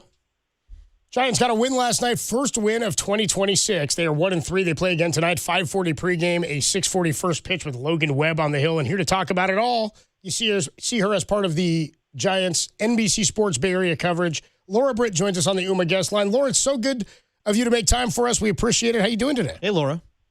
Hey, Hey, guys. Great to be on with you. I heard I got to follow up Landon Roop. Yes. That's not fair. Well, it was okay for Matt Gage and Keaton Wynn. They did all right with it last night. Yeah, that's true. That is very true. Yeah, I'm not on. So tonight it's going to be Kylan on NBC Sports Bay Area with Sean and Richie. I'm just going to be, as you guys know, I'm moving to Georgia in June, so I'm going to be filling in here and there. So I'll be popping up on your TV screens every now and then until we move. Well, I got to tell you, I was thrilled because I heard the news, of course, that you were leaving, and I thought it was more in the immediate. I was stoked to see that you were still doing games. So you'll be with us for a few months. So we'll make sure we get our Laura Brits hit in between now and then. And it's awesome that Kylan Mills has come back to the Bay, and she's a good friend of mine. I'm thrilled that she'll be a part of the coverage as well. But sort of a rough first 3 days, and then last night was kind of an exhale of relief. How'd you take in that win yesterday, and what was the overall feeling from the postgame after last night?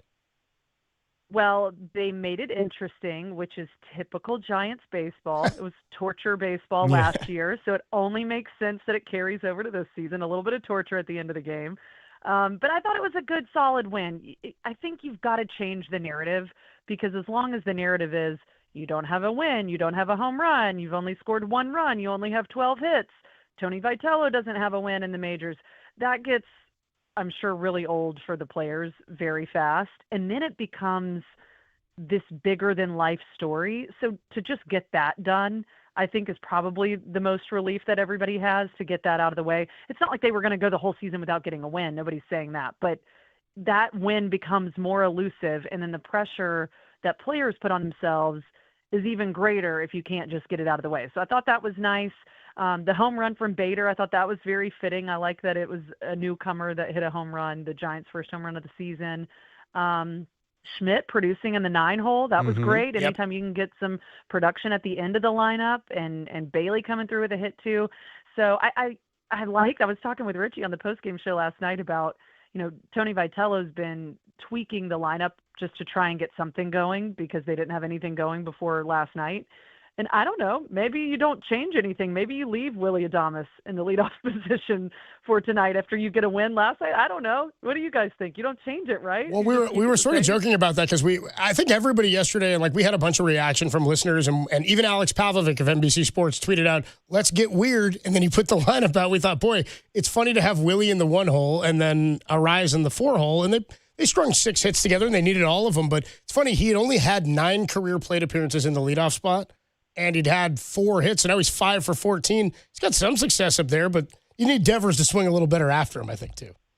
Yeah, I mean, everybody's got to swing the bat a little bit better. They only had 6 hits last night, as you mentioned. So the offense has got to get going, but it's baseball. There are 162 games. There's no need to panic. You got to let things settle in. I think you really get a feel for a team. You can really start to feel how a team is, and if they're going to be successful or kind of just get a feel for them by maybe early June. You can start putting some actual legitimate thoughts together. Before that, it's just so much up and down. It's a streaky game. You can go off and win 7 straight and then you lose 14.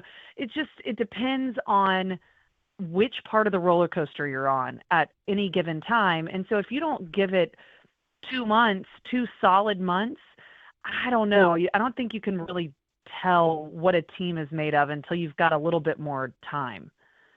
Talking to Laura Britt on the UMA guest line. I think the expectation coming into the season, Laura, was that the offense was going to be better than a season ago and the pitching was going to take a step back. But so far, the offense has struggled to start the season. The pitching has been solid. Is it kind of surprising that the team has been winning or won a game last night, kind of the same way that they did a year ago, where the offense not really showing much, but the defense, the starting rotation, and the bullpen is coming into its own? Yeah, I think the defense is a key thing that you mentioned, because the Giants have struggled defensively, you guys know, with errors over the past few seasons. Last year was especially bad. And so I think last night Casey Schmidt had a great play at first that I thought was really impressive, especially considering he's not an everyday first baseman. And Willie Adames had a nice defensive play. So if they can keep the defense solid, that's going to be – they've got a lot of ground ball pitchers. If they can keep the defense solid, that's going to be a huge help for this team. The offense, again, I don't know. I mean, I know people want to panic early. I don't think there's enough time yet to know what it's going to be. I think, yes, you would hope that the team would have scored more than one run across the first 3 games, but you also had some really good Yankees pitchers. So you can't discount the pitcher that they're facing. There is a caliber of pitcher, and they were facing high caliber pitchers. So that's not to say that when you've got, Rafael Devers and Willie Adames and all these guys, that they shouldn't be able to hit high caliber pitchers, but it's going to be a little bit a bigger challenge than it is if you're facing somebody in the lower tier. So you can't discount what the Yankees brought to Oracle Park. And I think you've just got to give the offense a hot second. Just give them a second. They're going to settle in, and then you'll be able to make a true evaluation. They did the right thing. They've brought in some bats, and that was the big complaint the previous, 3 years, is that you're not adding anybody. The Giants are willing to add people, and I think they've made some smart moves. I don't think anybody's denying that. So it's just about being in a new place. We heard Willie Adames talk about it from last year. As silly as it sounds, you're in a new ballpark, you're in a new uniform, you've moved your whole life to a different place, and that sounds silly to us because these guys are making so much money, but they're also humans, and there's that element of it too. Baseball's such a mental game. Obviously, these guys have the skills to be able to do it because they wouldn't be at the major league level if they didn't. And so you just got to give the offense a little bit of time. I don't have like the red panic button anywhere near me. It's not in this room. It's not in this house. It's like far away. So I'm not ready to like start slamming the panic button yet, but they've just got to have some time. And you also have a new manager who's never been a manager in the majors. There's just so many things that the Giants have going right now. As far as changes, a lot of new coaching staff, it goes on and on and on. So just give it a second and then check back in 2 months with me, and we'll have some more evaluation that I feel like we can make. See, I saw Shohei Ohtani. Am I too reasonable? No, you are. You're good. No. You're good. You're good. I saw Ohtani was going to hit and pitch today for the first time in a year, and then I did hit the panic button. I was like, I think it's time. I was like, after the Giants' first win, I was like, Ohtani, the best show on the planet. By the way, he's not human. They're human. He's not. That's a dude. Dude's an alien. Talking to Laura Britt here, NBC Sports Bay Area, joins us on the UMA guest line. Okay, we're 4 games in. I wouldn't call myself a baseball purist, and I do think there are things I've wanted to see change over time, but I am hesitant at times. This is one that I knew was coming.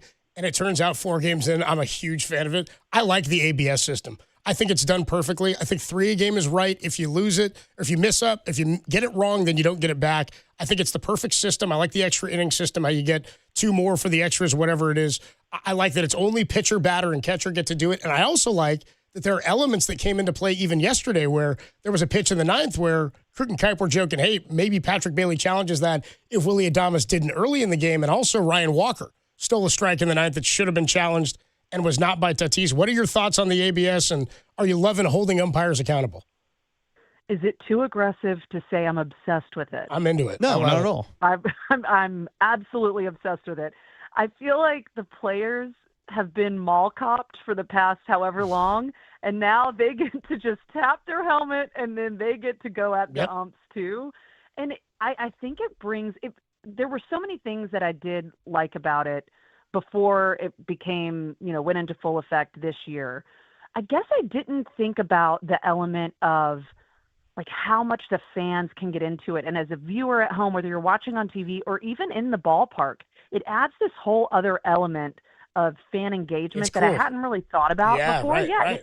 It's been a really cool vibe just watching it all play out. And then seeing who's aggressive with it and who's not. And I mean, the catchers, we showed a graphic last night on NBC Sports Bay Area on the Giants postgame show, or actually it was in about who's been the most successful as far as getting calls overturned. And no surprise that catchers, I think they were at like 64%. They know the zone. And that's not surprising. Yeah. I mean, that's who you would think. But I'm with you on, I like that you can't have managers call. You can't have, all these people you can't have call. It's just those 3 people that are available to make the call.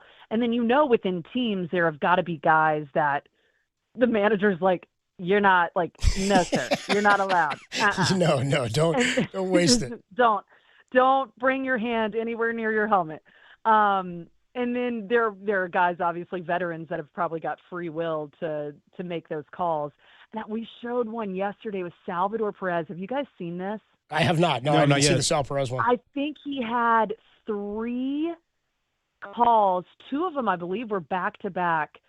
It was unbelievable. Just every call he made was right. Overturn. And, like, as the umpire, you've got to feel like such a no, every time because it's so public. But I don't know. It's like kind of I don't know if this is wrong, but like I pull for the player. I'm like, yeah. No, definitely. Well, Landon Roop just said to us, he's like, we got to be held accountable, or we get sent down when we go. He's like, I'd like the umpires to be held accountable too. I love it. You know what's funny too, Laura? You mentioned the fan engagement part, and I was at all 3 games this weekend, and so I didn't. Every time there was a challenge, I stopped. I was like, if I was walking somewhere, I got to stop and see what it looks like. And it's so I've watched tennis for a long time.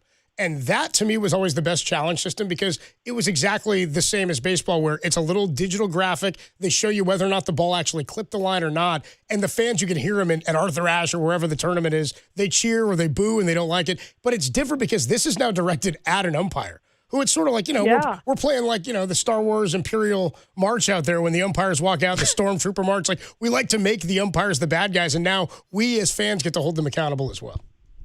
Yeah, I was Rich Aurelia was on the show last night, and we were talking about this because we did a whole segment on the ABS challenge system and just some of the craziest ones that we've seen.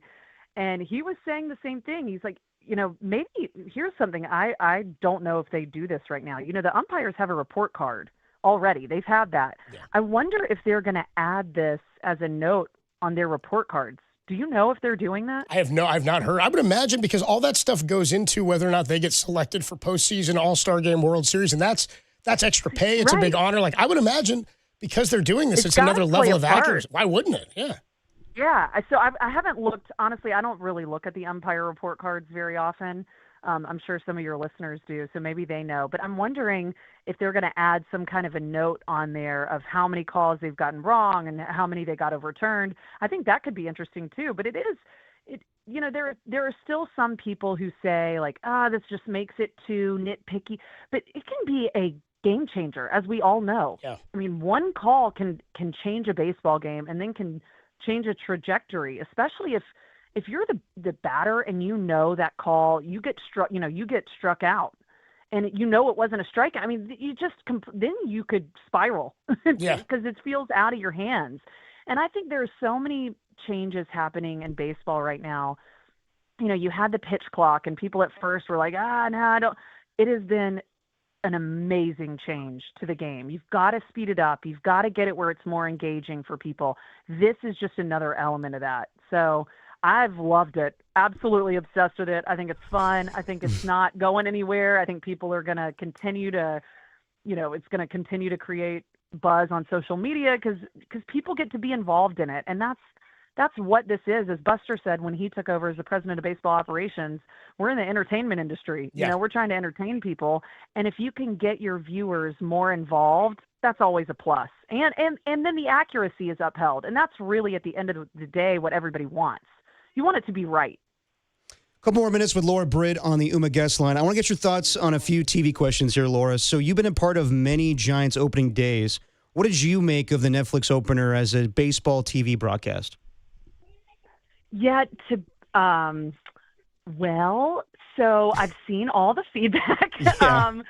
I didn't, to be honest, if you want the 100% honest truth, I was like volunteering in the library at my kid's school that day. Hell yeah. No, fair enough. Oh, yeah. Running to baseball practices. So I've seen snippets of it, obviously, on social media. I didn't go back and watch the full thing. Right. I think expanding the game to as many people and exposing it to as many people as possible is not a bad thing. And I think anytime you've got a first time that you're doing something, there are going to be kinks. So that's what happened. You've got a Netflix who's trying to do something new and innovative and very different.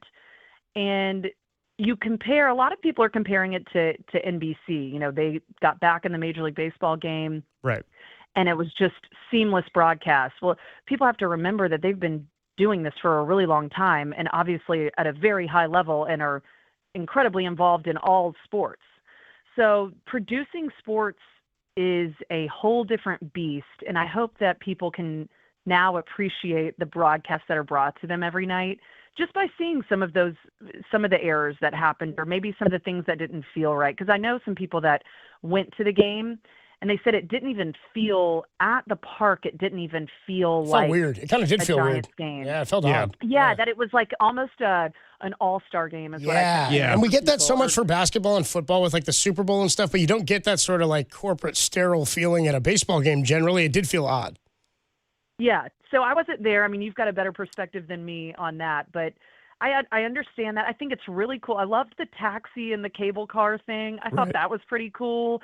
Adding elements like that are really neat, and then it's going to take time for anybody that's doing something new. And I think with baseball, it's way more of a challenge than it is. You know, they've done the Christmas games. Netflix is really pushing the one-off events. And baseball is such a tricky sport to do that in because, as all of us know, and everyone listening knows, it's 162. Yeah. There's no rest for the weary.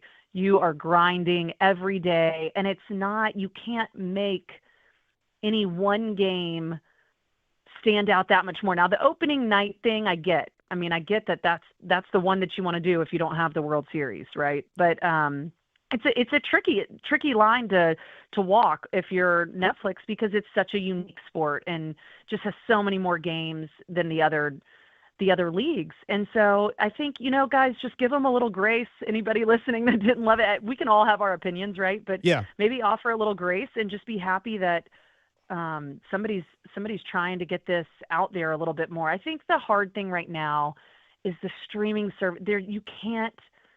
You don't know where your game's going to be. And I feel that for viewers. Like that stinks. You miss just like, you could turn on the TV and where your game's going to be, it's going to be on, you can count on that. I mean, even as like somebody like me who's in the business, sometimes I can't even find stuff. It's like it's on Amazon, but then I got to go like find my note card with my password on it. It's just like, like, why do I got to do all this? Like, I can't do. Yes, I do still keep my passwords on note cards. Okay.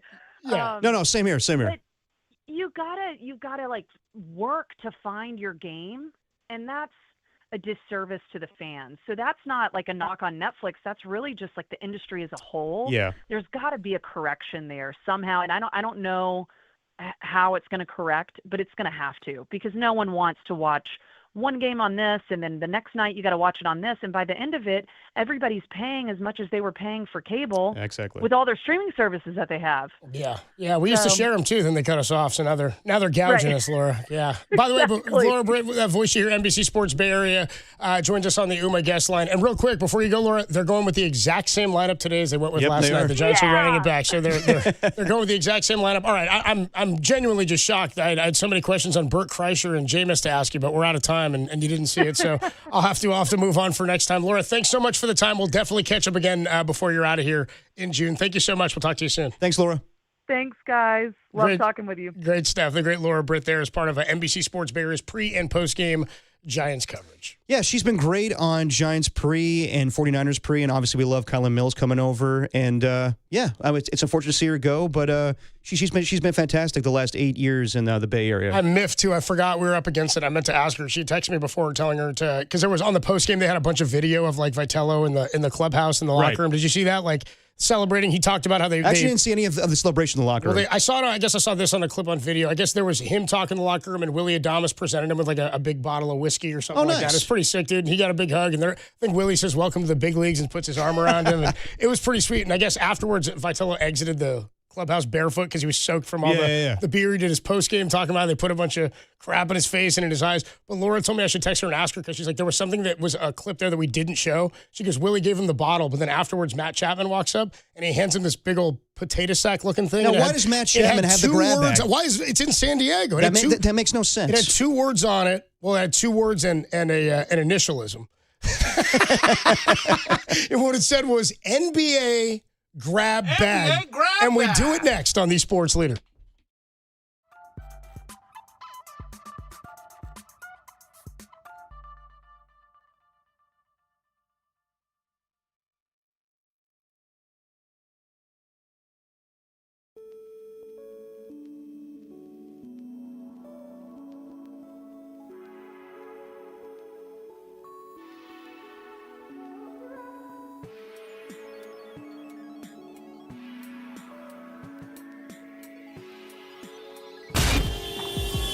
Time for your Bay Area Chevy dealers traffic update.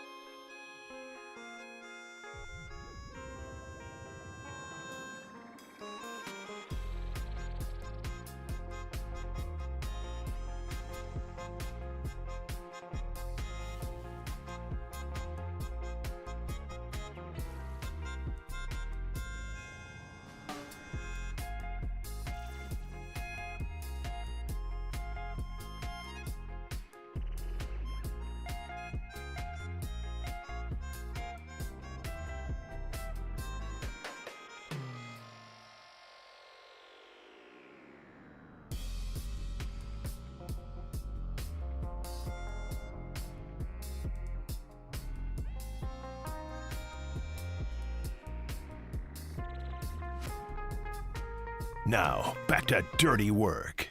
Adam Copeland and Derek Papa on KNBR 104.5 and 680 AM.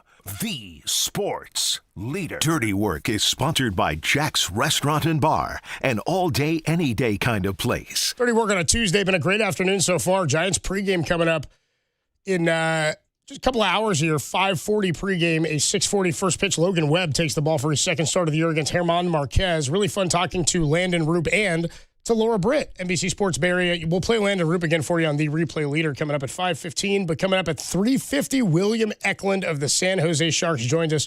We'll talk to him about the goal of the year. Oh, yeah. As Against well as Boston, right? As well as, by the way, Sharks, they pulled it out last night, right? Oh, they did. They came from behind. They were down early, right? No, Tim, am I wrong on that? No, they got it.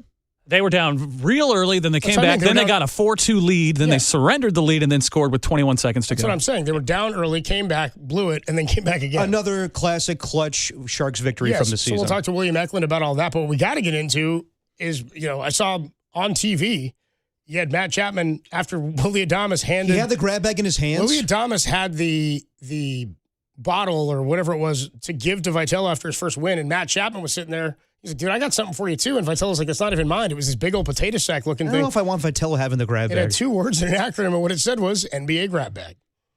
Now, for the NBA grab bag. NBA grab bag. Your NBA grab bag for Tuesday, March 31st, 2026. And it starts where else than the NFL. The NFL's approved some rule changes today at the league meetings in Phoenix. How about this? You ready for some new rules? The NFL's officiating department can now correct clear and obvious errors made by on-field officials in the event of a work stoppage involving the league's regular game officials. So we talked about this yesterday. If they don't come to an agreement with the NFL Referees Association. It's a contingency plan in case that we have replacement referees. And my thing is, then you're already admitting that these guys are going to screw up. So I think this is dumb. It's nice having a case of emergency, but let's hope we get the real officials officiating games this year. I'm absolutely with you. Here's another rule change. Onside kicks can now be attempted at any point in the game. It used to be only in the final 2 minutes they changed it to, right? Yeah, I don't know why we did that a year ago. I didn't like anything with the kickoff rule. I didn't really mind it, but I don't love it. I love traditional kickoffs in the NFL. So if we can do onside kicks at any point in the game, I'm down for that. I love you got to announce it's going to be a surprise onside So the kick. onside can now happen at any point, but you still have to announce it. It used to be announced inside 2 minutes. Yeah, and you know what? We should get rid of that too because I loved when Sean Payton and the Saints did that coming out of the third quarter when they were down in the Super Bowl against the Colts. If we get rid of that, then we're just back to the old rule, right? Yeah, I mean, honestly, just back why to the not? original.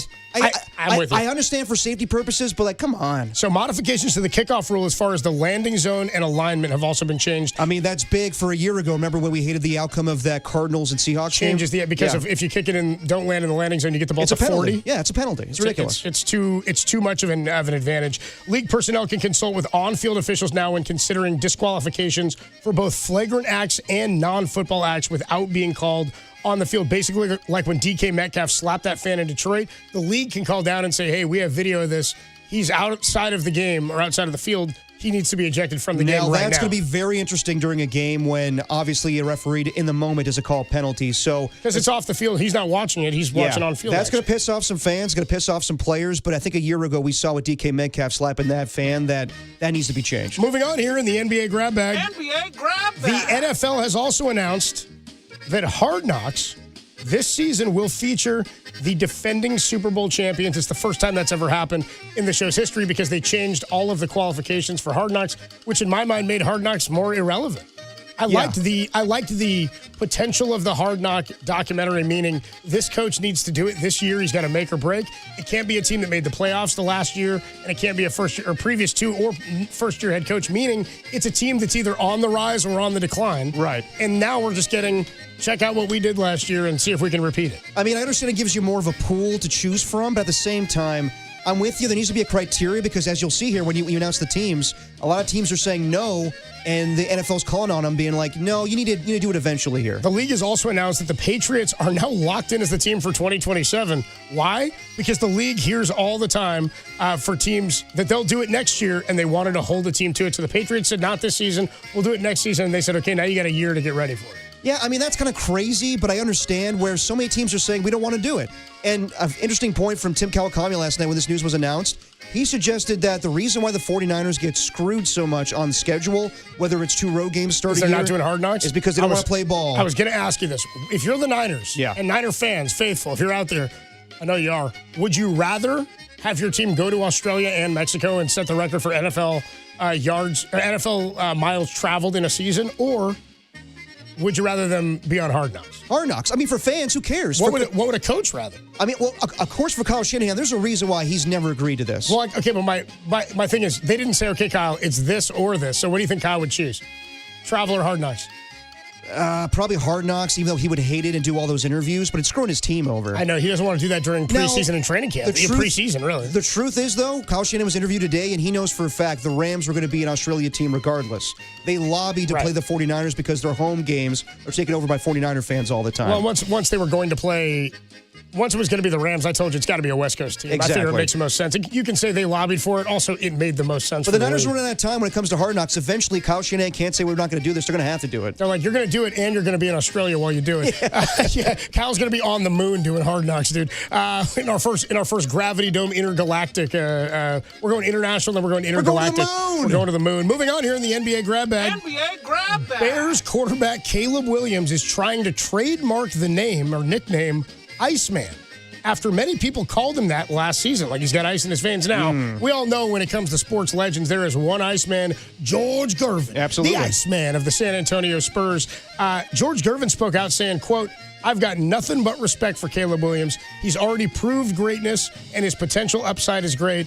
Like an Iceman, but that name is taken. All I'm saying is, young fella, we've already got one Iceman." I mean, that's more than fair. I get it. George Gervin's a legend in the NBA, and Caleb Williams' career is just starting. Also, Iceman, Top Gun.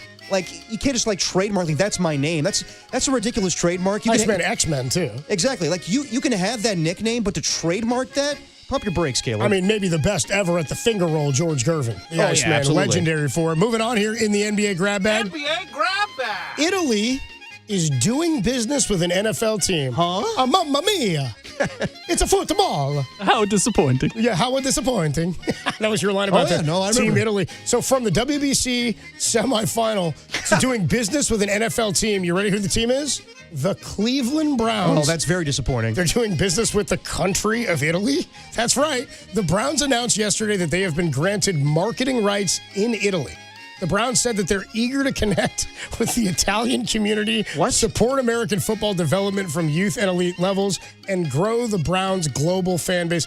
Why don't you grow the Browns' Ohio fan base first? No, seriously, Italian fans are going to hate this. I can't imagine their responses to some of the things the Browns do this year. Like, oh, I'm so sad. Deshaun Watson is the quarterback again. He's a too touchy-feely. It's a Shadua Sanders. I don't like it. Oh, so Miles Garrett, come on, let's trade him at this point. I don't know about you guys, but the first thing I think of when I think of Italy is Cleveland, clearly. Yes. God, that's so sad. Oh, Any other franchise would have been fine. The Cleveland Browns going to Italy? Ugh. I love sitting down for football and eating some Becca's-Edi. Seriously, Todd Monken.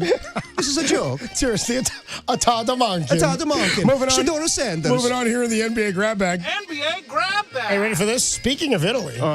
Mamma mia. A 12-ton shipment. How many pounds in a ton, Derek? Don't make me do math right now. 2,000. Okay. So 24,000 pounds of Kit Kats. That is correct. Disappeared en route from Italy to Poland. You don't say. Yeah, Kit Kat released a statement saying, quote, "We are looking closely at this with local authorities. To the individuals who stole our shipments, please give us a break." That was a little out of joke by me. Did you add that? Yeah, I added that. I like that, too. That's pretty good. They did say that nobody's at risk with the shipment that was taken. I hope not. I love Kit Kats. I don't know. Here it would be politicized. They'd be like, it's fentanyl in the Kit Kats. All sorts of break me off a piece of that fentanyl. Yeah, everyone's kind of making fun of the post that Kit Kat had. That's how many tons you say? It was 12 tons, so 24,000 pounds. That's a lot of Kit Kats. Yeah. Mamma mia. Shout out the great Mitch Hedberg joke. I like Kit Kats unless I'm with 4 or more people. It only breaks into 4 pieces. Pretty good, Hedberg. He's got one more where he goes, you ever notice that on Kit Kats, they imprint the name Kit Kat into the chocolate. That's true. That robs you of chocolate. Well, they do it on everything. Crunch bars, Crackle. One off Mitch Hedberg jokes. Moving on in the NBA grab bag. NBA grab bag. To an NBA story. Steve Kerr recently reached out to Blue Jays manager. That's right. Toronto Blue Jays manager John Snyder. Steve Kerr wrote a letter to him, a handwritten letter saying, quote, you don't see that a lot. I don't know you, but I felt compelled to reach out after watching your incredible leadership on display during the World Series. Now, how about that? Steve Kerr is a people person, and you don't see people doing handwritten letters anymore, so good for him. My thought, though... Mike, go ahead. Your thought is exactly where my thought is, I think. Go ahead. If I'm John Schneider, I'm like, that's nice. Aren't you? But your team kicked my ass. You're a Dodger fan, Yeah, dude. exactly, Steve Kerr. It's that's nice, but come on now. You know, it's exactly like when I was on Murph and Mac, and the Warriors lost to the Raptors in the finals. Yeah. And the Warriors took out a full-page ad in Toronto's paper congratulating Toronto and the city on their first ever championship. The Warriors did? Blah, blah, blah, yeah. And they were praising it. And Raymond Ritter, I think, had texted into Murph telling him about that. Yeah. And I said, I kept being like, hey, Murph, could you ask Ritter if we did the same thing in Cleveland? Yeah, seriously. I get the feeling we did. Why do we have sympathy for Toronto? I think Raymond said, we'll get back to you. Which is a pretty good line. Now, that's why he's the best of the business. It was a little bit different. I was like, it's sort of about who you lose to and how you lose. Yeah. But also, Steve was like, hey, we won. I feel good about writing this. No, I mean, John Schneider's a good manager with the Blue Jays. Steve Kerr's a great dude. No, he's a great dude. He sees leadership. But I think also, like, come on, man. Like, you're not like, oh, my God, I wish the Blue Jays won that World Series. No, you're happy with the outcome, Steve. Moving on here in the NBA grab bag. NBA grab bag. Shaquille O'Neal took to his podcast. This is a doozy. He went on his podcast. What's up, it's me, Diesel. I'm on my podcast. He went on his podcast to address a very serious rumor about himself. I saw this. Shaq took time to tell his fans because there was an accusation. Do you guys know the artist Sabrina Carpenter? Oh, of course. Gotta love Sabrina Carpenter. I'm a fan, fellas. Okay. I'm a fan. There's a rumor out there that Shaq slid into Sabrina Carpenter's DMs to ask if he could keep her, quote, farts in a cologne bottle and spray it on himself every day. Now, that's a normal request. I mean, who amongst us? Yeah. The best part is not that was a rumor. The best part is that Shaq felt the need that he had to address this rumor. Yeah, that's my thing. On his podcast. He said that it was categorically untrue. Ooh. Is this farts in a cologne bottle music? Yeah. I mean, I don't have a very deep farts and cologne bottle riff. This is Sabrina. Yeah, this is Sabrina. Okay, I was making like a jingle for this. Anyway, the whole encounter was fake and screenshotted on social media. I think we can all sleep better at night knowing that Shaq is not asking beautiful artists for their farts in a bottle so they can. Yeah, I'm glad he can spray it. He got to this and made sure we all knew that he wasn't doing this by putting putting farts in a cologne bottle and having it spray all over her. I sent her a Taco Bell gift card first. She's got to live Moss. She got to live Moss. Got her some of the general insurance. Yeah, I don't think Shaq needs to do that. I think Shaq has enough material on a podcast. He doesn't need to stoop down to this level to be like, no, I didn't put my farts in a bottle. I told her to meet me at Papa John's. Yeah, exactly. I told her, give Papa John's, I got you a couple pieces for you, and then you just give me some of those farts. Yeah. Kind of a weird move by Shaquille O'Neal there. Yeah. Weird to address it. Really weird to address it. Everybody should need to address every rumor out there. I just want to clear the air. Funny, because it didn't seem like that's what you wanted to do. No. That's going to do it for your NBA grab bag for Tuesday, March 31st, 2026. Adam Copeland, Depop, Tim Webb with you. Dirty work on a Tuesday. William Eklund of the San Jose Sharks is going to join us coming up at 3:50. But before we do that, the Giants got their first win last night. Ryan Walker got the save, but not without drama. Mike Krukow spoke about Ryan Walker this morning on the morning show. We'll get that to you next. Dirty work on a Tuesday on The Sports Leader.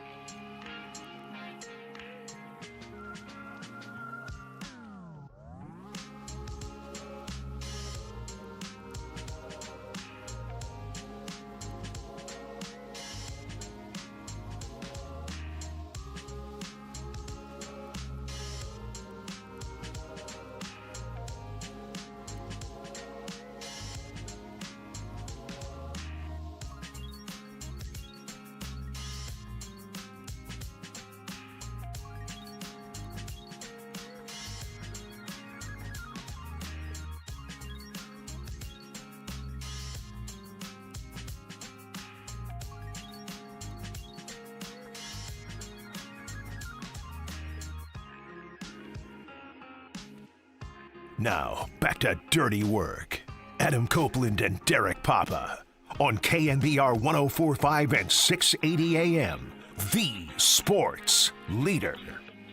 Ryan Walker throws, swinging. There's a high drive into deep right field, and that ball is gone.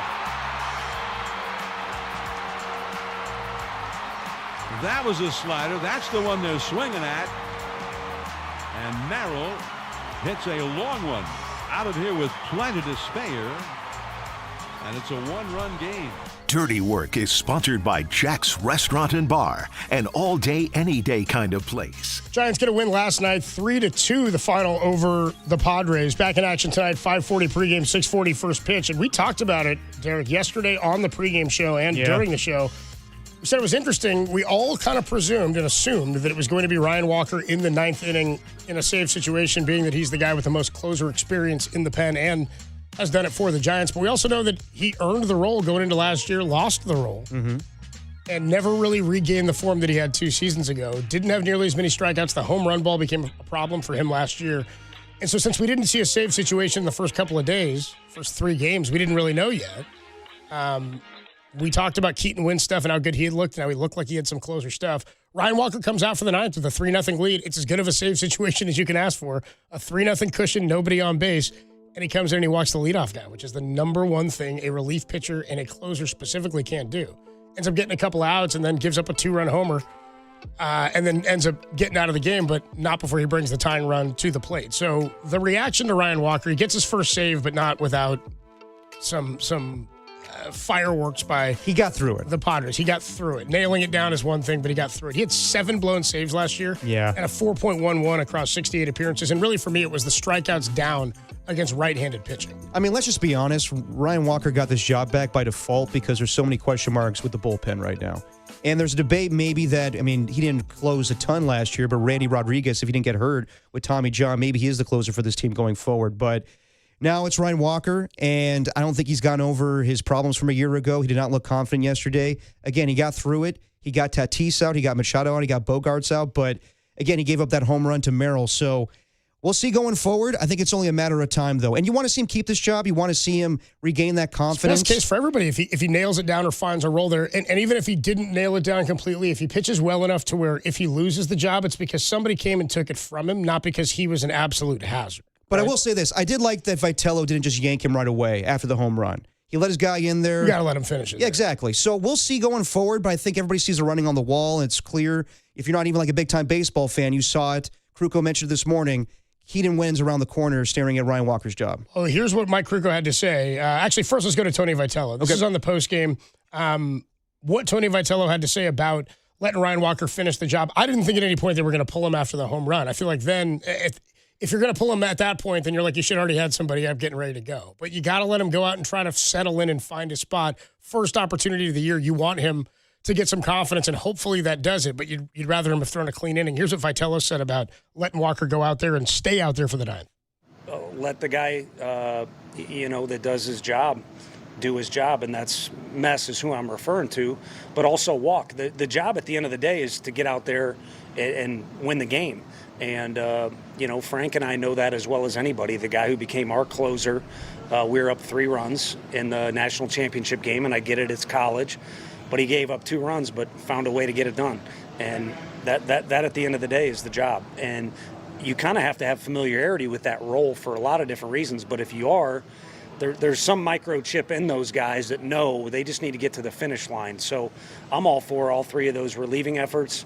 Keaton was really special, but it's hard to say he was better than Gage. So all in all, a great night. And it kind of stinks the focus shifting to, first win for me and all that stuff. So I'm honored with all the attention. But I thought tonight it's fitting that our first win is basically a strong pitching effort because those 4 guys worked their ass off. And they really seem to have a strong sense of camaraderie themselves. And I think they've done a really good job for us. And those pitchers will do whatever those guys ask. So if that's a theme that continues throughout this year, we'll be in games. I think Tony Vitello, as a new manager, is learning how to speak to the media, and he knows on any level you can't throw your guy under the bus.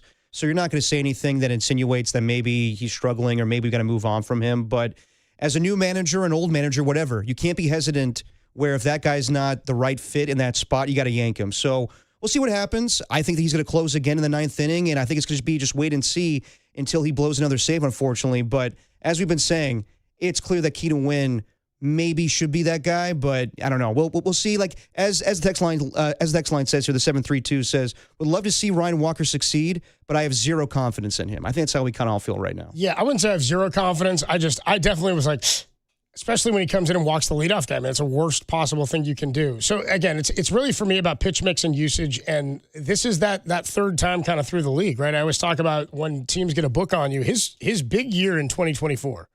I'm looking at his numbers right now. He gave up 5 total home runs that year. He was more of a setup guy, but he was electric and got into the 7th and 8th inning and became a late inning positive for the Giants. In 2024, right-handers hit 170 off of him. Lefties hit 189 off of him. Righties had 57 strikeouts to 9 walks. They only hit 2 homers. Lefties, 42 strikeouts to 9 walks and 5 total homers. Last year, there was a big drop-off. From 2 years ago in 24, where he struck out 57 righties, he only struck out 26 last year. He also had a few more walks. He also gave up 4 total homers, which isn't major, but the batting averages against him, again, righties in 24 hit 170. Last year, they hit 244. Right. In lefties in 24 hit 189. Last year, they hit 266. So his strikeout numbers diminished. The power in the doubles and the gaps expanded, and the overall average expanded. His batting average on balls in play against lefties was 370, righties 287. That's really bad. So for him, it's all about missing bats and getting strikeouts. And when he comes in and he's up and he's missing up with the breaking ball, missing up with the sinker or that two-seam that runs in on righties, and then he's susceptible to the home run because of how hard he throws and he can hang that slider, it is a concern. Keaton Wynn is a much tougher guy to take out or hit out because of that heavy split-finger fastball that he throws. Let's get one more here from Mike Krukow, because you just said you think it's clear that Keaton Wynn should be in the 9th. I don't know that I'm clear on that yet. I think he's throwing the ball better than. Is there anybody else that you would think about having that spot? Eric Miller is the other guy. Okay, and who knows? Maybe Gage is a guy. Again, they're carrying 3 lefties. Wouldn't be surprised if we saw a couple of different guys out there. I also think if there's a save situation tonight, you see Ryan Walker. Yeah. I think if there's one tomorrow, and not tonight, not 3 days in a row, but I think you'll see Walker. Right. I think it's probably his job right now. And that's as close, by the way, as a manager to saying he's our closer, because he just said, you got to let a guy do his job, and that was his job. I don't know if that meant last night. He did his job. He got through it, but it's a job until it's not his job. And I think that we all see that. Right, but he didn't announce it, and that's as close as we've come. Exactly.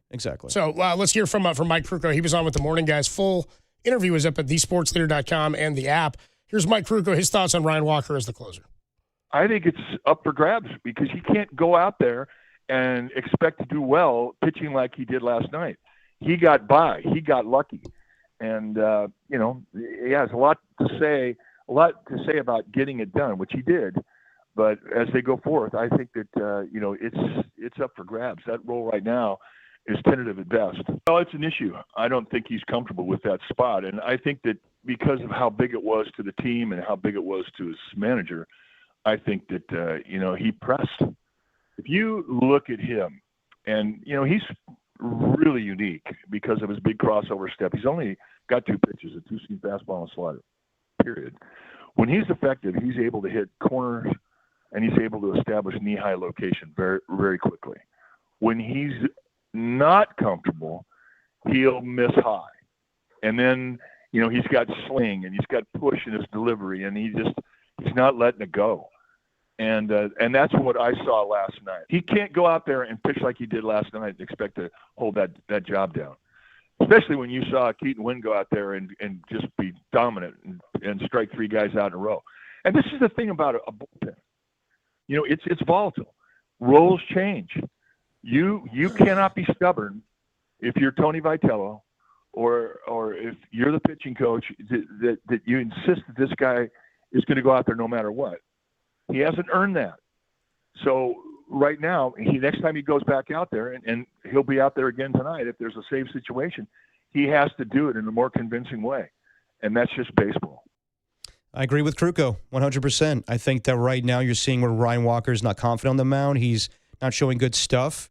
And there's a guy that is showing better stuff right now that could take his job. We'll see when that happens, but yeah, I think the writing's on the wall when it comes to Ryan Walker. Yeah, what Krukow said I think is true. It's not take the job from him now. It's that you can't expect to keep going out in the way you did last night and keep that role. And that's where I'm at, too. I think that's where everybody's at. So it's a feeling thing. It's a confidence thing. But as a manager, and this is something to watch with Vitello, you can't just rip the job away from him now. You do that, maybe you lose him, right? Maybe you can't have risk losing him because I still think Ryan Walker's an asset. And if you believe Keaton Wynn is an asset, he was here last year and 2 years ago and 3 years ago. Like, you've got to give a guy a chance to earn that role again. I'm not saying he's the closer and gives them the best chance, and I agree with what Mike said about that. You can't just keep doing what you did. I do think he got by and got lucky after not executing early in that inning. And if other guys continue to show you that they're more dominant in those spots, it will be their job to lose. So we'll talk more about this, and we'll get more into this in pregame with Giants baseball coming up at 6:40.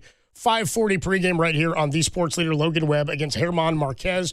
We got to jump into some Sharks hockey. The Sharks got a win last night, 5-4 over the St. Louis Blues in thrilling fashion. They scored 3 goals in the first after going down early in the first period. They were up 3-2. They ended up coughing the lead, then coming all the way back and winning in the final 21 seconds of the game to make it 5-4. William Eklund of the Sharks, following that Macklin 3.2 goal performance last night. Eklund is going to join us today. We'll pick his brain about how the baby Sharks have fared down the stretch and what he's learned in this hunt for the postseason. More to come with William Eklund on the Sports Leader.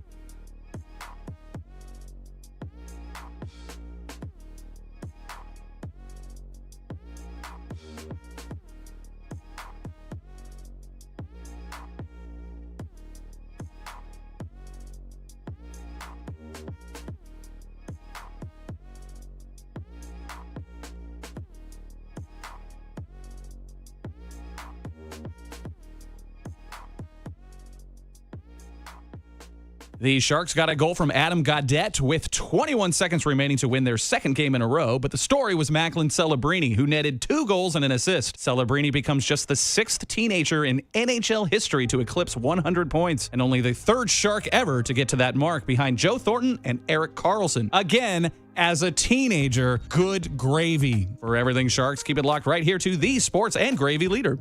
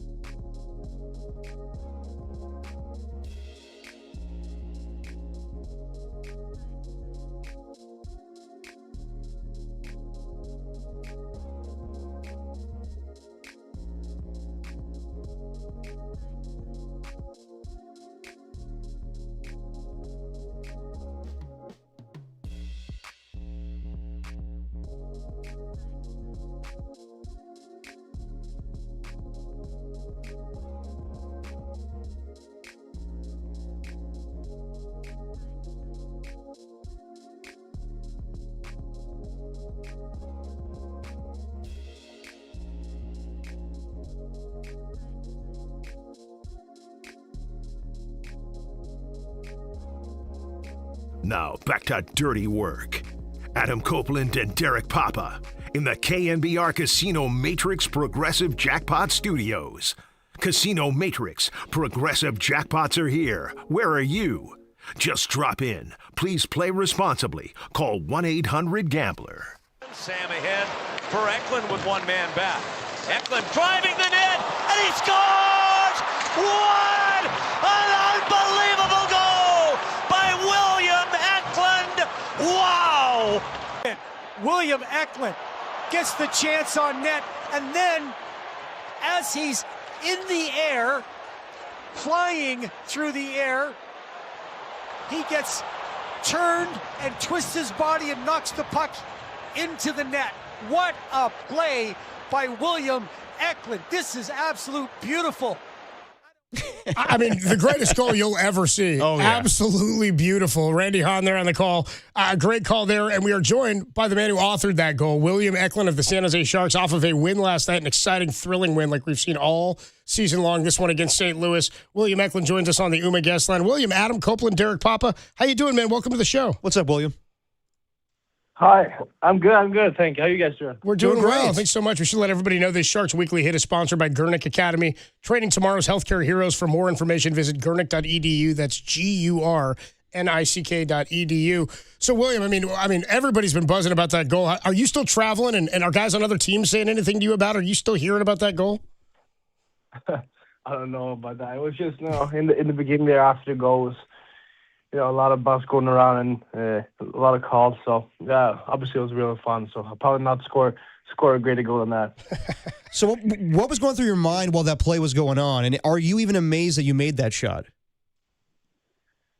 To be honest, I make that move and I just trying to go to the net. And, when I'm in the air, I'm just try to hit the puck. And, this time we went in, so it was nice. Voice here is William Eklund of the San Jose Sharks. So tell us about how this season has gone. I mean, it's been different than those in the past. I mean, you guys are obviously in the hunt here down the stretch. Meaningful games have got to feel different. What is this doing for you guys as a young unit?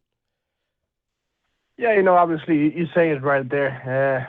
The years past has been a little different. This year, for sure, it's more used in our group, and I feel like, we're in a playoff push here, a playoff hunt, and really want that last wild-card spot, and that's what we're going to try to do here. Talking to William Eklund on the UMA guest line. So you guys were obviously going through a slump with a 6-game losing streak, but how much did last night's win mean to you guys to get another clutch victory and strengthen your confidence down the stretch here? Huge. Obviously, every point matters a lot right now. It's a lot of teams still in this race, and, we got to go into every game here in the end to and try to win.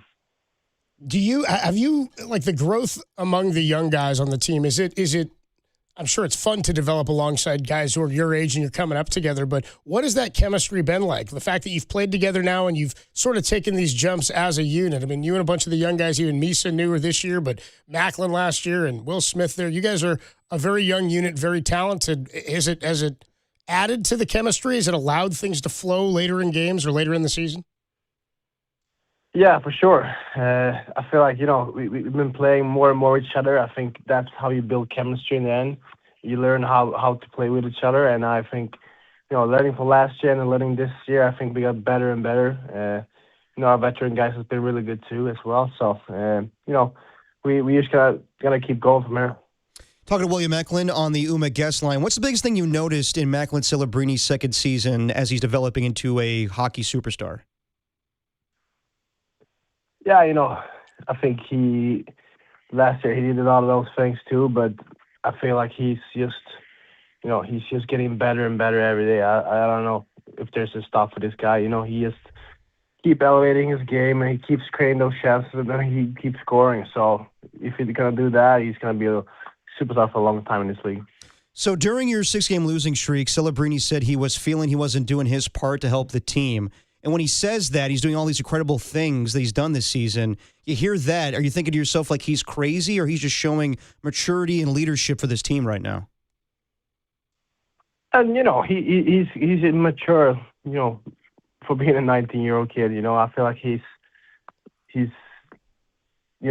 taking so much responsibility and he wants to win so bad that I think sometimes he takes a lot of pressure on himself, but that he doesn't need to. But, it's also a good thing that he's such a big leader for us. So he knows that if he's doing a good job, we usually, win games. So he knows that too. Talking to Sharks, William Eklund here. What have you learned about yourself as a player in these tight moments or in these high-intensity games here down the stretch? Yeah, it's really fun. Obviously, the years prior, I haven't been in these situations because of our standing. So for me, it's just about, playing these games and be really confident in my game. And, I know what I can do to help our team win. That's what I'm going to do. So what's it like coming from a hockey family with your father Christian and brother Victor playing in Sweden? Also, your brother Victor got the shootout victory. He got drafted, right, by Islanders. Yeah, by Islanders. He is his AHL debut with the Islanders the other night. Yeah, it's obviously been a lot of competition there in my family, in everything. You play a lot of football or hockey at home or anything. We've been a really competitive family, and I think that's what helps us, come to this level. And we love to compete with each other, and that's what we're here. How different is the intensity of Sharks fans at the Tank right now, and how has it grown when you guys go on the road? Because it seems like you guys are drawing fans everywhere you go. Yeah, I mean, right now I think it's really hard to come play there for other teams. It's one of the loudest buildings I ever heard, right like that when the fans start going. And on the road, you said yourself, it's getting more and more influenced by us, and I think we're doing a good job for that, and our fans are really good for us too. Now you've had some international experience, right? How's that helped your confidence in the NFL, and have those high pressure moments hit differently now because of that experience? Yeah, you obviously you get help from that. You play there, you learn how to play in those more high-pressure situations, and I think that helped me now down the stretch. William Eklund, the voice you hear of the San Jose Sharks. It's been a lot of fun to watch you guys grow this year, man. I mean, the growth is it's tangible, it's evident. We've loved watching you play meaningful games down the stretch, and we're still hoping for some magic here at the end, but it seems like you guys are one step away. You are right there on the doorstep, man. It's been a lot of fun. Yeah, I agree. Well, I appreciate the time, William. Thanks so much, man. We'll talk to you down the road. Thanks, William. Thank you very much. Thanks so much. There you go. William Eklund of the San Jose Sharks. They got a win last night, 5-4. They're still, he's right. They're in the hunt here down the stretch. They've got 75 points through 72 games. And they're sitting, though, tied with the Kraken, right behind the Kraken. Then you've got the Kings, and then the Vegas Golden Knights are sitting there in that third playoff spot at 82 points. Edmonton's at 83. So 10 games left here for the Sharks. And some work to be done. No, definitely. And we'll be at the Tank on April 6th. Get you ready for the Chicago Blackhawks and the San Jose Sharks. But, it's funny. We were talking about Tony Vitello, and after the second loss on Friday, saying, you can put this one on me. Macklin Celebrini, during that 6-game losing streak, said that to the media. And I think you and my reaction were like, Macklin, what are you talking about? He said, here? I just feel like I'm not doing enough to help the team. I'm like, kid, ain't nobody mad at you. You're here because of you doing your job. You're even in this spot to have it. But that did feel to me, you're right, that 6-game losing streak, like, if they're to miss the playoffs and we look back at this season, and I'm thinking, like, we talked about it at the start of the year. Brody Brazil mentioned, I think he said, if you want to compare this team to, like, the 2009 Giants, they got 88 wins but didn't go to the playoffs, feels like maybe they had that potential. That now, the way the season has played out, seems more like a reality in terms of that comp. The 88-win Giants that had Lincecum win a Cy, brought up Bumgarner in, I guess it was 09. I said 08. The 09 Giants. Bring up Bumgarner in August. You've got Matt Cain there. Buster Posey comes up in September. You've already started to establish your back-end bullpen. Brian Wilson kind of takes over that closer role as they cycled through some bullpen arms. So that's really where they started to figure things out. And then they made the jump, obviously, in 2010 and became a playoff team. But even that went down to the final day of the season. If they're not to get into the playoffs here, I think we'll look back at that 6-game losing streak and say, that was crucial, yes, but also it could have been the 6 games that this unit and that Macklin needed to understand what this time of the year means, especially, and we got to keep this in mind, at 19 years old, doing what he's doing, coming off of the Olympics, where he went to the Olympic gold medal game, didn't finish the job, but then had to come back. There was no break for him. He was playing at the highest level you could play with the best players in the world in the gold medal game, and then he had to come back and pick right back up where he left off. That's got to be something his body never experienced or doesn't know how to handle that for any of them, for any of those young guys, because NHL players were out of the Olympics for so long. So I really do think if they're to miss the playoffs here and they don't get the magic they need here at the end, that's a chunk of games we're going to look at that. And Tim, I'd also say the chunk of games into the Olympic break. Absolutely. And I think that it would be very difficult to look at this season in retrospect. And if they don't make the playoffs, there's going to be disappointment, from fans and whatnot. But if you look back, seriously, without the rosy-colored glasses and whatnot, and go, this season was a success. It's clearly a success because you've watched so many young guys take that step.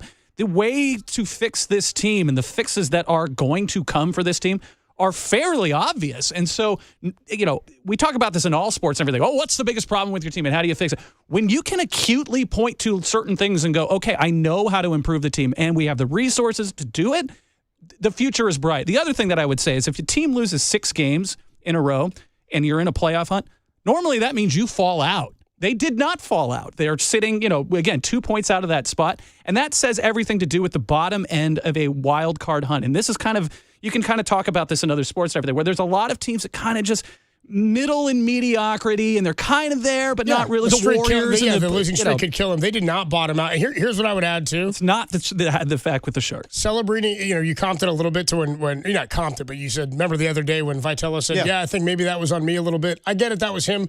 That to me was, and I said disingenuous yesterday. That's probably the wrong word. I think what I'm looking at is like, it's a little too, hey, I'm the reason. Look over here. And I was like, and Tony Vitello's word, a little too try hard. Yeah, but it was a little like I thought it was try hard that he said what he said. Exactly. I was like, nobody thinks it was you. Exactly. Now, when a team that's in the spot they were in with a young group and a young core is faltering down the stretch, listen to me, ready? That's where I look to the head coach and I go, Warsofsky.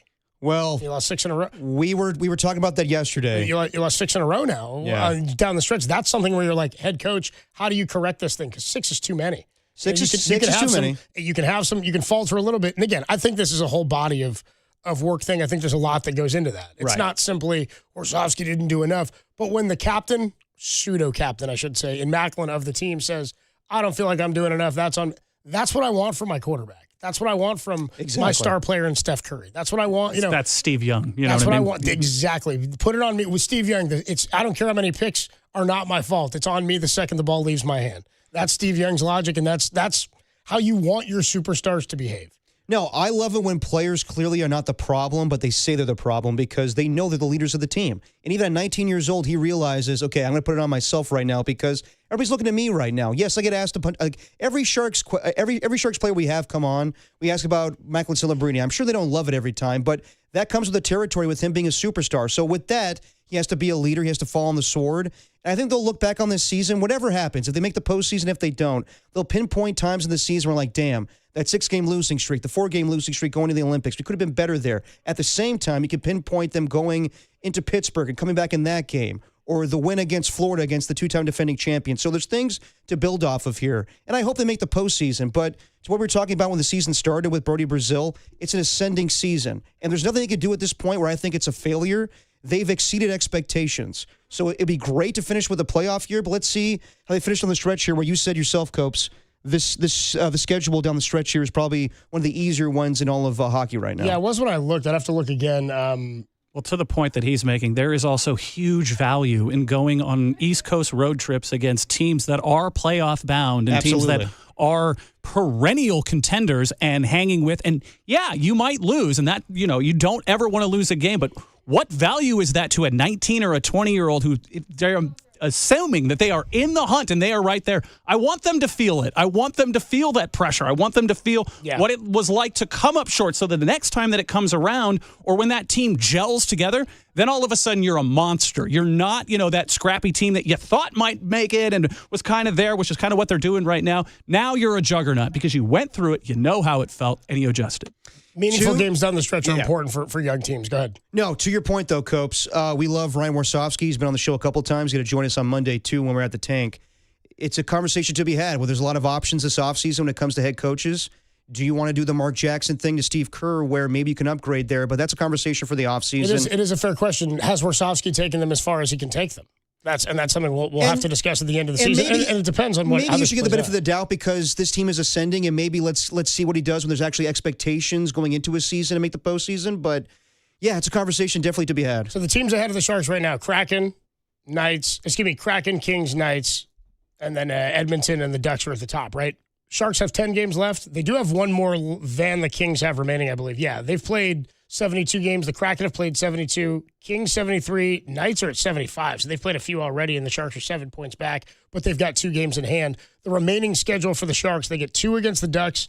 They also they do have a fairly easy schedule. They got the third easiest schedule remaining. The Ducks, however, have the second easiest schedule remaining. Vegas also pretty easy, and Edmonton as well. So there's a handful of teams here that they're chasing down, but also have pretty easy schedules. We got to take a quick break. Adam Copeland, Depop, Tim Webb with you. Dirty Work on a Tuesday. We always get you your grab bag, which we've handled. We also get you a Sharks guest, which we've handled with William Eklund. Landon Roop joined us earlier. You can check that out, thesportsleader.com and the Sports Leader app, or you could just hang out for an hour. We'll replay it for you again. Oh, a little Roop play. The replay leader. 5:15. A little Roop play. The Roop play leader. But before we get to all of that, something else that we do on Tuesdays, because we have an obligation to our buddy Tim. Yeah. He begged for it, so we don't want to let him down. On a rainy Tuesday, Tim hosts trivia at the bitter end, the best trivia in San Francisco every Tuesday night. Every Tuesday, Tim gives us his takes and some trivia that you'll hear tonight. A sports take, a slice of life, and some trivia. It's all part of Tim's Tuesday takes and trivia, and it's next on The Sports Leader.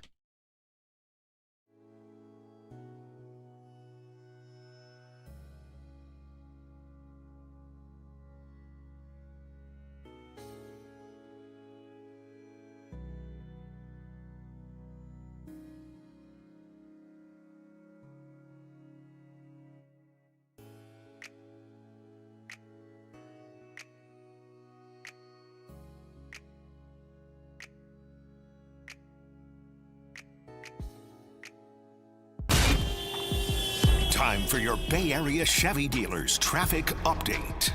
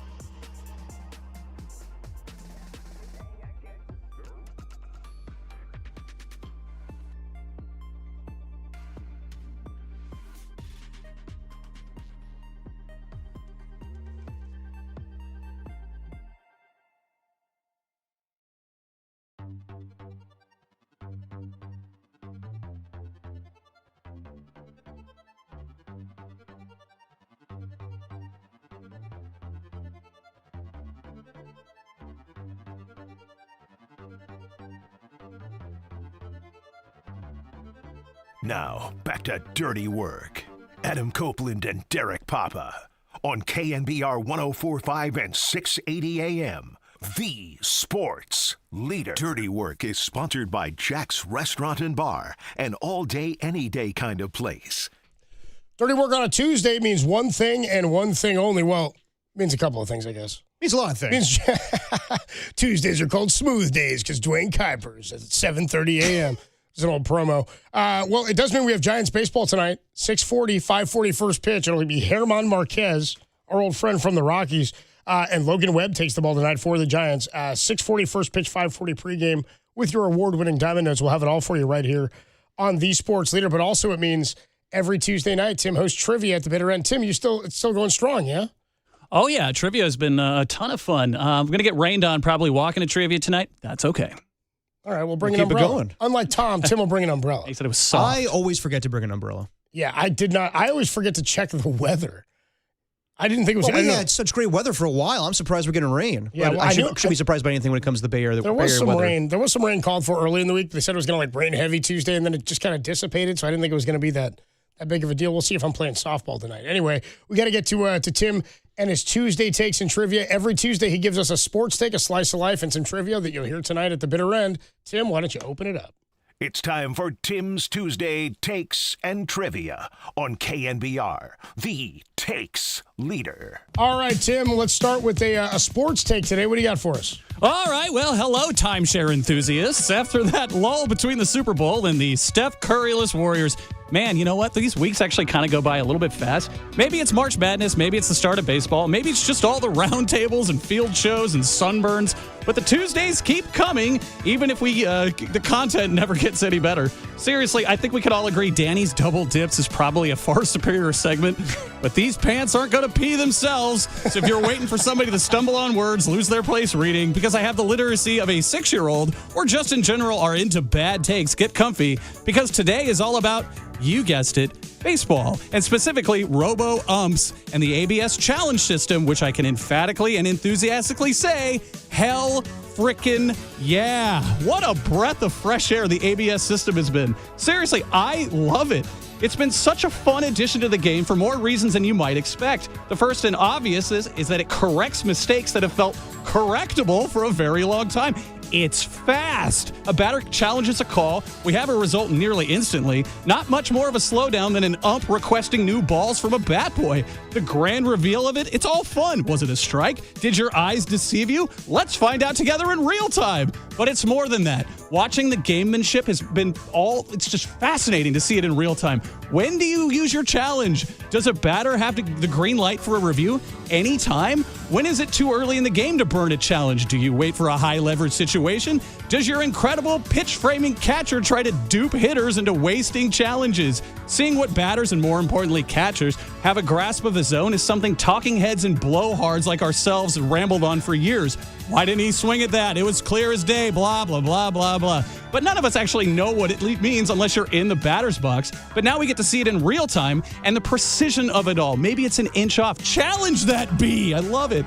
What makes me laugh, though, is there's a groundswell of sympathy for umps that get calls wrong. Are you kidding me? You want us to feel bad for guys that for years have missed calls and affected outcomes of games? You really want us to feel bad for them? Adapt or move the F on. In the Reds game this weekend, CB Buckner got challenged 8 times, and 6 of them were successful. To quote Daniel Powder, so you had a bad day. It's gonna happen. It happens to batters, it happens to pitchers, and anybody else that the human element affects. But now there's an accountability to the crowd, to the batters, and yes, to the people watching or screaming at their televisions or radios. That's a strike. I love that. And, you know, it's not like the Giants have benefited tremendously. A few overturned strikes here and there. Hell, Willie Adames challenged one yesterday that was completely in the zone. Aaron Judge challenged one, got it overturned, and then bombed one to Lodi. And while it sucked getting our collective D's kicked in by the Yankees, he wasn't wrong, and the challenge is the new ability to do so changed the game. And it changed it not with an ump involved. I love that. MLB has to be happy about it. They were able to bake in a name sponsor for it. If we know anything about MLB, they're going to monetize the hell out of anything. Hello, Hawaiian Islands broadcast booth. Mahalo. I asked a good friend who was an umpire, not a professional level umpire, unless you want to count the California Women's Penal League, but I want to quote him directly. This is a quote. ABS has revolutionized the game instantly, but has also exposed which umpires should likely never have been promoted to the majors or, and more in my opinion, whose performance with balls and strikes has degraded over time. So give me the strike zone with accountability every single day of the year over the floating zone, because I'm here for the gamemanship of it all. And I, for one, welcome our new robot overlords with open arms. Sure, you know what? We are in the honeymoon phase of this, but so far, I'm giving it the Maximus thumbs up. What do you think? I'm all on board with everything you're putting out there. We talked about it briefly with Laura Britt earlier in the show, available thesportsleader.com and the The Sports Leader app. I was always fearful of instant replay. I never wanted a replay in Major League Baseball. I thought it was going to slow the game down. I liked that it was the last sport in North America really to avoid all replay, and I didn't like slow. Like, again, they told us the game was going too slow after they added instant replay. They're like, look how slow the game is. I'm like, well, you guys take 5 minutes to make a call, and it's not clear on what the call is. This works because it's instantaneous. It's not stopping the game anymore. It's not making the manager stop and say, hold on, I want to watch a replay myself before I have to do it. Whereas like in football, you got to throw the flag. We're going to snap the ball. You got to throw the flag now. You got 40 seconds. If you don't do it, we're going to go. We're moving on. As 49er fans know from the NFC Championship and the Devontae Smith catch. They hurried to the line. Kyle didn't get a look, and that was that. Baseball's slowing it down too much. I hated that they added replay, then told us the game was going too slow because they messed it up, I thought, and then made things reviewable that didn't need to be, or didn't change the purpose of like the neighborhood play at second base. The ABS is fun. Laura Britt's right that it adds an element. If you're in the ballpark, you're like, ooh, is it a strike? And then people cheer or they boo and they move on. It's not just in the ballpark. I'm sitting in a bar last night and people are all going, oh, like they were waiting for it. And it's exactly the thing that tennis gives you. I do want to say real quick, Tim, I love when you said, I love when you were asking all the questions to yourself. It sounded like the end of an Adam West Batman episode. Right. Will they use the challenge early in the game? Will they save it for the ninth inning for the closer? Next week. Find out next week. Same bat time, same bat channel. I'm in on the ABS. There are changes in baseball I have not liked. This is one I embrace. If they ever go beyond this, I think I'm going to have a problem. I don't want automatic balls and strikes. I want the challenge system. Yeah, I mean, at first I didn't know how it was going to be. I thought it was going to disrupt the flow of the game, but it's quick. I think unanimously people are enjoying it. I do want to see the pushback maybe from umpires in the future if they're not happy about it being called out like this. But the fact that it's so quick, you got batters and catchers involved in this and not managers, I'm all for it. So we'll see. Yes, it's in its infant stages, and maybe there'll be some mess-ups here or there. But for right now, I think it's a smooth process with the ABS system. Are you guys at the point yet where you're rooting against specific umpires? Because the first thing I did, the absolute first thing I did when I saw CB Buckner was getting his ass chewed, as he deserves to, with that stupid hockey catcher's mask he's got rolling. I'm like, what are you doing? Or an umpire mask. Our guy Gabe Morales. Yeah, he's the Wilmer Flores check swing out. He was the first base umpire. I'm looking at everyone, dude. He's had a bunch of reviews and a bunch of overturns, and I'm like, good. I want the world to know a little payback. This guy shouldn't be in the postseason. Well, and to quote my buddy here, who was an umpire, like I was just saying, I really did talk to him about it, and the deal is, and this is a story for another day, but the umpires union is a very strong one, and the guys just kind of stay in those positions forever. Meanwhile, in the minors, you have umpires who are used to this system, who are very good, and they just get stuck there because nobody ever moves on.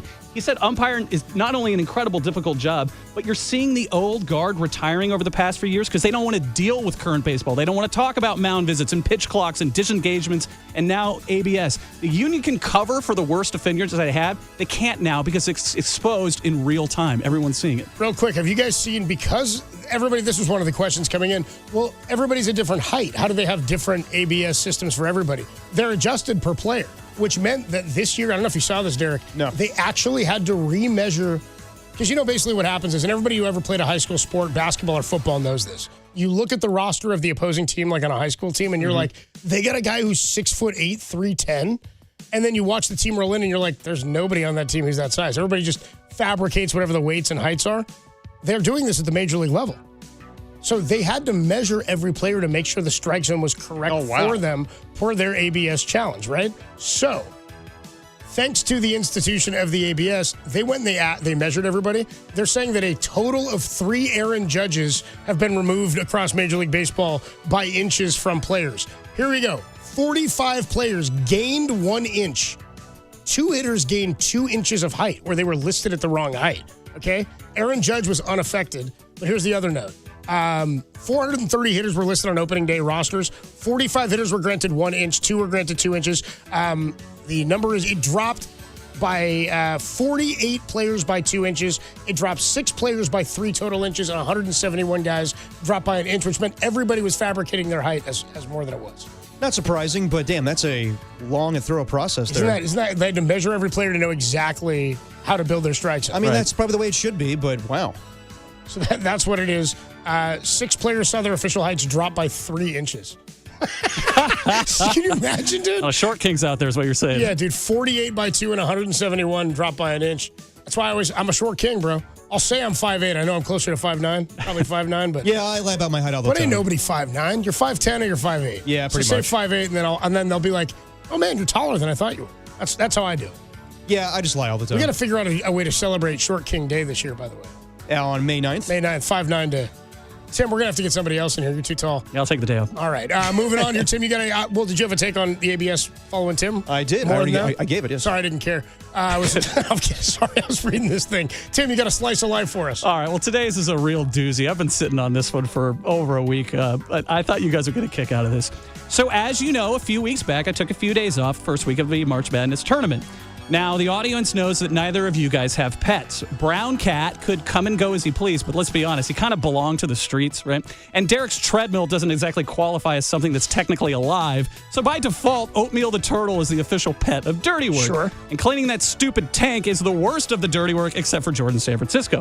But the Barbs and the Mr. E's of the world always want to inquire, who the hell is taking care of Oatmeal while you're gone? Well, as it happens, I have a friend that lives in the building, so it's really no issue. I usually compensate him with a couple of beers, for the trouble, a few shakes of food. Both parties come out happy. All he has to do is go up one floor, it takes 30 seconds, and we're good, right? So I get home from my trip. No issues. But the first thing that I notice when I get back into my shoebox apartment is, why is the door to my closet and the bathroom door closed? You know what? I kind of just shrugged it off without thinking. I cracked the window before I left, so maybe it just, blew shut. The next day, I'm walking to the greatest trivia night in the city, and on my way, I see the guy who helped keep Oatmeal alive by feeding him. Okay. Immediately, I'm like, dude, thanks a ton, man. I really hope you enjoyed the brews. But he's smiling. He's kind of laughing a little. So this is where it gets weird. He says, oh, dude, I meant to tell you earlier, while you were gone, and by the way, guys, I swear this happened. While you were gone, he says, so there's this girl.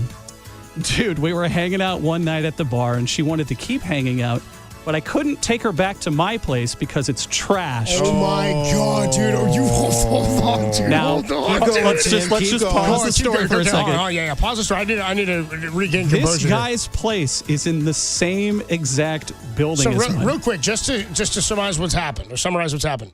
You go out of town, you ask a neighbor to feed Oatmeal and make sure he stays alive. Not even every day. He's a turtle. Once every 2 days. To go feed Oatmeal. Yeah. He then tells you, because then you come back home and your bathroom door's closed and the closet's closed. And you're like, that's not how I left it.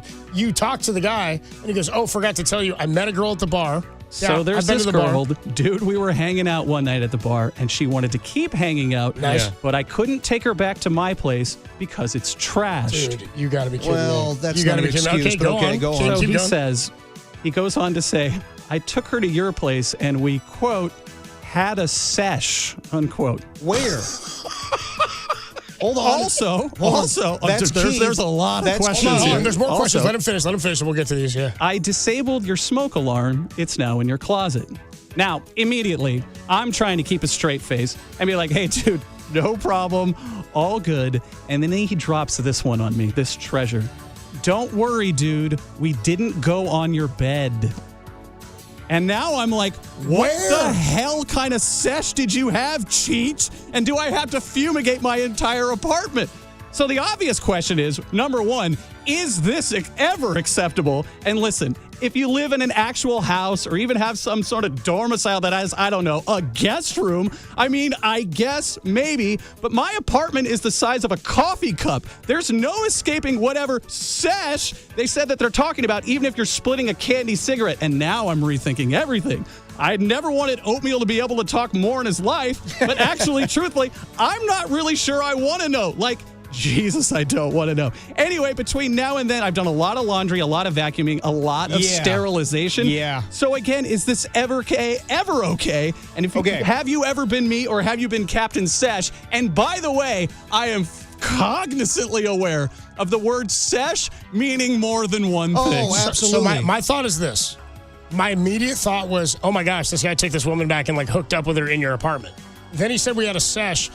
Because when he said sesh, I assumed that's what it was because my place was a mess. And then he said he disabled your smoke alarm and put it in your closet. And then he told you he didn't go on the bed. I think they went back to your house, smoked, and then hooked up. Yeah. That's what it sounds like to me. That's the very strong implication because you don't drop don't worry, dude. We didn't go on your bed. So what do you think? You think it was the couch or your nice rug? I don't know. I don't want to think about it. Well, I never would admit it's not on that coffee table. It's not on that kitchen table where I'm that doing nice pregame, coffee table or your shower or your tub. KNBR 49ers pregame show from Tim's or apartment? possibly the toilet. You never know. But oh, my gosh, Tim. This is an incredible story. So, Tim, how close are you with this friend? Yeah, dude. I mean, we're okay. He's been calling him the guy. He's even calling him my neighbor. Okay, I got there are people involved that know said person. Okay, so does it weird you out that he told you this? I mean, I guess I'd rather know, I guess. Okay, I've been on the other end where I've been the friend watching, yes. You've been the house sitter or the animal sitter? Yeah. And I've had the same situation, did not tell my friend that. Well, so hold on. You had the same situation. What animal were you watching? Or were you house sitting? I was just house sitting. So you were house sitting for somebody, and then you met a lady. Over the summer. You met a girl, and you brought her back? Yes. And something happened, and I did not tell my buddy that we used your bed. I'm not going to do that. This is incredible. Right? Tim, here's my next question. Do you believe him?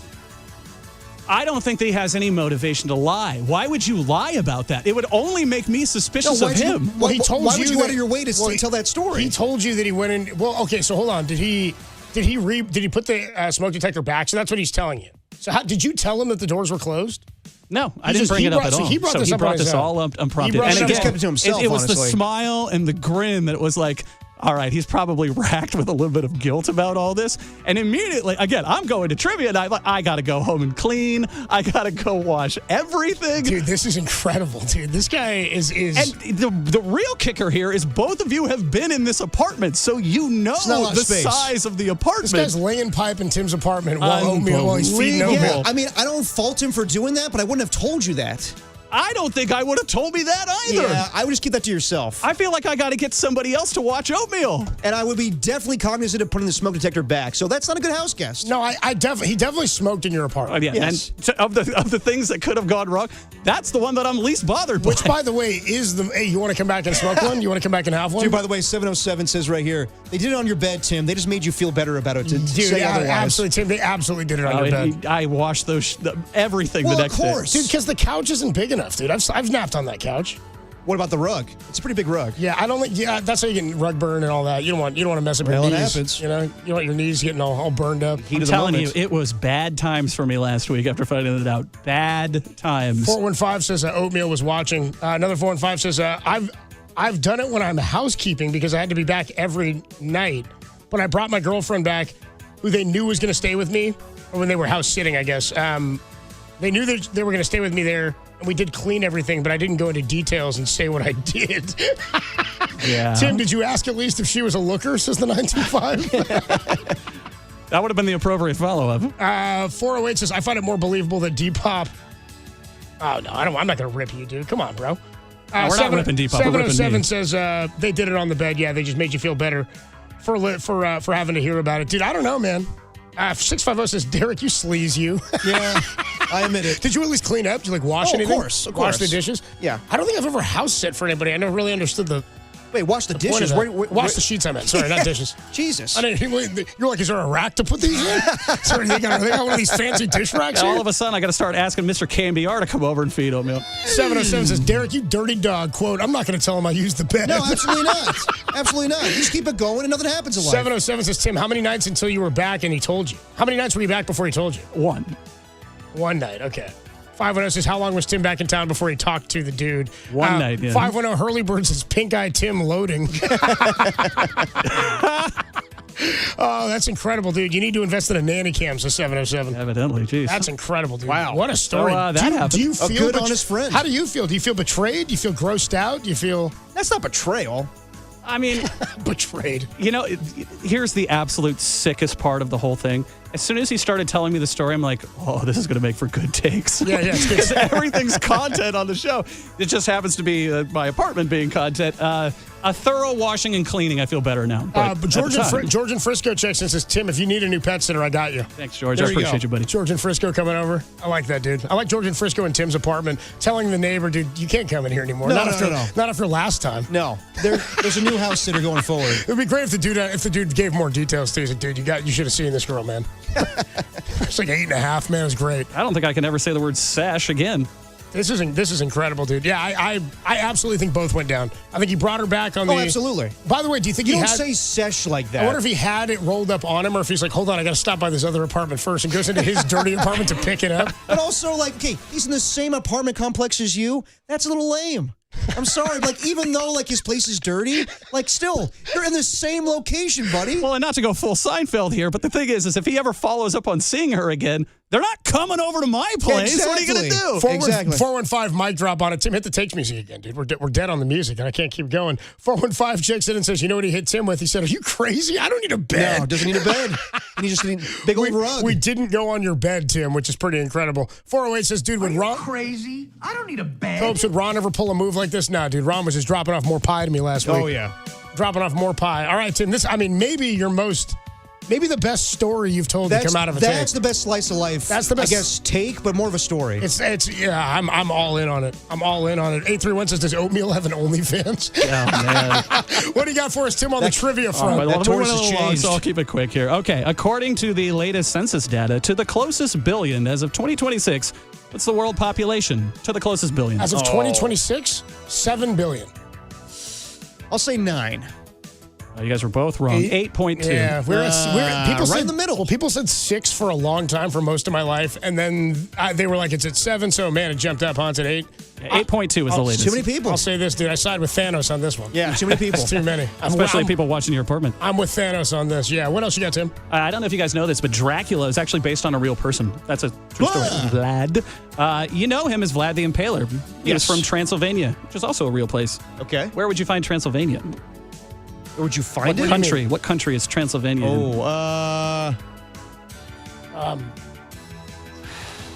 Ooh, dude. I never really knew the country that it was in. What's the accent like? I want to suck your blood. Yeah, where in the country would you find a Vlad? Damn, dude, what country is Transylvania in? It's got to be. Jack Loader knew it. It's got to be a European country, right? Yeah. I don't know. Is it in? I don't Russia? know. Norway? It's in Romania. Romania. There you go. That's okay. One more. In what country? I'll give you a multiple choice on this. In what country was the Caesar salad invented? Was it in the United States? Was it in Italy with your incredible accent? Or was it Mexico? I hope it's Mexico. Oh, say it again. Say it again. What country was the Caesar salad invented by a gentleman named Caesar? It was Caesar Cartini. Was it the United States, Italy, or Mexico? I'm going to go with, I feel like it should be Italy, but I'm going to say United States. I'm going to say United States as well. It's Mexico. Is it really? Hell yeah, dude. Caesar. Yeah. Dude, the Caesar salad was invented in Mexico. Yeah, it's a true story. That's incredible, dude. That's going to do it for Tim's Tuesday Takes and Trivia on Tuesday, March 31st, 2026. And if you're looking for somewhere to get laid, Tim's got an apartment. We'll take a quick break. When we come on back, a bit more on the Giants. Tony Vitello gets his first win as manager of the San Francisco Giants. First win as manager in Major League Baseball. We'll get into what his reaction was after the game, plus a sound soiree, and then a little Landon RP play. Giants pregame at 5:40. Only here on the Tim, wash your sheets leader.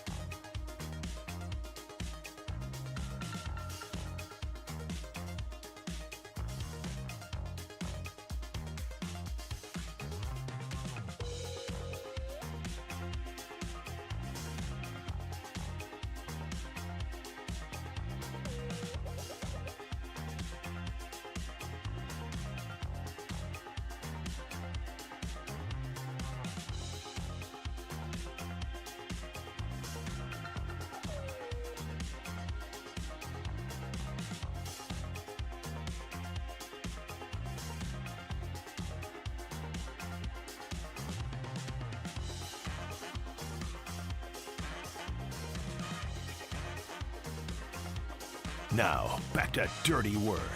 Adam Copeland and Derek Papa on KNBR 104.5 and 680 AM.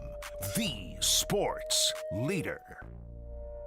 I mean, Tim set the text line ablaze with his Tuesday takes and trivia. I did not know we were going to be gifted such an incredible story.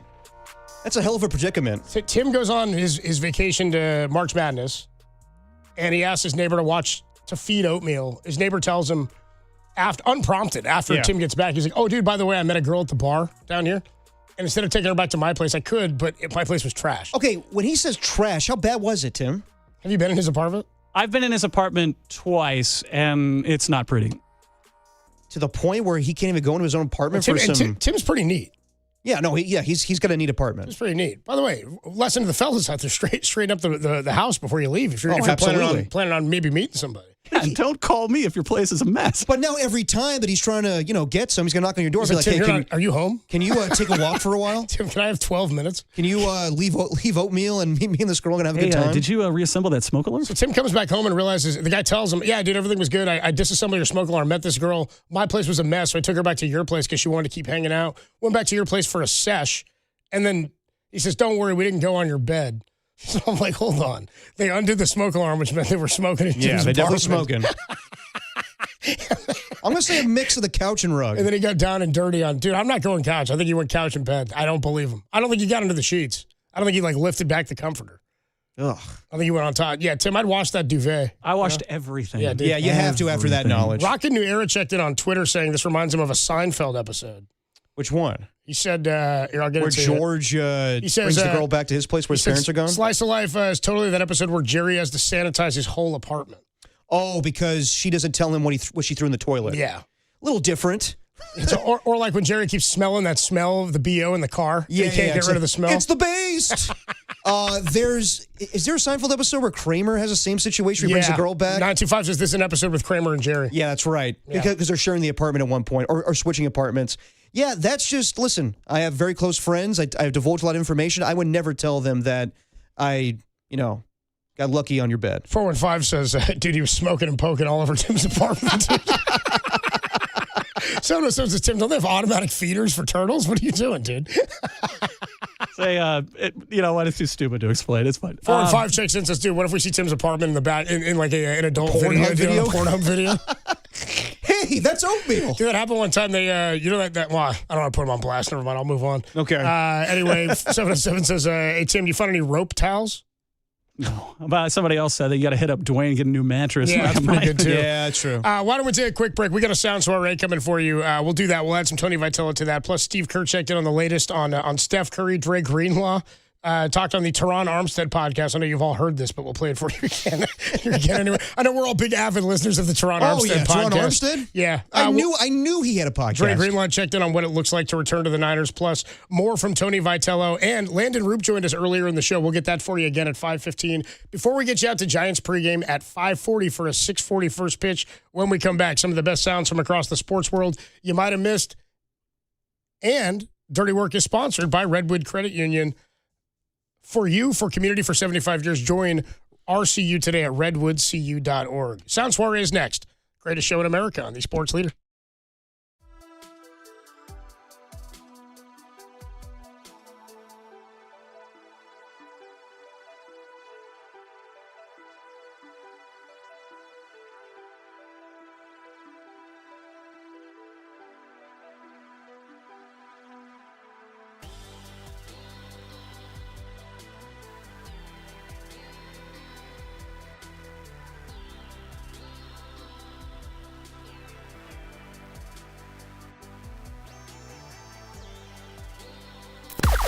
Now, from the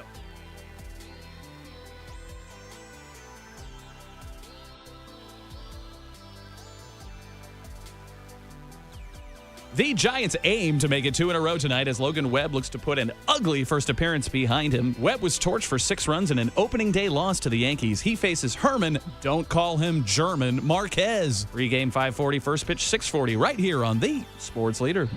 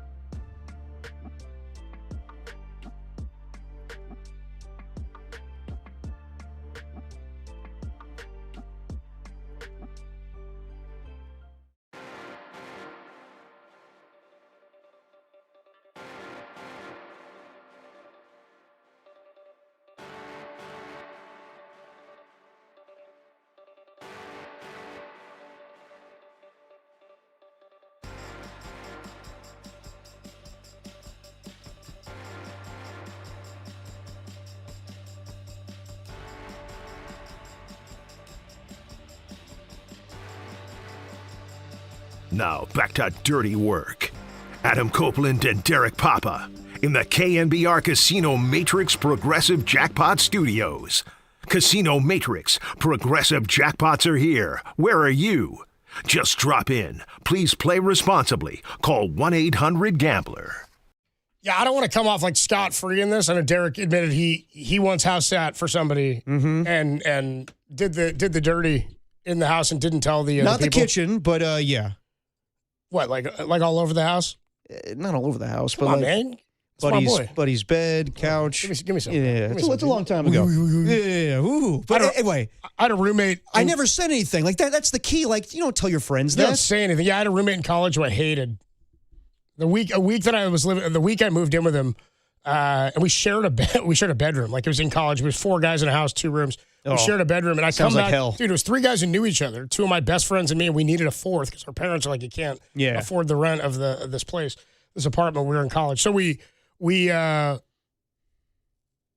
ended up needing a 4th, and we ended up getting this other guy who lived at the school or went to stay with us. I didn't really know him. He lived in the dorms with one of my buddies. Came back. I was on a date, and I came back the week that we were moving in with each other. And he'd been there for about a week, and he's playing beer pong with other people. Dude, he's wearing one of my shirts. Okay, that's a big no. I walk in, dude, sweaty, red face. He's wearing one of my T-shirts. And I was like, I didn't even know this guy. Absolutely not. That's something that women do. I remember it was men do not borrow each other's clothing and not say or anything. not. Dude, I probably would have said okay, but he didn't. I was gone. I come back, and he's drunk and sweaty and wearing my shirt. I was like, you're wearing my clothes, and he dropped you're my roommate, bro. I was that's not a rule. I was like, amongst take that off. I roommates. was like, take it off. So then at one point, same thing. I had a girl in the room. He wasn't there. And at one point, I was so mad. I was like, let's go to his bed. Yeah. Didn't tell him. That's good payback. Because he's hearing it now. I'm guilty of that as well. What up, Vince? I'm a real sleazebag. Yeah. I'm a real sleazebag. It's all right, dude. Right, we share the same. You just don't say anything. NBA sleazebag. Right? Jeez. We do it almost every day. Some of the best sounds from across the sports world you might have missed in today's Sound Soiree. This is Dirty Works. Sound Soiree. No, I've whipped up this nasty little soiree. The best sounds you might have missed. Or what? Soiree, honey. I think that means party. On the sports leader. Your Sound Soiree for Tuesday, March 31st, 2026. Remember in the episode of Seinfeld when Jerry starts talking about, I can't be an orgy guy. I can't be an orgy guy. I got weirdo lighting. He's like, you got to get all these creams. You got to get carpet on the walls. You got to get a lava lamp. Dude, the best is George's reaction back. Are you crazy? We can't be orgy. It's like discovering plutonium by accident. We can't be orgy guys. I'm not an orgy guy. You got to get an orgy guy. That's incredible. 408 says the show just hit a new level. It is an incredible story, Tim. All right, let's get into the Sound Soiree. And it starts with Steve Kerr, Warriors head coach. He's given the latest on Steph Curry. Are we ever going to see number 30 again? Here's Steve Kerr. He went through full practice, but it was very light. We didn't do anything live. He's going to scrimmage right now, 5-on-5. And so, yeah, it's a good step for him. I would assume he's out tomorrow. Yeah, he won't play tomorrow. We got to see how he responds to the scrimmage, and then we'll just take it day by day. Would you say, is Thursday even on the table? Doubtful. Okay. Just talking to Rick, it's scrimmage today, and see how he feels tomorrow, and then we'll go from there. Gotcha. We'll see. I think that he'll come back maybe this weekend, and we'll have 5 games the regular season for him to get acclimated playing with Kristaps Porzingis. But what's it for? I understand, Steph's... What does it all mean, Basil? What does it all mean, Basil? What does it all mean, Steve? Why do we have Steph Curry playing this meaningless playing game? To build upon for something next year? I don't know. Again, we all want to see Steph Curry play basketball, but with the way the season's going, I don't know if it's worth it. Yeah, I don't know. I heard JD and Greg Silver talking earlier about April the 23rd or something like that, where they were like, it's draft day, and Giants are playing the Dodgers in a day game at Oracle Park. And there could be a playing game? JD said something could be Warriors game 3, and I was like, come on, bro.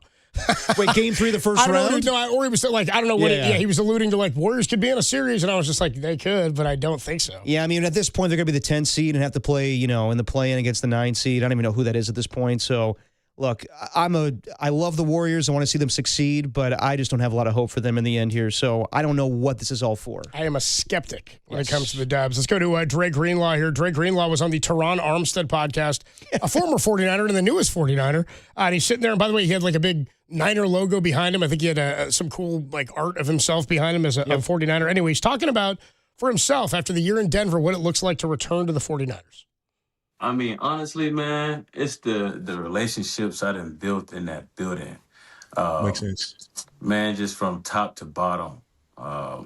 Just, with the Yorks, with John, Kyle, it really sucked to have to go through, obviously, the offseason and what had went down because, I mean, the whole year I was listening to my son go, 49er fade for ride with me. So, you know what I'm saying?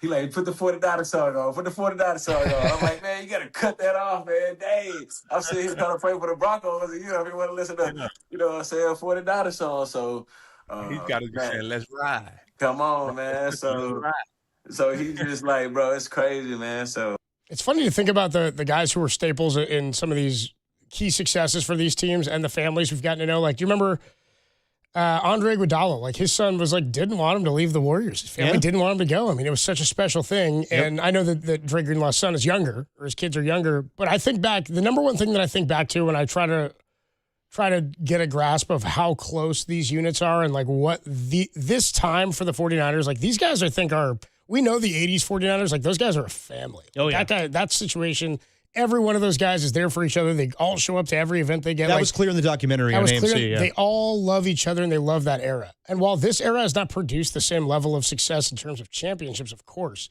I do think that because so many of these guys have been here for so long and were drafted here, I think back specifically to that playoff game where I think it was at Levi Stadium where it would have been 2 years ago or 3 years ago, I guess.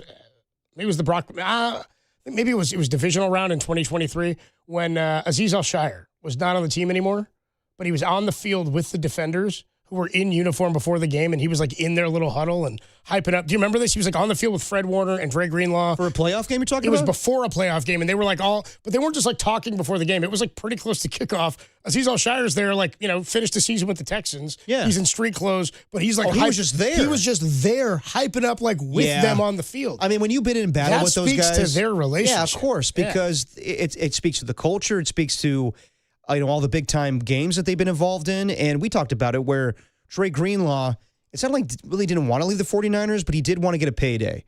And he thought that, the 49ers didn't think highly of him going forward with his injury, with the Achilles tear in the Super Bowl. And he wanted to kind of be the guy that leads his next defense, to be the Fred Warner of the Denver Broncos. So I understand why he left, but I also understand why he's coming back is because that connection with Fred Warner and how he felt playing for the 49ers and playing for Kyle Shanahan. And I was surprised, I thought maybe he would go with Robert Saleh to Tennessee, but he really wasn't his defensive coordinator for that long. So it makes a lot of sense. And I think a lot of teams are kind of skeptical on the future when it comes to Dre Greenlaw. So what better team than the 49ers that know him better than anybody? No, I'm with you. And Robert Saleh not here anymore, but I'm intrigued by the defensive unit they've brought in with Raheem Morris and Eberflus, right? Yep. Eberflus is your assistant head coach and defensive assistant. And KJ Wright was elevated as the official linebackers coach. I like that. And he's a guy who people look at as a future defensive coordinator. He will be eventually. He could be on the same D'Amico track. So we'll see what happens and how long Raheem Morris is here. Hopefully it's for a while. Moving on here in the Sound Soiree, Greg Rosenthal, NFL Daily.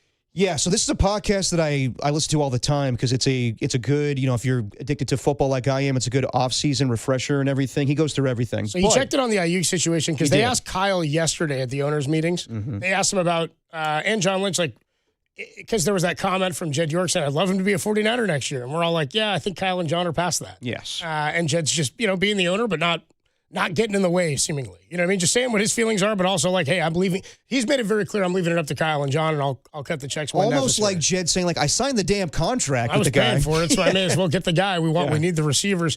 Anyway, they've moved on, effectively, right? They signed Mike Evans, and Juwan's probably gone. No, he's not coming back. Brandon Aiyuk. The situation here, though, is that he's still on the roster, and there's the talk that, Kyle would love to get something for him. They're not just going to let him walk away until they have to. And Kyle said, it'll take care of itself. I asked you a couple weeks ago if I thought the 49ers were being petty, and you said, no, not really. I said, I don't really think so, but it's fun to believe that's the case. Well, Greg Rosenthal of NFL Daily says he thinks the Niners are being petty by holding on to Aiyuk. Here you go. I think this makes them look bad. Depends on who you are. Well, if you're me. To us, it does, yeah. Well, I don't think they're going to get anything out of it. I think when we're criticizing NFL front offices for being professional, things like that, you can certainly find fault with how Brandon Aiyuk act. And we don't know the whole story of why he stayed away from the team. But from what we know, there is a lot of blame that can be assigned to him. And I'm sure the 49ers feel that way. You don't make yourself look any better by like trying to get it back at him for no good reason. You're in a world where you don't think he acted professionally, keeping him held hostage on the roster when you're not going to get anything for him, I promise you they're not, makes you look small, makes you look unprofessional. Be the bigger person, be the bigger, if you're at like the quality sort of like, organizations, like even if you have certain feelings about how Aiyuk acted, why are you holding him hostage essentially in the hopes of getting like a 6th to 7th pick swap, which I don't think you're going to get. I just think they're being petty that they see that Washington is ready to sign him for like a low cost deal, and they don't want him to just have his happy ending without like making him suffer a little bit for it in the meantime. But in the end, he's just going to end up there. So I respect Greg Rosenthal, and I agree with him that they're not going to get anything in return for him at this point. I don't think they ultimately will either. But if you don't hold him, you definitely won't. I think that he's kind of being a little over the top here. Like, I don't think they're being petty by any means. I think that, and also let's not act like Brandon Aiyuk wasn't petty himself and everything that he did. That's what he's like. Oh, I'm sure some of that's for him to blame. We don't know the full story. We do know that we do know the full story. We do know he left the. Well, we don't know what was going on with him, but we do know he left the team, stopped responding to the team, and that they had to put him on the quote left the team list. We also know that when they voided the contract, he didn't even care to file a grievance. Yeah. So I'm not sure how they're being petty when they wanted him here. They cut the deal. They paid the contract. He held out. He's the only one that's been petty since day one of the holdout. Really? Yeah, I mean, and what's pettier than him going on every single podcast last or 2 off seasons ago saying, "I want to play for the Steelers, I want to play for the Commanders." And other guys do that, but when they sign their deal, they show up. Exactly, and they don't pull a tantrum where they're wearing. Debo did it and then showed up. Where they're wearing the wrong shorts and everything, and the video where he's speeding past Levi Stadium. I understand what he's saying, but the 49ers wouldn't be doing their due diligence if they just released him. This is like the same thing. Like, are you going to be mad that if the Eagles trade A.J. Brown post June 1st, is it petty for them to wait that long? No, they're doing business. They want to spread out the cap hit. And also, to Tim's point before the show, he brought this up. Let's say that there is a team that doesn't get the wide receiver they want in the draft, and they know that Brandon Aiyuk wants to go to the Commanders. If you're the Philadelphia Eagles and you're trading away A.J. Brown, I'll call up the 49ers and want to get Brandon Aiyuk to fill in. They're just doing good business. I don't see this as petty whatsoever. I'm with you. Like, I think there's a case to be made it's good business. I think there's also a case that, like, if this were a guy who was in good standing with the organization and wanted his release and they weren't going to bring him back financially or something, that they would have worked it out as they've shown to do, as they showed to do with DeForest Buckner, as they did with Jeff Wilson Jr., as they've done with a handful of guys who were, like, parts of the team and good members of the organization. It doesn't do the Niners anything if Greg Rosenthal thinks this is bad. That's why whoever else it was said, depends on who you ask.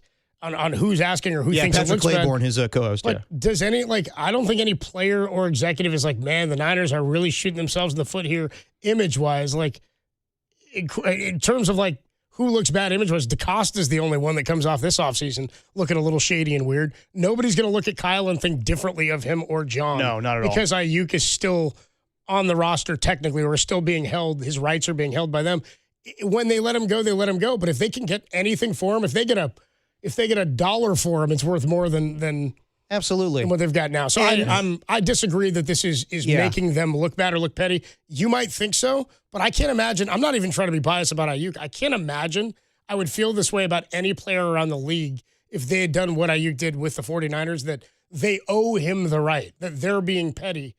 You're not being petty. No, they don't. Nobody comes off looking bad here, but Aiyuk. If to the point that we were making, almost to the whole takes about this, it's been leaked by many NFL officials, more important than Greg Rosenthal, that has said that Washington has interest. If you can't use that as leverage against one other team that goes, you know what, maybe this draft class isn't where we're at, and maybe we don't like it, we'll give you a compensatory pick.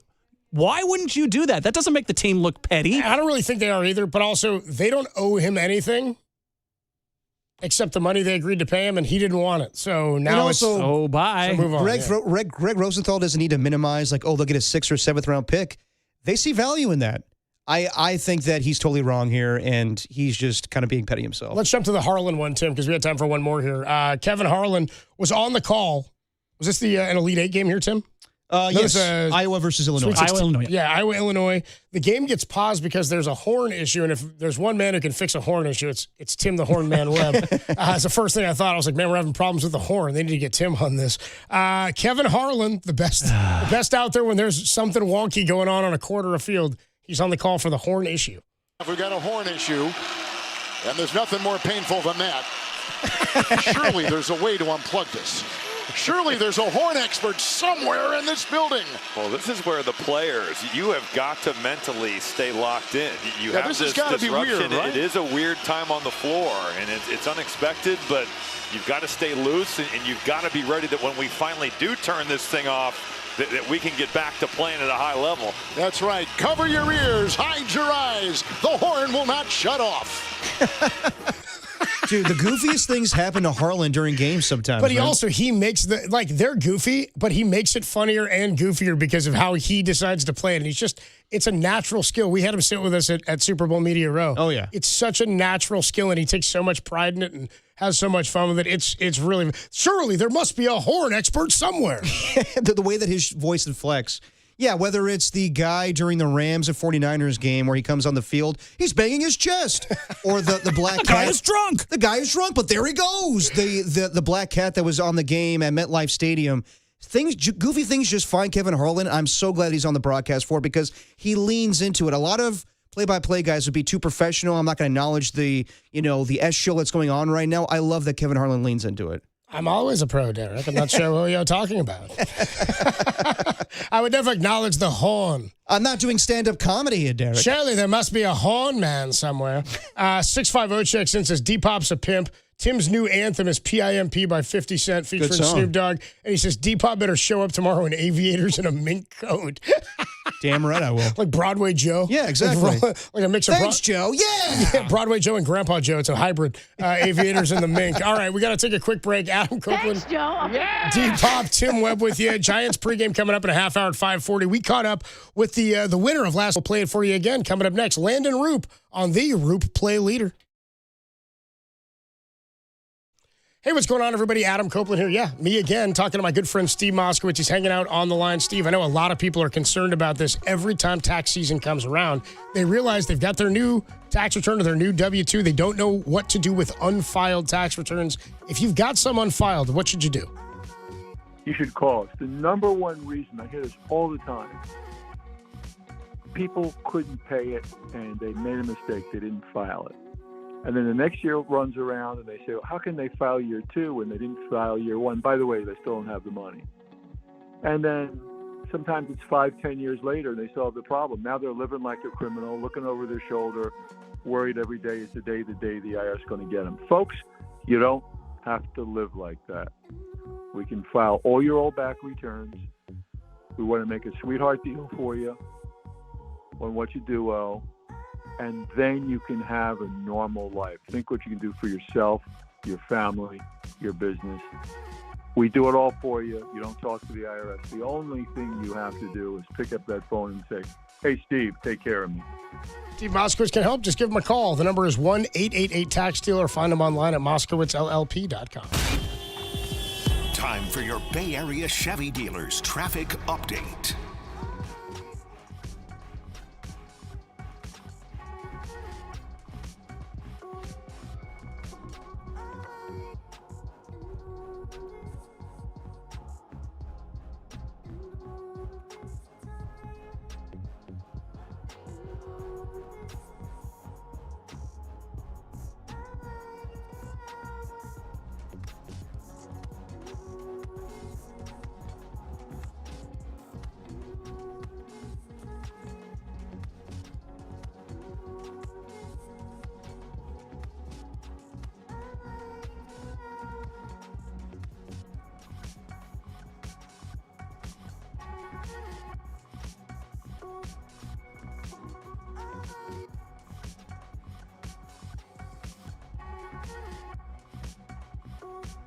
Hey, y'all, it's the cue to call. If you want tickets to Riding Some Bulls Pro, call right now.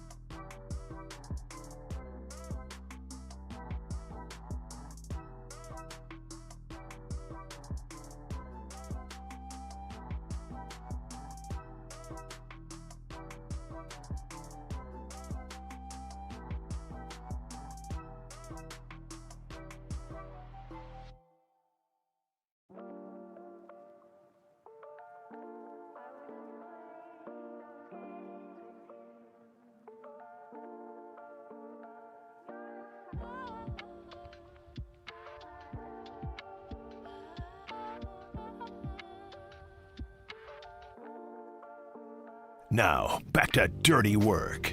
Adam Copeland and Derek Papa on KNBR 104.5 and 680 AM, the sports leader. Dirty Work is sponsored by Jack's Restaurant and Bar, an all-day, any-day kind of place.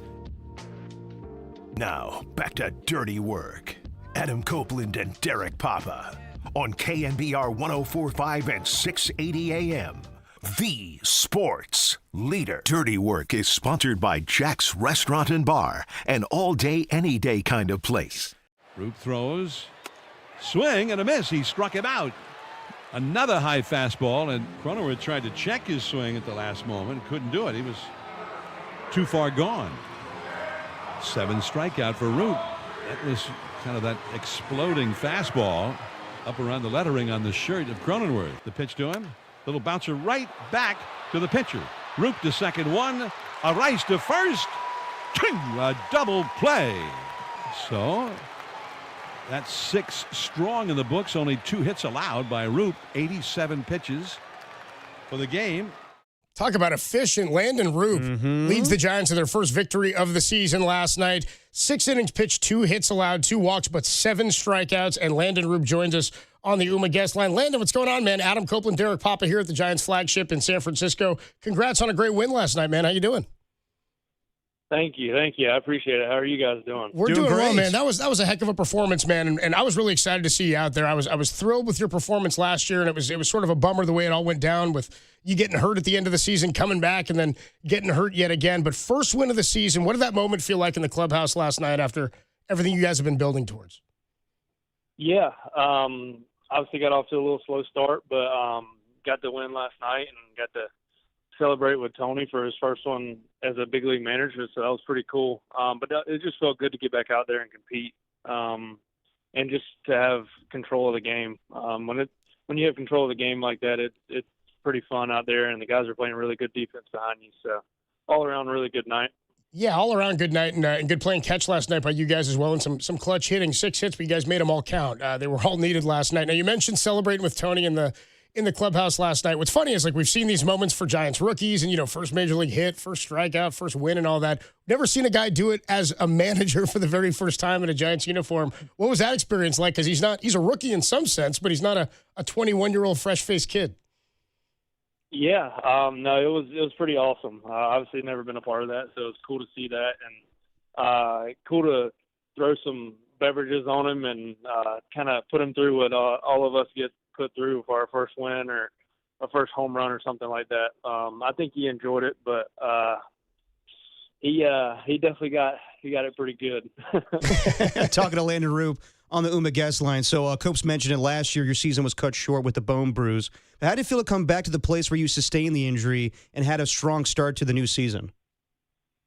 Yeah, I mean, it felt good. Obviously, didn't really have that on my mind. I just wanted to come out there and compete and give the guys the best chance to win. So just wanted to attack the zone, attack the hitters. They got a pretty good lineup with Tatis and Machado and Merrill and some of the other guys. So, yeah, just wanted to attack them and do the best job I could to get the guys in the dugout as quick as possible. Landon, something I was like, and I know it's not your second season, maybe your second full season, but you've also been in the big leagues for parts of the last couple of years. But in preparation now, in between starts, how much easier is it between starts compared to when you were first getting going, where you have a better idea of hitters, you've seen how they attack you, and you've got to make that adjustment? How different now is your preparation in between starts? Yeah, I would say it's a lot different. Obviously, because I added 2 new pitches, and really 3 if we're being honest, the changeup, cutter, and the 4-seam. So just learning how to attack with those pitches and when to throw them and who to throw them to is big for me. And so I would say it changed because when I first came up, I wasn't really looking at scouting reports. I was in the bullpen and never really got used to that. So I was just going out there and throwing what I felt was right. And now I got a pretty good idea of how my stuff works and where it plays the best. So getting to look at those guys beforehand and watching some video on them really helps going into the outing just with confidence. Obviously, sometimes you may stray away from your plan just depending on what happens during the game. But to have that backbone of, I can do this whenever I need to makes it a lot more comfortable. Well, the pitching has been solid all the way around here when it comes to the starters and the rotation, and we know the offense was struggling coming into the game. But was there any added pressure from your standpoint to make sure this team didn't start off to an 0-4 start? Not really. No. Obviously, like I said, we got off to a slow start, but we know these guys can hit, and we know we have a really good lineup and a good bullpen, and the starters are going to do their jobs, and we're just looking forward to it. I think we're going to be really good, and once we get going, I don't think anything can stop us. Talking to Landon RP here, nice enough to join us on the UMA guest line. Giants back at it tonight, 6:40, a 5:40 pregame right here on the Sports Leader. I thought the changeup was working well for you last night. Was there a specific pitch sequence that you felt like, okay, I'm in control here, that you knew early on in the game, this is working for me? Yeah, honestly, I felt like that with everything. It was just location, really. I felt like I played my sinker and my cutter off really well, and then dropped in the changeup, whenever I needed it, and was getting swing and miss and some weak contact with that. So it's nice not to rely on the curveball a lot. My first couple of years, they kind of would just sit on that after they saw it a couple of times. So having three other pitches to go to and being able to command them is helping me a lot. Has that made going through the second time in the lineup easier, knowing that you've got a different sort of pitch mix you can come with? Yeah, absolutely. Yeah. I don't even think I threw a changeup in the first inning. So having that kind of put away on the shelf and then just bringing it out and competing with it really helped me a lot. Talking to Landon RP on the UMA guest line, you mentioned Tony Vitello getting his first win last night and contributing to that. So what do you think he's brought to the team this year that gets you guys in the right direction to kind of change things in recent years? Yeah, he brings energy every single day. He's a high energy guy. He knows ball. He's been successful at every level he's been at. So I don't see it any different here. Obviously, it's going to take a little time for him to get used to the big league level, but I think he'll fit right in. And he's been really good to us. He's a very personal guy and wants to have a relationship with everybody. So really looking forward to watching him do his thing and for us to compete for him. We were talking here in the bullpen at work here in the office before the show. You went to UNC Wilmington, right? Yes, I did. Did Tony ever recruit you? Did you ever have any letters from him? No, I actually joked with him all about at the time when I was getting recruited. I think he was at Arkansas, if I'm not wrong, if I'm not mistaken. And I think it was during spring training. It might have been when we were in SF, when we first got to SF. I was joking around and I was like, man, I would have gone to Arkansas. And he was like, dude, don't rub it in my face. He always tells me he don't know how he missed me, but I was also a 165-pound soaking wet right-handed pitcher who threw 86, 88. So that's probably why he missed me. He wasn't looking for that. No, it was you need something else. Yeah. Talking to Landon RP on the UMA guest line. So you guys have two new additions to the starting rotation, and Tyler Mahle and Adrian Hauser. What do both guys bring to you to the team as far as pitchers and personalities in the clubhouse? I think they bring a veteran mind in both of them. They've been around the league for a little bit now, and they obviously they've both been hurt a little bit, but I thought Tyler looked really good the other night when he started against the Yankees Saturday. Yeah. And obviously we'll see Hauser tomorrow, but super excited for those guys and excited to have them part of the rotation and just keep competing with them. I think people will realize that this rotation is stronger than people have thought it to be. I agree with you. I think that first of all, the first three with you, Logan and Robbie Ray, and then of course a couple of vets there. I'm intrigued by what you guys can do, and I'm excited to see you get through the entirety of a season. I'm wondering with the addition of the ABS, because we're all just kind of learning this as you guys are, right? Like we're watching it get implemented. It's been kind of fun to see umpires have to be held accountable. Like early in the season, we've seen that throughout Major League Baseball. They should be. Yeah, they should be. I totally. You got to be. I don't know why they shouldn't be. Promoted and demoted. Yeah, exactly. Like we should be. I'm absolutely with you. So we know exactly what's going on. Do you guys have a general philosophy? I mean, I think you guys. It feels like you guys have an edge already with a guy like Patrick Bailey behind the plate, and he's been all over that stuff. Are you just leaving the challenges to him, or is there any kind of philosophy you guys have talked about with it? Yeah, he's incredible with that stuff. He knows his zone better than anybody I know. So when I'm out there, I don't know about the other guys, but I think it's kind of just unspoken rule just to leave it to him. And it showed in spring training that I think he was like 10 for 12 or something like that at one point. So, especially when I'm out there, I'm just going to leave it to him and trust him and allow him to make those calls because I trust him fully with that. Well, you're off to a great start this season with last night's performance. Are there any goals that you've set for yourself in this 2026 season? Yeah, just to get through the whole season healthy and make around 30 starts and plus that with the postseason. But I really want to see this team in the postseason and pitch in October. So I'm looking forward to that. Landon, it's been a pleasure to watch you grow and pitch over the last couple of years, man. Derek and I both in the last couple of years, I think, had a chance to meet you at FanFest, and it's been really cool to watch your development. I'm excited to see where you go with this team, man. I think you're a huge part of this rotation. So congrats on last night. Best of luck the rest of the way, and we'll talk to you down the road, Landon. Thanks, Landon. I appreciate it, guys. Thanks for having me on. Thank you very much, man. The great Landon Roop.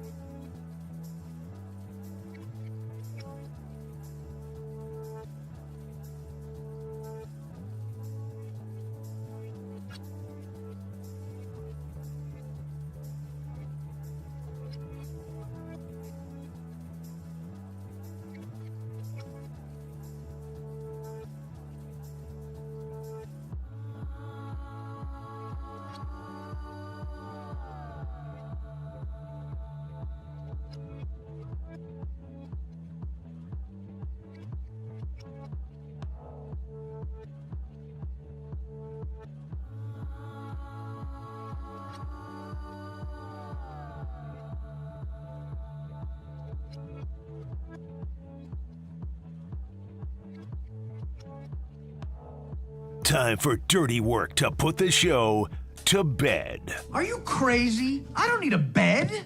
On the sports leader. Now you will go to sleep, or I will put you to sleep.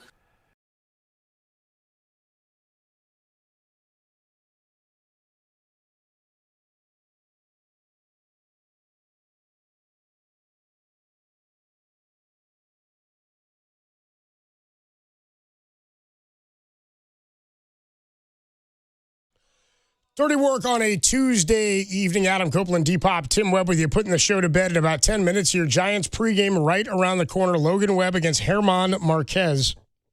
By the way, I'm surprised to see the Padres end up with German Marquez at the back end of their rotation. It's their fifth game, so I think he's their 5 starter. Mm-hmm. He's making his season debut today because they didn't have a weird start to the season the way the Giants did. Do you remember how bad the Rockies were last year? Very bad. Do you remember they ended like a long losing streak and then fired Bud Black? And they gave Bud Black a vote of confidence, and then they lost. They give up like 20 runs. Yes. I think they give up 20 runs. If they give up 20 runs, they give him a vote of confidence. Then I think they won the next one. Then they fired him or something like that, or he lost, whatever it was. No, that Saturday they lost 21, I think, to nothing maybe. And the GM came out and said, hey, we're all backing Bud Black. And the next day they win, and then they fire him. The deathly vote of confidence from management. They fired him. Bottom line is German Marquez pitched in Colorado for Colorado last year and for the entirety of his career. 10 years in Colorado. Damn. You want to know what he did last season, Marquez? I'm going to need the Giants to get a win tonight. Let me hear. I'm going to need the bats to get going. Marquez last season, 3-16. Now you're like, okay, the win-loss isn't indicative. Yeah. Sure. but he had a 6.70 ERA. Yeah, that's pretty. That's incredible. He pitched 126 in the third innings. He gave up 168 hits. Not good. So Not good at all. Logan Webb should have the upper hand here, though he has not fared well in his last handful of starts in San Diego. More to come on that in your award-winning Diamond Notes. But 0-2 in San Diego last year, Logan Webb, with a 4.19 ERA, 0-3 in his last 3 starts against them. Should be 4 starts going back to 2024. So, like to turn it around for Logan after a rough opening night. Yeah, no, definitely. And I chalk that up to just the start of the season. I'm not going to put a lot of stock into that. I know some people, and maybe even me, the day that was happening, being like, should he have pitched in the WBC? It's fine. He'll figure things out. It's just the first start of the regular season. Yeah, I mean, look, we know he's got it in him. It's not like he got rocked in the WBC and then got rocked opening night. You know what I mean? Like he didn't get rocked by the Rockies. He got rocked by the Yankees, the Yanks. They knocked him. And by the way, nobody's playing catch behind him. Like he got hit around, but nobody was playing catch behind him on opening night. If it happens on a Netflix game, did it actually happen? No, I don't think so. No, it counts. I think it counted. It counted, but did it happen? We had some sound earlier from Tony Vitello. I do want to get to this before we get out of here. At 5:40, we'll throw it over or throw it down to San Diego to Giants pregame. But Tony Vitello got his first win in the big leagues as a manager last night. Never set foot in a big league dugout as a player or a manager or a coach before becoming manager of the Giants. Here he is after the game. He got the celebratory first big league hit, the first big league win or strikeout or save. Anything the rookies get, Tony Vitello got treated last night. Here he is. When a starting pitcher gets their first win, to get showered with everything that's kind of imaginable. Did you get like a beer shower or a condiment shower? There was adult beverages, but there was other stuff mixed in too. So at some point I'll be plotting my revenge. But for now, enjoying the fact that, Rupert, you kind of mentioned a pitcher getting it done, gets to enjoy the fruits of his labor. That was a special effort he had out there, and obviously the guys behind him did exactly what they needed to do. Rupert. I got a little Boach nickname out of him. Rupert. Yeah, we're going to go to Rupert. No, I like that. And I like that he kind of takes the attention off himself. It's like, I got my first win, but it's about Landon RP tonight. So it sounds like also the concoction of adult beverages and whatever else they were using. They use everything. Like they throw on them, like they'll use flour, mustard, whatever they can find like in the clubhouse in the Why is kitchen. flour there? Like because it'll stick to you. You know what I mean? Like they want to make you all like a what? I mean, maybe does someone come to the stadium with flour? Maybe it's like if it's like in the kitchen, maybe they got Bisquick. I don't know. But he said like all that stuff like mixed into his eyes, so he was a pain. Well, yeah, I mean, you champagne shower. That's why they wear the goggles now. Absolutely, that stuff burns, dude. So anyway, there he is after the win, getting all the stuff dumped on him. More from Tony Vitello. How can he appreciate this moment in getting his first win? How will he look back on it? It's hard to comprehend because I got the same disease as every other coach. You're kind of you want the proper guys to get their props that got it done tonight, which really was a lot of guys, especially if you include defense. But also look ahead to the next game is an opportunity to win a series down here and continue things in the right direction. So it probably soak in getting back to the hotel. But, yeah, pretty special looking around the room, whether it's in the office, in the dugout, or in the locker room. And some of these guys have been slower to come out of their shell with me, but it's little moments like that or breaking camp or opening day where I think, the bond grows a little bit, which, at the end of the day, we want to be a strong unit right now. But I told somebody, I forget if it was with the whole group or not, I really get a sense like no matter what happens, this group is going to get a lot closer together as the year goes on. Yeah, and the last 5 months, all we talked about is Tony Vitello, how he's going to be at the next level here. Will he be taken seriously? Will he have the respect of the clubhouse? And it looked that way last night with everybody being happy that he got the first win. And you need to build upon that. You need to get the second win, the third win, the fourth win. So it's just starting for Tony Vitello. But again, I'm glad that when he speaks, and again, he might speak a lot and just talk a lot and have some weird references. It's good that he does not put the onus on himself, or I should say, like take the credit. Yeah, take the credit where it goes to Landon RP, it goes to everybody else last night that really competed. And that's not being disingenuous. That's how. I mean, I'm sure he's excited, but also that's how coaching is. I thought he was actually going to go a different route. I thought he was going to say, like most coaches, you strive for the next one. Like you just keep. This was good, but you want the next one, and one is great, but 90's better. Yeah, of course. You know what I'm saying? Like that's kind of where I'd be with him, but. He's right in that you got to give the credit. No coach, you never hear a great coach take credit for what's happened. Kyle's never like, I drew that up. No. By the way, that happens. If you guys will ever watch Coach Carter, it happens after Coach Carter takes over the team and they start to thrive and succeed. They play a game against a bad team, and after they've been getting run off the floor, and now they're starting to get good. They play against a bad team, and they like somebody throws an alley-oop, and then they're taunting the other team. They're doing like celebrations and jumping around. So the next day at practice, they run a play, and Coach Carter goes, "Oh, who ran that? Who drew that play up?" it's Sam Jackson, and he's like, "Man, I drove that up. Do it again. Run it again." And they run it again. He's like, "Look at it. Whoa, look at I did that." And they're all looking at him weird, like, "All right." And then he goes, "Give me some skin," to like, and then to dap up one of the players, Kenyon. And he goes to dap him up, and he goes, "Are you crazy?" He goes, "You must be out of your mind." Because then they're taunting the other team, and he goes, "When is winning not enough? Since when is winning not enough?" To the baseline, gentlemen. He makes him run. But the whole thing there is like, no coach is going to take credit. They want to put their guys in a position to Not succeed. in front of their players. Not in front of their players. Not in front of the media. No. I think the only time coaches take credit. I drew that up. I did that. I think the only time coaches take credit is what we're seeing right now, like the NFL owners meetings, when you get Kyle Shanahan and Sean McVay and Matt LaFleur like all in a room together and be like, "I'm better than you. I'm 100% better than you." Well, I saw a clip they did where they were talking to different coaches. Somebody from the NFL Network was talking to them about like, how well do you know your other coaches? Who was the highest drafted current NFL head coach? And so people were all like, Harbaugh. Was it whoever? It was Aaron Glenn. Was Oh, the that's number one right, guy. yeah. They asked somebody which guy had Jamar Chase and Justin Jefferson or somebody in their receiver room. It was Joe Brady, like in college. Or something like that. Something like that. Anyway, then they asked which head coach in the NFL won Mr. Georgia football over Calvin Johnson. Sean McVay. And they all knew it was McVay because all of them were like, he never stops talking about it. I played against Calvin. Calvin was good, but I was a bit faster. I was Mr. Georgia football. I never stopped talking about it because I'm proud of the way it's gone down. And, thanks for asking. You did your research there. That's real good. But I was real proud. Come out Gatorade Player of the Year and Mr. Football in Georgia. That's not bad. It's getting better, huh? It's getting better. I've been working on it. It's less Mahomes. No joke. I've been working on it. We got to get our guy. Frank Caliendo's coming into the city next week. We got to get him on. We got to call him for next week. We'll see if he'll do it. We'll figure it out. He's got the Comrex. By the way, I got to let you know that Dirty Work is sponsored by Jack's Restaurant and Bar, an all-day, any-day kind of place. And time to put the show to bed. What's that, Tim? I said thank you very much. I got you. We got to put the show to bed here. Dirty Work on a Tuesday. Giants baseball coming up. Pregame at 5:40. Why don't we hit a little note to self? As 650 says here, note to self, Depop, keep your pimp hand strong, brother. Damn. After we found out what happened to Tim, that Derek is also a ladies' man. Tim. It was a long time ago. Tim not, but his neighbor is. Oh, man. Yeah, I bet it's getting some action. Just, maybe not the way Tim The wants. Shag Shack is at Tim's house. Yeah, Tim, what you got? Note to self? Note to self. All right, I'll leave the very obvious one to you. How good was it to hear this today? The Giants back in the win column. Dude, I know people think that it was corny and cheesy. I'm all about Joe Angel, and maybe we need a little corny and cheesy. Yeah, I'm good why for not? it. I'm good for it. All right, note to self. Note to self. Really note to Tim. Tim, have we ruled out that your buddy didn't do it in the turtle tank? Seems messy. Yeah. Tim's going to have to clean that. That would be difficult. Tim's going to have to scrub extra hard on that turtle tank next time he cleans it. Man, Oatmeal has seen some things. Note to self. Note to self. Don't sit down at Tim's house.